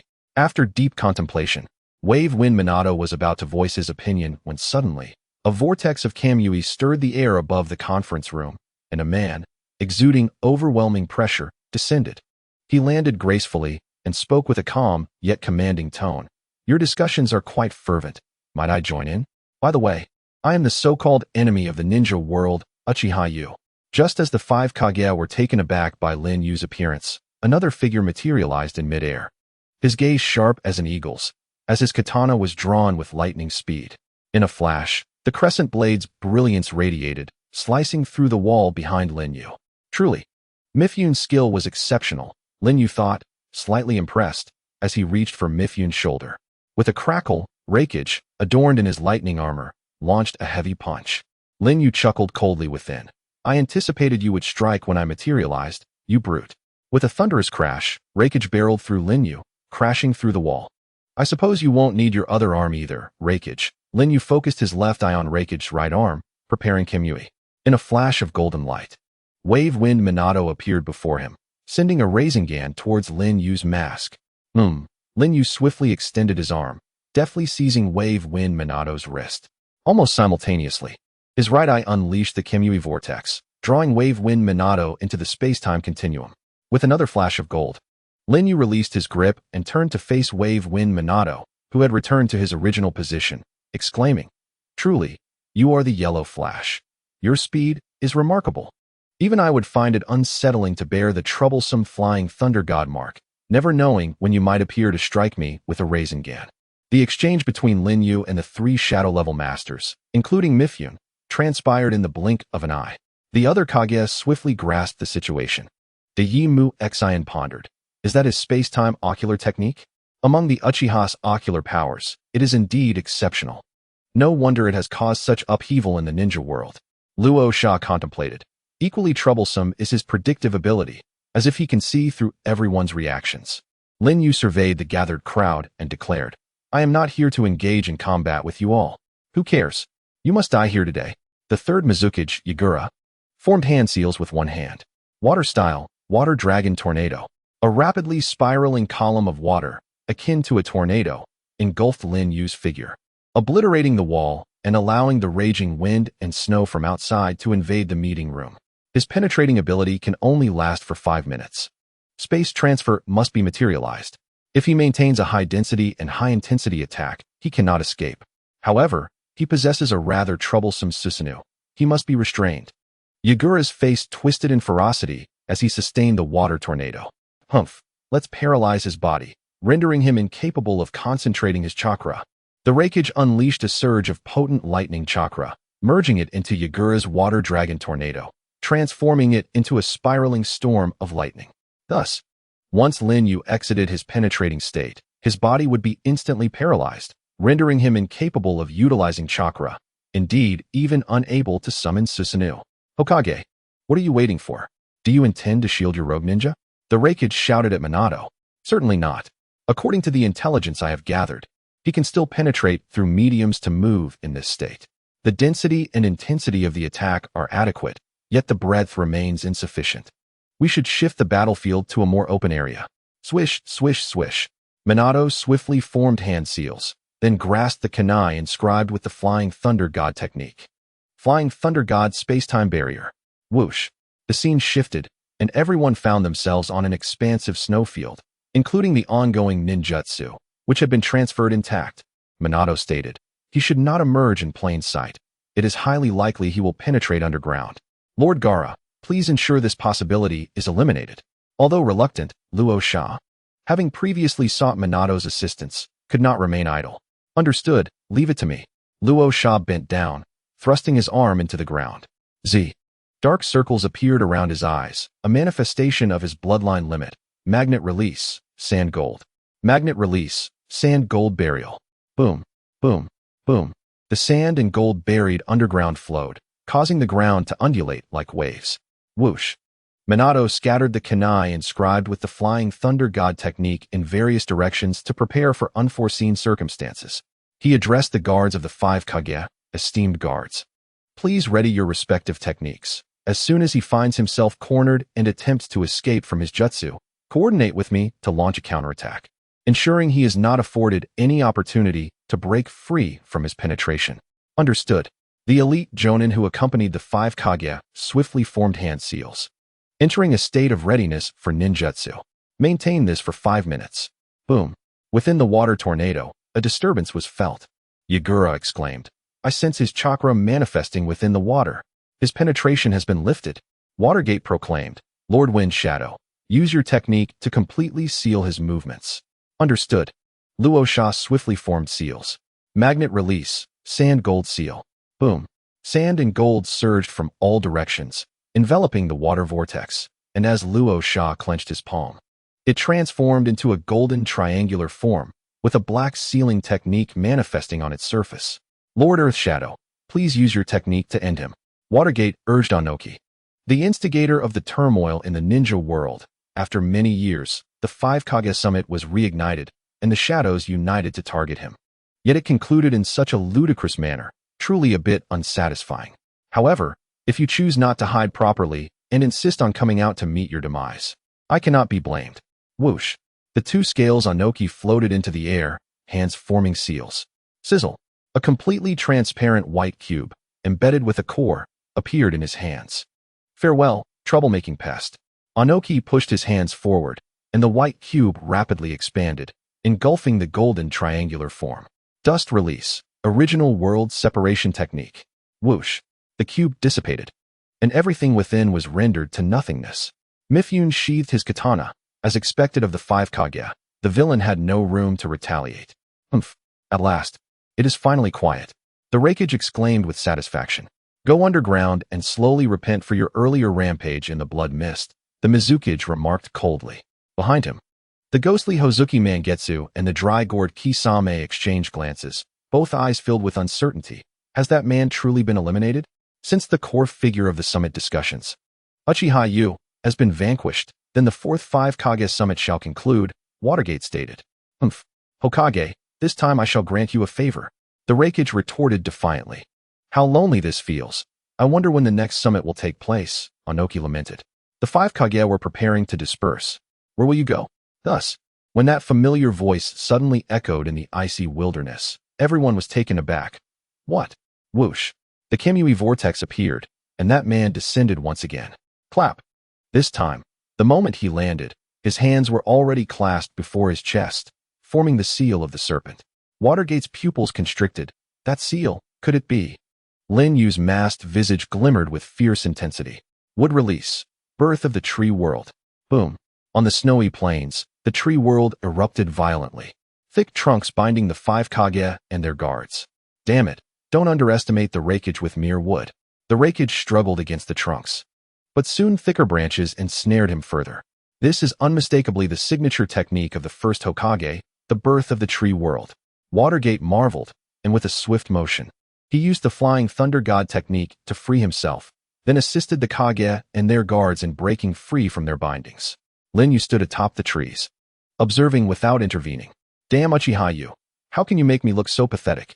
Come down and face your end. The Raikage shouted at the treetops. I have already stated, I am not here to fight you. Otherwise, I would not have used the birth of the tree world, but rather the flowering tree world. Lin Yu said, his gaze growing somber. Empty bravado. Is it merely summoning a few trees? If you refuse to come down, I shall ascend and dismember you. Raikage declared impatiently, twisting his neck. Everyone, he is not exaggerating. Minato Namikaze interjected. The first Hokage's flower tree realm can release a copious amount of toxic pollen in an instant. Even the swiftest would find it impossible to escape unharmed. To be affected signifies an end, and his restraint indicates he truly does not wish to engage us in a deadly conflict. Damn those Sharingan. Damn that would release. Raikage gritted his teeth, but refrained from further provocation. Indeed, the fourth Hokage possesses sound judgment. Hey, Lin settled down.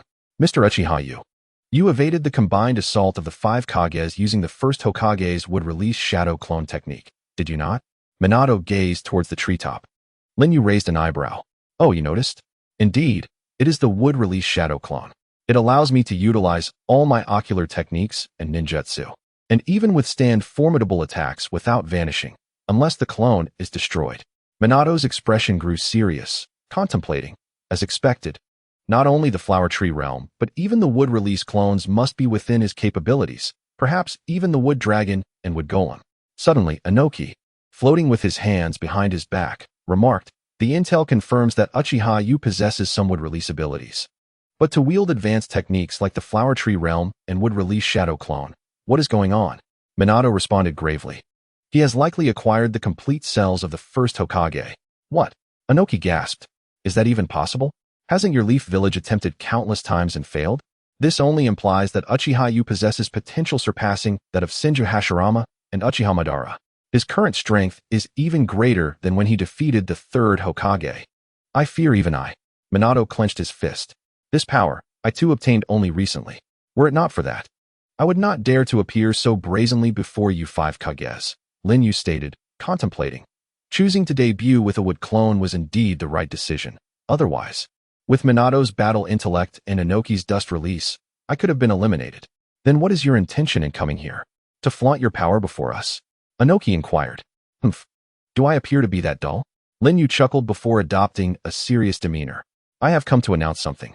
A matter potent enough to alter the current ninja world landscape. Such audacity. Rakage scoffed. Speak, and I shall consider it mere jest. Lin Yu raised a finger, asserting with conviction, I, Uchiha, hereby announce the official establishment of the 6th Great Ninja Village, the Hidden Shadow Village, and I shall be its first shadow. What? The 5 Kages gasped in astonishment. Are you jesting? Do you think a ninja village can be established at your whim? Which nation would dare acknowledge you as a pariah of the ninja world? Do you think to stand on equal footing with us? A rogue ninja, do not delude yourself. Rakage exclaimed. Rakage, your ears seem as impaired as your arms. I am declaring an established fact, not a fanciful dream. Lin Yu retorted. A fact? You mean to say your hidden shadow village has already been established? Inoki inquired. Indeed, merely half a day ago, as you were en route to the 5 Shadows Summit.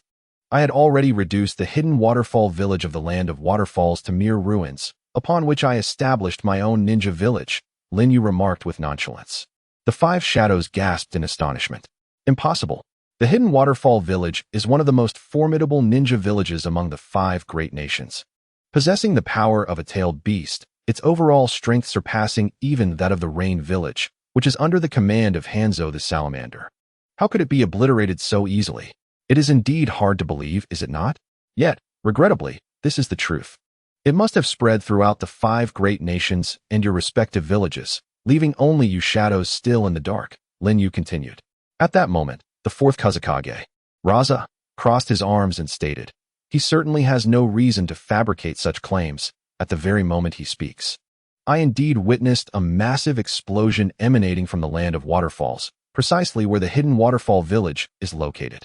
Consequently, the other shadows were compelled to acknowledge the grim reality that Lin Yu had indeed annihilated the hidden waterfall village. What of it? The Land of Waterfalls is but a small nation, even if he has established a village. What right does he have to stand alongside the ninja villages of the 5 great nations? The Rakage retorted disdainfully. Indeed, does Hanzo the Salamander possess strength superior to the shadows? Yet he has never been granted the title of shadow. In the end, Uchiha, you are merely indulging in self-satisfaction, Inoki remarked.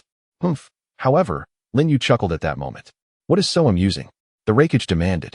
Well, I anticipated this outcome, which is why I brought along something intriguing to show you all. With that, Lin Yu bit his finger, dipped it in blood, and performed the summoning technique with the signs. Hares, dogs, roosters, monkeys, and goats. Boom. A terrifying chakra emanated from the white smoke of the summoning technique. The Rakage's eyes widened in shock. This chakra belongs to the 8 tails. But that is not all. Lin Yu formed another set of seals. Boom. Alongside the chakra of the 8 tails, a colossal chakra emerged that rivaled that of the 8 tails as the smoke dissipated. The crowd was astounded. It was the 7 tails of the hidden waterfall village. The 7 tails and 8 tails, the 2-tailed beasts second only to the 9 tails in power, were now under Lin Yu's control. Are you not the ones who cherish maintaining the balance of power through tailed beasts? You seek out Jinchūriki with great effort. Yet it need not be so complicated. Zing. The kaleidoscope beneath Lin Yu's mask burst forth with formidable ocular power. The 7 tails and 8 tails simultaneously opened their mouths, and whoosh. The terrifying chakra of the tailed beasts coalesced into tailed beast balls. He can control 2-tailed beasts at once with his ocular prowess. Boom, boom. 2-tailed beast balls were launched simultaneously, soaring over the heads of the 5 shadows, heading towards the distant mountains. Thunderous explosions erupted, towering hundreds of meters into the sky, flattening the entire mountain, causing the earth to tremble incessantly, leaving the proud 5 shadows utterly speechless at that moment. Lin Yu, looking down from his elevated position, proclaimed, Now, do I, Uchiha, possess the qualifications to bear the title of shadow? After a prolonged silence of shock, Inoki, among the 5 shadows, was the first to inquire, Uchiha, who exactly are you, and what is your purpose? Lin Yu replied without hesitation, I, Uchiha, am no deity. I am merely a mortal seeking to challenge the divine. If one must inquire about my purpose, it is simply freedom. Daimyo questioned, freedom? The freedom you speak of seems more akin to your own unrestrained whims, which would bring calamity to this shinobi world. Perhaps, Lin Yu responded with a knowing smile. But your perspective is too narrow. You failed to see that everything you possess, everything you protect, is insignificant. When true calamity descends, none of you will be spared. True calamity? Minato narrowed his eyes, asking, Mr. Uchiha, do you possess knowledge of something? Could you share what you know? Understanding your motives might alter our future strategies. Hokage, are you truly going to entertain his nonsense? Reikage interjected, frowning. Lin Yu gazed deeply at Minato, contemplating. The celestial beings, the Ōtsutsuki clan, would inevitably descend upon us, wielding power capable of annihilating the entire shinobi world. To combat them, one must gather the tailed beasts and transform into the Jinchūriki of the Ten-Tails. However, as the necessary elements are not yet in place, it is currently unfeasible. Thus, I established a shinobi village to create a buffer and accumulate strength, facilitating the acquisition of elements from the 5 great nations in the future. This is my motive and purpose. Should I divulge it here? No, it is not fear of their knowledge, but rather the futility of such revelations. Would the leaders of the various shinobi villages willingly offer their tailed beasts? Would they trust the words of their common enemy? Even if they did, they would be reluctant to entrust anything, for humanity is inherently selfish. Lin Yu is selfish too, and thus, there is no need to condemn anyone, let alone elaborate further. Verbal manipulation is Naruto's privilege. Lin Yu is not swayed by such tactics, nor does he wish to employ them. Let each speak through their strength, adhering to the rules of this shinobi world. Victors and vanquished, that is all. Lin Yu raised his head toward the waiting Minato and the other leaders, stating, I have nothing to discuss with you. Minato's expression shifted slightly as he asked, will you continue to assault the various nations and shinobi villages as before? Lin Yu chuckled, there is nothing to conceal from you. Everything that can be obtained has already been acquired. Until the next object of my desire manifests, I do not intend to take any action. After all, a false peace can sometimes hold considerable importance, provided you do not provoke me. Indeed, should war erupt, resulting in the death of Jinchūriki and further delaying the resurrection of the tailed beasts, Lin Yu would remain uncertain as to when he might become the Jinchūriki of the Ten-Tails. His appearance at the 5 Kage summit served 2 purposes. Firstly, to establish a reputation for his hidden village, aiding its future development. Secondly, to inform the Kage that he would not engage in significant actions for a time, to prevent the nations from using the pretext of hunting him down as an excuse to initiate war. Why should we trust that you speak the truth? Reikage exclaimed. Because you have no other choice, Lin Yu replied. Mr. Uchiha, I still wish to believe in you. Amidst the astonished expressions of the crowd, Minato Namikaze spoke. Oh? Is that so? Lin Yu's gaze was profound. There was a matter that Minato was acutely aware of. It was precisely due to Uchiha Yu's intimidation of Danzo that the latter ceased his impeachment against Minato and his targeting of Kushina. Although Minato possessed the means to resolve the situation himself, he dared not jeopardize Kushina's safety.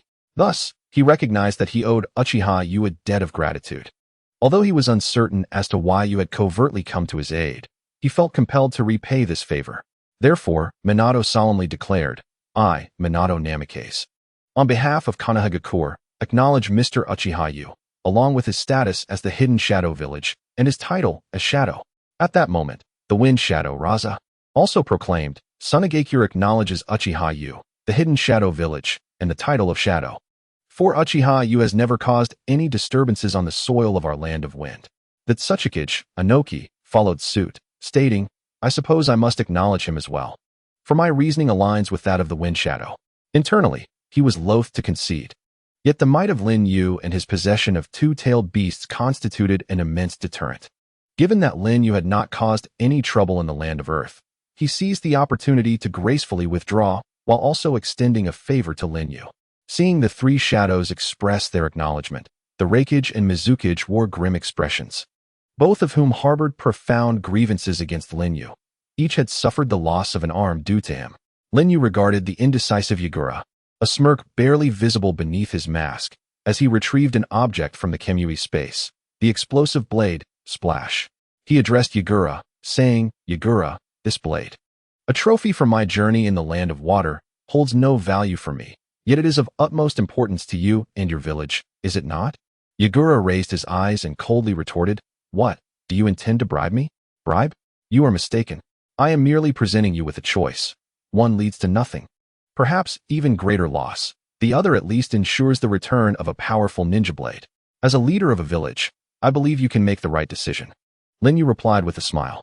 Grinding his teeth and clenching his fist, Yagura's expression reflected reluctance, yet after weighing the pros and cons, he ultimately capitulated.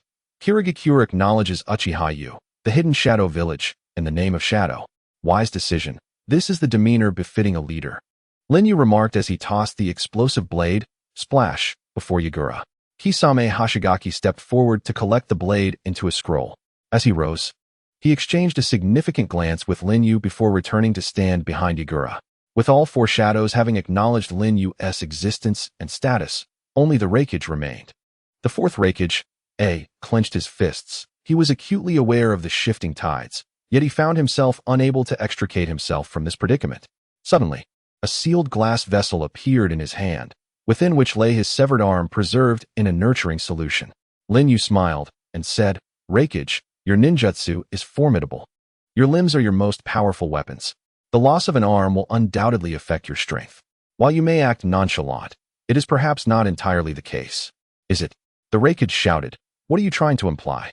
You ought to express your gratitude towards me. I retrieved this arm from the fabric of time and space, meticulously treating it so that it remains uncorrupted, with its nerves not entirely deceased. You may have the medical ninjas from Yuin village reconnect it for you. How about it? If you intend to kill me, it would be more effective with both hands intact, wouldn't it?" Lin Yu mused, tossing the glass vessel in his hand with a playful smile. Crack! Crack! Raikage clenched his right fist tightly, his gaze filled with a murderous intent directed at Lin Yu. "Raikage-sama, consider the greater good and think long-term. For the sake of the village, you cannot afford to lose your arm," urged Ōtsutsuki and Troy from behind in hushed tones. Reluctantly, Raikage unclenched his fist and conceded, "Fine. I acknowledge you, Uchiha Yu, your Onin village, and your shadowed reputation. However, I shall never forgive you for your actions regarding the comparison. The moment I seize an opportunity, I will assuredly take your life." "Ah, I wish you the best of luck," Lin Yu replied, releasing his grip and letting the glass vessel fall. The Ōtsutsuki stepped forward. Melt release, protective barrier. A rubbery substance crafted from melt release caught the glass vessel. Unexpectedly, the situation had unfolded in such a manner. The witnessing general from the land of iron, Miura, sighed inwardly, stepping forward to declare solemnly, "Since the discussions have reached a conclusion, I hereby announce the end of this summit of the 5 Kages, or rather, the 6 Kages." The 5 Kages departed, each bearing distinct expressions and their own schemes. However, upon their return to their respective villages, a monumental event would undoubtedly reverberate throughout the ninja world.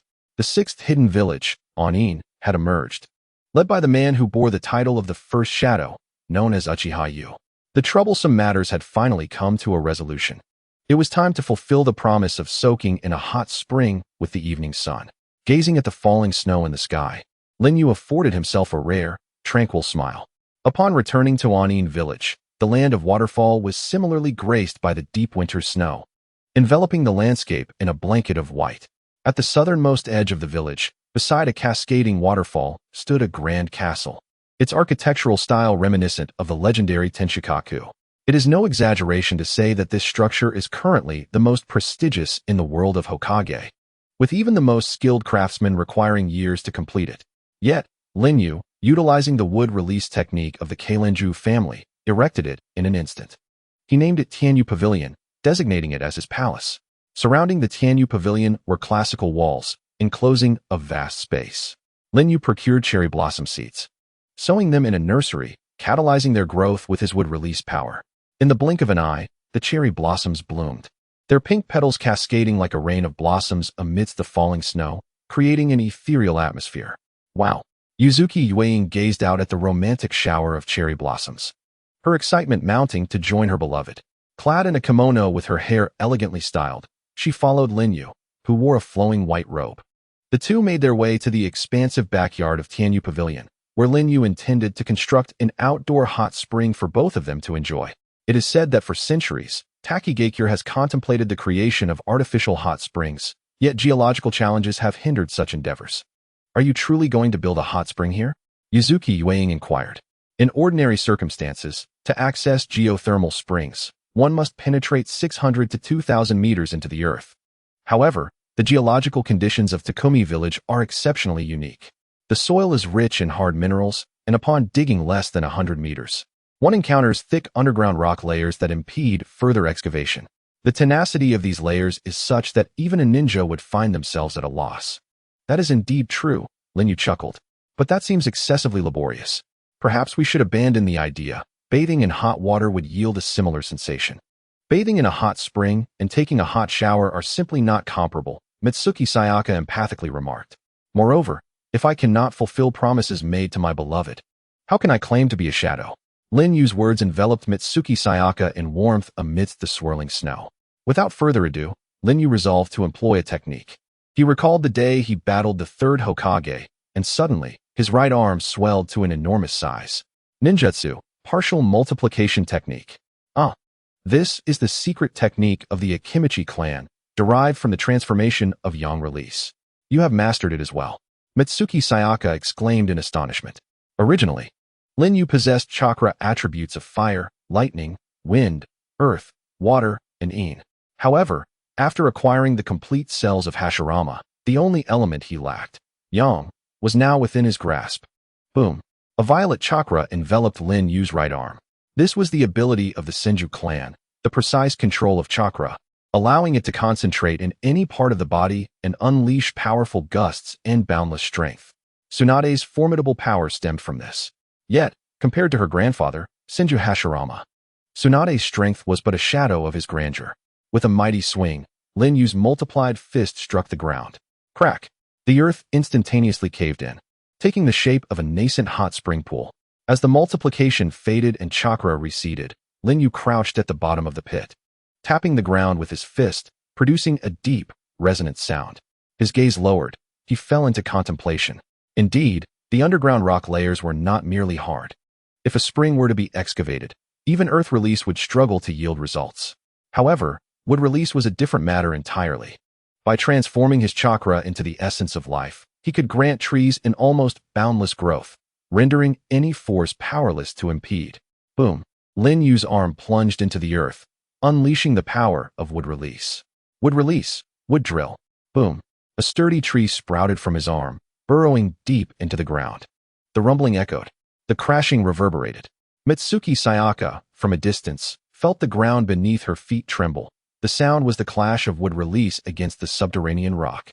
Yet, it was evident that this struggle was no simple feat, for the deeper one drilled, the greater the resistance encountered, an endeavor that would take decades or even centuries for mere mortals to accomplish. Only wood release could achieve this in a fraction of the time.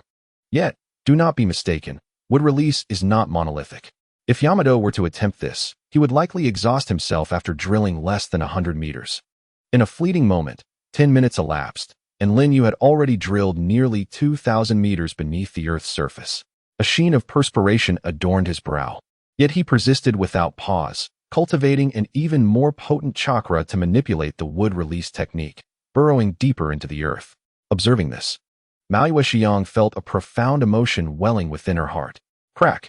Half an hour passed, the tree receded, and Lin Yu's arm emerged from the soil as he rose to his feet, revealing a bottomless spring in the ground, though regrettably, no hot spring water bubbled forth.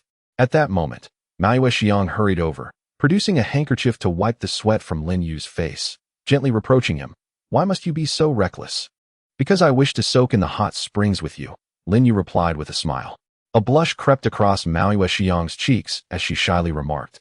Then we can venture outside the village to find other hot springs. After all, with your ocular technique, a round trip would be but a blink of an eye. Yet, to enjoy the beauty of the cherry blossom rain and the soothing sound of the waterfall in our own village, in our own chamber, while indulging in the hot springs and engaging in joyous activities, would that not feel different? Lin Yu said tenderly. Merely envisioning this made an overwhelming sweetness surge within Maui Xiang's heart. Indeed, it would be entirely different, a happiness so profound it defied description. Alas, she lamented, for it seemed their quest for hot springs had met with failure. Bloop, bloop, bloop. Maui Xiang was taken aback, gazing intently at the spring. As the bubbling sounds intensified, White steam began to rise from the spring. In disbelief, Maoyue Xiang exclaimed, "Could it be?" Lin Yu, with a subtle smile gracing his lips, replied, "Has it come? My efforts in drilling 3,000 meters were not in vain. 3,000 meters was merely 1.5 times 2,000. Yet the difficulty of the endeavor was tenfold." Suddenly, hot spring water surged forth from the spring, the water level rising and gradually filling the deep pit. Maoyue Xiang gasped in delight, her eyes shimmering with unshed tears. Lin Yu embraced her warmly, kissing her amidst the falling cherry blossoms on this snowy day. Lin Yu raised his gaze, his eyes fervently fixed upon Xiang's flushed face. "No, please do not look at me like that. It makes me so bashful," she murmured, biting her lip and gently turning her face away. Beneath the night sky, amidst the ethereal mist, Xiang's affectionate call resonated tenderly. A Fei perched on the wall, resting his chin on one hand as he observed the two within the spring. Bloop bloop. The white-haired figures also popped their heads up. Is this truly what humans enjoy doing together? I fail to comprehend the allure that captivates them so completely. Speaking of which, Ban seemed to have been a novice all his life, perhaps due to his connection with Hashirama. I'm feeling quite tired. I wonder how long it will take for them to finish. Can I return to sleep? An hour later, as a fresh layer of snow blanketed the earth, Lin Yu and Xiang's first encounter of intimacy concluded amid tender exchanges. "Ah, I can no longer summon the strength. Could you carry me back to the room?" Xiang gasped, her breath coming in soft puffs. As the setting sun leaned against the stone, it exhaled softly, its once-tied purple hair now cascading freely after the exuberance of joy, exuding a captivating beauty. Wow! Lin Yu embraced the sun's neck with one arm and the bend of her leg with the other, lifting her up as he rose from the hot spring. He turned to glance at a Fei and Baiju atop the wall. Baiju was a genderless existence, akin to a eunuch in the ancient imperial palace, and thus, there was no need for modesty in their presence. "Is it pleasing to the eye?" Lin Yu inquired. "You two are truly passionate," a Fei teased. "You stop it, let's go back." The sun, blushing, buried her face in Lin Yu's chest, whispering shyly. Once back in the room, the sun clutched the blanket with both hands, gazing at Lin Yu. "Aren't you going to sleep?" "I have a few matters to attend to first. Once I finish, I shall rest," Lin Yu replied. "All right, I will wait for you," the sun said obediently. Outside, Lin Yu released Kakuzu from the space-time dimension. Kakuzu surveyed his surroundings upon landing. "This former Takigakure is now my Anin village," Lin Yu declared. Kakuzu paused slightly before responding. "Oh, so you mean to say that Shibei and those fellows in the village already harbor hatred towards me?" Lin Yu chose not to disclose that he had spared Shimu Xiong and the majority of the Takigakure ninjas, wishing to cultivate a more ruthless image to evade unnecessary troubles. Hate. Why harbor such feelings? In this world of ninjas, strength is revered, and not every strong individual embodies the benevolence of the first Hokage. In fact, I believe that Uchiha Madara's philosophy aligns more closely with the essence of the ninja realm, Kakuzu remarked. "Kakuzu, would you be willing to remain in this village to work for me?" Lin Yu inquired. Kakuzu had already surmised that Lin Yu had deliberately left him a heart during their confrontation. This was no mere oversight, but an intentional act. The fact that Lin Yu spared him indicated a desire for his allegiance, though Kakuzu still harbored some confusion. "Mr. Uchiha Yu, what precisely do you require of someone with my capabilities? Could you be forthright with your request?" Kakuzu asked. "The village is in need of an accountant," Lin Yu stated. "Accountant?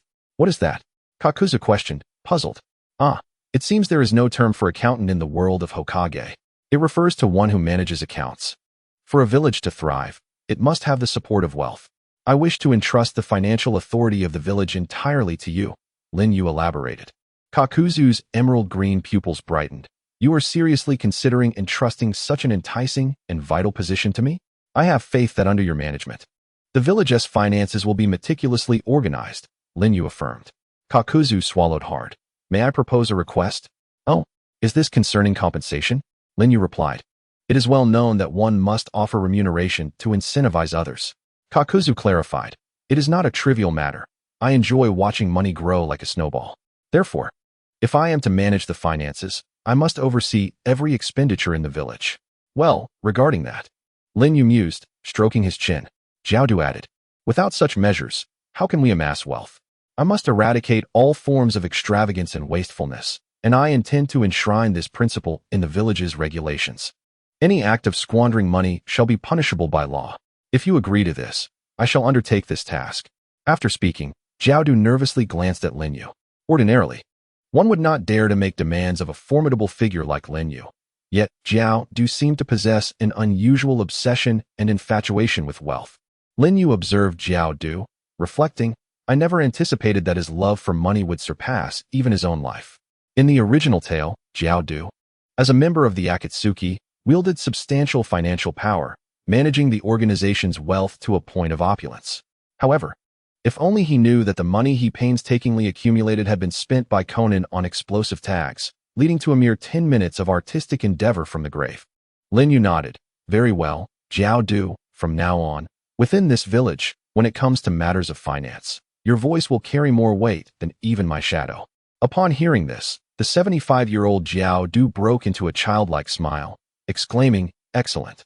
Mr. Yu, in light of your trust, I am willing to contribute all my accumulated wealth of 1,765,342,000 taels to the village.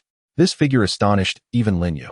His own bounty was merely 100 million, yet Jiao Du possessed enough wealth to buy 10 of his own heads. Truly astonishing. Lin Yu replied, There's no need to contribute at all. You should keep some for yourself. No way, Jiao Du declared emphatically. Well then, I thank you on behalf of the village. Lin Yu accepted this with a sense of ease. Gulyalu, the white Zetsu responsible for negotiating with the feudal lord of the land of Waterfall returned. How did it go? Lin Yu inquired. The feudal lord has granted permission for you to establish the village, but what? He has objections regarding the village's name. He insists that it must conform to a one nation, one village principle. Since this is the land of Waterfall, the village cannot be named Hidden Darkness. He wishes to change it to New Hidden Waterfall Village. Lin Yu mused. He also reminded me that the names should correspond. Therefore what? Let him rename the land of Waterfall to the land of Darkness. In the dead of night at the feudal lord's residence in the land of Waterfall, the lord was engaged in a game of shogi with his advisor. My lord, do you think that Uchiha you will agree to change the village's name to New Hidden Waterfall Village? The advisor questioned. He must agree, whether he likes it or not. These ninjas, with their fire-breathing and water-spouting abilities, love to flaunt their power. If I do not establish some authority, they will surely trample over me in the future. The feudal lord, a portly man sporting a small mustache and dressed in fan-like attire, was not known to be one who simply followed others' whims. According to rumors about Uchiha Yu, the advisor's face reflected concern. What does the development of a ninja village require? It demands funding. Without financial resources, who would be willing to risk their lives for him? And from where does this funding originate? Is it not drawn from the national treasury? The extent to which they can extract resources from me hinges upon their obedience. The daimyo concealed half of his face with a small fan, gripping a piece on the board, exuding an air of dominance as he declared, Do these mere ninjas dare to assault my mansion? Be it Takigakure or the newly established Takigakure, they are merely pawns in my game. The relationship between all nations and ninja villages mirrors this dynamic, and even the great powers are not exempt. With a swift motion, he sent the strategist's piece, the king of Takigakure, flying. Indeed, this encapsulates the current state of the ninja world. While the ordinary populace numbers in the billions, the total count of ninjas scarcely exceeds a mere 100,000. Such a stark disparity in numbers ensures that ninjas can never ascend to positions of power. Before the emergence of the ninja clans, each great nation maintained armies numbering in the millions, and even smaller states boasted forces of several 100,000. Military expenditures represented a colossal burden. In the event of war, casualties would be incalculable, and the costs would be exorbitant. It was not until the advent of the ninja clans that the demands of warfare were substantially alleviated. Nations began to employ them as instruments of war, substituting them for traditional armies, thereby significantly curtailing military expenses and reducing personnel casualties. Savoring the benefits, nations increasingly recognized the value of ninjas, providing them with a nascent space for survival. Consequently, the outcome of wars shifted from the might of armies to the capacity to enlist more formidable ninja clans. However, this employment relationship was inherently precarious, as every nation vied to recruit the most powerful ninja clans, creating a delicate balance of allegiance. Much like in the Warring States period, where the Senju were employed by one nation while the opposing nation would engage the Uchiha, trust was absent. Nations utilized ninjas but did not place their faith in them. Once the wars concluded, ninjas would once again find themselves without a place, for their sole expertise lay in combat, not in agriculture or production, rendering them useless in times of peace. It was not until the arrival of a man who altered the status quo, Senju Hashirama, the man revered as the god of ninjas. The establishment of the nation-village system fostered trust and long-term collaboration beyond mere interests between nations and specific ninja clans. Ninjas began to be regarded as integral members of the state rather than mere tools of war. This paradigm was soon emulated by other nations, granting ninjas genuine space for existence. With the establishment of this trust, nations correspondingly reduced their military sizes, delegating tasks to ninjas during peacetime to ensure their livelihoods through remuneration. This system has endured to this day. Yet, one constant remains unchanged through the ages. The existence of ninjas merely affords convenience to the state. It is not as though a nation would face extinction without them. Consider this. Ninjas, too, are merely humans of formidable strength, flesh and blood, vulnerable enough that a single shuriken could snuff out their lives. If a nation were willing to disregard casualties and assemble hundreds of thousands, even millions of soldiers equipped with superior armaments for an assault, could the ninja villages withstand such an onslaught? I fear that a barrage of stone-throwing machines and a deluge of arrows will leave little behind. Indeed, certain nations have begun to brace themselves against ninjas, significantly curtailing their funding. The Land of Wind, nestled within the vast desert, exemplifies this trend. Additionally, to deter potential insurrections by ninjas, various countries have recently intensified their military organization, serving as both a precaution and a cautionary measure. The status of the ninjas remains precarious, as they seek survival within the narrow confines of existence. Naruto does not emphasize this aspect, instead concentrating the majority of its perspective on the ninjas. What the populace perceives is merely a minuscule segment of the ninja realm. Beneath the colossal shadow lies the helplessness and anguish of the ninjas.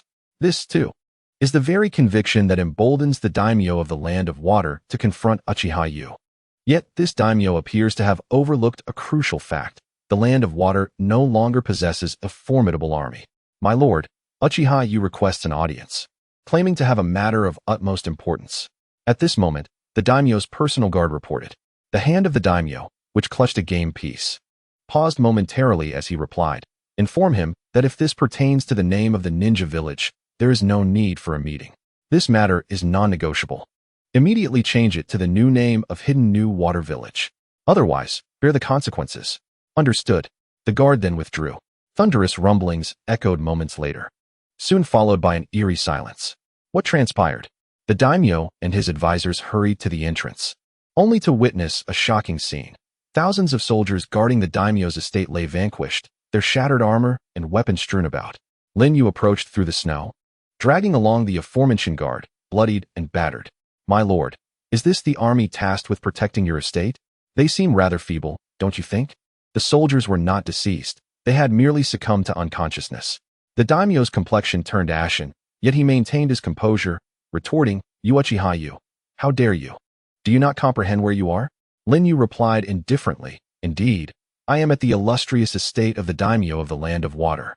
Therefore, I duly announced my arrival beforehand. However, I have my own principles. If one treats me with respect, I shall reciprocate.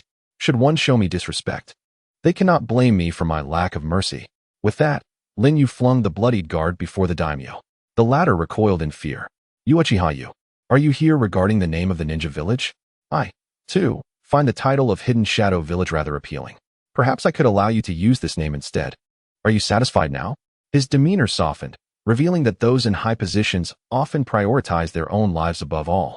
Had he possessed the spirit of a true sovereign, he would not merely be a hereditary lord of a minor nation. My lord seems to have misunderstood something. I concur with your stance that a nation and its village must have a unified name. Lin Yu, however, wore a smile that hinted at deeper implications. The daimyo, somewhat perplexed, responded, Then, do you agree with my proposal? I do, Lin Yu replied with a grin, adding, However, the order must be reversed. From this day forth, the Land of Water shall be renamed the Land of Darkness. Boom. The daimyo of the Land of Water was left utterly speechless. Behind him, the chief advisor of the daimyo rushed forward, exclaiming in indignation, Absurd. The history of the Land of Waterfall spans centuries. This name is indelibly etched in the hearts of millions of our citizens. How can it be altered due to your incessant clamor? Who are you to speak? In a flash, the Sharingan beneath Lin Yu's mask shimmered. With a thud, the daimyo's advisor collapsed, convulsing and foaming at the mouth, lifeless within moments. The daimyo, stricken with terror, stammered, "Changing the name of the nation is a monumental matter that requires the will of the populace. Even I cannot unilaterally decide this. Your Excellency, I trust you will find a way to address the concerns of the citizens. I am not unreasonable. I will grant you 3 days to resolve this issue. If you succeed, we shall adhere to a system of one nation, one village, and engage in fruitful cooperation. Should you fail, I regret to inform you that your position as daimyo will undoubtedly attract the attention of many. I await your good news." With that blatant threat, Lin Yu vanished into the vortex of divine might. The daimyo slumped to the ground, his ornate hat tilting askew, revealing his sweat-drenched brow. In the annals of ninja history, there have been those bold enough to assassinate a daimyo. Yet never has a ninja dared to openly coerce a daimyo with force, especially one who belonged to a subordinate nation and a ninja village. Without a doubt, this marked the first instance in the ninja world where a village leader brazenly threatened the daimyo of their own country. No one else had the audacity to do so, except for Lin Yu. 3 days later, the land of Waterfall was renamed the Land of Darkness, once again sending shockwaves through the ninja community.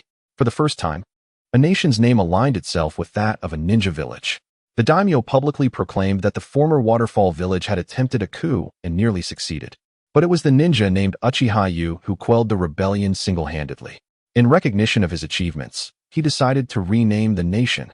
The populace, naturally, believed in their esteemed daimyo, offering no dissent and viewing him as a sagacious leader. Uchiha, once an invader, transformed into the hero and legend of the Land of Darkness. His village, now known as the Hidden Darkness Village, gained immense renown. Ordinary citizens who had previously resided in Waterfall Village gradually returned to what is now Hidden Darkness Village. After all, Waterfall Village had been branded as rebellious. How would they be treated as former inhabitants? Moreover, to them, it mattered little whether it was Waterfall Village or Hidden Darkness Village. What was crucial was their need to rely on the village for sustenance. Thus, the commercial activities of Hidden Darkness Village began to restore order. This outcome was beyond Lin Yu's expectations. He had merely sought to retaliate against the daimyo's intimidation. Even he could not help but reflect. One must concede that, at times, power is swifter than strength. Regardless of the daimyo's motives, whether for self-preservation or otherwise, he ultimately produced a satisfactory response. Lin Yu personally penned a letter of gratitude to the daimyo, recognizing that the future development of Hidden Darkness Village would be inextricably linked to the support provided by the nation.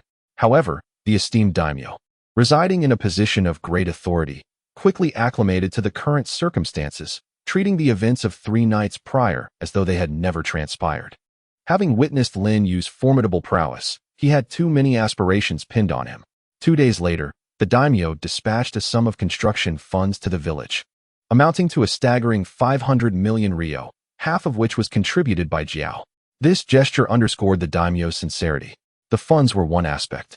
The daimyo also understood the pressing need for fresh talent in the Hidden Shade Village and sent a group of orphans. Lin Yu personally oversaw the selection, retaining over 100 children endowed with the rare ability to wield chakra, while providing the remainder with a sum of money before sending them back. These orphans represented the first wave of reinforcements for the Hidden Shade Village. Once they matured, they would become the backbone of the community. This was a boon from one's own territory, complemented by external benefits. As the Hidden Shade Village gained notoriety, it attracted individuals from other villages and nations, drawn by its reputation. Among them was a red-haired woman, slender as a reed, who arrived cradling an infant girl still in swaddling clothes. She specifically requested an audience with Uchiha. Upon meeting Lin Yu, the woman knelt before him, pleading, "Please, allow me to keep my child. Rise and explain your situation." Lin Yu instructed. The woman remained on her knees, lifting her garment to reveal countless grotesque bite marks. Lin Yu's eyes narrowed. The woman began. "I hail from the village of Grass and possess a unique bloodline. Anyone who bites me absorbs my chakra and heals their wounds. They killed my husband and abducted me while I was pregnant. I endured humiliation for the sake of my child, yet it seems she has inherited my cursed bloodline. My time is short, they desire this child.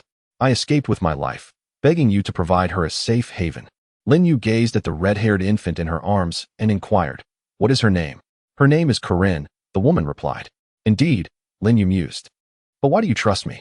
Upon my arrival in this country, I heard tales of your heroism and deemed you a trustworthy guardian. In truth, I have no other options, she confessed. Lin Yu signaled to the side, and Ōtsutsuki stepped forward, gently taking the swaddled infant from the woman's embrace, her heart aching for both mother and child. You should stay as well, Lin Yu offered. I have no attachment to this world anymore, with my child in safe hands. I can find peace, she murmured. Blood trickled from the corner of her mouth as she collapsed to the ground. Ōtsutsuki leaned down to check the woman's pulse and shook her head. Has she ingested poison? Lin Yu whispered. Bury her with dignity. This child must be raised well. And when she grows, I shall personally teach her the art of ninjutsu. A Fei approached Lin Yu and remarked, that ability, that red hair. She must be from the Uzumaki clan. Korean Uzumaki, the girl who loved Sasuke in the original tale, has unexpectedly found her way to Lin Yu. How intriguing fate can be. Yet, the intricacies of fate were far from exhausted. That very night, the moon shone bright and full. As Kirigakure's Manazuru made his way to the village. You have arrived more swiftly than I anticipated, Lin Yu remarked. Witnessing your remarkable presence at the Five Shadows Conference. And then comparing it to our own water shadow. I believe following you is the true path forward, Wielding Manue replied. A wise choice, Lin Yu acknowledged. How ironic it is, having just returned the exploding blade mist to the hidden mist village, Wielding Manue comes bearing 5 ninja swords, excluding the shark muscle and the lightning blade fong, to pledge allegiance. When Itsong learns of this, he will surely be enraged. And what of Kisame? Lin Yu inquired.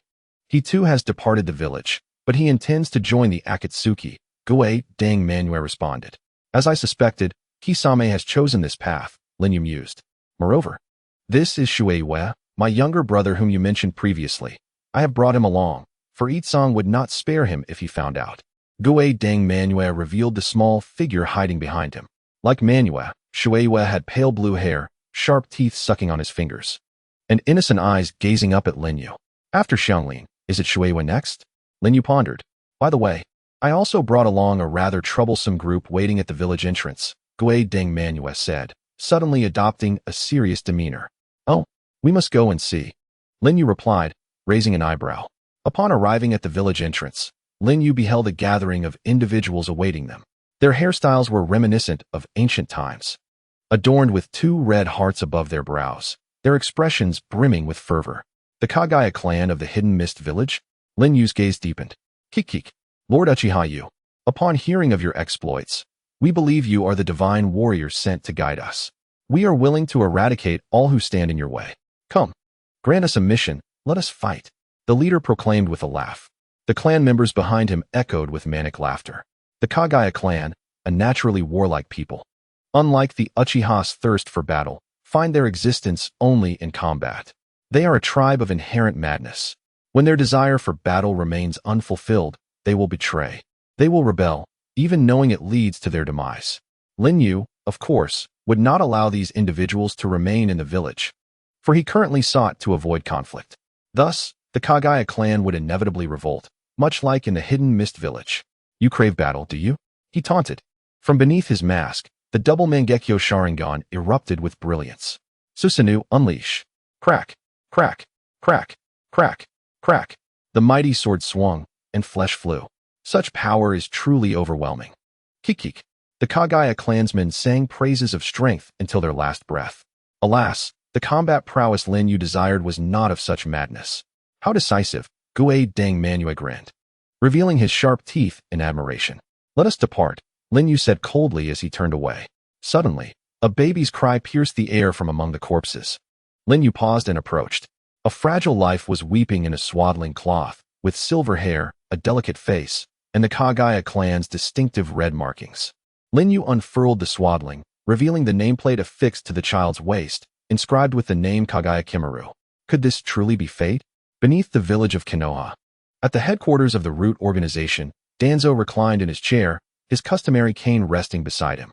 The ascendance of the Hidden Darkness village had become an inevitable tide, and Uchiha Yu had risen to stand alongside the 5 Kage as the 6th shadow of the ninja world. They were currently engaged in a fervent recruitment of defectors and exiled ninjas from various hidden villages. We must seize this opportunity to plan our own wedge. Yaka. Do you understand why I have chosen you, an utterly inexperienced girl? Danzo gazed upon the purple-haired girl kneeling before him, the 9-year-old Yuzuki Yaka, who had suffered the scorn and bullying of her fellow villagers after her sister became a rogue ninja, bearing the grave accusation of having murdered her comrades. Life had become exceedingly arduous for her, and now the hand of Danzo and Root extended toward her. For Root's essence is darkness. And when an inherently innocent girl is tainted by shadows, she embodies the potential to become one with Root. Within the ranks of the Root organization, there were numerous children possessing this dark potential. The young Yaka spoke words that starkly contrasted her tender voice. I know, it is because of my sister, who was manipulated by the shadow Uchiha Yu to kill her comrades and turn traitor against Konoha. She hesitated momentarily before continuing. Did Lord Danzo wish for me to persuade my sister to return to Konoha? Incorrect. Danzo interrupted Yuyaka, emphasizing, your sister, Yuzuki Yuyaka, can never return to Konoha. The moment she chose to betray the village, she was forever nailed to the pillar of shame. Therefore, Yuyaka, your mission is singular, to infiltrate the hidden darkness village under the guise of Konoha's rogue ninja, and as the sister of the shadowy figure, Yuzuki Yuyaka. And by any means necessary, earn Uchiha Yu's trust. Ultimately, you must find the opportunity to eliminate him and bring me back his eyes. Yuzuki Yuyaka clenched her small hands.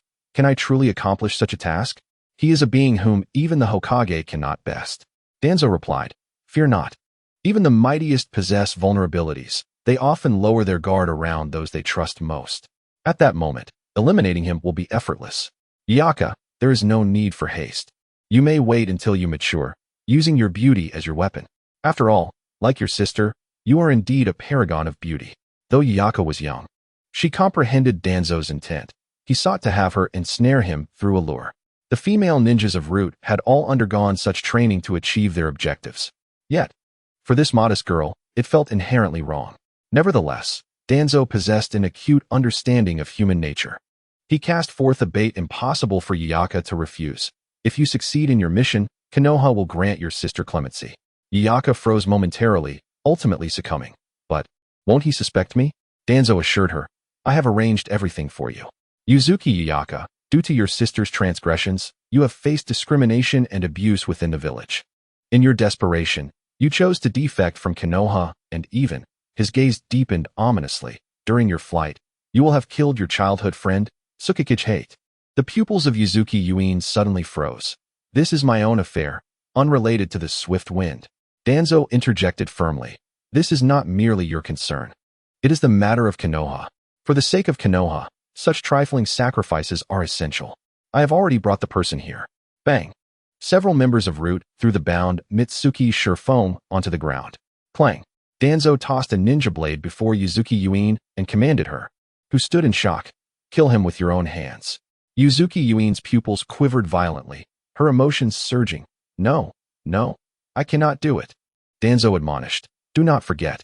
It was Root that provided you refuge when you were at your wit's end. To survive in Root, one must possess dark potential. Now, let me see if you possess this potential. It will determine the fate of your sister. Yuzuki Yuyua. Huff, huff, huff. Yuzuki Yuin gasped for breath. Her mind starved of oxygen, as she collapsed to the ground, clutching her heart. Yuyue's voice echoed from before her. Yuzuki Yuin lifted her head. Shurifong, Yuyue, do not. Mitsuki Shurifong implored. Tears welled in Yuin's eyes. She gritted her teeth, picked up the ninja blade, and unsteadily approached Mitsuki Shurifong, raising the knife.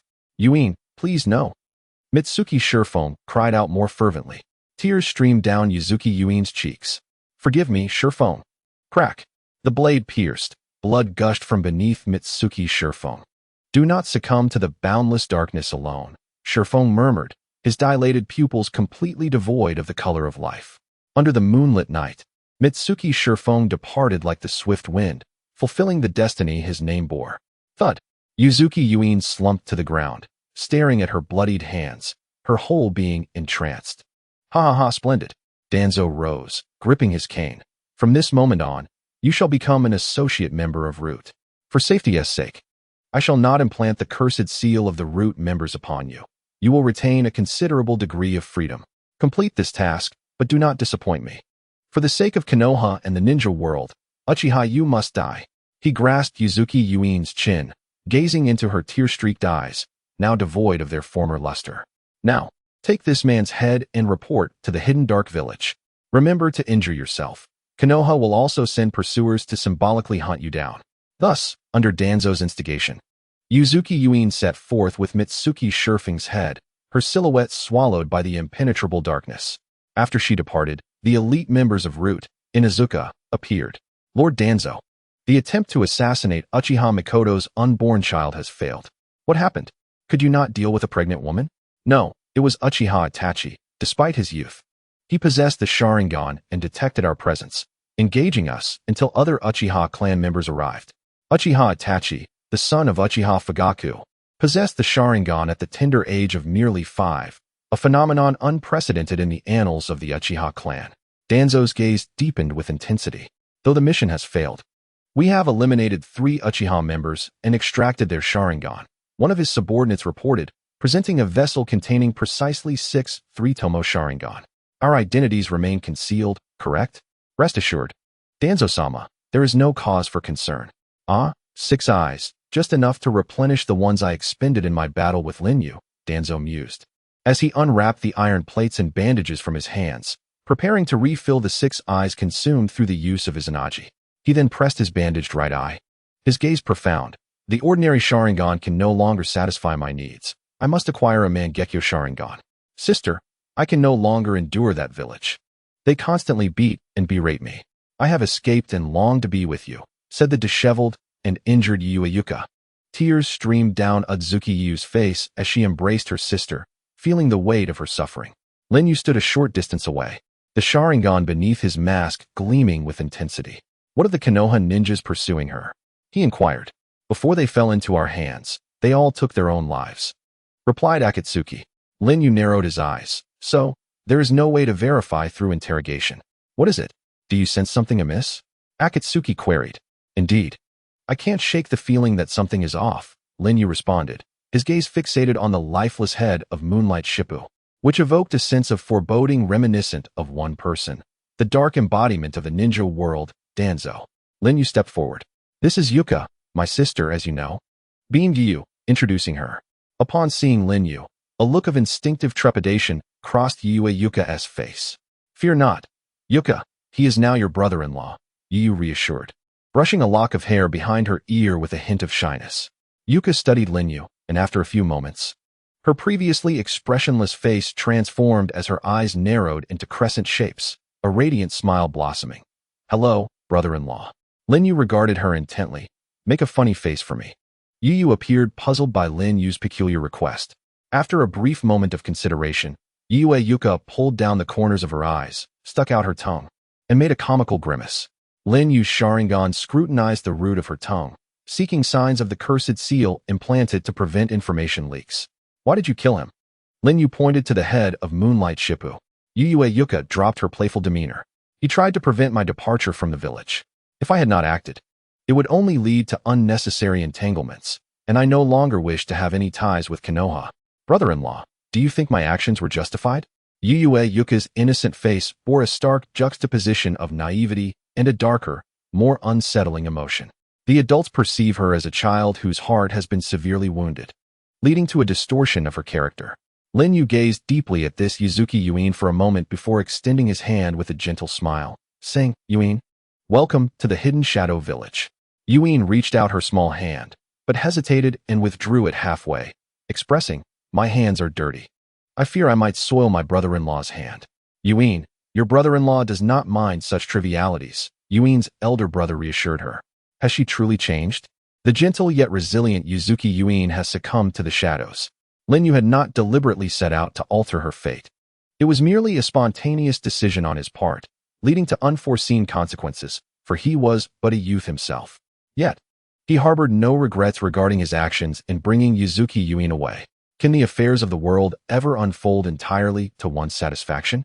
Life is replete with occurrences beyond one's control, and this holds true even for the strongest among us. When faced with challenges, one must simply confront and resolve them. However, truth be told, had Lin Yu not observed the world of Naruto from an outsider's perspective, had he not witnessed the true essence of Yuin, a compassionate and devoted kunoichi who cared for her village, he might have fallen prey to Danzo's grand scheme. Lin Yu firmly believed that a person's character could not be twisted to such a degree in such a fleeting moment. Thus, he had seen through Danzo's machinations. He understood that although he had indeed compelled Yuin to betray Konoha, an act intolerable for someone who cherished her village, Danzo had exploited this vulnerability and magnified it. Had Yuin refrained from taking the life of Moonlight Shippu, perhaps misunderstandings could have been clarified. Yet, observing Yuin's current demeanor and actions, it was evident she had already descended into darkness. This was not something that could be resolved with mere words. Should Yuin become aware of her exposure, she might even contemplate taking her own life. Regret washed over Lin Yu as he reflected on his previous visit to Konoha, wishing he had forcibly brought Yuzuki Yuin back with him. However, as he pondered further, clarity emerged.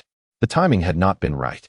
The hidden shadow village had yet to be established, and bringing a bewildered little girl along would have been unwise. Who could have anticipated that Danzo would act with such swiftness? Since that fateful night when Lin Yu had intimidated Danzo, the latter had not left Konoha, increasing the number of guards as if fearing capture at Lin Yu's hands. With only 4 minutes remaining of his Anaji, even escape would be insufficient. Thus, Lin Yu found himself in a somewhat passive position. It is said that a fair judge can hardly resolve domestic disputes. Danzo, one must concede, has made a clever move.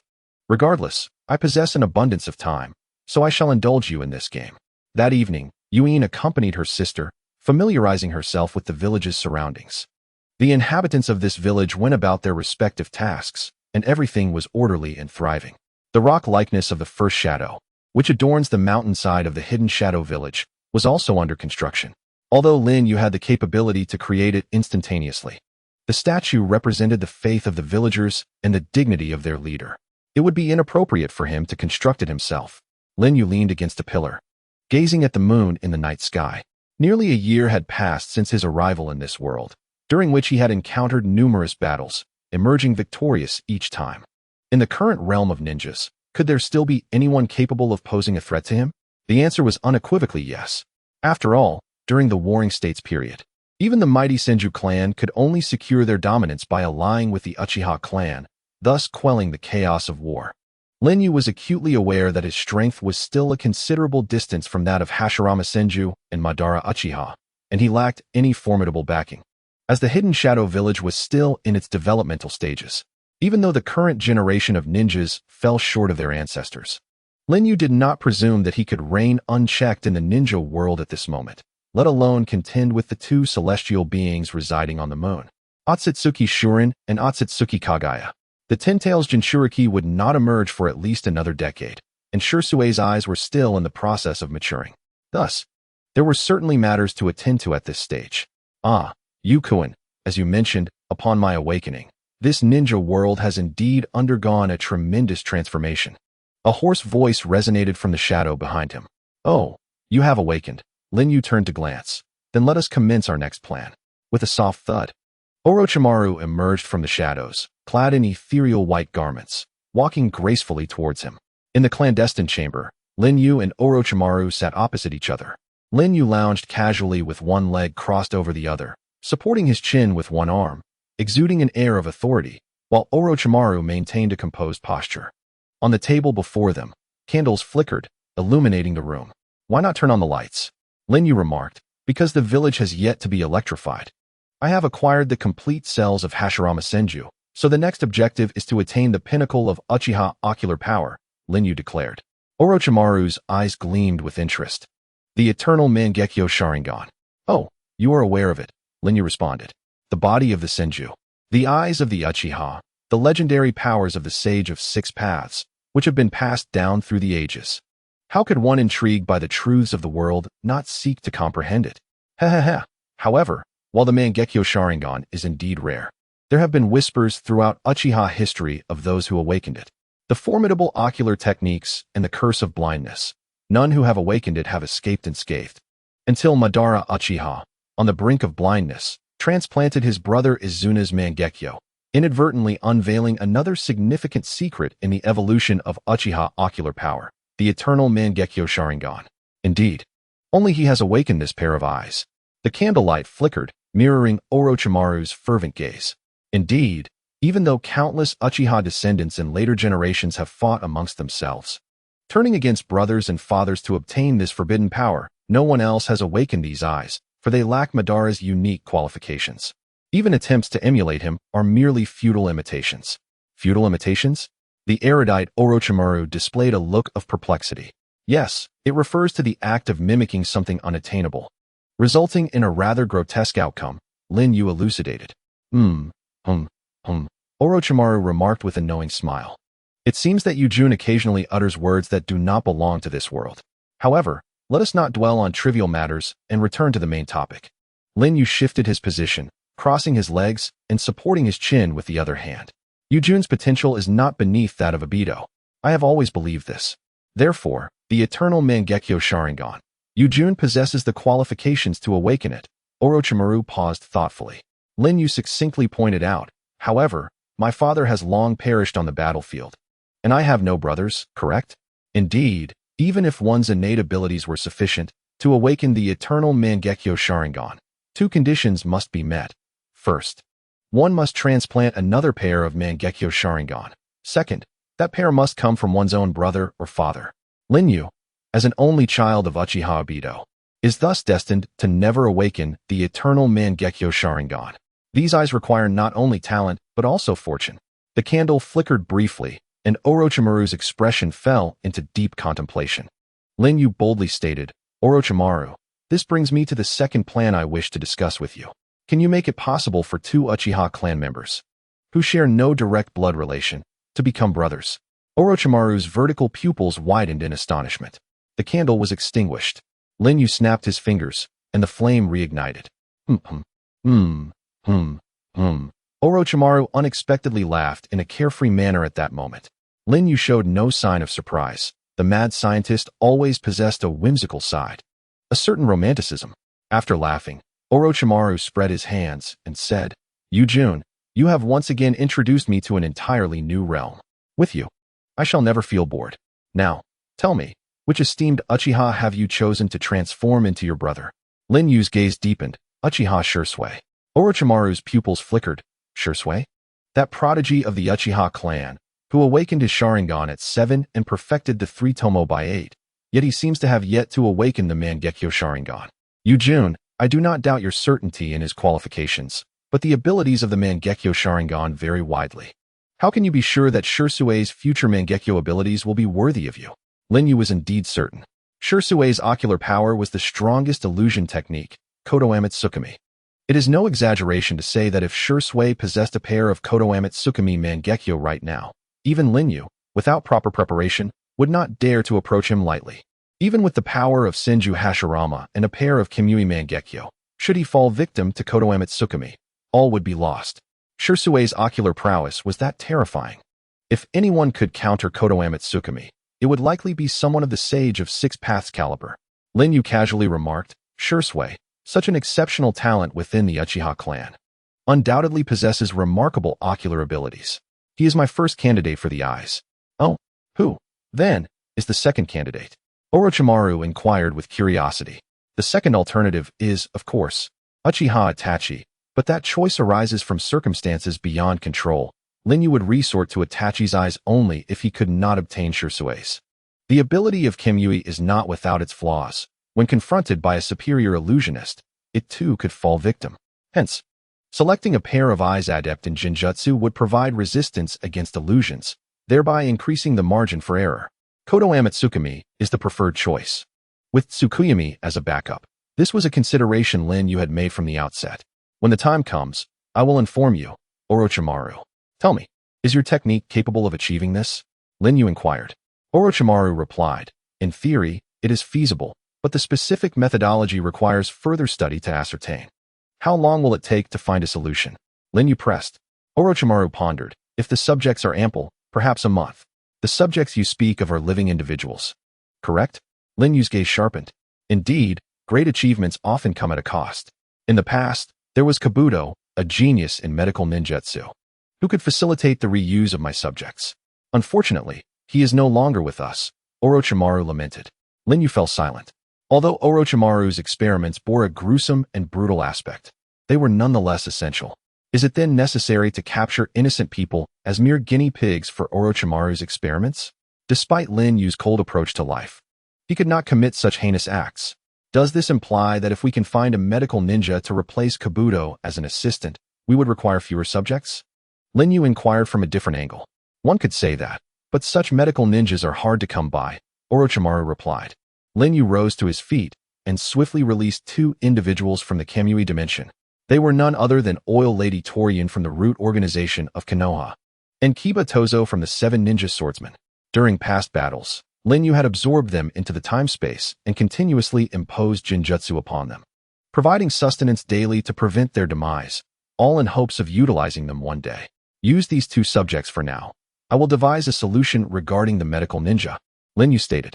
Ha ha ha. This scene evokes a strong sense of déjà vu. Orochimaru couldn't help but reflect on the events involving Yamato. As Lin Yu exited the conference room, he contemplated. Undoubtedly, the most formidable medical ninja today is Tsunade, but taking such a bold step might lead to complications. Therefore, the only other medical ninja who could rival Kabuto and is practical is none other than Tsunade's disciple and assistant, Shizune. Very well, let us capture Shizune, Lin Yu resolved. Since the fourth Hokage, Minato Namikaze, returned from the Land of Iron to Konoha, Tsunade had once again departed the village, embarking on a journey with her beloved apprentice, Shizune. At that moment, within a gambling house in the Land of Fire, Tsunade was thoroughly engrossed in the games. Tsunade-sama, perhaps it is time to leave, Shizune urged from beside her. No, I must at least lose all this money first. Tsunade rolled up her sleeves, fully immersed in the thrill of gambling, unwilling to let go. Indeed, this is an adult matter. Little girls should refrain from interjecting.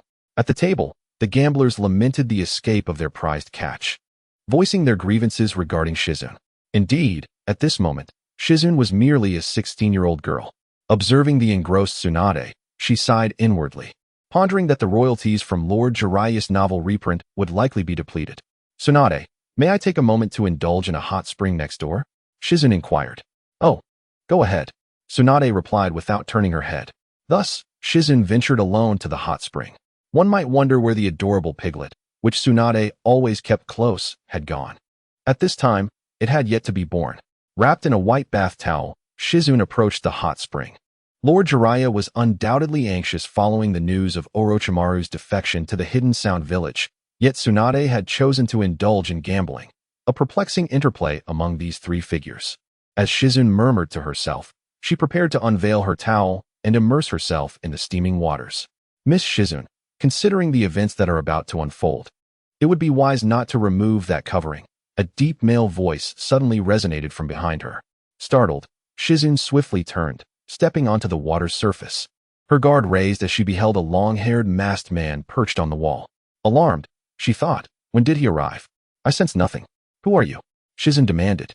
I am the one who needs you. Come work for me, Lin Yu stated, leaping down from the wall and approaching Shizune at a leisurely pace. On high alert, she revealed a hidden mechanism designed as wrist guards beneath her sleeve. Hidden weapon needle barrage. With a swift motion, she launched a volley of poisoned sunbon towards Lin Yu. Yet, they all embedded themselves into the wall behind him. Shizune gasped, realizing the projectiles had passed through him. Could it be? But there was no time for contemplation. She formed hand seals and exclaimed, Ninjutsu, poison mist. A dense cloud of toxic mist erupted from her mouth, rapidly enveloping the area. Oh, poison? Indeed. A rather troublesome ability for a ninja, Lin Yu remarked as he emerged from the mist.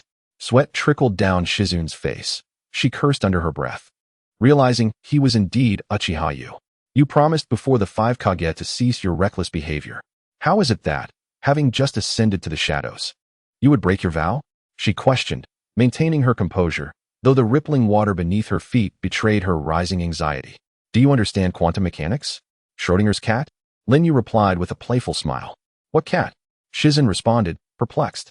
An entity only establishes its existence when observed. In other words, if unobserved, it does not exist. My actions towards you are the same. If undetected, they are as if they were never executed, Lin Yu explained. That is absurd, Shizune retorted. Even if you can make your attacks pass through, as long as this poison mist persists, you cannot easily negate that penetration. Oh, how swiftly you've drawn this conclusion. Truly, you are the esteemed apprentice of Tsunade. Not only in medical ninjutsu, but your overall prowess is indeed at the level of a jonin, Lin Yu marveled. While Shizune maintained the density of the poisonous mist, her heart silently yearned. Lady Tsunade, please, discover the situation here swiftly. Alas, this toxic fog was insufficient to harm me. Possessing Senju cells, Lin Yu surged forth from the mist, extending his hand towards Shizun's arm. In a moment of desperation, Shizun opened her mouth. Ninjutsu, tongue needle. This was a unique hidden weapon of Shizun, a toxic needle ejected directly from her mouth, impossible to defend against. Yet, were the Sharingan merely a gift? Lin Yu's current perception could even see through Killer Bee's sword techniques, let alone a few hidden weapons. In an instant, he flawlessly evaded all the poisoned needles, successfully touching Shizun's shoulder. It's over. Kamui. With a swift motion, the vortex of Kamui from his right eye instantaneously drew Shizun into a different dimension. Splash. The white towel enveloping Shizun fell onto the surface of the water. In the gambling house, only the last 100,000 Ryo remained in front of Tsunade. As expected, I am fated to lose every gamble, Tsunade thought to herself, revealing her hidden card. The gazes of the surrounding gamblers upon Tsunade resembled those of sheep awaiting slaughter. However, when Tsunade unveiled her card, everyone was left in shock, including Tsunade herself. How could it be? The one destined to lose has actually won. Despite her victory, Tsunade's brow furrowed deeply. Though she was traditionally a loser, her newfound success heralded ominous events. This is peculiar. The gamblers, disheartened, pushed piles of cash towards Tsunade, urging her. Tsunade, keep playing. Yet Tsunade, lost in thought, suddenly stood up, her expression grave. Where are you going? I'm done playing. What about the money? Take it. Consider it for repairing this wall. With her robe billowing, Tsunade strode forward and unleashed a powerful punch that shattered the wall of the gambling house. Shizun. I hope I'm merely overthinking this. Upon reaching the adjacent hot spring, Tsunade beheld a cloaked figure standing upon the water's surface, contemplatively holding a towel. The very scenario Tsunade dreaded had come to pass. Where has Shizun gone? She shouted at the figure's back. The figure remained silent. I ask you, where have you taken Shizun? Tsunade bellowed, leaping into action, her formidable fist descending upon the figure. Humph, the cloaked figure, Lin Yu scoffed, tossing the towel behind him to obscure Tsunade's view. After a brief moment of delay, the forceful punch struck the water's surface. Boom. The entirety of the hot spring was uprooted, sending water splashing everywhere, while the pebble-strewn bottom of the spring shattered into pieces. Tsunade. Gambling is a vice that harms both oneself and others. It's best to quit while you can, Lin Yu remarked, suspended in midair. What nonsense. Return Shizun to me. Tsunade's complexion, as pale as white jade, was marred by bulging veins, and the mark upon her forehead threatened to unleash its power. Gazing at Tsunade, who was engulfed in frustration and fury, Lin Yu spoke solemnly. Lady Tsunade, I, Uchiha Yu, have a piece of counsel for you. On the day your silver-haired comrade ventures alone into the Rain Village, make sure to stop him. Otherwise, you shall forever dwell in regret. With a swift motion, accompanied by the swirling force of Kamui, Lin Yu vanished into thin air, leaving Tsunade seething with rage. With a thunderous punch, she struck the ground in a fit of anger. Her gaze was as piercing as lightning. I, Senju Tsunade, stake the honor of the Sannin. I shall not let you escape, Uchiha Yu. After taking Shizun away, Lin Yu returned to his abode, the Tianyu Pavilion, where the setting sun awaited him in the empty room. Where is she in? Lin Yu asked as he hung his outer garment on a rack. I have settled her in the adjacent room. That child has endured much suffering in Konoha and refuses to stray too far from me, even in sleep. The setting sun replied, smoothing the bed with a hint of tenderness in her voice. I see, Lin Yu mused, donning a loose night robe. Did you have a pleasant time tonight? Indeed. I took her to the village market. She seemed quite intrigued. I even bought her a doll. The setting sun replied with a smile. That's good, Lin Yu nodded. I believe that child is troubled. When I heard her confess to killing her childhood friend, a chill ran down my spine. She was once so kind-hearted, unable to harm even the smallest creature, the setting sun said, her voice faltering. Do not grieve. Time will heal all wounds, Lin Yu reassured her, sitting beside her on the bed and embracing her gently. Yes, the setting sun nestled into Lin Yu's embrace. In a moment of deep affection, the two naturally shed their garments, indulging in the beautiful night upon the moonlit bed. Hold me, ha. On the other side of the wall, Mitsuki Shien withdrew her ear from the wall, her eyes devoid of brilliance as she gazed at the decapitated doll on the floor. She then picked up a knife and ruthlessly began to extract the cotton from the doll. Hey, Wani-chan, shall I behead my brother-in-law? That way, you would surely awaken, right? Early the next morning, Lin Yu brought the setting sun to a soundproof room. After closing the door, he said to her, I must now work on the mindset of a certain kunoichi from Konoha. Who have you brought this time? She asked, astonished. Tsunade's apprentice, Shizune, is required for Orochimaru's experiments. With her medical ninjutsu, we can minimize the suffering of innocent test subjects, Lin Yu explained candidly. You and your decisions, the setting sun replied with a sigh. By the way, find me an outfit of yours, he added. Why? There's a slight situation. She should presently be in a rather exposed state. Mitsuki Yua. With a swift motion, Lin Yu released Shizune from the time-space realm. Indeed, she was completely unclothed, her eyes vacant as she remained ensnared in a jinjutsu, which Lin Yu continued to enforce to prevent her from taking drastic measures. Lin Yu dispelled the illusion.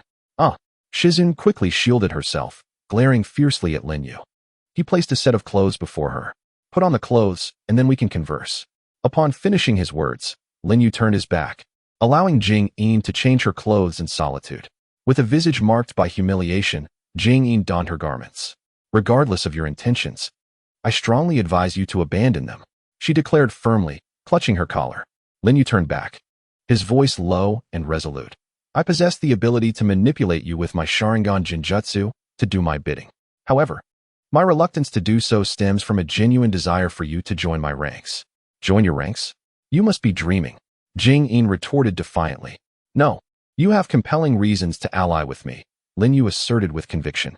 Pray tell, what might those be? She scoffed. If you refuse to join me, your beloved Tsunade will perish, and the village you pledge allegiance to, Konoha, will fall. Is that reason not sufficient? Lin Yu's tone was grave.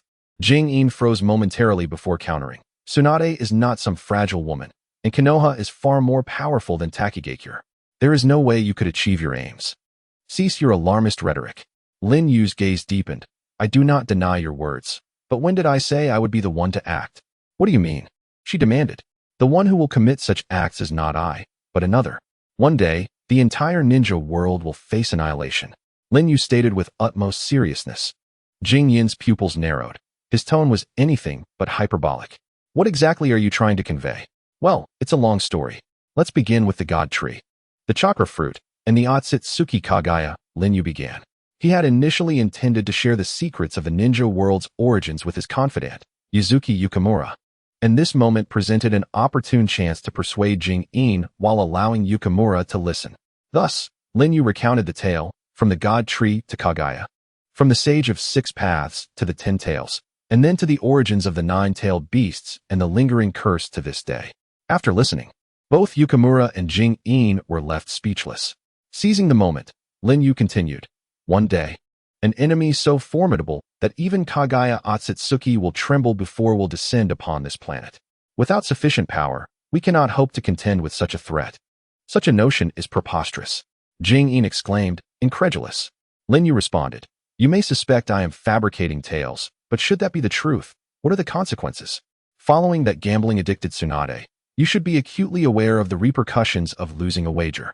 And this time, the stakes are not merely monetary, but the very safety of the ninja world. What say you, Miss Jing-in? Even if such an enemy exists, as long as all ninja unite, we can surely triumph, Jing-in asserted with naive certainty. Humph, Lin Yu chuckled, his voice resonating with gravity. Do not be so naive. Just I alone have nearly plunged the 5 great nations into chaos. Do you comprehend the true strength of Kagaya Ōtsutsuki? It is at least 10-fold, if not 100 times my current power. And against an enemy that even she fears, how do you intend to resist? At this revelation, Jing Yin's eyes widened in shock, cold sweat beginning to dampen her back. Clenching her fists, she gritted her teeth. How can I trust you? Once you obtain power, how do I know you won't commit the same atrocities as that Kagaya? Lin Yu spread his hands and remarked, I possess no interest in conquest. My initial pursuit has always been freedom. When one attains success, they should benefit the world. In times of hardship, one should cultivate their own virtue. Presently, my strength is insufficient, thus I seek personal freedom. Once I am adequately powerful, I shall then strive for the freedom of the world.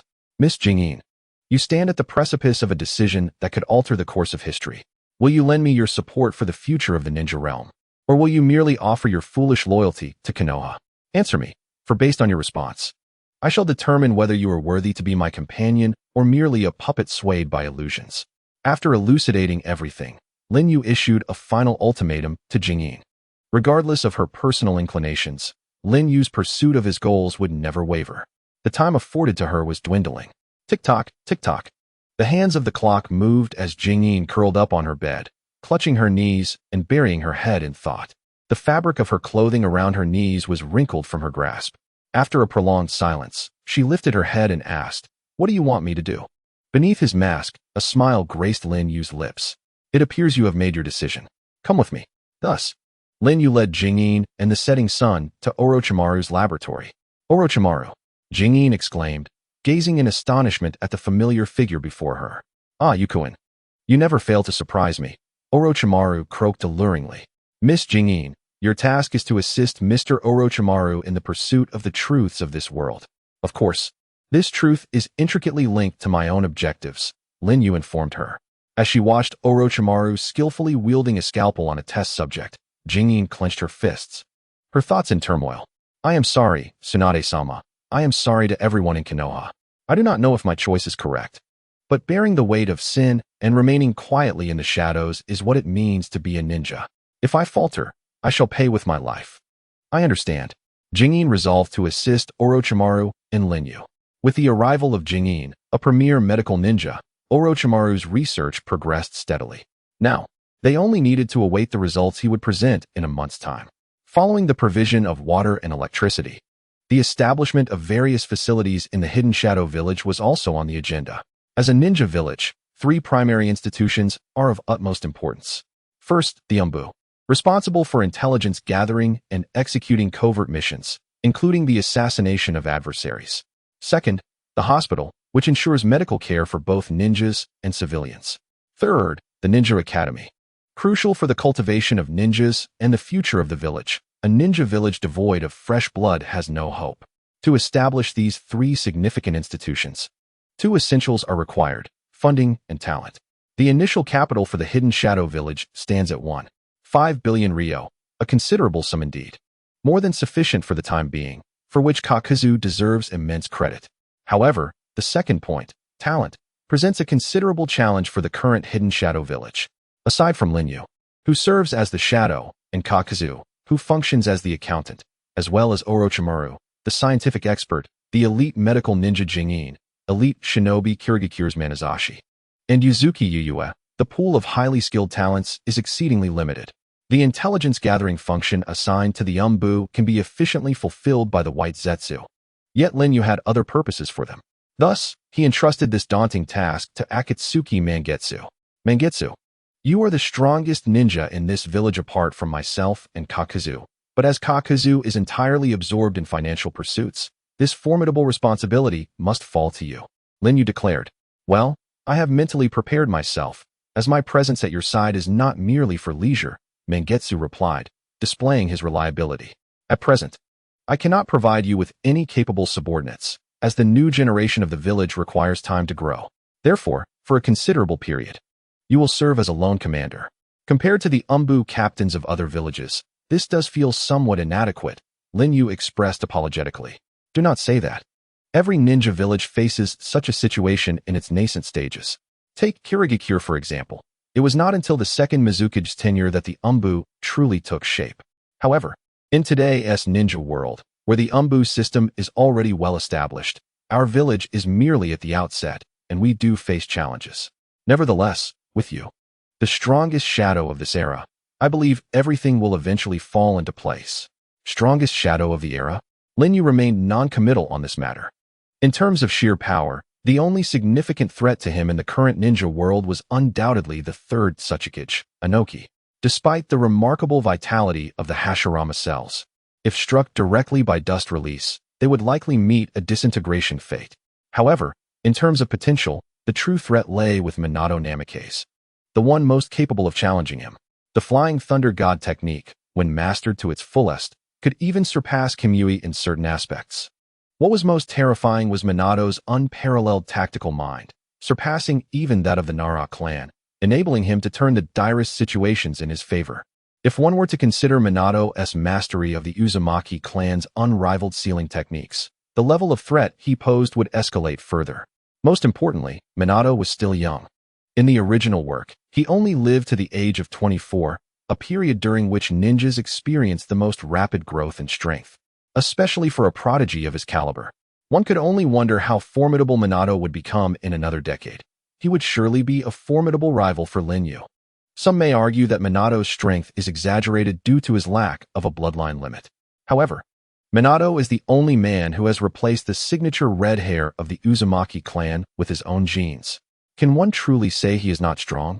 For now, matters concerning the Umbu will be put on hold. As for the hospital, the Hidden Darkness village has yet to officially commence the tasks delegated by the Land of Darkness. So there will temporarily be no injuries among ninjas. However, the civilian populace residing here, consuming grains and staples, cannot escape ailments and disasters, which must be taken seriously. Lin Yu was also quite troubled regarding the shortage of medical ninjas. I can perform medical ninjutsu, the proactive Yuzuki Yue offered upon seeing Lin Yu's distress. Oh. Lin Yu lifted his head from the table, surprised to see Yue. During the Fourth Ninja World War, her sister, Yuzuki Yuyami, served as a member of the Allied Medical Corps, displaying exceptional medical ninjutsu skills. Though she may not rival Tsunade or Shizun, her abilities far surpassed those of typical medical ninjas. As the elder sister of Yuyami, it is no surprise that she possesses a talent for medical ninjutsu as well.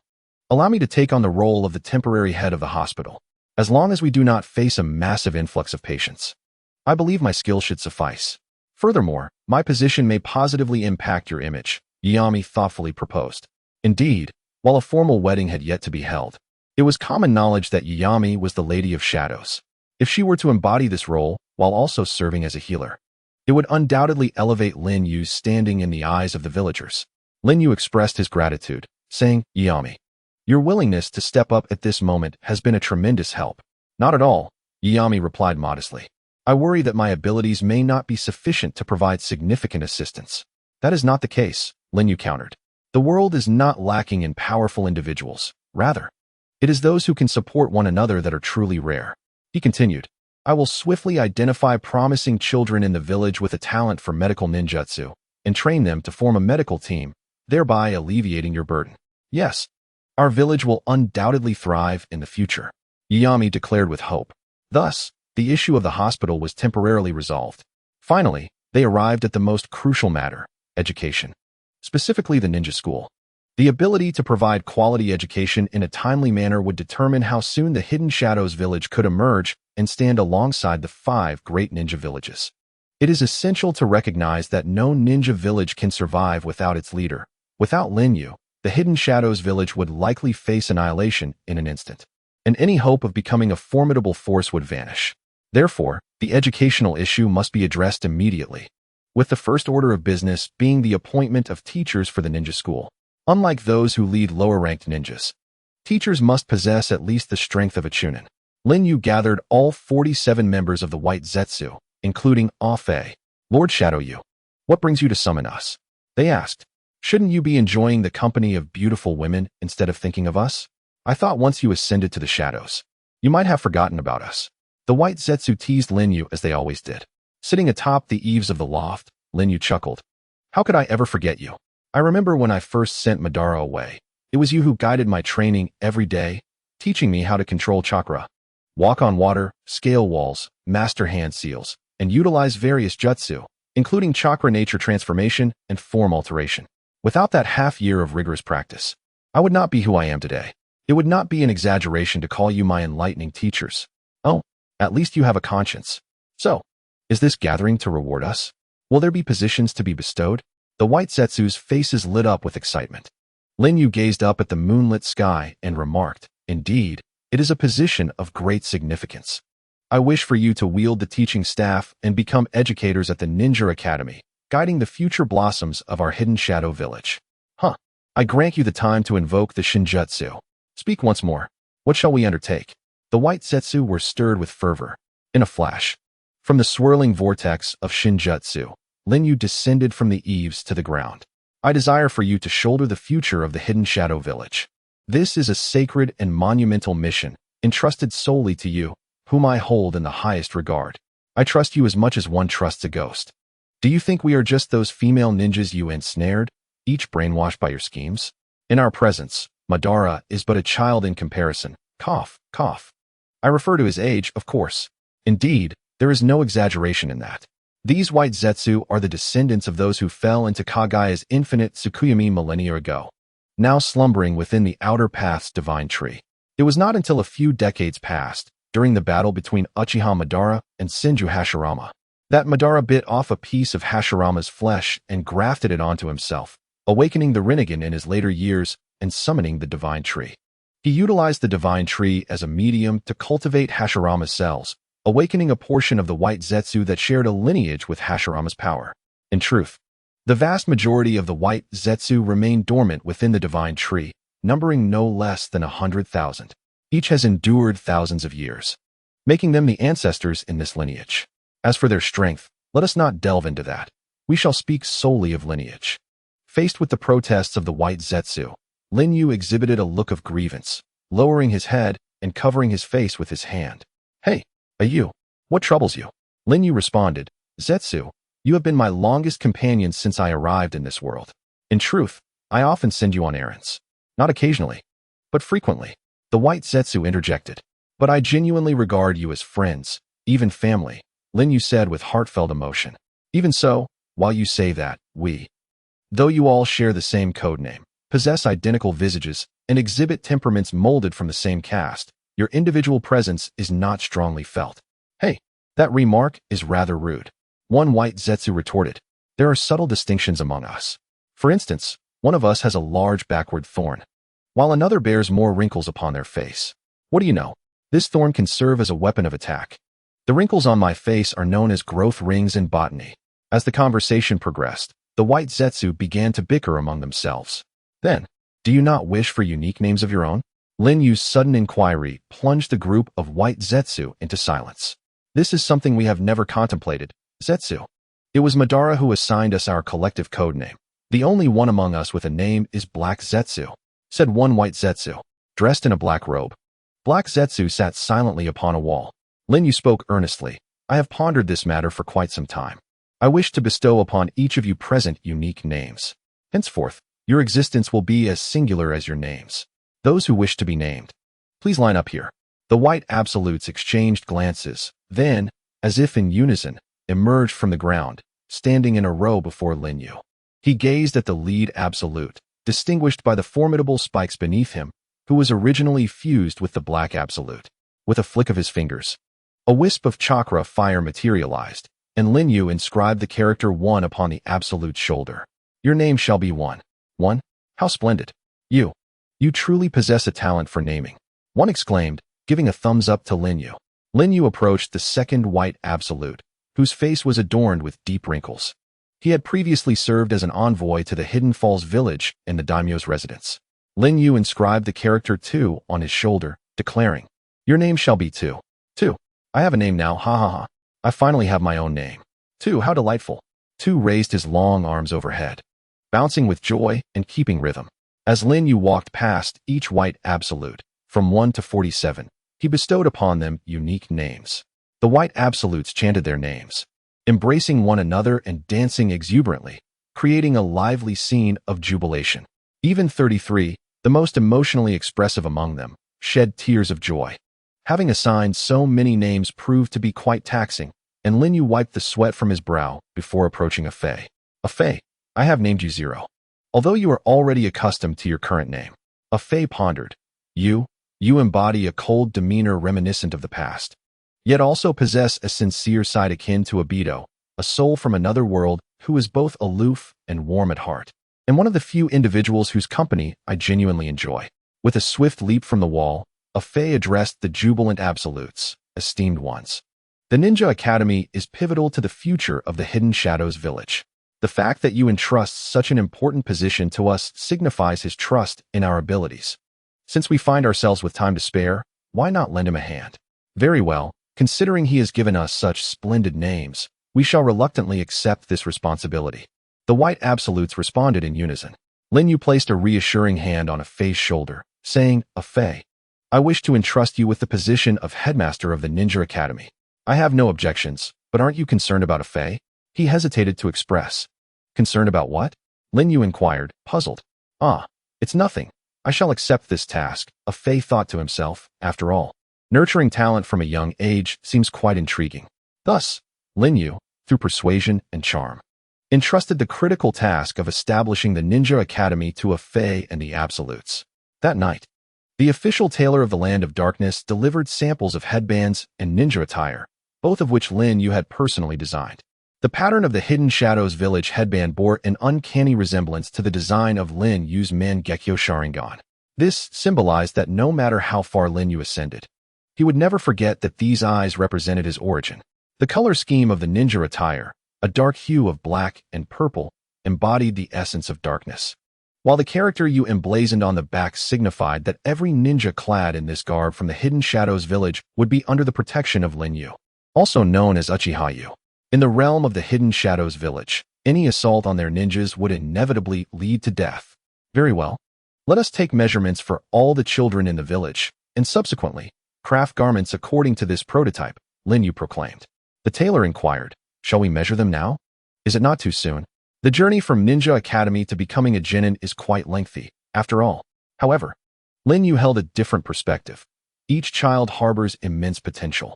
One can never ascertain when they might ascend to the heights we anticipate. If that moment arrives prematurely and we are unprepared, would it not be a grave oversight? Opportunities must be seized, yet as leaders, we must also fulfill our responsibilities and lay the groundwork for those children who are adept at grasping such chances. The tailor, taken aback by the man's fervor, bowed deeply and departed. With preparations complete, Lin Yu approached the window, drawing back the curtains. Suddenly, a little girl with violet hair darted past the corner. Lin Yu fell silent. It was Shi Yan. 3 days later, the Hidden Shadows Village Ninja Academy was officially inaugurated. On this day, a Fei and the Zetsu donned their ninja attire and arrived at the training grounds of the academy. 564 children sat cross-legged on the ground. These were the orphans sent from the Land of Waterfall, personally selected by Lin Yu for their innate chakra abilities. Although this number appeared modest compared to other ninja villages, the balance of genders was fairly equal, and it was hoped that their ranks would swell in the future. These children, having tragically lost their parents too soon or been abandoned, bore the weight of solitude, rendering them distinct from their peers. Many were taciturn or possessed peculiar temperaments. The establishment of this inaugural ninja academy held profound historical significance for the Hidden Shadows Village. As the shadow, Lin Yu felt compelled to address the children directly. Clad in the cloak of the first shadow and adorned in the ninja garb of his village, with the emblem of the Land of Darkness emblazoned at his waist and a shadow hat atop his head, he stood upon an elevated platform beneath the shrouded sky and declared, I am Uchiha Yu, your village leader and shadow. Henceforth, you shall embark on a 3-year foundational education in ninja studies at the Hidden Shadows Village Ninja Academy. The 564 of you will be organized into 47 classes of 12 students each, and your instructors stand before you now. The children turned their gazes toward the Zetsu, standing nearby. I refuse to be taught by these pale figures. I want to be mentored personally by the shadow. A discordant voice suddenly pierced the air. Pale figures? The Zetsu frowned, turning their attention to the boy who had spoken. His name was Yamashiro Ryufing. Ryufing, that is quite rude. A nearby girl timidly interjected. Milu, you know I am nothing like these worthless children. Ryufing rose defiantly. Disdain etched across his face as he surveyed his peers. You insolent brat, do you dare to speak to me like that? I'll twist your head off and use it as a ball. At that moment, a tall boy clad in black, rolling up his sleeves, stood ready to confront Ryufing. Enough, Milo-jin, do not stoop to his level. The children surrounding Marujin held him back. Humph, you lot better watch closely, you useless fools, exclaimed Yamashiro Ryufu, as he formed seals with his hands in front of his chest. With a loud bang, amidst a cloud of white smoke, a clone identical to him appeared. Ninja ninjutsu? The children, unacquainted with such techniques, were left in awe. On the platform, Lin Yu murmured, Ah, so you've already mastered the shadow clone technique. No wonder you feel superior. But it's merely an ordinary shadow clone. Yuin mastered it long before attending the Shinobi Academy, remarked Yuin beside him. Yamashiro Ryufu shouted, Lord Shadow, did you see? I am unlike these others. I possess the innate talent to become the strongest ninja. To take me as your disciple would be your honor. Beside him, Emer covered his face, feeling somewhat embarrassed. Bah! Marujin spat on the ground, then begrudgingly sat down. Lin Yu said, "Your talent as a ninja may indeed be commendable." "Humph, that goes without saying," Yamashiro Ryufu replied, smugly pinching his nose. "However, your character leaves much to be desired. First, you must understand the importance of respecting your teachers." Lin Yu addressed the first white Zetsu. "All right, I'll take care of it." The first white Zetsu stepped forward. "What are you planning to do?" "I'll teach you a lesson about humility." Yamashiro Ryufu charged forward, fists clenched. With a swift motion, the first white Zetsu caught Yamashiro Ryufu's punch effortlessly, tripping him and delivering a chop to the back of his head, causing him to collapse. "Ah, that hurts, you prickly creature." Yamashiro Ryufu rolled on the ground, howling in pain. "Hey, little brat, do you believe I can crush your little brother?" the first white Zetsu said, somewhat irritated. "That's enough." Lin Yu intervened, saving Yamashiro Ryufu from further humiliation. Lin Yu then descended from the platform, approached Yamashiro Ryufu, and said, "To wish to become my disciple signifies your ambition and unwillingness to fall behind. However, you must remain grounded and first graduate from the Shinobi Academy. But I want to avenge my parents. The scoundrels from Awagakure killed my mom and dad, and Emer's sister. I am too weak. I want to grow stronger." Yamashiro Ryufu cried out. Emer also wiped away his tears. After a moment of silence, Lin Yu reached out and pulled Yamashiro Ryufu up, asking, "How old are you this year?" 10, replied Yamashiro Ryufu. Lin Yu said, "Here's the deal. Within 3 years, if you, Emer, and Marujin all advance to Chunin, I will personally teach you the 3 of you ninjutsu." "Huh?" Yamashiro Ryufu was taken aback. "Eh?" Emer was equally surprised. "What? Did I hear that correctly?" Marujin pointed at his own face, incredulous. Lin Yu affirmed, "You heard right. It is the 3 of you. Once you graduate from the Shinobi Academy, you will be placed in the same class. Only if all 3 of you advance to Chunin within 3 years will you be eligible for my guidance." In the windy path of the mountain city, the exchange unfolded. "I need not articulate," said Lin Yu, "but I place greater value on teamwork than individual combat. From this day forth, the 3 of you shall progress together.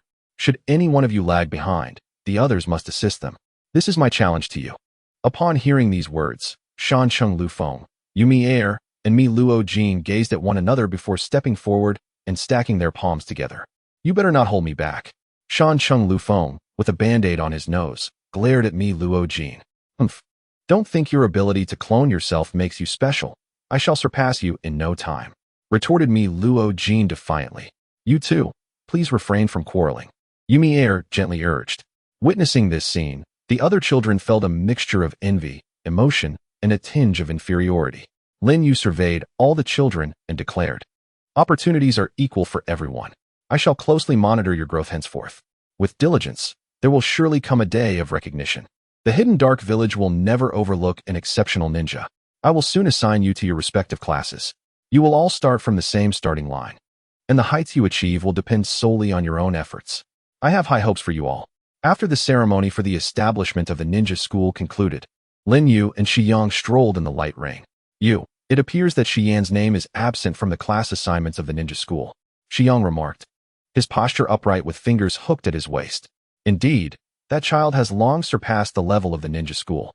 Keeping her there would hinder not only the growth of the other children, but her own as well." Lin Yu responded with a nod. "What are your plans for Shi Yan?" Shi Yang inquired. Lin Yu's gaze turned contemplative as he stated, "From this day forth, I shall personally guide Shi Yan in her training." In the depths of night, at the foot of the great waterfall in the hidden dark village, Lin Yu stood opposite Mu Yu Xian upon the surface of the water.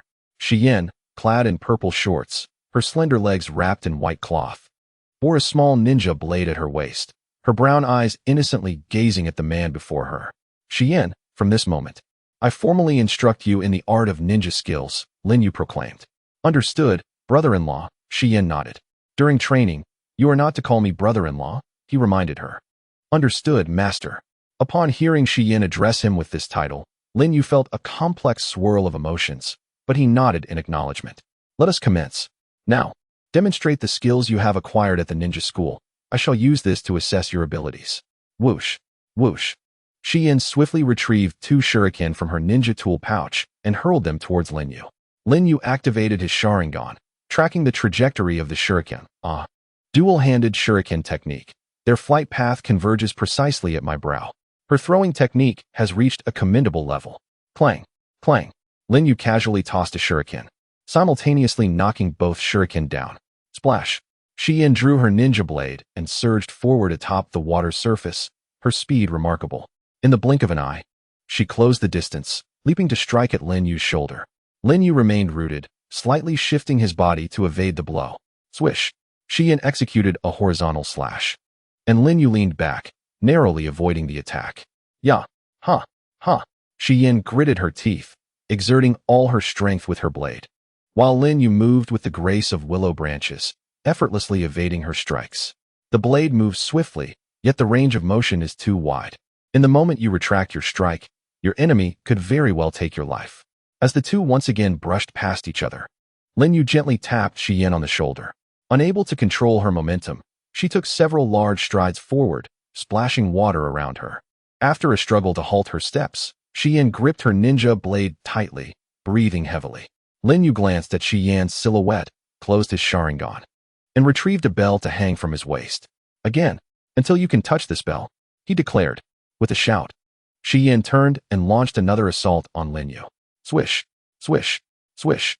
Aim for the bell, but do not fixate solely on it. Pay attention to my footsteps. Minimize your movements. The blade is a lethal weapon. Precision surpasses power. Your footing is erratic. Do not dwell on the past. 10 minutes later, Shi-Yin collapsed onto the water's surface, utterly exhausted. Torrential rain began to pour, drenching her violet hair. The water rippled gently as Shi-Yin gazed at her reflection, in which Lin Yu approached, extending a hand to assist her.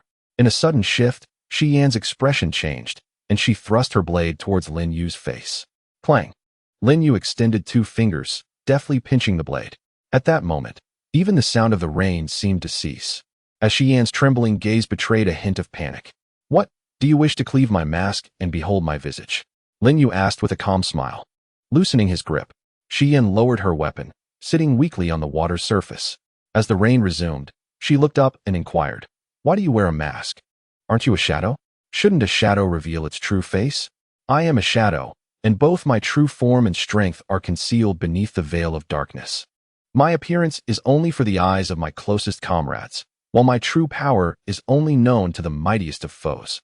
Shi-Yin, if you wish to witness my true face, I can remove the mask right now, Lin Yu stated, reaching for his mask. Do not, Shi-Yin interjected, her youthful face displaying an unexpected stubbornness. I will remove my master's mask with my own hands, one day. Then I shall look forward to that, Lin Yu replied, retracting his hand. Can you still move? Shi-Yin, using her ninja blade for support, stood up. Shall we continue striking the bell? Lin Yu responded. Your last strike was swift, fierce, and precise. Had it been aimed at the bell instead of the mask, it would have surely hit its mark. So while you have qualified, the next time will not be so simple, as I shall activate my Sharingan.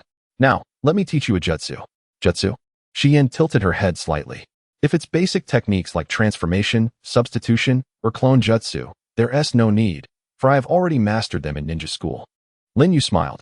Not those simple jutsus. What I wish to impart to you is a lightning release technique, classified as A rank, incorporating advanced form transformation. A rank lightning release. Shi-Yan's eyes sparkled with excitement. A rank jutsu is a forbidden technique, typically reserved for elite jonin or even shadows to master. Indeed, Lin Yu chuckled. Your sister possesses lightning chakra. As her sister, you should be capable of wielding lightning release. Have you imparted this technique to your sister? Asked Ōtsutsuki Yuin with an air of curiosity. Your sister specializes in lightning sword techniques, complemented by the lightning fang. She possesses sufficient strength and does not require this particular instruction. However, our instructors at the Ninja Academy assert that all ninjutsu must be mastered from the rudimentary level. That may hold true for the mediocre, yet those with innate talent need not adhere to such conventions. If you can thoroughly master this technique, the other lightning release ninjutsu will become effortlessly accessible to you. As he spoke, Lin Yu approached the waterfall, preparing to demonstrate. Ōtsutsuki Yuin widened her eyes in anticipation. With deliberate slowness, Lin Yu formed hand seals, ensuring Yuin could discern the process clearly.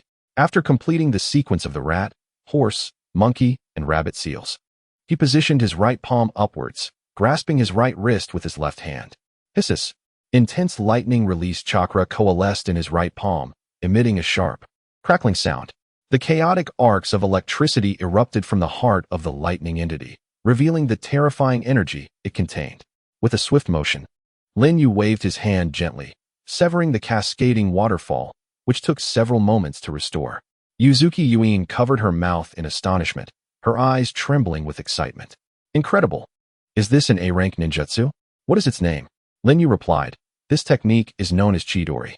Its principle lies in concentrating a vast amount of lightning-release chakra within the palm, executed with remarkable speed to deliver a piercing strike that can instantaneously shatter an enemy's defenses. However, it demands an exceptionally high level of control over the form of lightning release to accomplish. The pinnacle of Chidori is Raikiri, an S-rank ninjutsu capable of slicing through the very thunderbolts of the sky. For now, focus on mastering Chidori.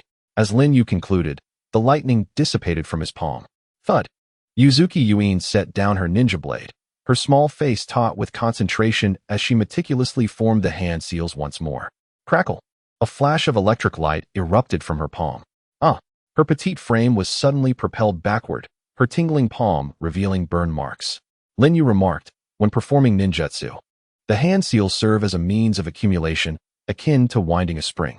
Once you complete the seals, it signifies that the spring is fully wound, and restraining the force becomes exceedingly difficult. Therefore, as a beginner, it is wise not to gather too much chakra during the sealing process. Yuin pondered this thoughtfully, then focused intently, forming the seals once more. Hiss! Crackle! The lightning dissipated again, but this time, she remained grounded. Indeed, continue to attempt it, hundreds of times, thousands of times. The day you master it, I shall present you with a gift, Lin Yu said nonchalantly. Oh, do you truly consider me a child? Surely. This so-called gift is akin to offering a lollipop to encourage a child to study, she retorted playfully. Nevertheless, you need not worry. I shall practice diligently, for my sister.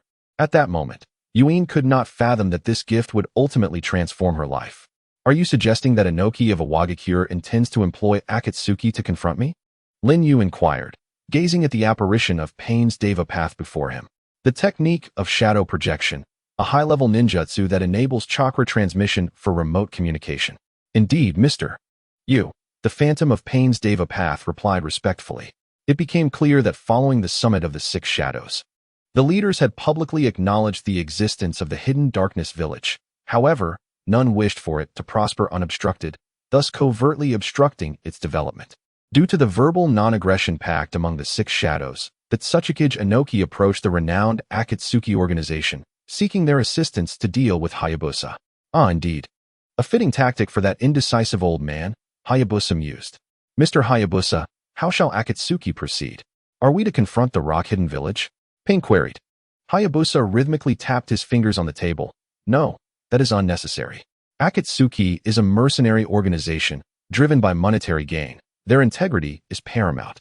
We must never engage in underhanded tactics, for such actions would tarnish our reputation and yield detrimental consequences. Pausing momentarily, Hayabusa's gaze deepened. Moreover, I, Uchiha Hayabusa, previously rescued the leader of Akatsuki from Hanzo of the Salamander's clutches. This is not a well-kept secret in the ninja world. Inoki cannot be oblivious to it. Yet, he still hires Akatsuki to eliminate me. This suggests he seeks to probe our true relationship. Pain's eyes widened in realization. He intends to discern the genuine connection between you and Akatsuki. Hayabusa nodded. Indeed, as I suspected, this matter also involves Hanzo and even Danzo. They aim to unearth our entire backgrounds. With a serious tone, Pain inquired, how shall we handle this matter? Should I decline the commission? Hayabusa chuckled. There is no need for that. Since business has presented itself, why not seize the opportunity? This is an excellent chance to bolster Akatsuki's reputation. Nagato, let us engage in a battle that the 5 great nations shall witness. Pain was momentarily taken aback. A performance? Do you intend to deliberately lose to me?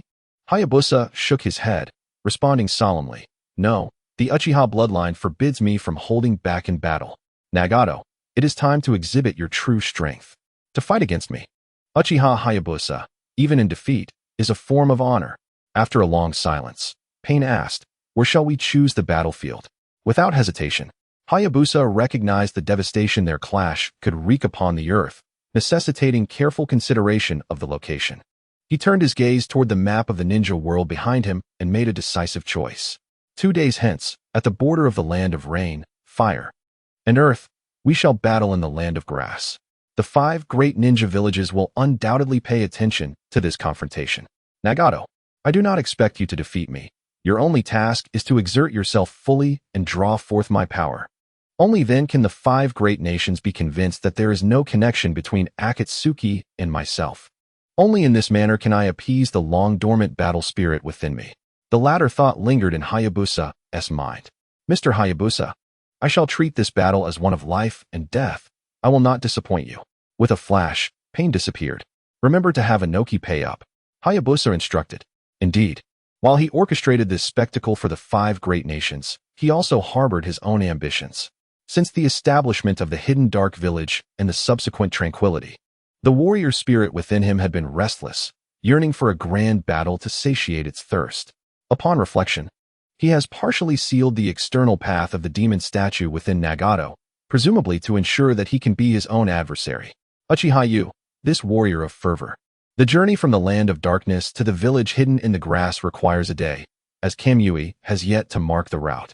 It is prudent to arrange the matters of the village. Lin Yu summoned the captain of the Umbu from the hidden dark village, Kirigakure Manyuki. What instructions do you have? Manyuki inquired. Lin Yu informed him of the impending battle against Nagato. This Ōtsutsuki is indeed cunning, though that brat Yagura is no trivial opponent either. Manyuki remarked. It matters not. In the world of ninjas, absolute peace has never existed. Everyone engages in both overt and covert struggles. Inoki's tactics are quite conventional. Lin Yu observed with a level-headed demeanor.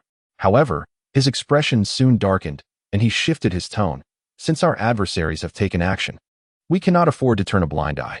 The renowned explosive corps of Iwagakure possesses members skilled in formidable explosive ninjutsu. Manyuki, I need you to capture an explosive ninja and bring them back to the village. Oh, are you interested in explosives? Manyuki replied, taken aback. Lin Yu said, indeed.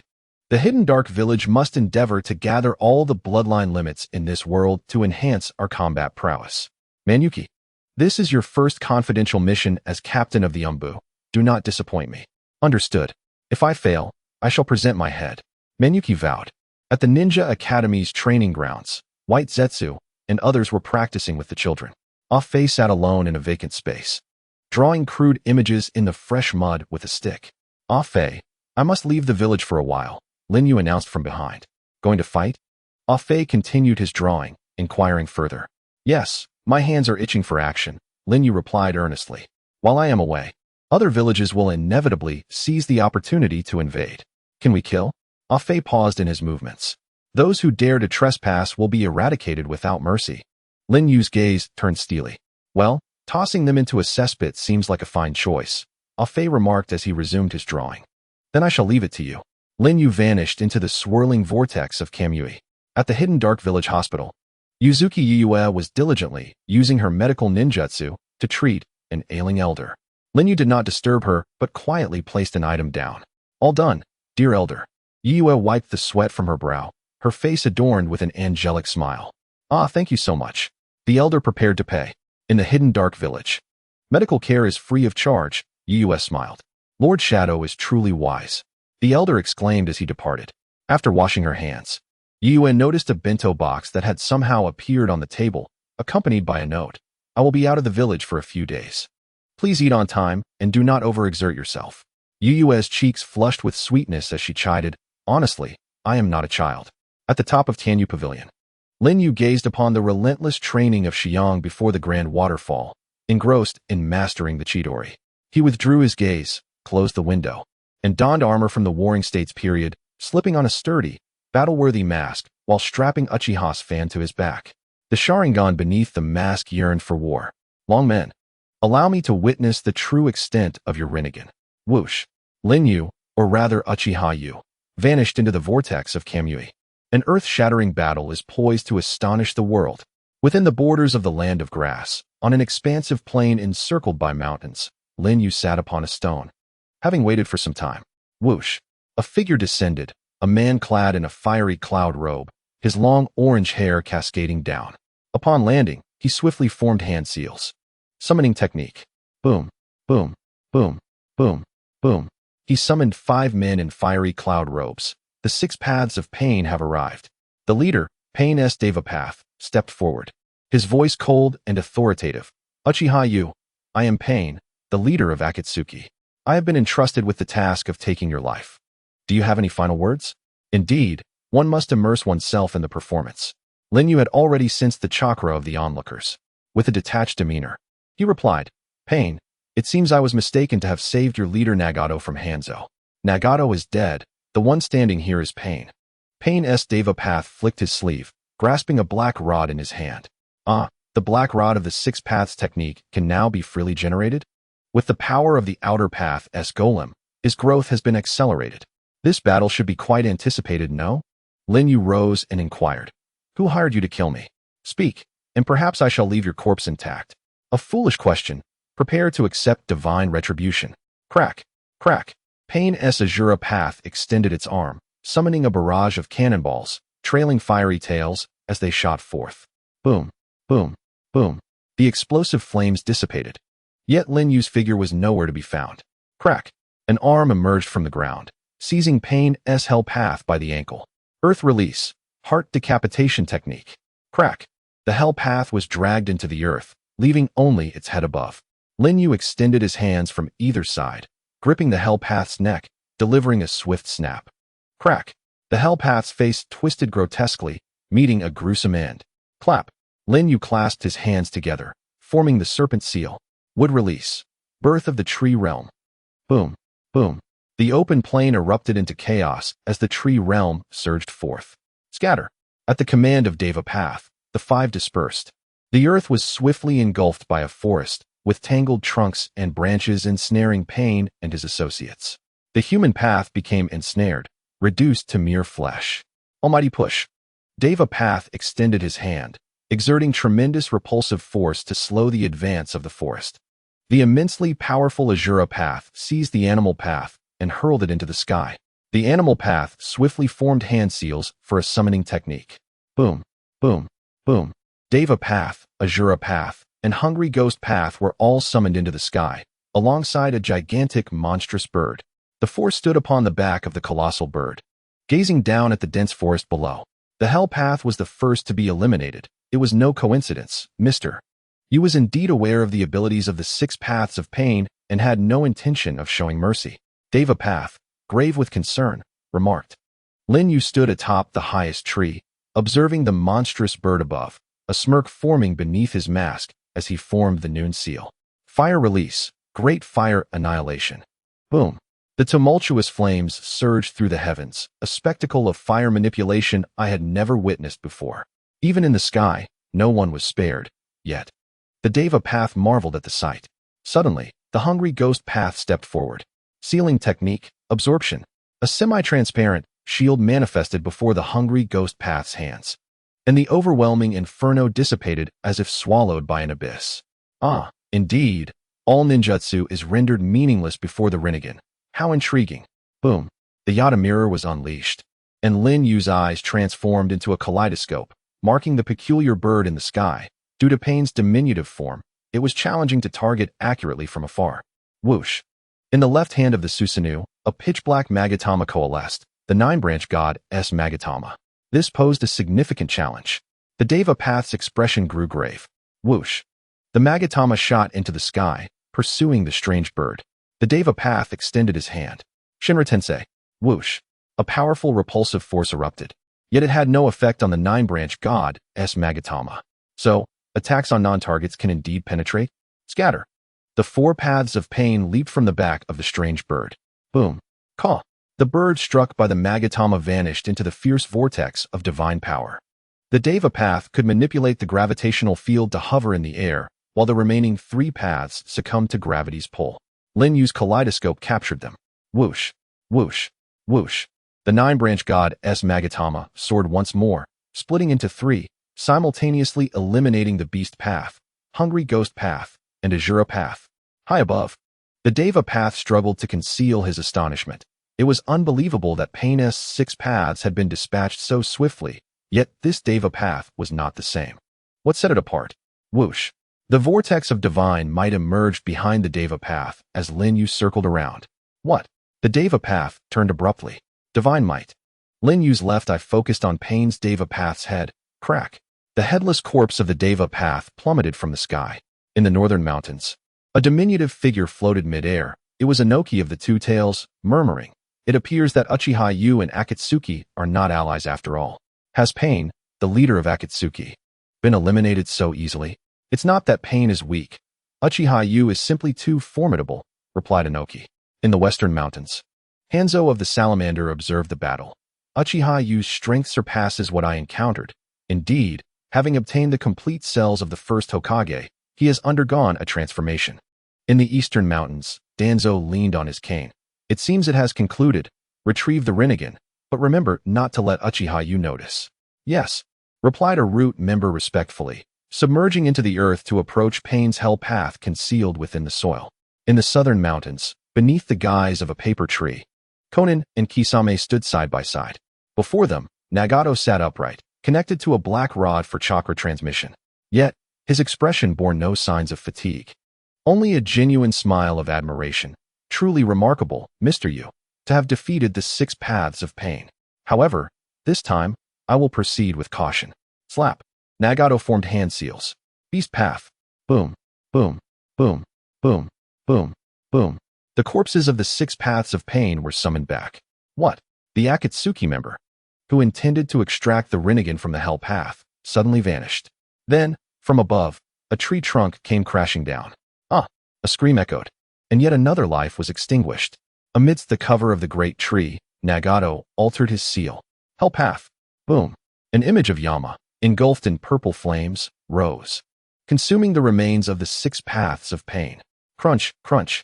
After a moment of devouring, the 6 paths were resurrected as before. Boom. The beast's path once again descended upon the battlefield. Summoning technique. Bang, bang, bang, bang, bang, bang. The 6 paths of pain made their entrance once more. What? How is this possible? Inoki, Hanzo, and Danzo were all taken aback by this sudden turn of events. The Deva path of pain rose, proclaiming, "Uchiha Yu. This time, I shall not repeat the same mistakes." Whoosh. The 6 paths formed a formation, with the Hungry Ghost path and the Azura path at the forefront, the Beast's path and the Human path behind, and the Hell path in the center, protected by the Deva path of pain. Humph, now this looks more like it. Lin Yu mused, thinking, "Otherwise, I would have been compelled to confront your true form, Nagato." What had just transpired was merely a preliminary skirmish. The true battle begins now. The Deva path of pain surveyed the towering trees surrounding them, contemplating. This forest is too obstructive. It must be cleared. Clap, clap. The Hungry Ghost path placed its hands on the ground. Hungry Ghost path, devour.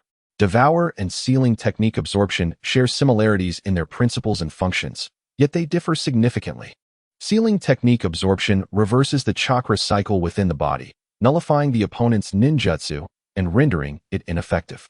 The absorbed chakra disperses within the body, akin to sinking into an endless swamp, independent of chakra nature. As it is a sealing technique, the absorbed chakra does not impose any positive or negative effects on the body. Conversely, devouring involves reversing the chakra cycle to draw the opponent's chakra into one's own body, allowing the absorbed chakra to be utilized, as demonstrated when Edo Tensei Nagato absorbed the tailed beast chakra from a fully transformed killer bee, restoring his body to its normal state. Unlike sealing technique absorption, the chakra obtained through devouring can yield beneficial or detrimental effects. For instance, the Hungry Ghost path transformed into a stone frog due to the nature of sage chakra. Boom.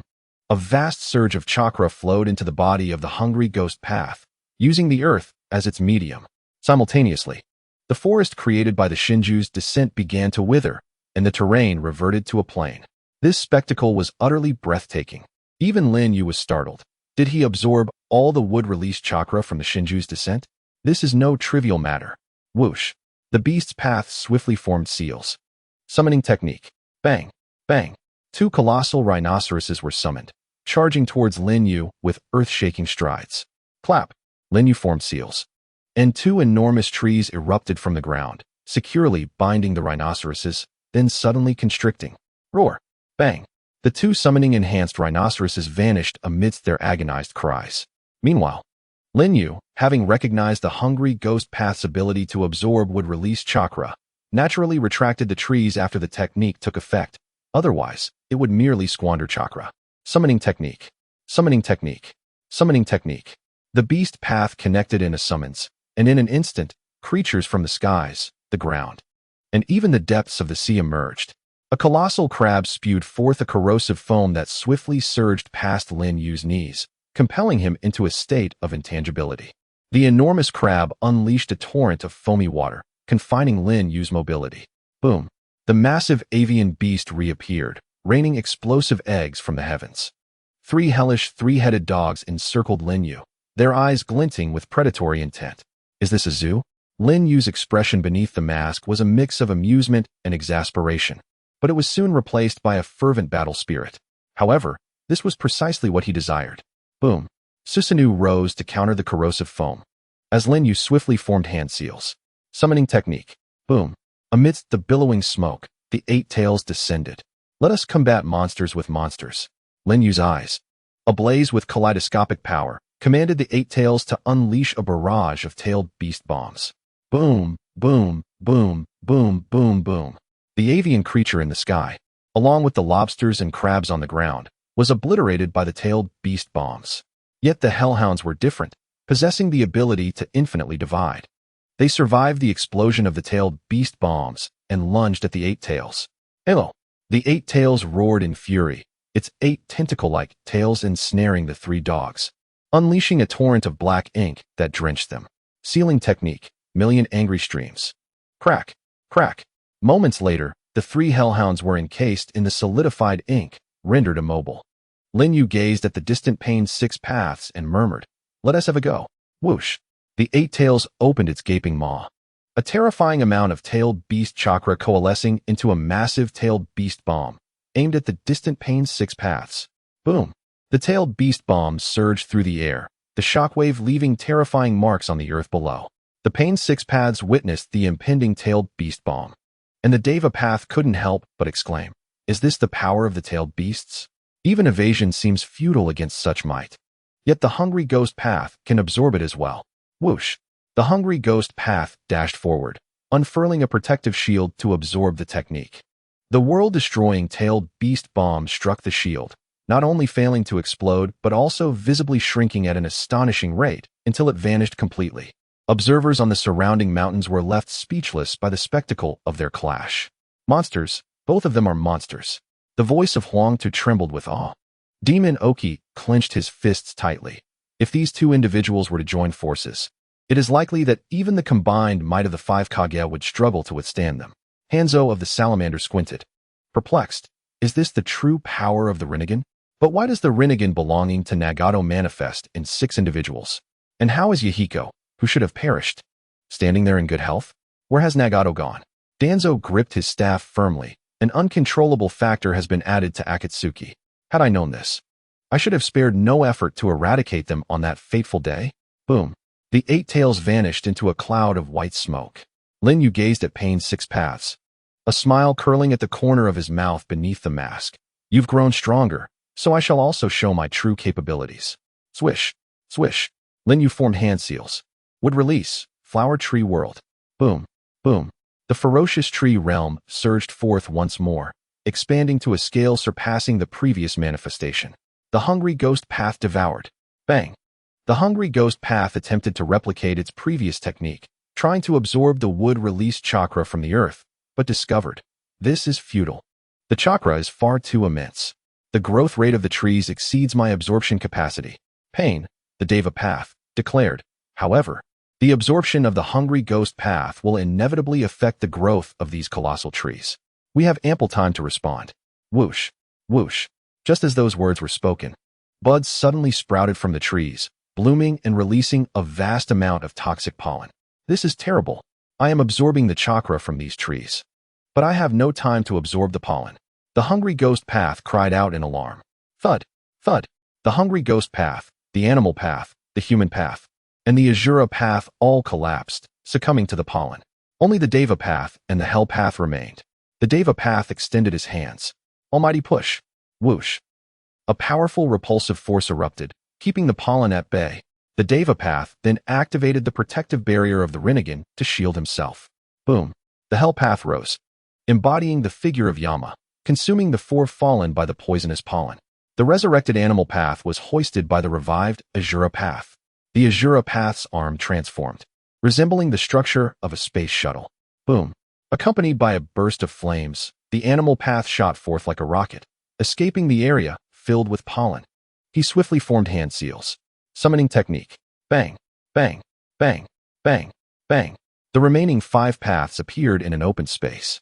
The protective barrier dissipated, and the Deva Path observed the Hell Path, who had succumbed to the pollen at the critical moment, sighing, "Have I arrived too late?" The Deva Path is the strongest among the 6 paths, but the Hell Path is the most crucial. Boom, boom. At the edge of his vision, a massive wooden figure entwined with a wooden dragon approached through the pollen. Upon the wooden figure's head, Lin Yu donned the attire of the Tengu Susanoo, arms crossed over his chest, declaring, "Pain, exhaust your full strength, and entertain me." Wood release, wooden giant. This is a technique that rivals the complete form of Susanoo. A superlative would release ninjutsu. Hashirama Senju has utilized the wooden giant numerous times to contend with Uchiha Madara's complete Susanoo, never faltering. The wooden giant clenched its colossal fist and brought it down with tremendous force. Boom. The earth quaked as the fist struck, rending the ground apart and sending shockwaves through the air. Pain's 5 paths swiftly retreated, neglecting even the corpses of the Hell Realm. As the Deva Path unleashed Shinra Tensei to combat the oncoming gale, the tremors were palpable even from several miles away on the mountainside. The wood release technique of the first Hokage was indeed authentic.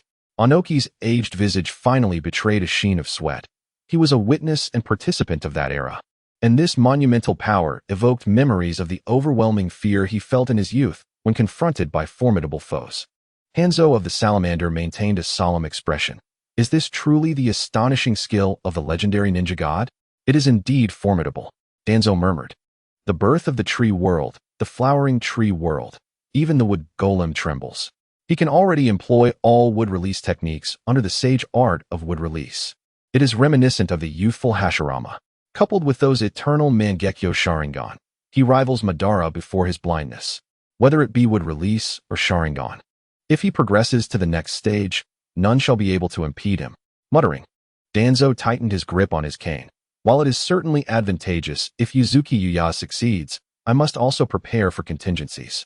The Deva Path of Pain, observing the approaching wood golem in its overwhelming form, confirmed a singular truth within. In the face of such power, all else is futile. Only overwhelming strength can counter overwhelming strength. Thud, thud, thud, thud. The realms of hell, beasts, humanity, and hungry ghosts all collapsed to the ground. Nagato channeled all his might into the Deva Path. Oh, has it finally arrived? Lin Yu's eyes sparkled with fervor, exclaiming, "Come forth." Swish. His robes billowed as the Deva Path ascended into the air. Nagato, must you truly resort to that technique? Is it not merely a performance for those spectators? Why exert yourself so? Konan gazed at Nagato, who was closing his eyes to gather chakra. This act may be a facade, but the battle is genuine. Without such fervor, the name of Akatsuki cannot rise within the ninja world. Nagato suddenly opened his Rinnegan. The Deva Path of Pain thrust his palms forward. Shinra Tensei. ZZZZ. A brilliant white light enveloped all. Boom. Then, like a furious tide, the force erupted, sweeping through the realms. Crack. The wood golem's advance halted abruptly, as the ocean of the flowering tree world was instantly flattened behind it. Rumble, rumble, rumble, rumble. The plain rapidly sank, transforming into a basin. Trees, earth, stone, and dust all tumbled violently under the overwhelming repulsive force, crashing against the mountainside. Rumble, rumble. Yet the force did not cease upon striking the mountain. Debris was hurled into the air. From the northern heights, Lord Ōtsutsuki. Smack. Onoki struck the ground with his hand. Earth release, Doton, Daisakai. Boom. A vast expanse of land rose, forming a colossal trench to shield against the tumbling rocks. From the western heights, Lord Hanzo. Hanzo ignited chakra flames from his fingertips, bending low to touch the earth. 4 red yang formation. Boom. A crimson barrier arose, blocking the torrent of debris. From the eastern heights, Lord Danzo. Crack. Danzo bit his finger. Summoning technique. Dream Demon. Boom. As the dream demon descended, it opened its maw and unleashed a powerful gust of wind, drawing in the tumbling boulders from the southern mountains. Xiaonan sensed the tremors of the earth and remarked, "It seems this place is inevitably affected. Leave it to me." The formidable Kisame, bearing the weight of his shark skin on his shoulder, stepped outside. Water release, great water explosion. With a thunderous roar, torrents of water surged forth, enveloping the area like a hemisphere, swirling under Kisame's command. The moment the boulders grazed its edge, they shattered into dust. The mere residual waves required the presence of a shadow-level warrior to contain them. In the heart of the battlefield, the force field of the Super Shinra Tensei continued to persist. Above the wooden figure, Lin Yu's Yada no Kagami Susanoo was riddled with cracks, and the wooden figure it stood upon was retreating incessantly. With each step, the scarred ground endured further devastation. With a decisive gesture, Lin Yu formed a seal. Wood release, great wooden pillar technique. A series of towering wooden pillars erupted from behind the wooden figure, propping it up slightly, easing its retreat. Yet, the Yada no Kagami Susanoo cracked further, teetering on the brink of collapse. Should it abandon its defense and activate the penetration mode? Lin Yu's expression grew grave. But he quickly reconsidered. If both the wooden figure and Susanoo fell to Pain's strike, where would his dignity lie in the future? Veins bulged on Lin Yu's forehead as he clasped his hands tightly to his chest. Wood release, infinite forest. This technique birthed an endless forest, continuously flourishing without regard for chakra consumption. Theoretically, as long as his chakra did not deplete, the forest would never cease to grow. Due to the wooden figure's obstruction, a vacuum force field formed behind it, where endless trees burst forth from the earth, creating a buffer zone. The wooden figure's back collided with the forest, finally coming to a halt. Lin Yu's eyes gleamed with kaleidoscopic brilliance, blood vessels rupturing as his ocular power surged. The crumbling Yada no Kagami Susanoo once more forged its proud armor. As a minute passed, the Super Shinra Tensei finally subsided. As the dust settled, Pain's Deva Path gazed incredulously at the wooden figure merely hundreds of meters away, exclaiming it actually endured? Indeed, the force powerful enough to obliterate Konoha was entirely withstood by Lin Yu, who combined would release with Susanoo's might. The wooden figure fulfilled its mission, kneeling on one knee, maintaining its proud stance. The Yada no Kagami Susanoo dissipated. Come now, let us engage in earnest battle. Lin Yu smirked, seizing the Uchiha fan from behind and leaping down from the wooden figure's head, charging towards Pain's Deva Path. After the Super Shinra Tensei, the Deva Path's power fell into a temporary vacuum. Alarmed, the Deva Path swiftly retreated. The Animal Path, Azura Path, Hungry Ghost Path, and Human Path stood up. Advancing to meet him, the Animal Path quickly formed a seal. Summoning technique, not a chance. As Lin Yu sprinted, his left eye locked onto the Animal Path's head. Kamui. The space contorted, and the headless corpse of the Animal Path collapsed to the ground. After vanquishing the beastly realm with divine might, a searing pain surged through Lin Yu's eyes, blood trickling from the corner as his vision blurred. He covered his eyes, and, after a brief moment of adjustment, his sight gradually regained clarity. Lin Yu murmured, "My ocular power has been exhausted. The kaleidoscope can no longer keep pace with the body of Hashirama." With a sudden flourish, the Azura Path manifested a three-headed, six-armed golden figure, unveiling a fully mechanized form as it aimed a fist towards Lin Yu, who stood several dozen meters away. Rocket arm thundered the air with a cacophony of explosions. Rather than activating his penetration ability, Lin Yu maneuvered skillfully to evade the trajectory of the rocket traps. Whoosh, whoosh, whoosh. The mechanical rockets adjusted their courses, relentlessly pursuing Lin Yu. With a smirk, he abruptly changed direction, charging toward the Azura Path. Just as the rockets were about to strike his back, he activated the penetration mode. Whoosh, whoosh, whoosh. The rockets pierced through him, striking the Azura Path directly. The ground quaked with the force of the ensuing explosion, leaving the Azura Path battered and sprawled upon the earth. With a crackling sound, the Raijin blade coalesced in Lin Yu's right hand, transformed into a deep black hue infused with divine power. Die, abomination, he shouted as he lunged forward. Divine might Raijin blade. Crack. Whoosh. At the moment of impact, a vortex of divine energy manifested, consuming the Azura Path within the fabric of time and space. Almost simultaneously, the Human Path launched a surprise attack on Lin Yu, its method deceptively simple, merely reaching for Lin Yu's shoulder. Yet, The effect was profoundly terrifying. The human path soul extraction technique could snatch a soul from the body in an instant, leading to certain death unless interrupted by a third party. However, Lin Yu, well-versed in the abilities of Pain's 6 paths, was far from unprepared. As he unleashed the divine Might Raijin blade upon the Azura path, his peripheral vision had already detected the human path's movement. With a swift motion, he brandished his Uchiha fan backward. Clang! The human path's hand collided with the fan. With a decisive stomp, Lin Yu summoned a tree trunk to rise and ensnare the human path, then leaped backward. Fire-style, fireball jutsu. He expelled a fireball from his mouth mid-jump, striking the human path and igniting the surrounding trees. Employing basic wood release and fire release techniques without the need for hand seals, Lin Yu executed a clever combination, ultimately obliterating the human path. The beast path, Azura path, and human path lay defeated. Only the hungry ghost path remained before the Deva path. This entity, capable of absorbing all ninjutsu, posed a formidable challenge. With his ocular power depleted, he would have to conserve his divine might. Thus, to eliminate it, he had no choice but to rely on taijutsu, though the visual sharing of the Rinnegan could prove troublesome. Very well then. Calculating in his mind, Lin Yu sheathed his fan and formed hand seals before his chest. Would release, would clone jutsu. Whoosh, whoosh, whoosh, whoosh. 4 wood clones emerged, encircling the hungry ghost path. You possess 2 pairs of eyes. I shall counter with 4 wood clones. Boom, boom, boom, boom. The 4 wood clones launched an onslaught against the hungry ghost path.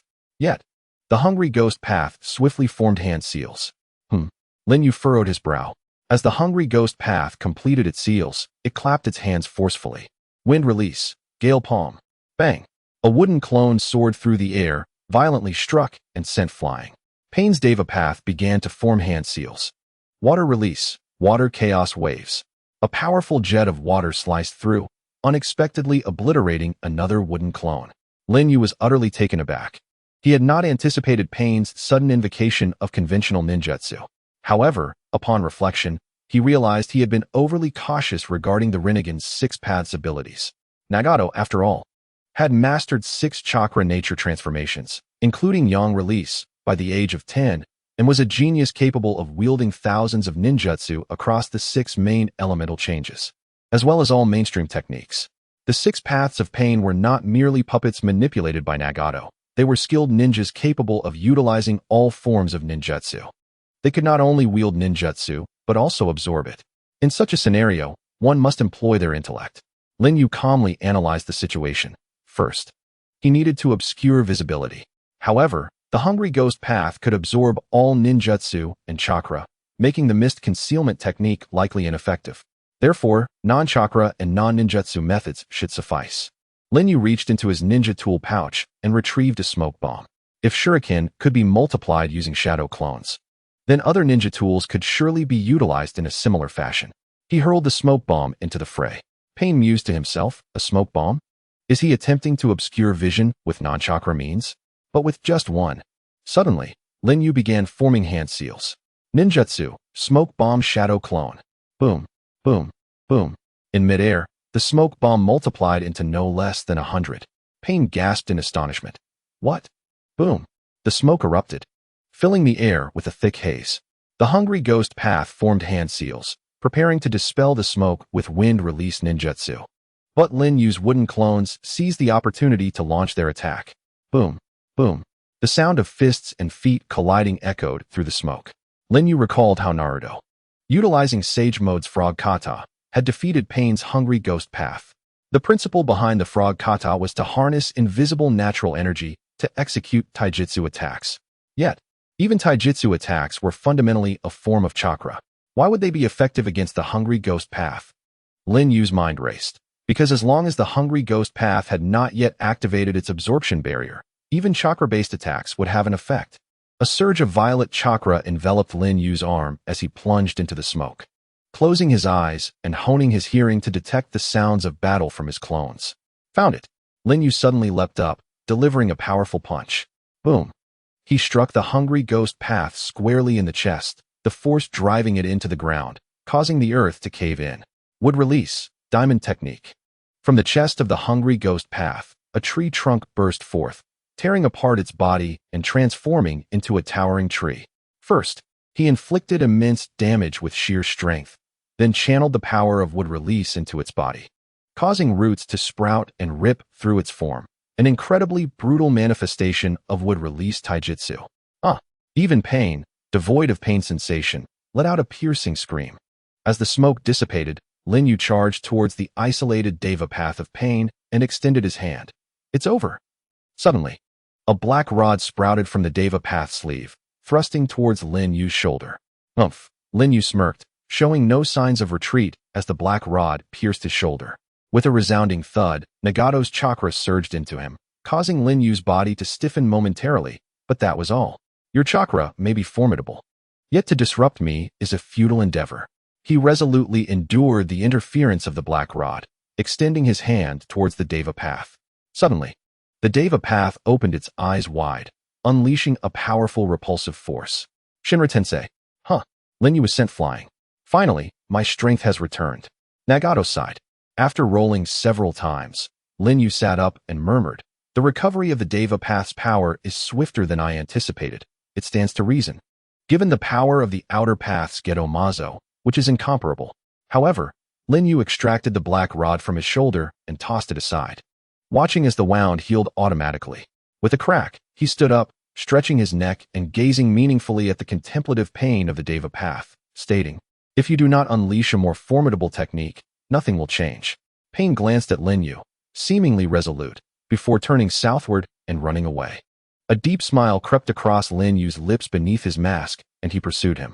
In the hollow of a high mountain, Conan anxiously urged, Nagato, cease your actions. That technique is one you have only recently comprehended. You have yet to execute it in practice, and the risks are far too great. Nagato, however, resolutely replied, even in the face of a formidable adversary like Uchiha, I refuse to concede. I yearn to truly defeat him. With that, Nagato forcefully brought his hands together, his palms slightly apart. Conan, clenching her fists with beads of anxious sweat, ultimately acquiesced, refraining from further persuasion. As a witness, Kisame, comprehending the entire situation, mused to himself, the influence of Mr. Yu is indeed omnipresent. The Ōtsutsuki is far from the mundane existence I had envisioned. A dark luminescence emanated from the void between Nagato's palms. His closed Rinnegan opened, sweat glistening on his fatigued face. Yet his lips curled with the fervor of battle as he declared, let this mark the conclusion of my clash with Mr. Yu. With the technique known as the Earth Explosion Star. With a whoosh, a dark gravitational sphere, no larger than a thumbprint, ascended from the southern mountain, halting several hundred meters in the air. As the light abruptly dimmed under the oppressive gravity, not even light could escape. The Deva path manipulated the force field, soaring into the heavens, and his hands came together in a decisive gesture. Earth Explosion Star. The ground quaked violently as it fractured, seeking the source of gravitational power in the sky. Lin Yu, of course, could not escape this fate, standing atop a rising boulder. His Sharingan remained unfazed beneath his mask. Nagato, the Earth Explosion Star is indeed unparalleled across the world, yet for one endowed with the power of Shinjutsu, dismantling it is but a trivial task. With a roar, he unleashed Susanoo, activating only its second form, where a skeletal hand materialized, producing a pitch-black shuriken. Utilizing this immense gravitational force, he needed not to aim meticulously. A mere evasion of the stones in the flight path would suffice. After a rough positioning, Susanoo hurled the shuriken of godly might into the sky. Under the influence of the gravitational pull of darkness, the shuriken struck the core black sphere, and accompanied by the swirling force of godly might, the core of the planetary devastation was transported to the space-time continuum. The stones that had risen into the air plummeted with a thunderous crash. In the hollow of the towering tree, panting heavily, Nagato could scarcely believe that the planetary devastation had been so easily neutralized. Nagato, enough. You have exhausted too much chakra, Conan urged. If that is the case, I must create an even larger planetary devastation, launching it to a height beyond godly might's reach. With a decisive clap of his hands, Nagato disregarded Conan's warning, his Rinnegan quivering as he strained to extract every ounce of ocular power he possessed. The gravitational sphere he conjured, now the size of a fist, was 3 times larger than before. Ascending to several thousand meters, it unleashed an overwhelming gravitational field upon the world. Boom! This time, not just the ground, but even the mountains were not spared. Observers who had sensed the impending doom had already made their escape. With a crackling sound, countless rocks were drawn upward, clinging to the black sphere, forming a celestial body with a diameter of several kilometers. As Lin Yu ascended, he murmured, not to mention the shuriken of godly might. Even the Nine-Tails Mangekyo Sharingan would be futile against this. However, there is no need for such complexity. Lin Yu's right eye, a kaleidoscope of patterns, released the swirling force of godly might, preparing to draw himself into the space-time continuum to evade the catastrophe until the planetary devastation was complete. Tendo Pain waved his hand, and nearby stones, manipulated by the gravitational field, pierced through Lin Yu's body, interrupting his spatial movement. I see that my own relocation is slower than that of external objects. Very well, with the space-time transfer thwarted, what should I do next? Lin Yu chuckled playfully. Activating the Yatengu Susanoo. Boom. The Yatengu Susanoo crashed heavily against the planetary devastation, swiftly buried beneath the following stones. The immense and compact pressure nearly brought the Yatengu Susanoo to the brink of collapse in an instant. Roar! Tendo Pain emitted a fierce roar, clasping his hands tightly against his chest. Boom, boom, boom. Countless stones surged forward, colliding against the exterior of the planetary devastation. In mere seconds, they doubled its volume. The scale of this planetary devastation clearly surpassed that of the time Nagato captured the tailed beast Naruto. While it may not fully contain the nine tails, it would certainly ensnare half of it. One could say that almost no being could escape from this planetary devastation. In the distant horizon, Inoki floated in midair, unperturbed, saying, I never imagined that the Ōtsutsuki, whom I hired on a whim, could truly eliminate that Uchiha Yu. Thus, the threat to our interests will cease to exist, and there will be no second Madara. Let us return and tie up loose ends. The Hidden Stone Village is becoming a nuisance. Hanzo of the Salamander clenched his fists tightly, expressing his concern for their precarious future. Ōtsutsuki, has it truly come to such a dire situation? Danzo, leaning on his cane, replied with cunning wisdom. This is the power of the Rinnegan, remarkable indeed. If we could harness such strength, unifying the shinobi world would not be a distant dream. Ōtsutsuki could also be of use to us. Suddenly, Pain's Deva path descended upon the earth, which had collapsed for hundreds of meters. Gazing at the celestial body above with a murmured thought, Mr. Yu, I know you are currently in your phasing mode and remain unharmed. Do not worry. I shall dismantle the celestial body before you reach the limit of 5 minutes in this state. Although the outcome may disappoint you, regrettably, I have emerged victorious. Crack! A sharp sound echoed through the sky, causing Pain's eyes to narrow instinctively. The onlookers, preparing to depart, froze and turned back in astonishment. No way. On the celestial body, a fissure appeared, and the Yatagarasu Susanoo broke free, wielding an enormous dark gray sword that seemed to flow with an ethereal quality. Clearly, this was no ordinary weapon. The sword extended to an exaggerated length, likely more than double that of the Yatagarasu Susanoo itself. With a swift motion, the sword sliced through the celestial body as if it were mere tofu, causing a thunderous rumble as it shattered into countless fragments. In the void, mirror-like cracks remained where the sword had passed, gradually settling after a few seconds. Rather than slicing through the celestial body, it could be said that the very fabric of space itself had been cleaved. The third artifact of Susanoo, the Shifang Shenwu sword. The divine power contained within the sword reached its zenith, capable of severing the space itself and everything within it, including the celestial body. Pain's Deva path gazed into the sky, remaining silent for a long moment before exclaiming, Mr. Yu, you have become extraordinarily powerful. The ground trembled as boulders fell, creating a deafening roar. Within the Yatagarasu Susanoo, Lin Yu's eyes bled profusely. This power, I have never revealed to anyone until now. Pain Nagato, you have performed admirably. Deserving of praise, Susanoo raised the Shifang Shenwu sword and began to swing it wildly downward. Shifang Shenwu slash. The waves of the sword surged forth, each imbued with the force to obliterate, capable of annihilating anything in their path. Should anything manage to withstand the assault, the divine power within would trigger, transporting the obstructing object to another dimension.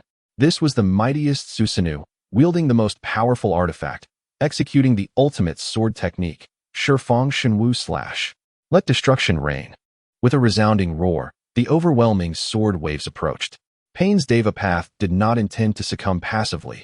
He immediately manipulated the gravitational field, hurling the shattered boulders of the celestial body upwards to meet the oncoming waves.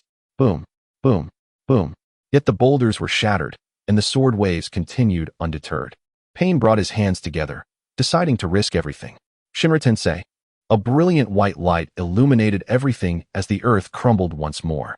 The tumultuous wave of sword energy collided with the formidable repulsion field of the super god Luo Tianzhong, ultimately halting its advance and triggering the power of divine might. Whoosh, whoosh, whoosh, whoosh. In the sky, dozens of divine whirlpools resonated with one another, distorting the repulsion field of the super god Luo Tianzhong. It was no longer a mere repulsion but a chaotic force field devoid of any semblance of order, exploding in all directions with a deafening roar. Boom! In midair, the Yatengu Susanoo was instantly obliterated, forcing Lin Yu into a phase of penetration. The situation was even worse for Pain's Deva path. His body was torn apart at a molecular level, as if subjected to the dust release technique. Yet, the chaotic force field did not dissipate with the demise of the Deva path. Like a wild stallion run amok, it had long since slipped from control. Boom, boom, boom.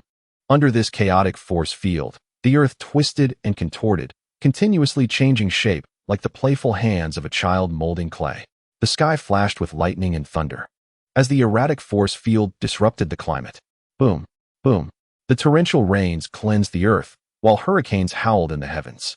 This scene of destruction persisted for a full 5 minutes before finally subsiding, coinciding perfectly with the critical point of Lin Yu's penetration phase. Had it continued for even a moment longer, Lin Yu would have been unable to escape unscathed. Panting, Lin Yu adjusted his breath and surveyed the battlefield, reminiscent of a Picasso masterpiece, before turning his gaze towards the mountains in the south.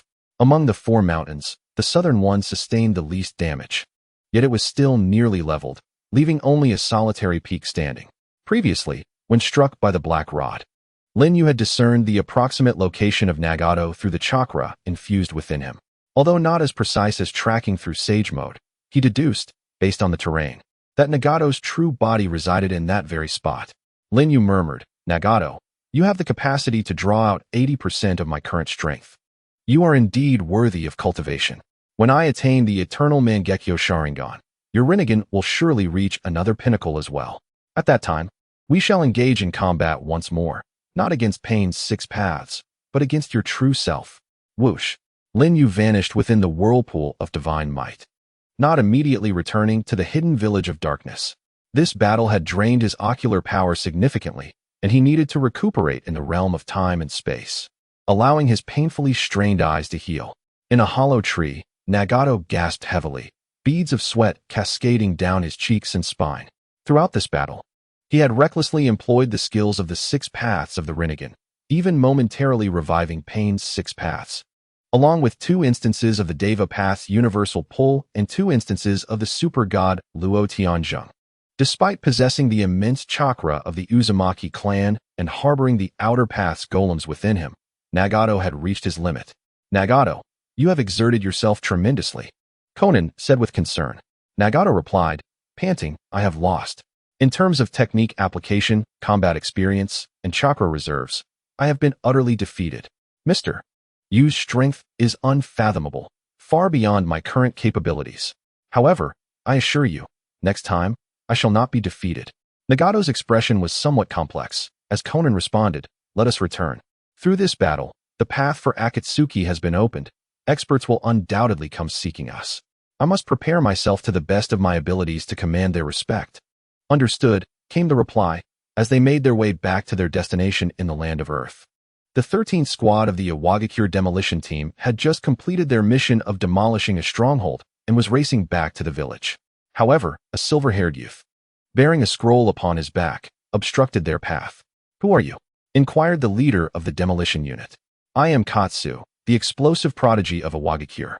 I have awaited your arrival for quite some time," he declared, as Hozuki Mangetsu drew forth a blade from the scroll, equipped with an explosive mechanism.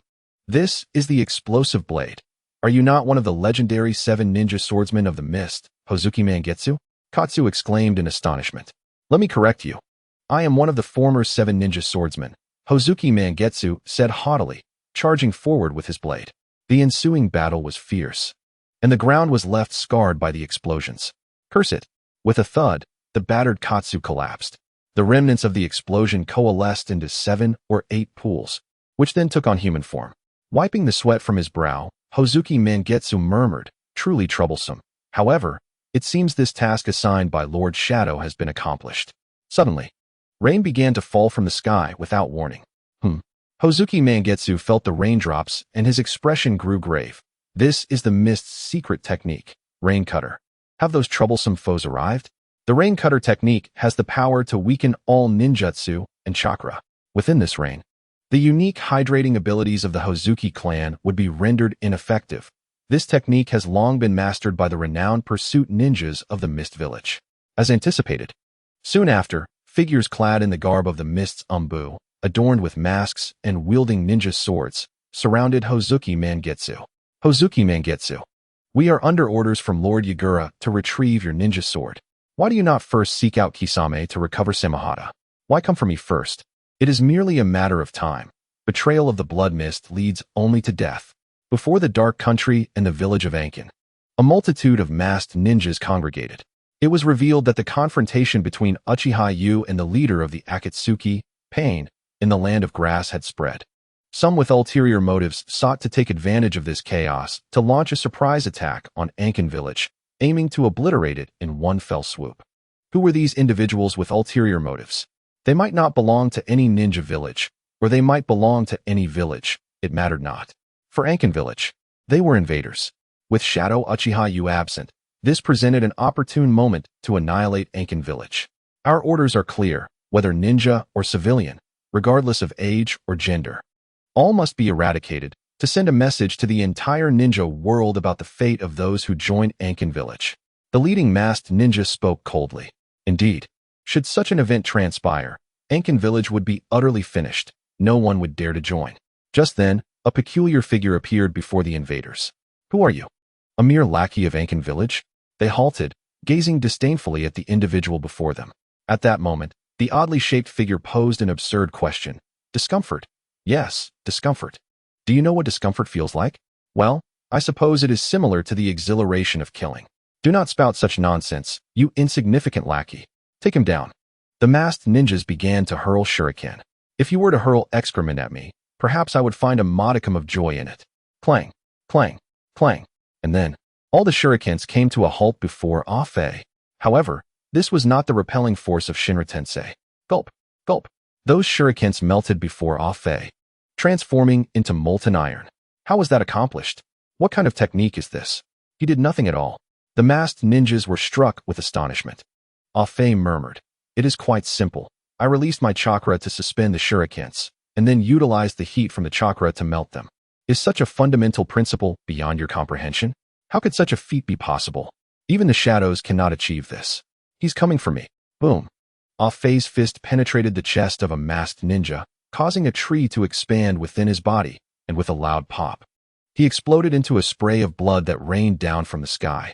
Afe stepped forward, treading upon the crimson liquid towards another individual. No, don't come any closer. The man sat trembling on the ground, scrambling backward on hands and knees. Afe approached him, grasped his head firmly, and mused. I often hear people say your head is full of excrement. I am quite curious. Is a human head truly made of such filth? With a sickening sound, barbs sprouted from the tips of Afe's fingers, piercing the skull, and suddenly grew within. Boom. The scene was akin to a watermelon bursting. Blood splattered across Afe's visage. A monster, this man is a monster. The masked ninjas who had boasted of annihilating the hidden darkness village were struck with terror and fled in disarray. Afe formed hand seals. Would release. Mechanized bird.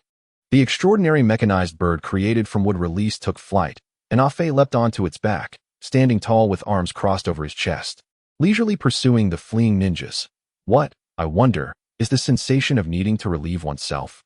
No one dared to respond, only running even more desperately. Afe remarked, truly, is the answer to this question so elusive? With a rustling sound, sharpened wooden branches shot forth from the holes beneath the mechanized bird's wings, propelling forward. Ah! Several individuals in the rear were struck and fell to the ground. Afei initiated another hand seal. Wood release. Insertion technique. The wooden branches sprouted barbs, erupting from within, creating a scene too gruesome to behold. The mechanized bird continued its pursuit as Afei inquired. Let us pose a different question. Who sent you here? It was Danzo. One man stammered in response. Danzo? Danzo's subordinates should not be so spineless. Well, it matters not. Those destined to die anyway shall have this reckoning laid at his feet. Afei spoke nonchalantly. Crack. The mechanized bird's maw opened wide, and a wooden arrow, crafted from wood release, shot forth. Afei stated, This is my invention, the wood release, laxative technique. It may cause some discomfort, but relief will come swiftly. Boom. The arrow flew out, but during its flight, the tip detached, the outer layer disintegrated upon landing, and 8 secondary arrows continued onward, once more separating into 64 smaller tertiary arrows, accurately striking the posteriors of 64 ninjas ahead. Ah, it hurts so much. They all fell to the ground, writhing in agony, attempting to extract the wooden branches, yet the tips seemed rooted, refusing to budge. Afei raised 2 fingers before his chest. The wood release, flower tree world has descended. The rooted branches swiftly sprouted and flourished, revealing buds that emitted a foul odor as they began to bloom. Ah! A wretched scream reverberated beneath the sky, but within mere seconds, an eerie silence enveloped the scene. Afei leaped down from the mechanical bird, standing amidst the pile of corpses, as if awaiting something. Whoosh! The godly might whirlpool manifested, and Lin Yu frowned as he landed, exclaiming, What a stench! Oh, you're back. Afei replied. What is the situation? Lin Yu inquired, gazing at the gruesome scene. As you can see, these rascals attempted to wreak havoc in the village while you were away. But I've dealt with them accordingly, Afei stated. Did you discover the identity of the mastermind? Lin Yu asked. Afei casually remarked, They say it was Danzo. But whether that's true remains uncertain. Lin Yu pondered, approaching a corpse and removing its mask, revealing a face contorted in indescribable agony, indicating a most painful demise. Rather than concern himself with the manner of death, Lin Yu scrutinized the forehead protector. It was from Konohagakure. How disingenuous, clearly intended to tarnish Konoha's reputation should they fail. Lin Yu mused, stroking his chin. Harboring animosity towards us and Konoha alike. Could it be those from Kumobikure? Yet, this does not align with the fourth Raikage's character. Despite his simplicity, after a prolonged silence without any clarity, Lin Yu shook his head, muttering, Forget it. They are but ants, mere specks of dust. They are coming. Afei suddenly declared. Who is coming? Lin Yu asked, bewildered. Before them, the flower buds fully bloomed, revealing monstrous carnivorous plants. Within the opening of the flowers, a mysterious force began to converge. Lin Yu felt an overwhelming sense of anticipation. Afei suddenly became animated. No, it can't be. Lin Yu exclaimed in alarm. Boom. A deafening sound erupted as foul gas dispersed. It worked. Hooray. Afei's triumphant cheer echoed from within. Afei, you son of a gun. You've made a mess of me. Lin Yu cursed in exasperation. After cleansing himself, Lin Yu spritzed deodorant all over, changing into a fresh outfit. He attempted to contact Kirigakure's Manjo, but was unable to establish communication. Sitting in a chair, Lin Yu's gaze held an inscrutable depth. In the dead of night, a bloodied man collapsed outside the hidden shadow village, dragging along a half-dead captive. After urgent medical attention from the setting sun of the month of April, the man finally regained consciousness. Manjo, you're awake. What happened? Lin Yu inquired, standing by the bedside, as the full moon illuminated the night. I had just captured the explosive release ninja from the rock village when the pursuing forces from the mist village arrived. I narrowly fought my way through the encirclement and returned to the village. Rest assured, the explosive release ninja is still alive. Your mission has been successfully accomplished. Now, take some time to rest while I handle the other matters. Rising from his seat, Lin Yu stepped out of his chamber and stood by the corridor window, gazing at the luminous moonlight with a contemplative expression. Yagura, is it? Very well, having multiple puppets is not without its advantages. With a swift movement, Lin Yu vanished into the vortex of Kamui. In an instant, he traversed from the hidden darkness village to the land of water through Kamui. Wherever he had previously been, he would mark it with his eyes, making future visits merely a blink away. His purpose on this occasion was straightforward, to convert Yagura into his puppet, akin to what Obito had once done. However, the motivations differed slightly. Obito harbored a deep-seated hatred for the Mist Village, which he believed was responsible for Rin's death. Even though the Umbu from that day were mere puppets controlled by Madara, Obito later manipulated Yagura with his Sharingan, transforming the already cruel blood mist into a true hell on earth. In contrast, Lin Yu's motivation was simple. Yagura had become an obstacle, given the ways of the mist. As long as a rogue ninja remained alive, the pursuit would never cease. Lin Yu, being protective of his subordinates, cherished them dearly, unless he intended to exploit them from the outset. Like Nagato, Kazuki Mangetsu was not among that number. When a younger brother faced injustice, Lin Yu, as the elder brother, would step in to rectify the situation. That was all there was to it. Thus, he arrived here. The dense fog enveloping the Mist Village was said to be infused with the unique dissolution techniques of the village. Any outsider daring to intrude would be dissolved into blood. This was also the reason why the Mist Village did not deploy perceptual barriers, confident that an invasion was impossible. Unfortunately for them, such defenses were ineffective against Lin Yu.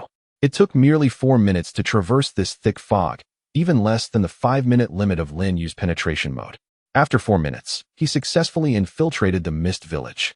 Disregarding everything around him, he focused on the deep blue edifice at the end of his line of sight, the Water Shadow's residence. Marking it, he activated Kamui and appeared beneath the Water Shadow's mansion, boldly entering through the entrance. For reasons unknown, there was no sign of guards. Lin Yu ascended the steps, the light dimming and the air growing increasingly humid. He arrived at a long, shadowy corridor, at the end of which stood a tightly shut stone door where Yagura resided. Approaching the stone door, he reached out his hand. Ah, yes, this is it. Power. The power is continually expanding.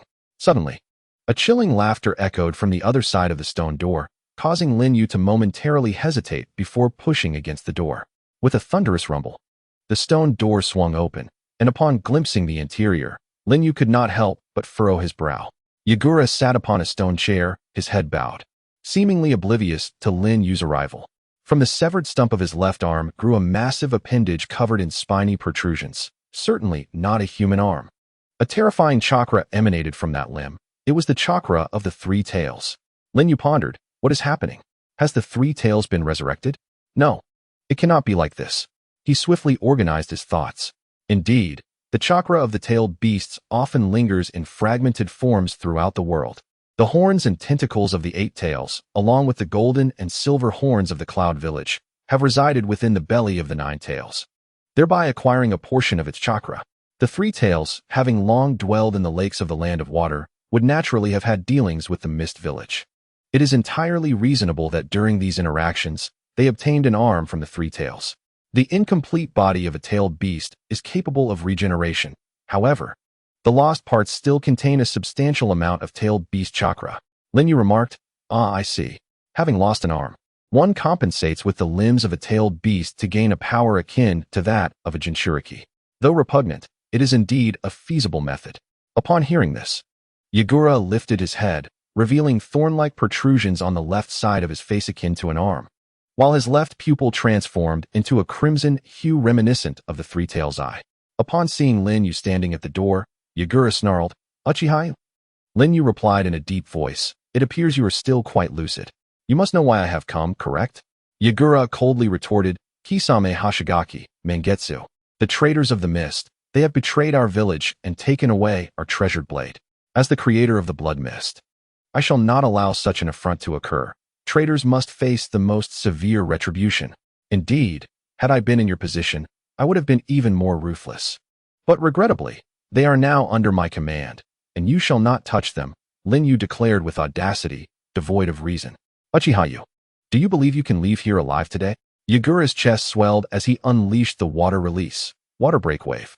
Lin Yu countered with an equally potent water break wave technique, neutralizing Yagura's assault. "Since I am aware you possess tailed beast chakra, I cannot kill you. After all, I am a perfectionist," Lin Yu stated calmly. "Scoundrel!" Yagura bellowed in rage.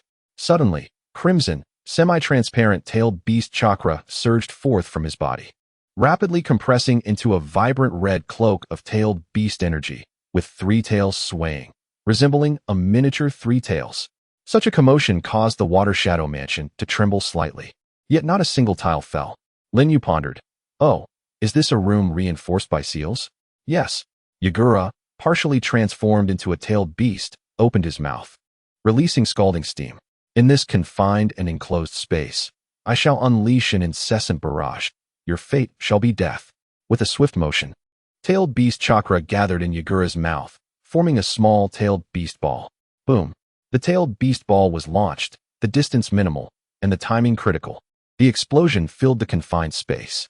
As the blast receded, Yagura shielded himself with the arm of the three tails, bracing against the explosion. Lin Yu, enveloped in a half-formed Susanoo skeletal frame, rapidly repaired and perfected the destroyed portion. Coral palm. Yagura violently charged, slamming his arm against the Susanoo. Crack, crack. At the point of impact, coral began to sprout, swiftly spreading across the entire Susanoo. With a forceful shake of his palm, Yagura shattered the Susanoo into fragments. Clap. Lin Yu clasped his palms before his chest. Wood release. Thorn killing technique. Vines of wood sprouted from beneath the feet of Yagura, binding him tightly. Damn it. Cursed wood release. Yagura seethed with rage. Lin Yu remained unperturbed, altering his technique as a character manifested on his palm. He surged forward, striking Yagura's chest, and in retreat, drew forth a chakra tether. Would release, entangle him. A cry of anguish escaped Yagura as the chakra of the tailed beast within him was swiftly suppressed by the wood release, causing the beast's cloak to peel away and reveal the burn marks on his skin beneath. With his Sharingan fully activated, Lin Yu declared, "Become my captive, fourth Mizukage Yagura." His eyes transformed into a kaleidoscope of crimson, concentrating all his ocular power into the illusionary technique.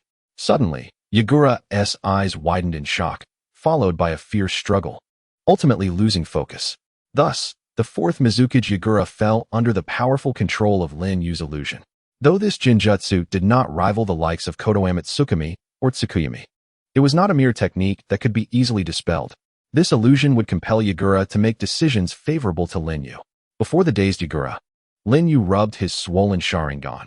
Exerting long-lasting Jinjutsu on such a formidable opponent was no trivial matter, requiring vast amounts of ocular power. Lin Yu sensed that as the potency of his kaleidoscope eyes increased, so too did the side effects. Even with the cells of Hashirama Senju, it was becoming increasingly challenging. After all, the kaleidoscope Sharingan carried the curse of gradual blindness. Lowering his hand, Lin Yu murmured, "Once, Obito had only one eye," and indeed, it proved to be a blessing in disguise, as the side effects were nearly negated by the cells of Hashirama. Had he possessed two eyes, he would have surely gone blind by now. In a flash, Lin Yu vanished into the vortex of Kamui, leaving behind the now marionette-like Yagura.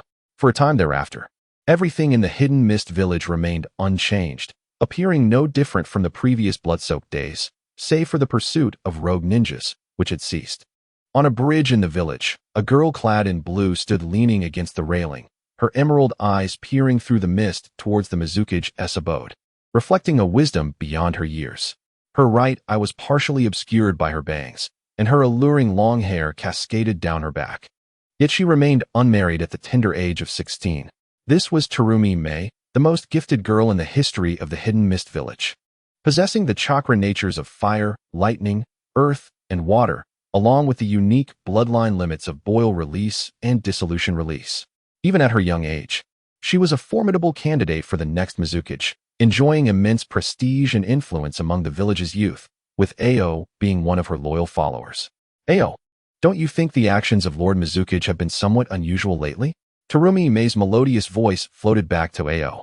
Indeed, but it is likely due to Lord Yagura's transplantation of the three tails arm. I have heard that tailed beast chakra can induce certain frenzied side effects, Ao replied, assuming the obvious.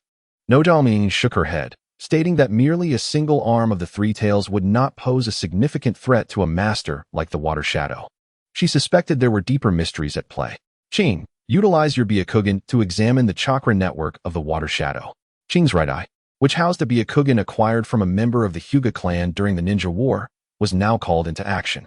Hesitant, Ching remarked, such a rude act. If Lord Yagura were to notice, it matters not. I shall use a barrier to conceal you, replied Zhao Ming. Understanding her intent, Ching activated his Byakugan.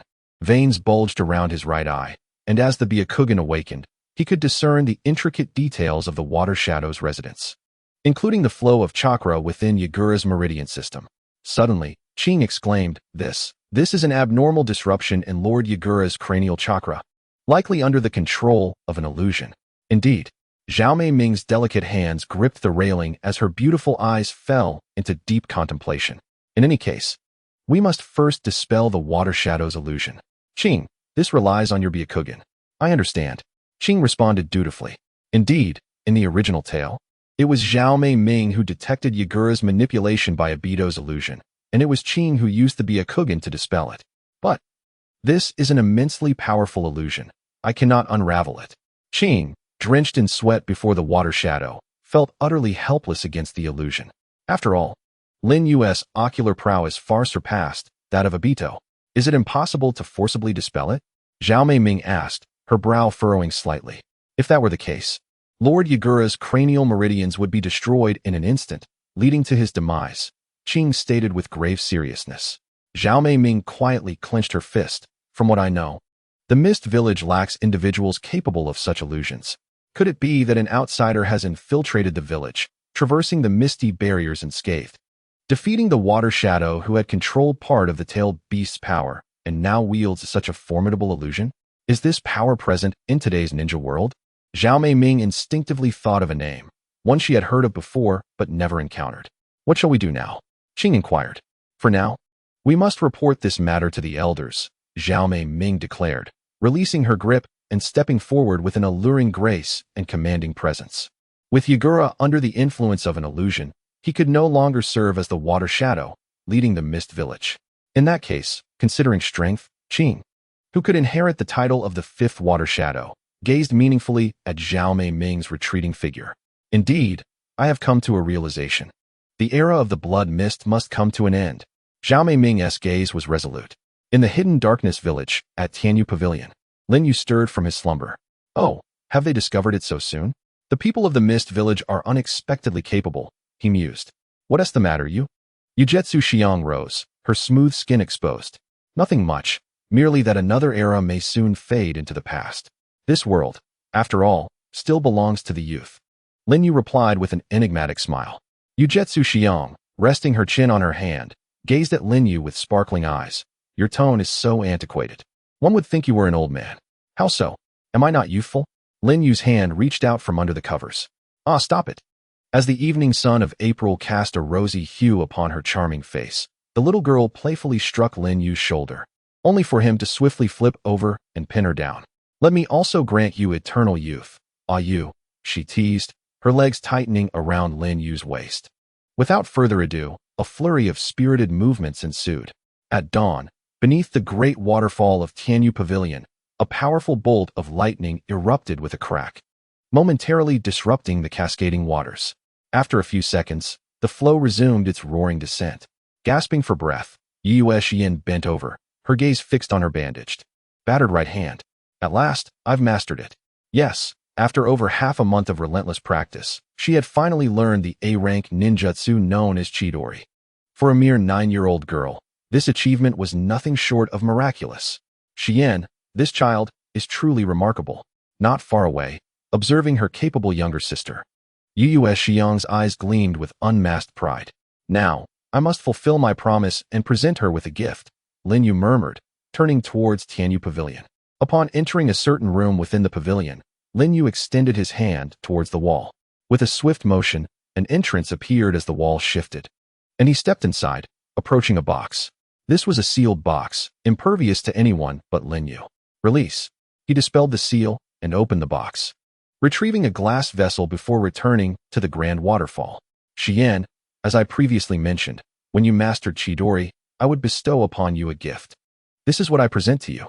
As he spoke, the glass vessel slipped from his sleeve and was offered forward. What is this? Yu Xiang gasped in astonishment. Inside the vessel, a Sharingan eye, steeped in a green liquid, was revealed. This eye was a substitute for the left eye that Madara had transplanted into Nagato after his demise, preserved by Lin Yu since then. According to Akatsuki's information, this eye belonged to Uchiha Kagami, an ancestor of Uchiha Shursui, a comrade of the third Hokage and Danzo, tracing back to the second Hokage's disciple. The whereabouts of the right eye remained unknown. Indeed, when Lin Yu imparted Chidori to Yu Xian, he had already intended to grant her the Sharingan. for the technique's speed might leave her vulnerable to counterattacks unless paired with the IS enhanced perception.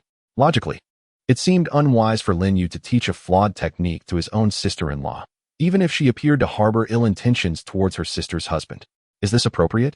Yu Xiang's expression was complex. Xian, whether to accept it or not is entirely your choice, Lin Yu stated. Turning to her sister, she found Xian gazing intently at the vessel, her surprise tempered by an unexpected calm. I want it, she declared after a moment, accepting the vessel from Lin Yu's hands. However, you will need to replace your left eye, he added. It doesn't matter. With a decisive motion, Xian audaciously removed her own left eye, blood cascading over her closed eyelids.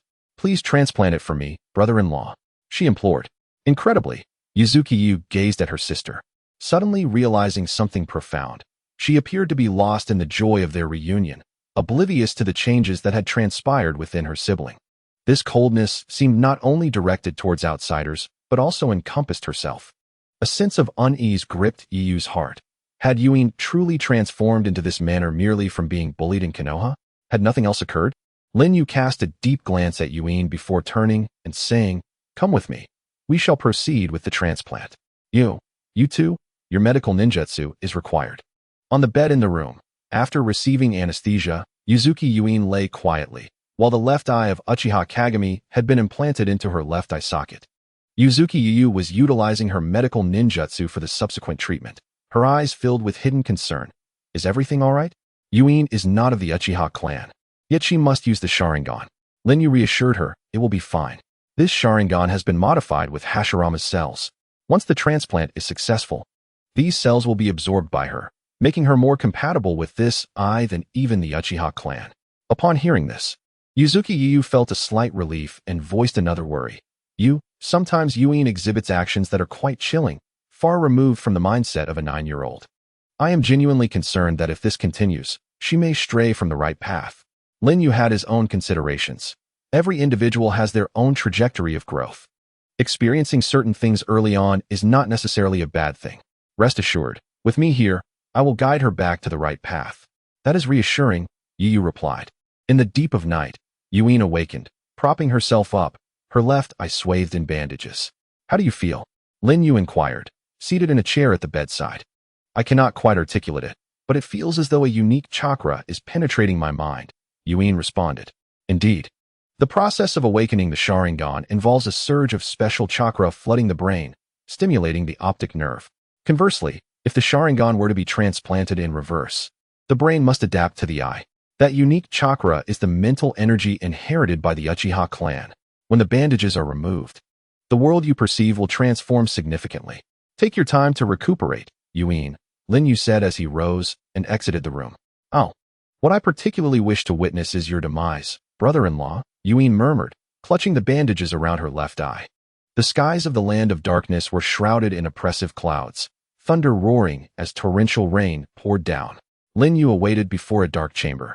The results of Orochimaru's experiment were due to be revealed today, marking a month since its commencement. The door creaked open. The first to emerge was Shizune, her eyes reflecting profound fatigue.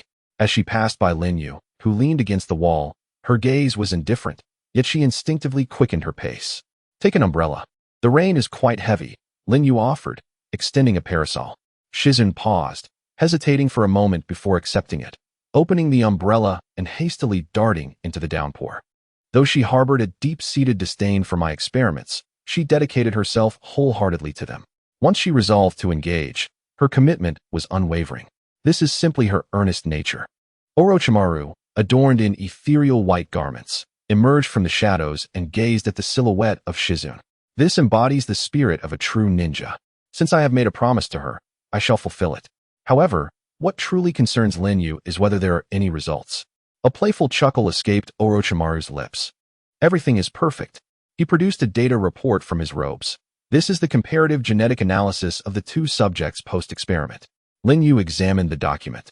While some specialized terminology eluded him, he comprehended that the report conveyed a singular truth. From a genetic standpoint, Oil Woman Toryun and Paipa Tenzo, two individuals with no blood relation, had effectively become brothers. If such a transformation could occur between those with no familial ties, it was needless to mention the bond he shared with Shui, who also bore the blood of the Uchiha clan. Excellent. Let us transform this discovery into reality. What do I need to prepare? Lin Yu inquired. Quite simple. Merely a drop of blood will suffice, Orochimaru replied. Is it truly that effortless? Lin Yu gazed at Orochimaru in astonishment. Indeed, it is that simple.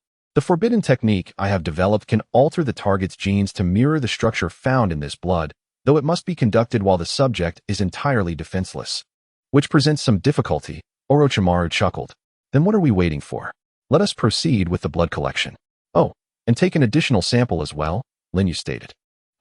While it is not an issue, may I ask why? Orochimaru inquired. Given the simplicity of the conditions, why not transform my second candidate as well? Uchiha Shisui and Uchiha Itachi both possess this qualification. Yukuin truly knows how to present me with challenges, Orochimaru replied. Once the blood collection was complete, he prepared to depart with 2 vials of Lin Yu's blood. Do you really not require my Kamui to expedite your journey to Konoha? It would be swifter, Lin Yu suggested. No need. I prefer to tread my own path in pursuit of truth. Orochimaru's raspy voice resonated with an intellectual allure. Lin Yu chose to respect his wishes. Very well, should any situation arise, I will be there to assist you. Then I shall take my leave, Yukuin. With that, Orochimaru turned and set off into the rain, adopting the classic ninja running stance. 2 nights later, within the forest outside Konoha, Orochimaru peeled the skin from a leaf ninja he had slain and donned it over his own face, forming a series of hand seals. Ninjutsu, face replacement technique. With a swift motion, his visage transformed entirely to that of the fallen ninja. Konoha enforced a nighttime curfew. During the witching hour, unless on official duty, all ninjas were prohibited from entering or exiting. Orochimaru quickened his pace and successfully infiltrated the village just before the gates closed at midnight. Though nostalgia washed over him at revisiting old haunts, he remained focused on the true purpose of his visit. After conducting thorough reconnaissance, he discovered that the Uchiha clan's residential area was heavily patrolled by Anbu. Evidently, following Kakashi's sighting of Lin Yu's activities, security around the Uchiha district had been intensified, with Anbu rotating shifts day and night, ensuring that no unauthorized individuals could approach. A palpable tension hung in the air, as the fate of this clan seemed precariously balanced. Orochimaru stood atop a lofty structure in Konoha, surveying the bustling throng below, his hands forming intricate seals. Group illusion, deception of the heart. With a swift motion, a ripple emanated from his brow, sweeping across the street. This illusion was designed to disturb one's psyche, sowing seeds of suspicion and hostility among the populace. Its vast reach rendered it ineffective against seasoned shinobi, yet it proved remarkably potent against ordinary folk. You scoundrel! You've been staring at me this whole time. You must be plotting my demise. I shall end you. Suddenly, the pedestrians froze, then erupted into a frenzy of violence. Hurry! We are in dire straits. Within 10 minutes, the Konoha Guard received reports of a large-scale brawl and mobilized in full force. Meanwhile, the Anbu, tasked with surveilling the Uchiha, also diverted to manage the chaos, leaving only a handful to patrol the vicinity of the Uchiha residential area. After all, the Uchiha were renowned for their prowess. Only by drawing away the elite of the police force could Orochimaru seize his opportunity. Seizing the moment while the majority of the guards and Anbu were distracted, Orochimaru leaped down from his vantage point, making his way toward the Uchiha enclave. However, a few Anbu remained on patrol. One of them spotted a suspicious figure approaching and inquired, "Who goes there?" "I've suffered a heartbreak and am merely seeking fresh air." The suspicious man replied with a look of despondency. The Anbu scrutinized him closely, noting his disheveled appearance was indeed reflective of someone recently jilted. "You should go elsewhere. This is not a place for you," the Anbu member insisted. "Understood," the suspicious man replied, his voice tinged with resignation. Yet, just as they brushed past one another, the Anbu member halted, demanding, "You carry the scents of leaves and soil, along with the unmistakable scent of blood. Where have you been, and what have you done?" The suspicious man came to a standstill, slowly turning around. His mouth agape, his long tongue dangled grotesquely, and from his serpentine eyes erupted a chilling aura of malice. The Anbu's pupils dilated in alarm as he reached for his weapon. Shadow Snake Hand. With a swift motion, Orochimaru's serpentine appendage ensnared the Anbu's face, rendering him unconscious. "Oh, sharp senses can be a double-edged sword," Orochimaru mused, discarding his human mask and revealing his true visage, striding boldly into the Uchiha clan's territory. Beneath the moonlight, he perched atop a tall utility pole, his long hair billowing in the breeze. When he spotted a young boy approaching, who had just concluded his training, a smirk curled at the corners of his mouth, and he vanished from sight. A gust of wind rustled the leaves, prompting Uchiha Shursui to halt, sensing an unusual shift in the atmosphere. Instinctively, he grasped the small dagger at his back, activating his three-tomo Sharingan, and stood on high alert. Come forth. I am aware of your presence. Such insight at a tender age, akin to that of an elite jonin, paired with those eyes brimming with potential. It became clear to me why Yukuin chose you. Shursui's raspy voice echoed from behind. As Jishui turned swiftly, he retreated sharply, gripping his blade tightly. Upon seeing the figure before him, his pupils contracted in realization. This presence and those slit-like eyes. Could it be that you are the legendary Sannin, Orochimaru? Jishui questioned sternly. Orochimaru's expression turned more appreciative as he replied, Since you are aware, do not futilely resist. I am afraid I cannot grant your wish. With a swift motion, Jishui's figure suddenly split into dozens, surrounding Orochimaru from all angles, on the streets, walls, and rooftops. This was not merely an illusion, but a tangible manifestation. There was no greater mastery of the body flicker technique. Incredible! Orochimaru exclaimed in astonishment. 32 strikes of body flicker. With a flurry of slashes, 32 tangible phantoms launched a coordinated assault, their blades piercing Orochimaru's body almost simultaneously. He instantly turned into a bloody figure, yet with a shake of his shoulder. He opened his mouth and expelled a sticky, intact version of himself. What? Jishui's 32 phantoms merged back into one, revealing his youthful inability to sustain such a powerful technique for long. Suddenly, Orochimaru's neck elongated bizarrely, reaching out to ensnare Jishui. Fire style, great fireball technique. Jishui swiftly formed hand seals and unleashed a scorching fireball, using the recoil to retreat. However, Orochimaru's head charged through the fireball, continuing his advance towards Jishui. With a flash of his Sharingan, Jishui hurled his sword like lightning as Orochimaru closed the distance to 2 meters, piercing his throat with a sharp crack. At the same moment, Jishui completed another sequence of seals. Thunderous chakra erupted from the sword, paralyzing Orochimaru's body, causing his head to slump to the ground. Yet, from his gaping mouth, a small white snake suddenly shot out, aiming to bite Jishui. Jishui's keen perception allowed him to react. At this distance, he could manage it.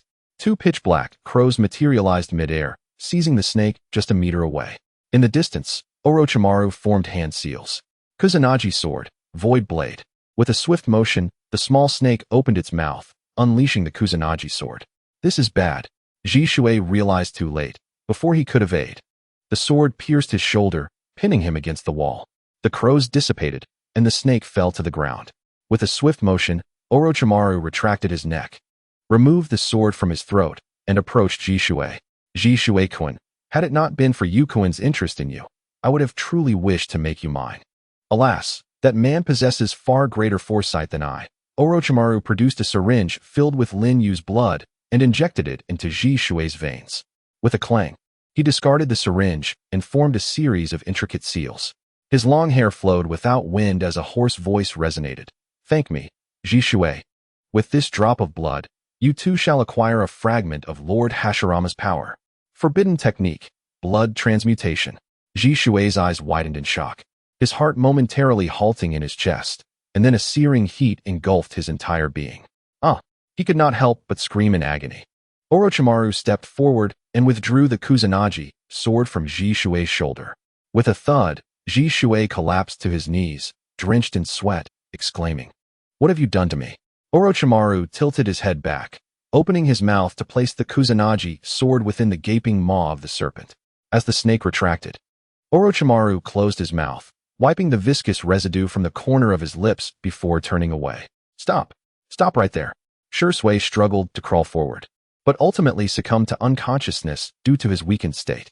Not long after, as Shursui lay in a stupor, the wound on his shoulder, inflicted by the Kusanagi, began to heal amidst a cloud of warm vapor. Time was of the essence.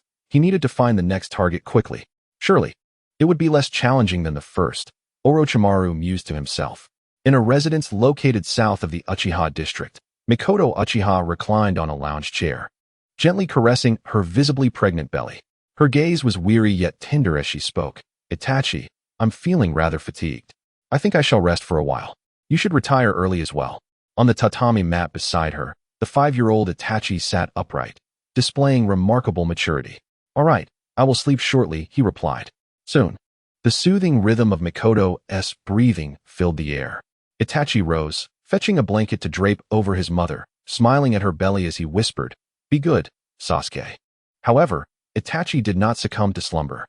Instead, he took up a kunai, activating his still juvenile Sharingan, resembling a small guardian as he stood vigil by his mother's side. Just recently, a group of mysterious assailants had attacked Mikoto during her stroll, targeting the child she carried. Itachi had bravely defended his mother, managing to hold off the attackers until clan members arrived, only to collapse from exhaustion afterward. In that skirmish, his single Tomo Sharingan had evolved into a double Tomo. Upon awakening, he learned of the tragic demise of 3 clan members, engulfed by sorrow, yet grateful that his mother remained safe.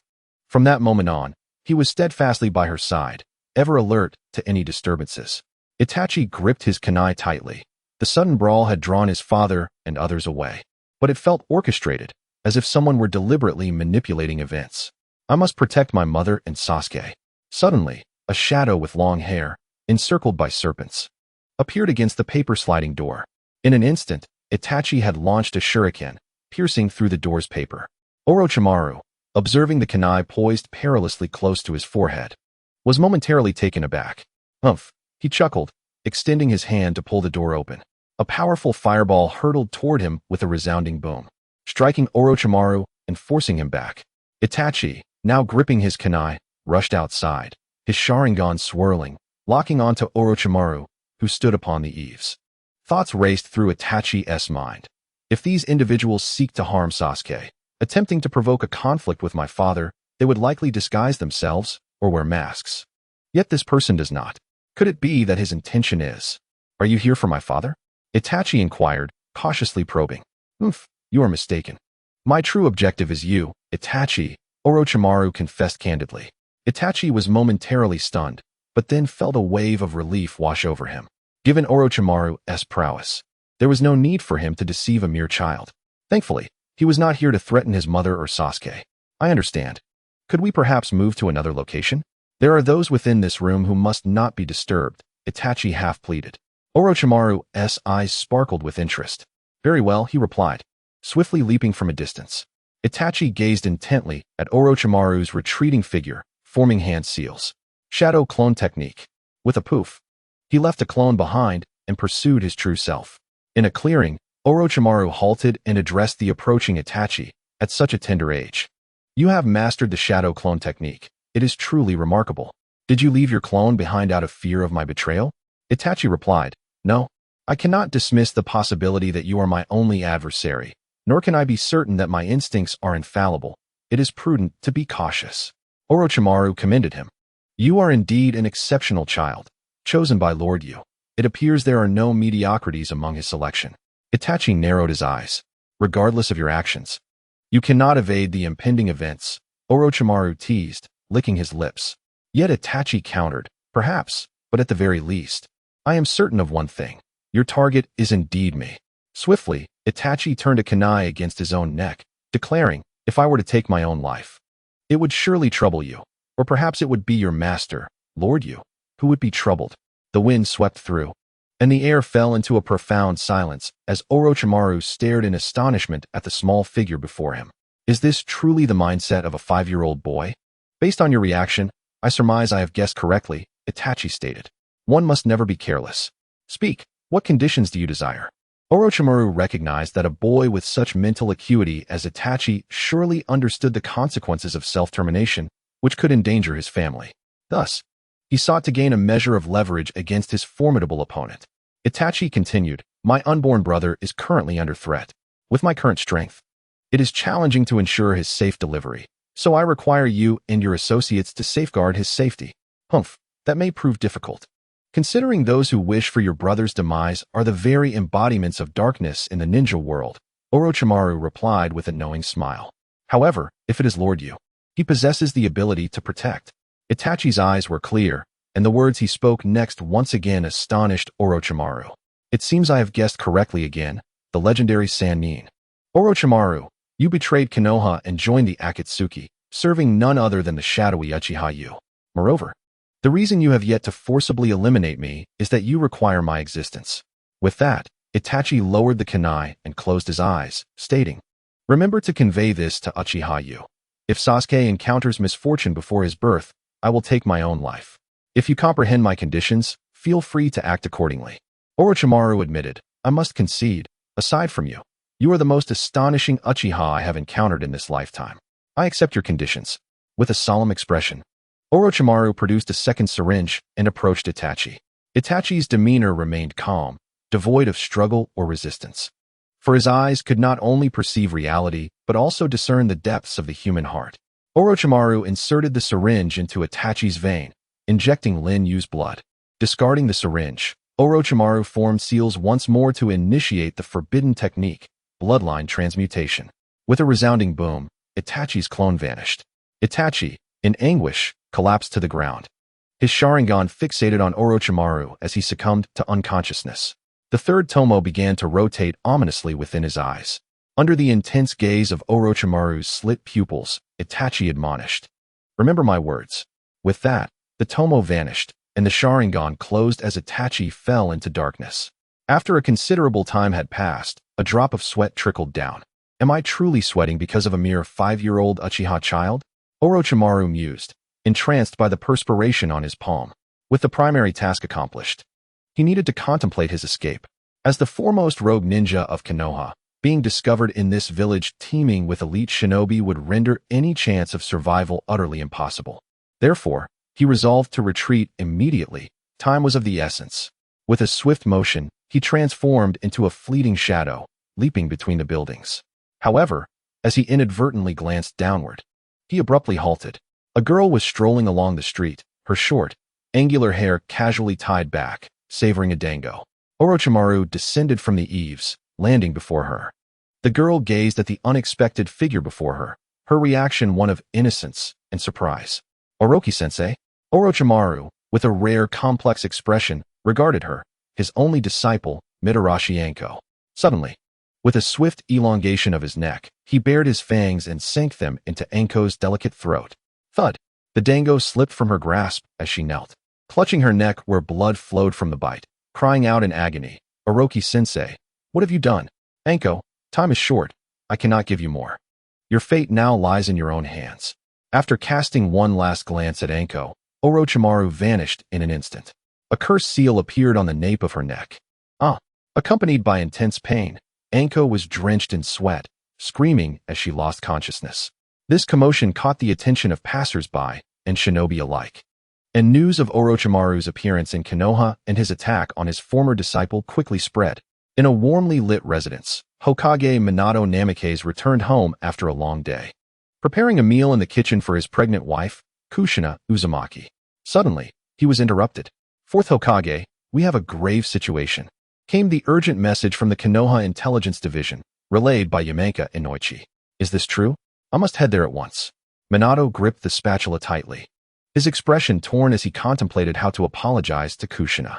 At that moment, a woman with flowing red hair and a slight baby bump appeared in the kitchen doorway, gently saying, Minato, go ahead and take care of it. I'm fine here. Minato replied apologetically, Kushina, I'm sorry for coming home early yet not attending to you. Kushina, ever understanding, reassured him, it's all right. After all, we bear the responsibility for the entire village. As Minato donned his Hokage cloak, preparing to use the Flying Thunder God technique to depart, a deep voice resonated, Minato, leave it to me. The door swung open, revealing a tall man with a forehead protector marked with the kanji for oil, his white hair cascading to his neck, and a red mark beneath his eyes. Stepping confidently into the room, Jiraiya-sensei, you've returned. Minato exclaimed in astonishment. I have returned to the village to handle matters concerning Orochimaru. Please leave it to me, Jiraiya declared.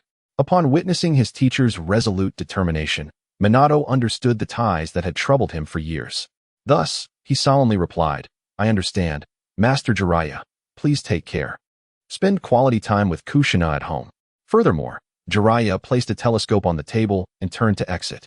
Kushina picked up the telescope, puzzled, and inquired, "What could Master Jiraiya possibly need this for at such a late hour?"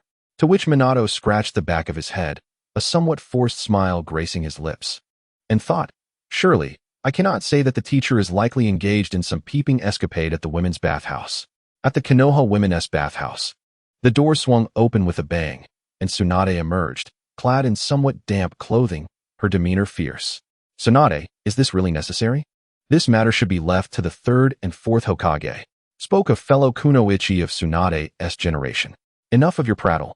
I am determined to confront that scoundrel Orochimaru and demand to know where his master, Uchiha Yu, has taken Shizune." Tsunade's gaze was filled with a sharp intensity. At this moment, Orochimaru was nearing the gates of Konoha, his mind rife with suspicion. Why has Minato not yet appeared? Could it be that he is unable to intervene personally? Suddenly, Orochimaru halted in his tracks, for at the apex of a nearby structure stood Sarutobi Hiruzen. Adorned in his red and white ninja attire and conical hat, his cloak billowing in the wind. What an unexpected reunion between master and disciple, Sarutobi-sensei. Though Orochimaru's tone was languid, his expression bore a wariness, for he was acutely aware of his teacher's formidable power. The absence of his customary black battle attire was curious. After a lengthy silence, Sarutobi Hiruzen gazed at Orochimaru with a complex expression, then sighed deeply. "Orochimaru, you may depart. In doing so, we shall owe each other nothing." He referred to the earlier incident in which Orochimaru had pleaded for him before Lin Yu. "You still remember that trivial matter? Truly, you are a dull old man," Orochimaru murmured as he surged towards the Konoha gates. As he passed, Hiruzen lowered his Hokage hat, seemingly to conceal the sorrow within his eyes. With a resounding crash, the gates of Konoha collapsed, and Hiruzen realized that as Hokage, he had failed. Yet he understood that if he acted today, Orochimaru would never leave alive. He could not bring himself to do it. Such is the burden of a teacher's heart. Swiftly, Jiraiya passed by. "Old man, leave it to me, please," Hiruzen replied. Moments later, Tsunade caught up with Jiraiya. Orochimaru halt. After leaving Konoha, Orochimaru, rushing forward, heard Jiraiya's call from behind and turned to respond. "First, it's Sarutobi-sensei, now you, Jiraiya. Even Tsunade has arrived. Are we to hold a gathering of teachers and students today?" Yet, he showed no intention of stopping. "I said stop. Do you hear me? Fire style, fire dragon flame bullet." Jiraiya formed hand seals, unleashing a torrent of flames. Orochimaru felt the impending wave of heat approaching from behind, hastily forming hand seals before turning around. Water release, water barrier. A resounding clash echoed as water met fire, mist enveloping the surroundings. Tsunade emerged through the fog, her fist imbued with tremendous strength, striking the ground before Orochimaru. The earth shattered with a deafening roar, prompting Orochimaru to retreat swiftly, fully aware that escaping from these two was no longer feasible. Jiraiya and Tsunade flanked him, effectively blocking his path. A sense of gravity weighed heavily on Orochimaru. With his current chakra, facing both of them simultaneously was a daunting task, especially after 32 days without rest and the recent use of forbidden techniques on 2 separate occasions. "Explain yourself, Orochimaru. Why are you following such a dangerous individual?" Jiraiya demanded sternly. "And what of Shizune? Tell me." Tsunade pressed, urgency lacing her voice. "Who can say?" Orochimaru replied, shrugging his shoulders, clearly unwilling to divulge any information. "It seems you have no intention of answering honestly. Then do not blame me for my merciless approach." Tsunade's fists cracked ominously. "Orochimaru, as a once dear friend, even if it means breaking your limbs, I must prevent you from straying down the wrong path." Jiraiya readied himself for battle. Just as Orochimaru prepared to form seals to counterattack, a familiar vortex stirred the fabric of time and space. A commanding voice resonating as if echoing from the depths of the underworld. "Apologies for interrupting your reunion, but Orochimaru is an important subordinate of mine, Uchiha Yu." From the Kamui vortex emerged Lin Yu, accompanied by the setting sun. "Yu-kun, I didn't expect you to be the one to conclude this. My emotions got the better of me upon seeing my former disciple. It seems my composure is still lacking," Orochimaru remarked with a smile. "Such is human nature." Lin Yu replied nonchalantly. "Uchiha Yu, where is Shizune?" Tsunade queried, her fury palpable. Shizune. Tsunadeheim, want to you make some noise or ring a bell?" Lin Yu tilted his head, casting a playful glance at Tsunade. "What nonsense are you spouting, you scoundrel?" Tsunade rolled up her sleeves, ready to advance. "Hold on," Jiraiya interjected, stepping behind her, placing a firm hand on her shoulder. "Tsunade, do not act impulsively. Even the old man fell victim to this guy. We must devise a battle plan based on the information we have to stand a chance." "Humph," Tsunade shrugged off Jiraiya's arm, declaring, "I understand this without your prompting." Lin Yu spoke calmly. "May I take it that you both wish to engage me in combat?" "Indeed, but should you utilize your mastery of space-time ninjutsu to escape?" "That would be a different matter altogether," Jiraiya responded enigmatically. "Haha, while it may be a feeble attempt at provocation, I have no qualms. I shall entertain you for a while." Lin Yu's laughter echoed from beneath his mask, before turning to the setting sun. "Sunset, go stand beside Orochimaru." "All right, but do exercise caution. I have grown up hearing tales of the two of you," Sunset replied, positioning herself next to Orochimaru. Orochimaru crossed his arms over his chest, questioning. "Oju-chan, I am also one of the legendary three. Are you intentionally overlooking me?" Sunset remained steadfast, replying, "No, your story has been shared with me as a cautionary tale, warning me to avoid your path." Orochimaru chuckled. Oh dear, how unfortunate this is." Jiraiya, retracting his gaze from Uzuki-yu, spoke gravely. "It is one thing for the morally corrupt Orochimaru to descend to such depths, but even the elite of the Umbu, who have upheld the will of fire and achieved great feats, have fallen so low. Tsunade, forgive my bluntness, but I am deeply concerned for Shizune. Do not underestimate my disciple. That child would rather perish than betray Konoha." Tsunade, with unwavering conviction, declared as she bit her fingertip to form a seal. Summoning jutsu, giant slug. With a resounding poof, a vast cloud of white smoke enveloped the area, revealing the ancient slug sage of the wet-bone forest. A creature that had endured since the era of Kaguya, summoned forth in part. "Tsunade-sama, Jiraiya-sama, it has been a long time." Upon appearing, the slug warmly greeted Tsunade. She rose assertively, stating, "We can reminisce later. Right now, I must settle the score with that masked individual." "Is that Uchiha Yu, who abducted Lady Shizune?" the slug inquired, its small eyes fixated on Lin Yu. "Then come forth, Gamabunta, the great toad of Mount Mayaboku." Crack! Jiraiya bit his fingertip, forming the summoning seal. Poof! Accompanied by another immense cloud of white smoke, the formidable Gamabunta materialized. Clutching a gigantic pipe, adorned with bandages, and wielding a short sword, he surveyed the surroundings.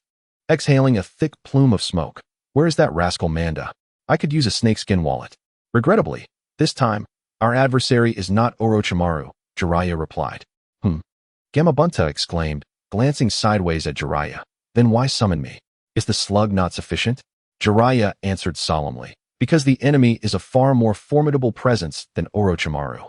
Following Jiraiya's gaze, Gamabunta spotted Lin Yu, scrutinizing him for a moment before inhaling deeply from his pipe. Indeed, he carries a distinctly ominous aura. Is that the legendary creature of Lord Jiraiya and Lady Tsunade, the three-headed dog? Uzuki-Yu's expression grew solemn. Despite her current betrayal of Konoha, she maintained a respectful awe for the legends of her homeland. With Manda in the mix, it would truly be a three-headed beast, but with you here, it seems Manda will not make an appearance," Orochimaru remarked, though his words went unacknowledged by Uzuki-Yu. Lin Yu, hidden beneath his mask, surveyed the gathering. "It appears everyone is present. Let us commence." With a swift motion, he formed hand seals. "Wait, that seal is the one used by the boss, the Iron Cannonball," Jiraiya swiftly deduced. Gamabunta followed suit, forming his own seal. "Water release, Iron Cannonball. Fire release, Great Fire Annihilation." The condensed water sphere expelled by Gamabunta collided with the inferno unleashed by Lin Yu, resulting in a massive explosion of water that extinguished a significant portion of the flames. Swish! Jiraiya formed more seals, leaping atop Gamabunta's head. Water release, Great Waterfall Technique. With a mighty cascade, the waterfall he summoned quenched the remaining flames, producing steam that obscured the vision, akin to the hidden mist technique. Which disciple of the third Hokage possesses such solid foundational skills in ninjutsu? Lin Yu murmured, gazing upward at the approaching acidic mist. Is this the corrosive liquid of the slug? Although I can disregard it using the penetration mode, if the acidic fog spreads, I might inhale it when I materialize. Zing! The three tomo transformed into a kaleidoscope. A roaring sound erupted as the second form of Susanoo surged forth. Hiss! The acidic liquid cascaded down upon it, partially melting the exterior of Susanoo, revealing the skeletal structure beneath. Some of the acidic mist seeped through the crevices of the bones, infiltrating the interior of Susanoo. Lin Yu's eyes narrowed, and with a thunderous roar, the outer layer was restored, armor encasing him, rendering the corrosive effects of the acid utterly ineffective. At that moment, the surrounding vapor dissipated, and Jiraiya and Tsunade gazed solemnly at the towering Yatengu Susanoo before them. Yet, exchanging glances imbued with the understanding forged through years of camaraderie, they swiftly formulated a strategy. Jiraiya leaped from atop Fukasaku's head, forming seals in midair, and upon landing, struck the ground with his hands. Earth-style, Yellow Spring Swamp. Gurgle. The land beneath Yatengu's Susanoo suddenly transformed into a terrifying swamp. Whoosh. Just before the swamp fully formed, Lin Yu commanded Susanoo to leap into the sky. Descend obediently. Almost simultaneously, Tsunade descended, her fist imbued with monstrous strength, crashing down upon the head of Susanoo. Boom. The third Hokage, Hiruzen Sarutobi, once struggled in close combat with Yatengu Susanoo using the multiplication technique, yet Tsunade, harnessing her own incredible strength, forcefully drove the ascending Susanoo into the swamp. Gurgle.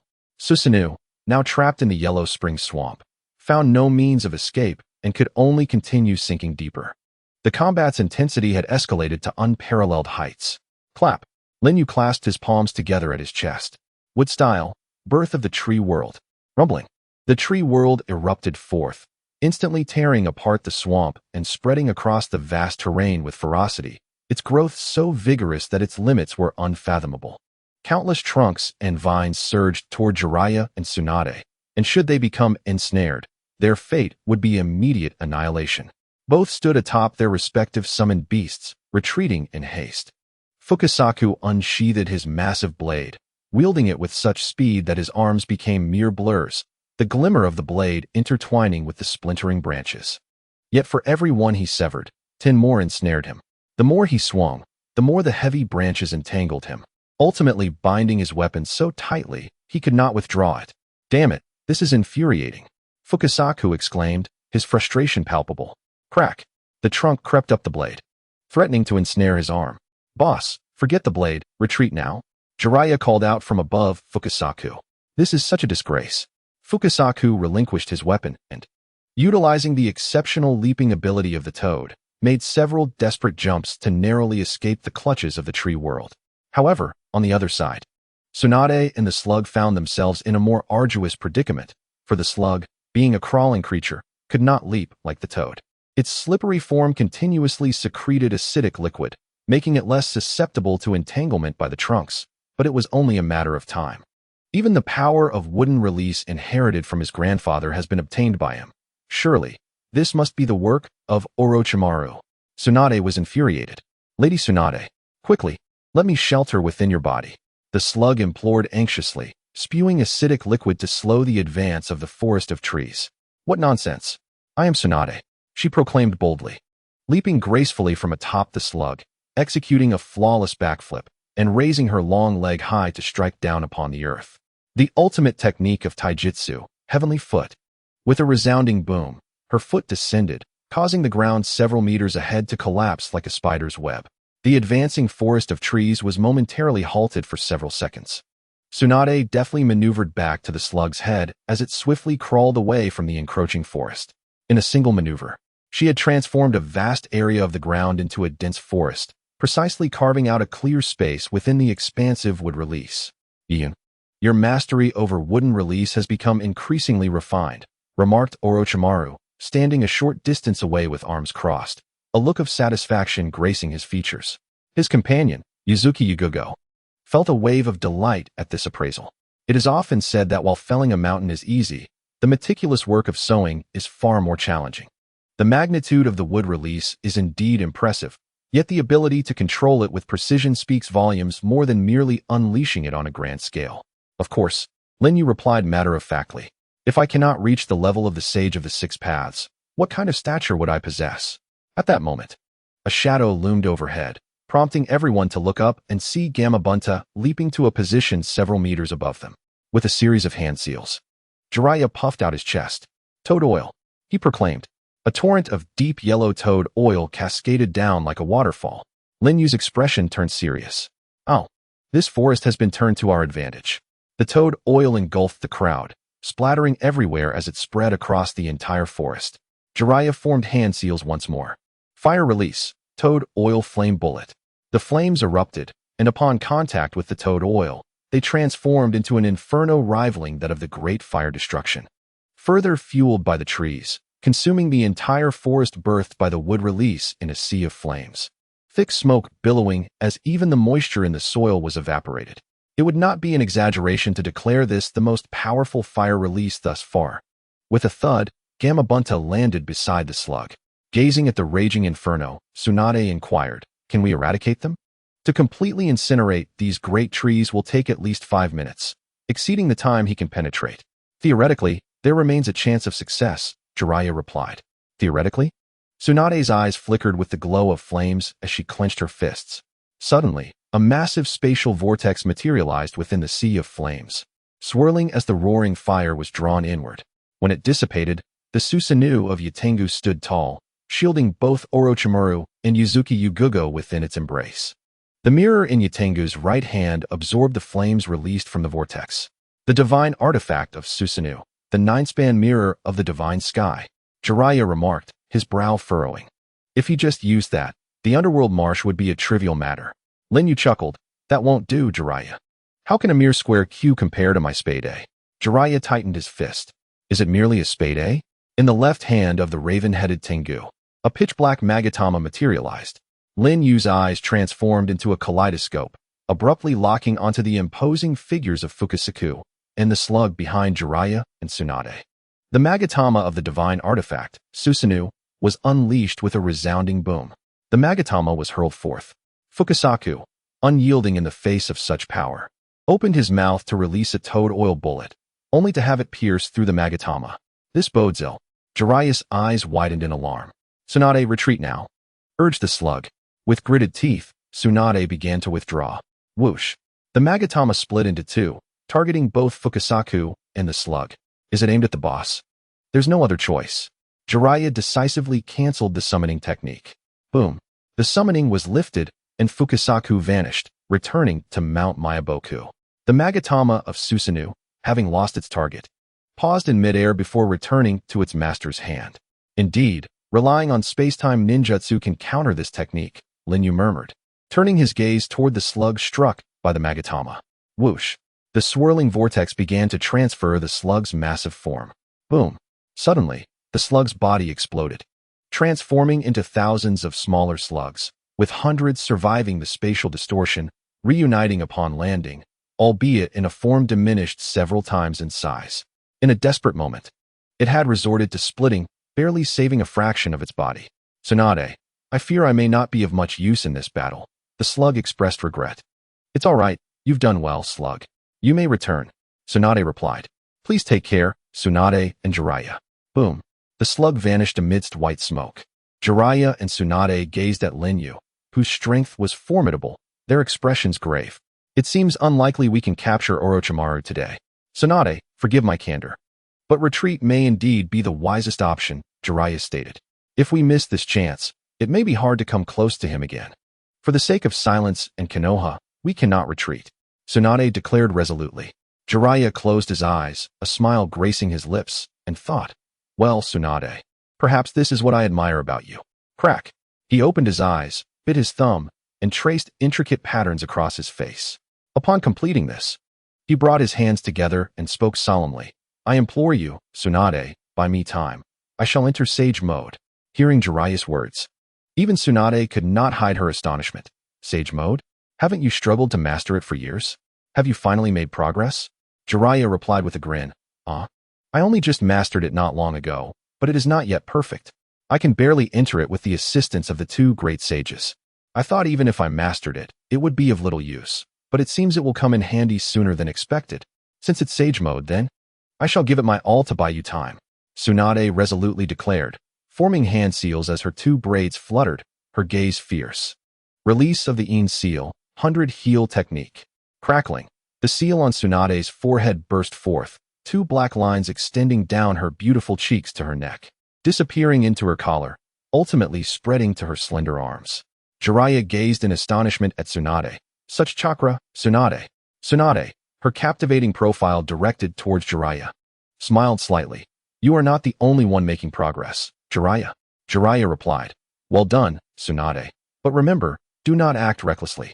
Rest assured. Even if I were to act wildly now, the Grim Reaper would not dare to collect me. With that declaration, Tsunade dashed towards Susanoo. Lin Yu attempted to lock onto Tsunade as she ran. Tsunade delivered a powerful punch to the ground, sending massive rocks soaring as a makeshift barrier, obscuring Lin Yu's line of sight and preventing him from locking onto her accurately. Quite the strategy, Lin Yu remarked with a faint smile. Whoosh. Tsunade circled around the boulders, her thoughts racing. The mirror of Susanoo absorbed Jiraiya's fire techniques, so it might also absorb mine. I cannot approach recklessly. I must strike from behind Susanoo. She swiftly identified a breakthrough point in the Susanoo's defenses and maneuvered to its rear, clenching her fist tightly. Lin Yu's palm tightened. Zzz. From the wrist of Susanoo's arm holding the mirror, a third arm emerged, wielding a large sword. However, it was merely a common Susanoo weapon, not a divine artifact. Whoosh. The great sword swung horizontally, aiming at Tsunade from behind. Crack. The blade sliced into Tsunade's abdomen. Blood gushed forth as she gripped the sword tightly. Her gaze fierce as she tore it away. Snap. The sword shattered. Hiss. The gash on her abdomen rapidly healed. Tsunade raised the broken sword high and struck forcefully against the back of Susanoo. Boom. Boom. Boom. Boom. With that immense strength, cracks emerged on the armor at Susanoo's back. Crack. Ultimately, the shattered sword was reduced to fragments. Undeterred, Tsunade surged forward, her fist infused with the power of the 100 healings, delivering a powerful blow to the battered armor of Susanoo. Crack. The armor broke, revealing the second form of Susanoo beneath. Roar. Tsunade lunged, her hands forcefully entering the outer layer, tearing it apart. Crack. The outer layer of Susanoo was truly ripped open by her bare hands, exposing the inner skeletal structure, which was nearly non-existent, utterly shattered by her fist. She, with her flesh and blood, had forcibly breached the interior of Susanoo, battling against the tremendous resistance of the chakra flow, charging towards Lin Yu. One must admit, Lin Yu was genuinely astonished. While the power of the 100 healings was formidable, it was not to such an extent, was it? Suddenly, he realized something. Indeed, Tsunade was still young. She need not waste chakra maintaining her youthful appearance, allowing her 100 healings to reach their pinnacle. Tsunade approached, clenching her left fist, her gaze flickering as she suddenly targeted Ōtsutsuki Yukari. Lin Yu sensed impending danger, and his left eye erupted with divine power. Crack. Tsunade's left arm was twisted off. Lin Yu did not aim for Tsunade's head out of compassion. Rather, he knew that if her head were severed, her body would continue its momentum, and her fist would still strike Ōtsutsuki Yukari. However, in that instant her left arm was severed, Tsunade almost seamlessly unleashed her right fist, aiming a devastating blow towards Lin Yu's abdomen. Lin Yu suddenly realized. So that was the intention. She deliberately attacked Shiyong, forcing me to take action, aiming to seize the moment of my materialization. Boom. Tsunade's right fist landed squarely on Lin Yu's abdomen. Ugh. Lin Yu's abdomen caved in, and a torrent of blood gushed forth. Crack. Crack. The Susanoo's front was marred with cracks, ultimately collapsing. Howl. Tsunade's fist pressed against Lin Yu's abdomen, breaking through the fragments of Susanoo, and with unspent energy. Lin Yu was propelled like a cannonball, crashing. Crash. After hitting the ground, he bounced back, landing again, and rolled over a dozen times, finally halting hundreds of meters away, leaving a pool of blood beneath him. Ōtsutsuki Yang, regaining her senses from shock, cried out, eager to rush over. It's all right.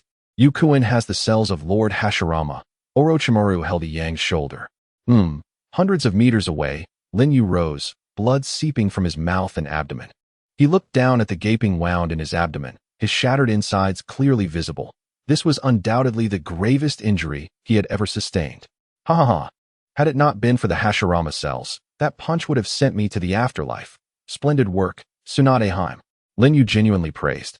As the healing power of Hashirama's cells activated fully, mending this seemingly fatal wound within seconds. Ha ha ha. Tsunade gasped for breath, her expression grave. So, This is the true power of the ancestors' cells. It can heal wounds without hand seals, surpassing the strength of the 100 heal technique. After several seconds, her severed left arm regrew, but it was evident that Tsunade's condition had significantly deteriorated. Seeing Lin Yu unharmed, Yuzuki Yang let out a long sigh of relief, yet still felt guilty. It's my fault. If it weren't for me, you wouldn't have been injured. Orochimaru said, do not be saddened. Even if you weren't here, Tsunade would have targeted Yukuin, and the outcome would not have changed. At that moment, Lin Yu's peripheral vision caught a glimpse of Jiraiya, deeply focused on entering Sage mode. Tsunade's pupils constricted. Not good, Jiraiya still needs time. I cannot allow him to be disturbed. Gritting her teeth, she was about to charge forward. Crack! Suddenly, the blade of Susanoo erupted from the ground, piercing through Tsunade's abdomen, lifting her into the air. This scene felt eerily familiar. Boom! Immediately, the skeletal form of Susanoo rose from the depths. Suspended in midair, Tsunade gazed at Lin Yu in the distance, then at the Lin Yu within the Susanoo, her expression one of disbelief. How is this possible? Tsunade-heim, this is a wood-release shadow clone. I had buried it beneath your feet from the very beginning. Said Lin Yu's wood-release shadow clone before her. A wood-release shadow clone. No wonder. Even Susanoo. Tsunade's voice grew faint, and the markings of the 100 heal technique on her face began to fade. Whoosh! The great sword of Susanoo swung, sending Tsunade flying far away. Hiss, hiss, hiss. The residual power of the 100 heal technique aided in mending her mortal wound, but the seal on her forehead vanished without a trace. Unexpectedly, the art of the 100 heroes has come to a swift conclusion. Tsunade lay on the ground, immobilized, an overwhelming sense of weakness engulfing her as her heavy eyelids gradually closed. In her fading vision, she perceived a towering figure approaching, accompanied by two more silhouettes perched upon its shoulders. A smile graced Tsunade's lips. She understood that her mission was complete. With her eyes shut, she succumbed to unconsciousness. Now, it's up to you, my comrade, Sage Jiraiya. Little Jiraiya, did you not state that this appearance would not appeal to girls, hence your reluctance to assume it? Inquired Fukasaku Sage from Jiraiya's right shoulder. Now is not the time for such concerns, for our adversary is the legendary Uchiha Obito, the one known as the living Madara. Jiraiya replied gravely. Oh, is it the same Uchiha brat who caused such an uproar in the ninja world and intruded upon the 5 Kage summit, declaring himself a shadow? Fukasaku Sage remarked from Jiraiya's left shoulder. Not merely a self-proclaimed title, now the entire ninja world must acknowledge his authority. Jiraiya halted, gazing down at the unconscious Tsunade. Tsunade, you have worked hard, he murmured, crouching down, biting his thumb, and without forming seals, he pressed his palm directly onto the ground. Boom! A great cloud of white mist dispersed, revealing a medium-sized toad. Jiraiya lifted Tsunade into a princess carry and placed her upon the back of the toad, instructing, Great Toad, please take Tsunade back to the village. Ribbit. The great toad puffed its cheeks and, after acknowledging, turned and leaped away. Lin Yu did not intervene. His gaze remained fixed on the sage visage of Jiraiya.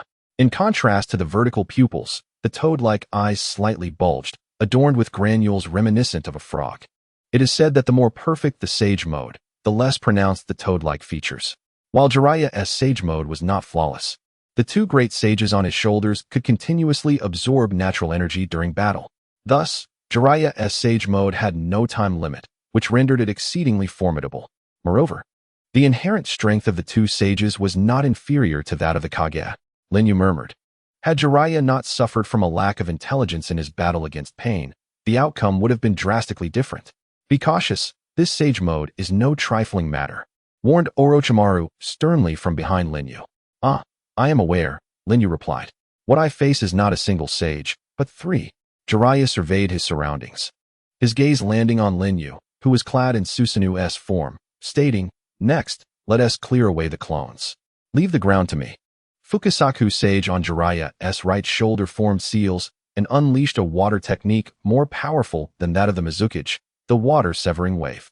The high-pressure water blade sliced through with a crack, cleaving the skeletal form of Susanoo, along with the wood clone it protected, in half. Although Lin Yu's wood clone could indeed utilize the abilities of the main body, it could only employ a singular form. Should Susanoo be activated, the ability to phase through would be rendered void. In the case of the main body, such limitations would not apply. Jiraiya knelt, pressing his hand against the earth. Closing his eyes to sense, beneath the ground, 5 presences resided. 1, 2, 3, indeed 5. In sage mode, the wood clones were utterly exposed. Jiraiya began to form seals. The art of earth manipulation, entombment, and excavation. Buzz.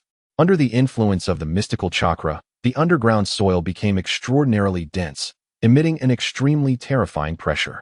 Boom, boom, boom. Moments later, 5 sharp stone pillars emerged from the ground, lifting 5 shattered wooden clones that had been slain. Lin Yu lamented, "This is utterly unreasonable." Jiraiya rose, gazing at Lin Yu's true form 100 meters away, and addressed the 2 sages on his shoulders, "Esteemed ones. Our adversary possesses wood-release techniques comparable to those of the first Hokage, along with the power of the Mangekyo Sharingan, enabling him to unleash unguardable spatial ocular techniques, both near and far. However, the long-range attacks must have a distance limitation." Distance limitation? How far might that be? Sage Shinzaku inquired. Based on my previous observations, the maximum range of his left eye's ocular technique is approximately 50 meters, Jiraiya replied. Thus, we should avoid approaching within 50 meters of him, Sage Shinzaku concluded. However, when he activates the Susanoo, this distance becomes even more perilous. It would be wise to stay at least 100 meters away, Jiraiya added. This is indeed troublesome, Sage Shinzaku remarked. It is not merely that. He can allow all physical attacks and ninjutsu to penetrate his body, maintaining this critical state for up to 5 minutes. Only when he actively attacks will he materialize. This means that unless we can force him to disengage through overwhelming offense, we must seize the fleeting moment of mutual attack to strike, Jiraiya elaborated. Sage Shinzaku advised cautiously. Then let us create an opportunity for battle and strike with prudence. At that moment, on Jiraiya's left shoulder, Sage Shima grew impatient. Enough of this tedious deliberation. I need to get home to prepare dinner for the children. I have no time for these intellectual games.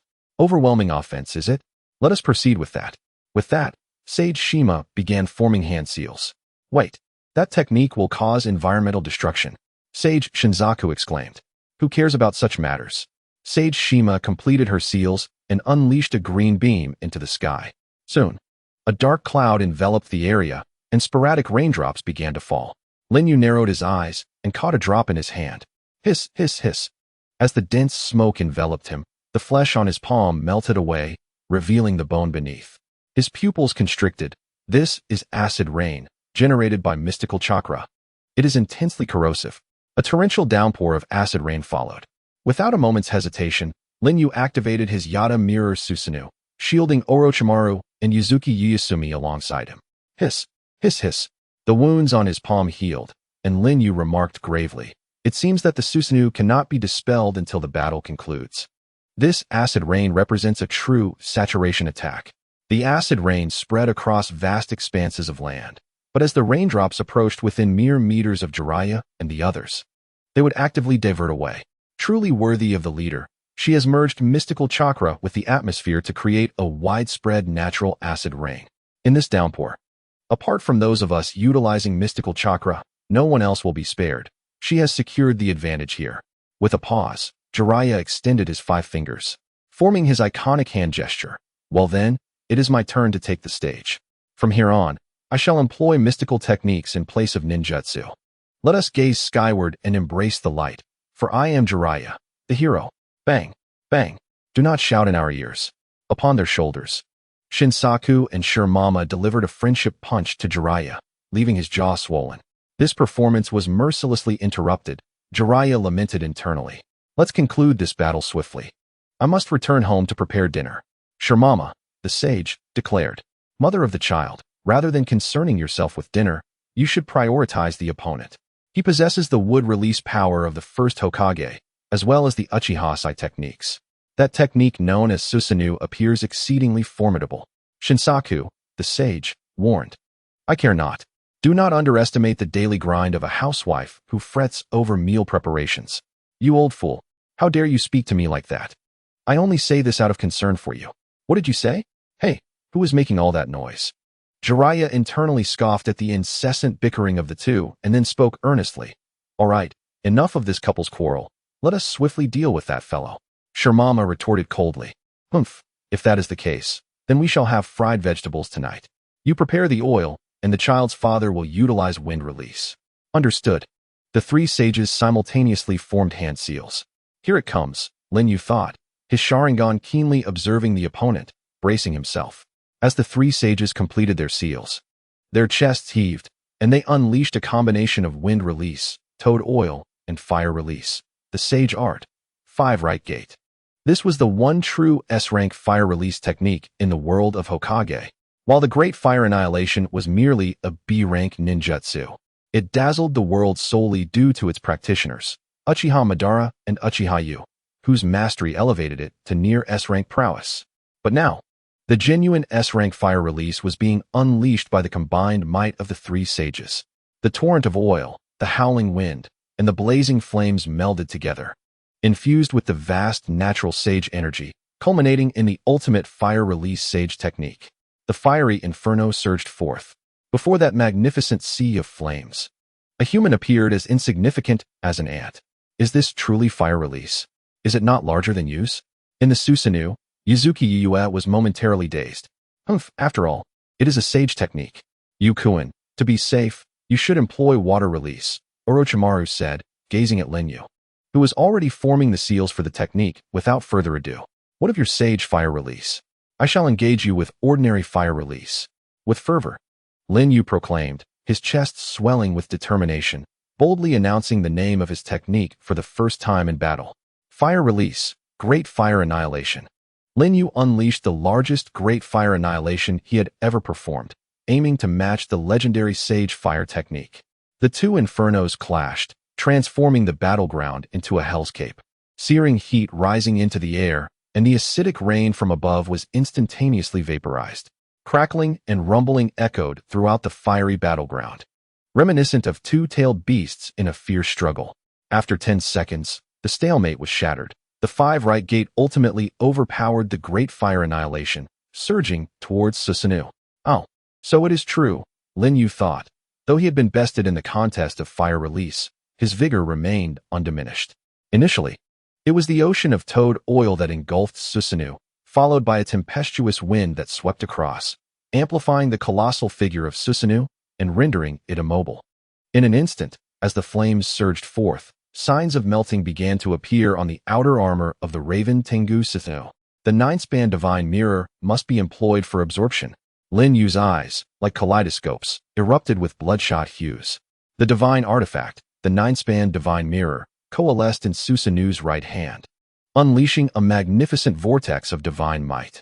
With a swift motion, the flames of Gomen were drawn into the divine space amidst the swirling chaos. Yet the sheer scale of the inferno rendered the 9-span divine mirror incapable of complete absorption. The flames continued to exert their influence upon Susanoo. While it did not lead to Susanoo's disintegration, the extraordinary heat permeated through its exterior and reached within. It was unbearably hot, as if the skin might melt away. Yuzuki's face was drenched in sweat, displaying evident distress. Orochimaru, with his vertical pupils, gazed at the surrounding infernal tempest, his expression fraught with complexity. Jiraiya? Who would have thought that among the trio back then, you, the underdog, would now be the first to officially surpass Lord Sarutobi? Swiftly, Lin Yu formed hand seals. Water release, water barrier. The water barrier surged within Susanoo, acting as a coolant to mitigate the flame's intensity, thereby enabling Susanoo to withstand the searing heat. After considerable effort, Gomen was ultimately absorbed completely by the 9-span divine mirror, as the torrential acid rain once more descended from the heavens, cleansing the earth. However, the shield in Susanoo's hand posed a dilemma. It had previously absorbed my toad oil fireball, demonstrating an unexpectedly high threshold, even capable of withstanding Gomen. Jiraiya observed Susanoo, still standing resolute after consuming Gomen, his expression turning grave. But young Jiraiya, did you not notice that before the appearance of that shield, Susanoo exhibited signs of collapse, indicating that the shield's existence surpasses that of Susanoo itself? Sage Shinsaku remarked with keen observation. Understood, Jiraiya nodded. In common understanding, higher-level techniques signify greater risk and cost. Indeed, as long as we maintain our relentless assault, forcing him to utilize that shield to absorb our attacks, he will eventually falter. All right, prepare for the next sage technique. Do not be overconfident. Lin Yu clasped his hands before his chest, forming the serpent seal with a steely gaze. Would release, flower tree world. The tree world erupted in a frenzy, spreading across the forest. The scope of this wood technique was immense. Retreat was imperative. Jiraiya interrupted the technique, dropping to the ground, his limbs transforming. With a powerful leap, he propelled himself backward. However, his speed was no match for the rapidly expanding tree world, as the massive trees quickly pursued him, their trunks and vines entwining. Utilizing the exceptional danger perception of Sage Mode, Jiraiya maneuvered with agility, narrowly evading all the great trees. Once the tree world matured, blossoms began to emerge from the trunks, and upon blooming, a toxic pollen wafted through the air. Cough, cough. Sage Shinsaku immediately fell into a fit of coughs after inhaling a trace of the pollen. This pollen is poisonous. Hold your breath, Jiraiya shouted. Sage Shima formed hand seals, taking a deep breath. Sage Art, wind release, sand dust. The sandstorm swept across the ground, scattering the pollen. Fortunately, Jiraiya had swiftly retreated earlier. When the pollen was released, he found himself at the edge of the forest realm. Otherwise, no matter how formidable the wind technique, it would have been nearly impossible for him to escape from this ocean of pollen. Cough, cough, cough. This wretched pollen is choking me. Sage Shima clutched her throat, coughing violently. Are you all right, big sister? You must have inhaled a considerable amount of pollen when you unleashed that wind technique. Jiraiya inquired with concern. It's nothing to worry about, little Jiraiya. Living among the toads in Miyaboku Mountain, we must undergo training to resist toxins in preparation for encounters with the White Snake Sage and the Dragon Cave. As long as we do not inhale it continuously, there is no mortal danger, Sage Fukazaku remarked.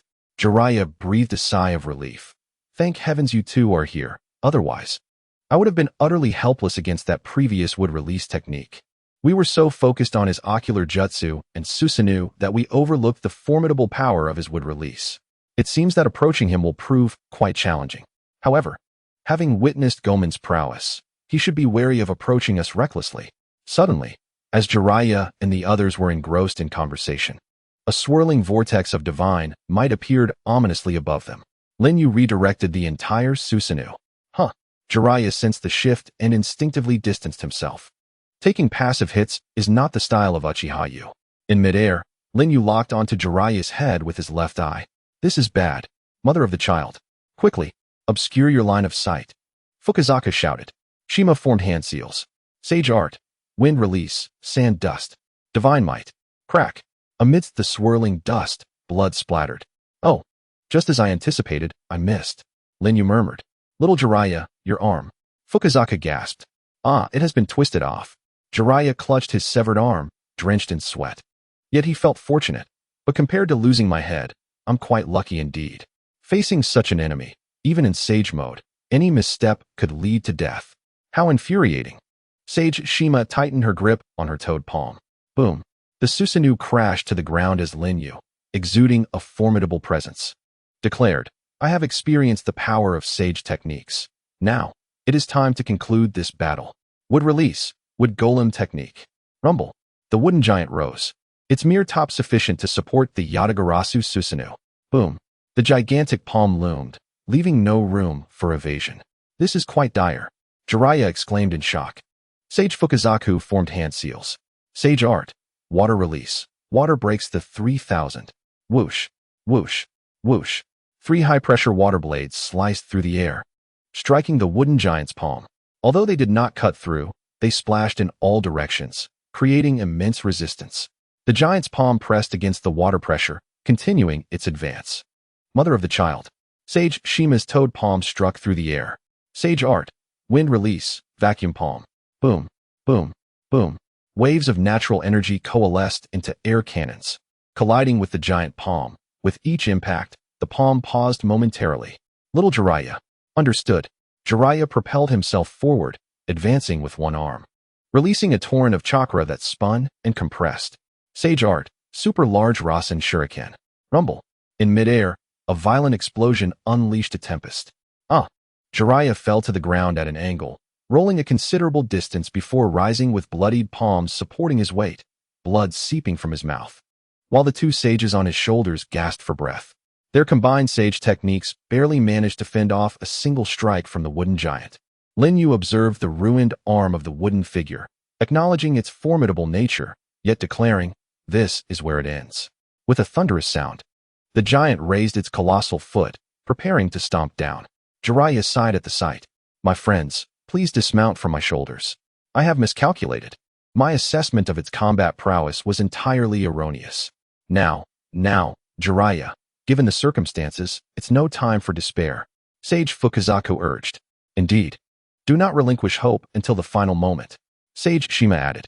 "Thank you both," Jiraiya exclaimed, biting his finger as Fukazaku and Shima simultaneously formed the summoning technique seals on his shoulders. Summoning technique. The three great warriors of Myaboku Mountain. Bang!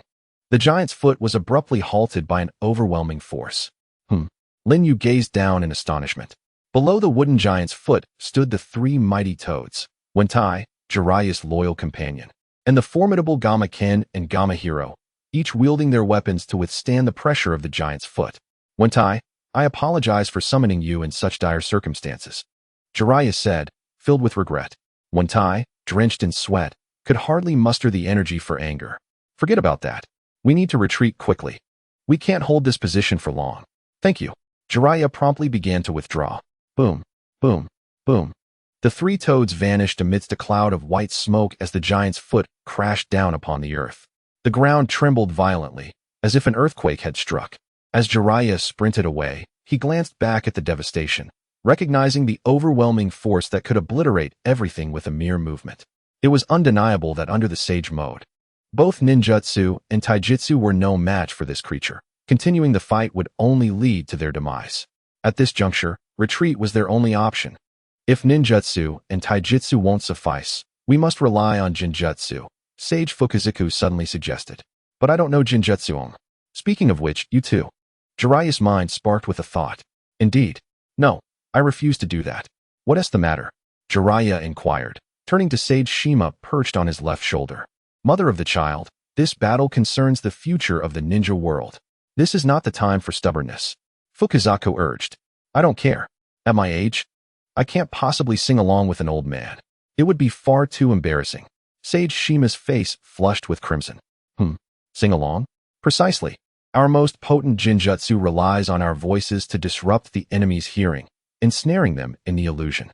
"Hearing, I see," Jiraiya mused. "Though this jinjutsu is indeed powerful, it requires time to chant before casting, with notes needing to be harmonized. The melody must be heard to ensnare the target, and there is a brief period before it takes effect. Young Jiraiya, we must not be caught before our chant concludes, or we will be finished. However, should we successfully ensnare him in the jinjutsu, victory will be ours," Fukazaku cautioned. "I understand. The wooden giant's might is undeniable, but I refuse to believe it can teleport with such a massive form. Please, let us begin the chant," Jiraiya urged. "There's no helping it." As the sage of Shima murmured a few words, he pressed his palms together, his cheeks swelling, and began to chant alongside the sage of Fukazaku. "Yukuin, it seems they are attempting to escape. Shall we abandon the pursuit?" Orochimaru inquired, casting a glance at Jiraiya's retreating figure. From his elevated position, Lin Yu observed Jiraiya's shoulders and the synchronized movements of the two sages, his eyes narrowing slightly. "That motion is unmistakable. It resembles the auditory illusion technique, Toad Song, which once befuddled Pain. It is one of the few jutsu capable of posing a threat to me." Lin Yu spoke coldly. "If they truly wish to flee, it would be one thing, but it appears they are contemplating a counterattack." With a swift motion, Lin Yu bit his finger. Summoning technique, Seven Tails. A resounding roar erupted as a colossal, flying creature descended amidst a thick cloud of smoke. "Pursue." Lin Yu's eyes gleamed like a kaleidoscope, directing the Seven Tails to launch an assault on Jiraiya. Upon hearing commotion behind him, Jiraiya looked up to see the enormous entity above, his pupils constricting. "No, it cannot be. That is the Seven Tails." The Seven Tails coalesced a massive tailed beast bomb in the sky, hurling it downward. Both sages, Shima and Fukazaku, sensed the impending danger but remained focused on their chant, entrusting their very lives to Jiraiya.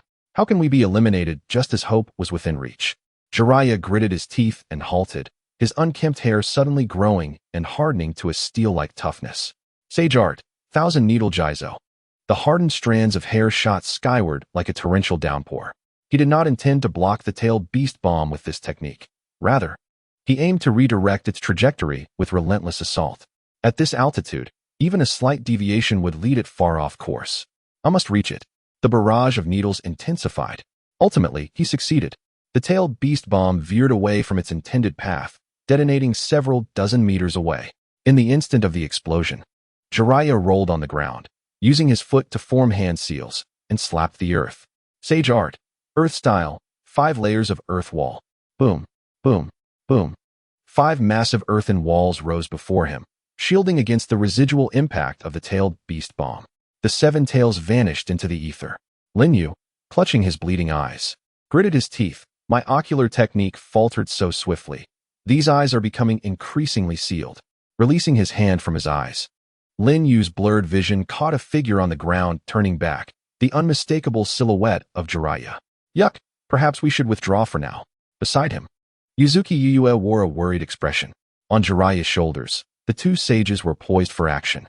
Sage art, Toad Song. A bizarre wave of sound surged forward.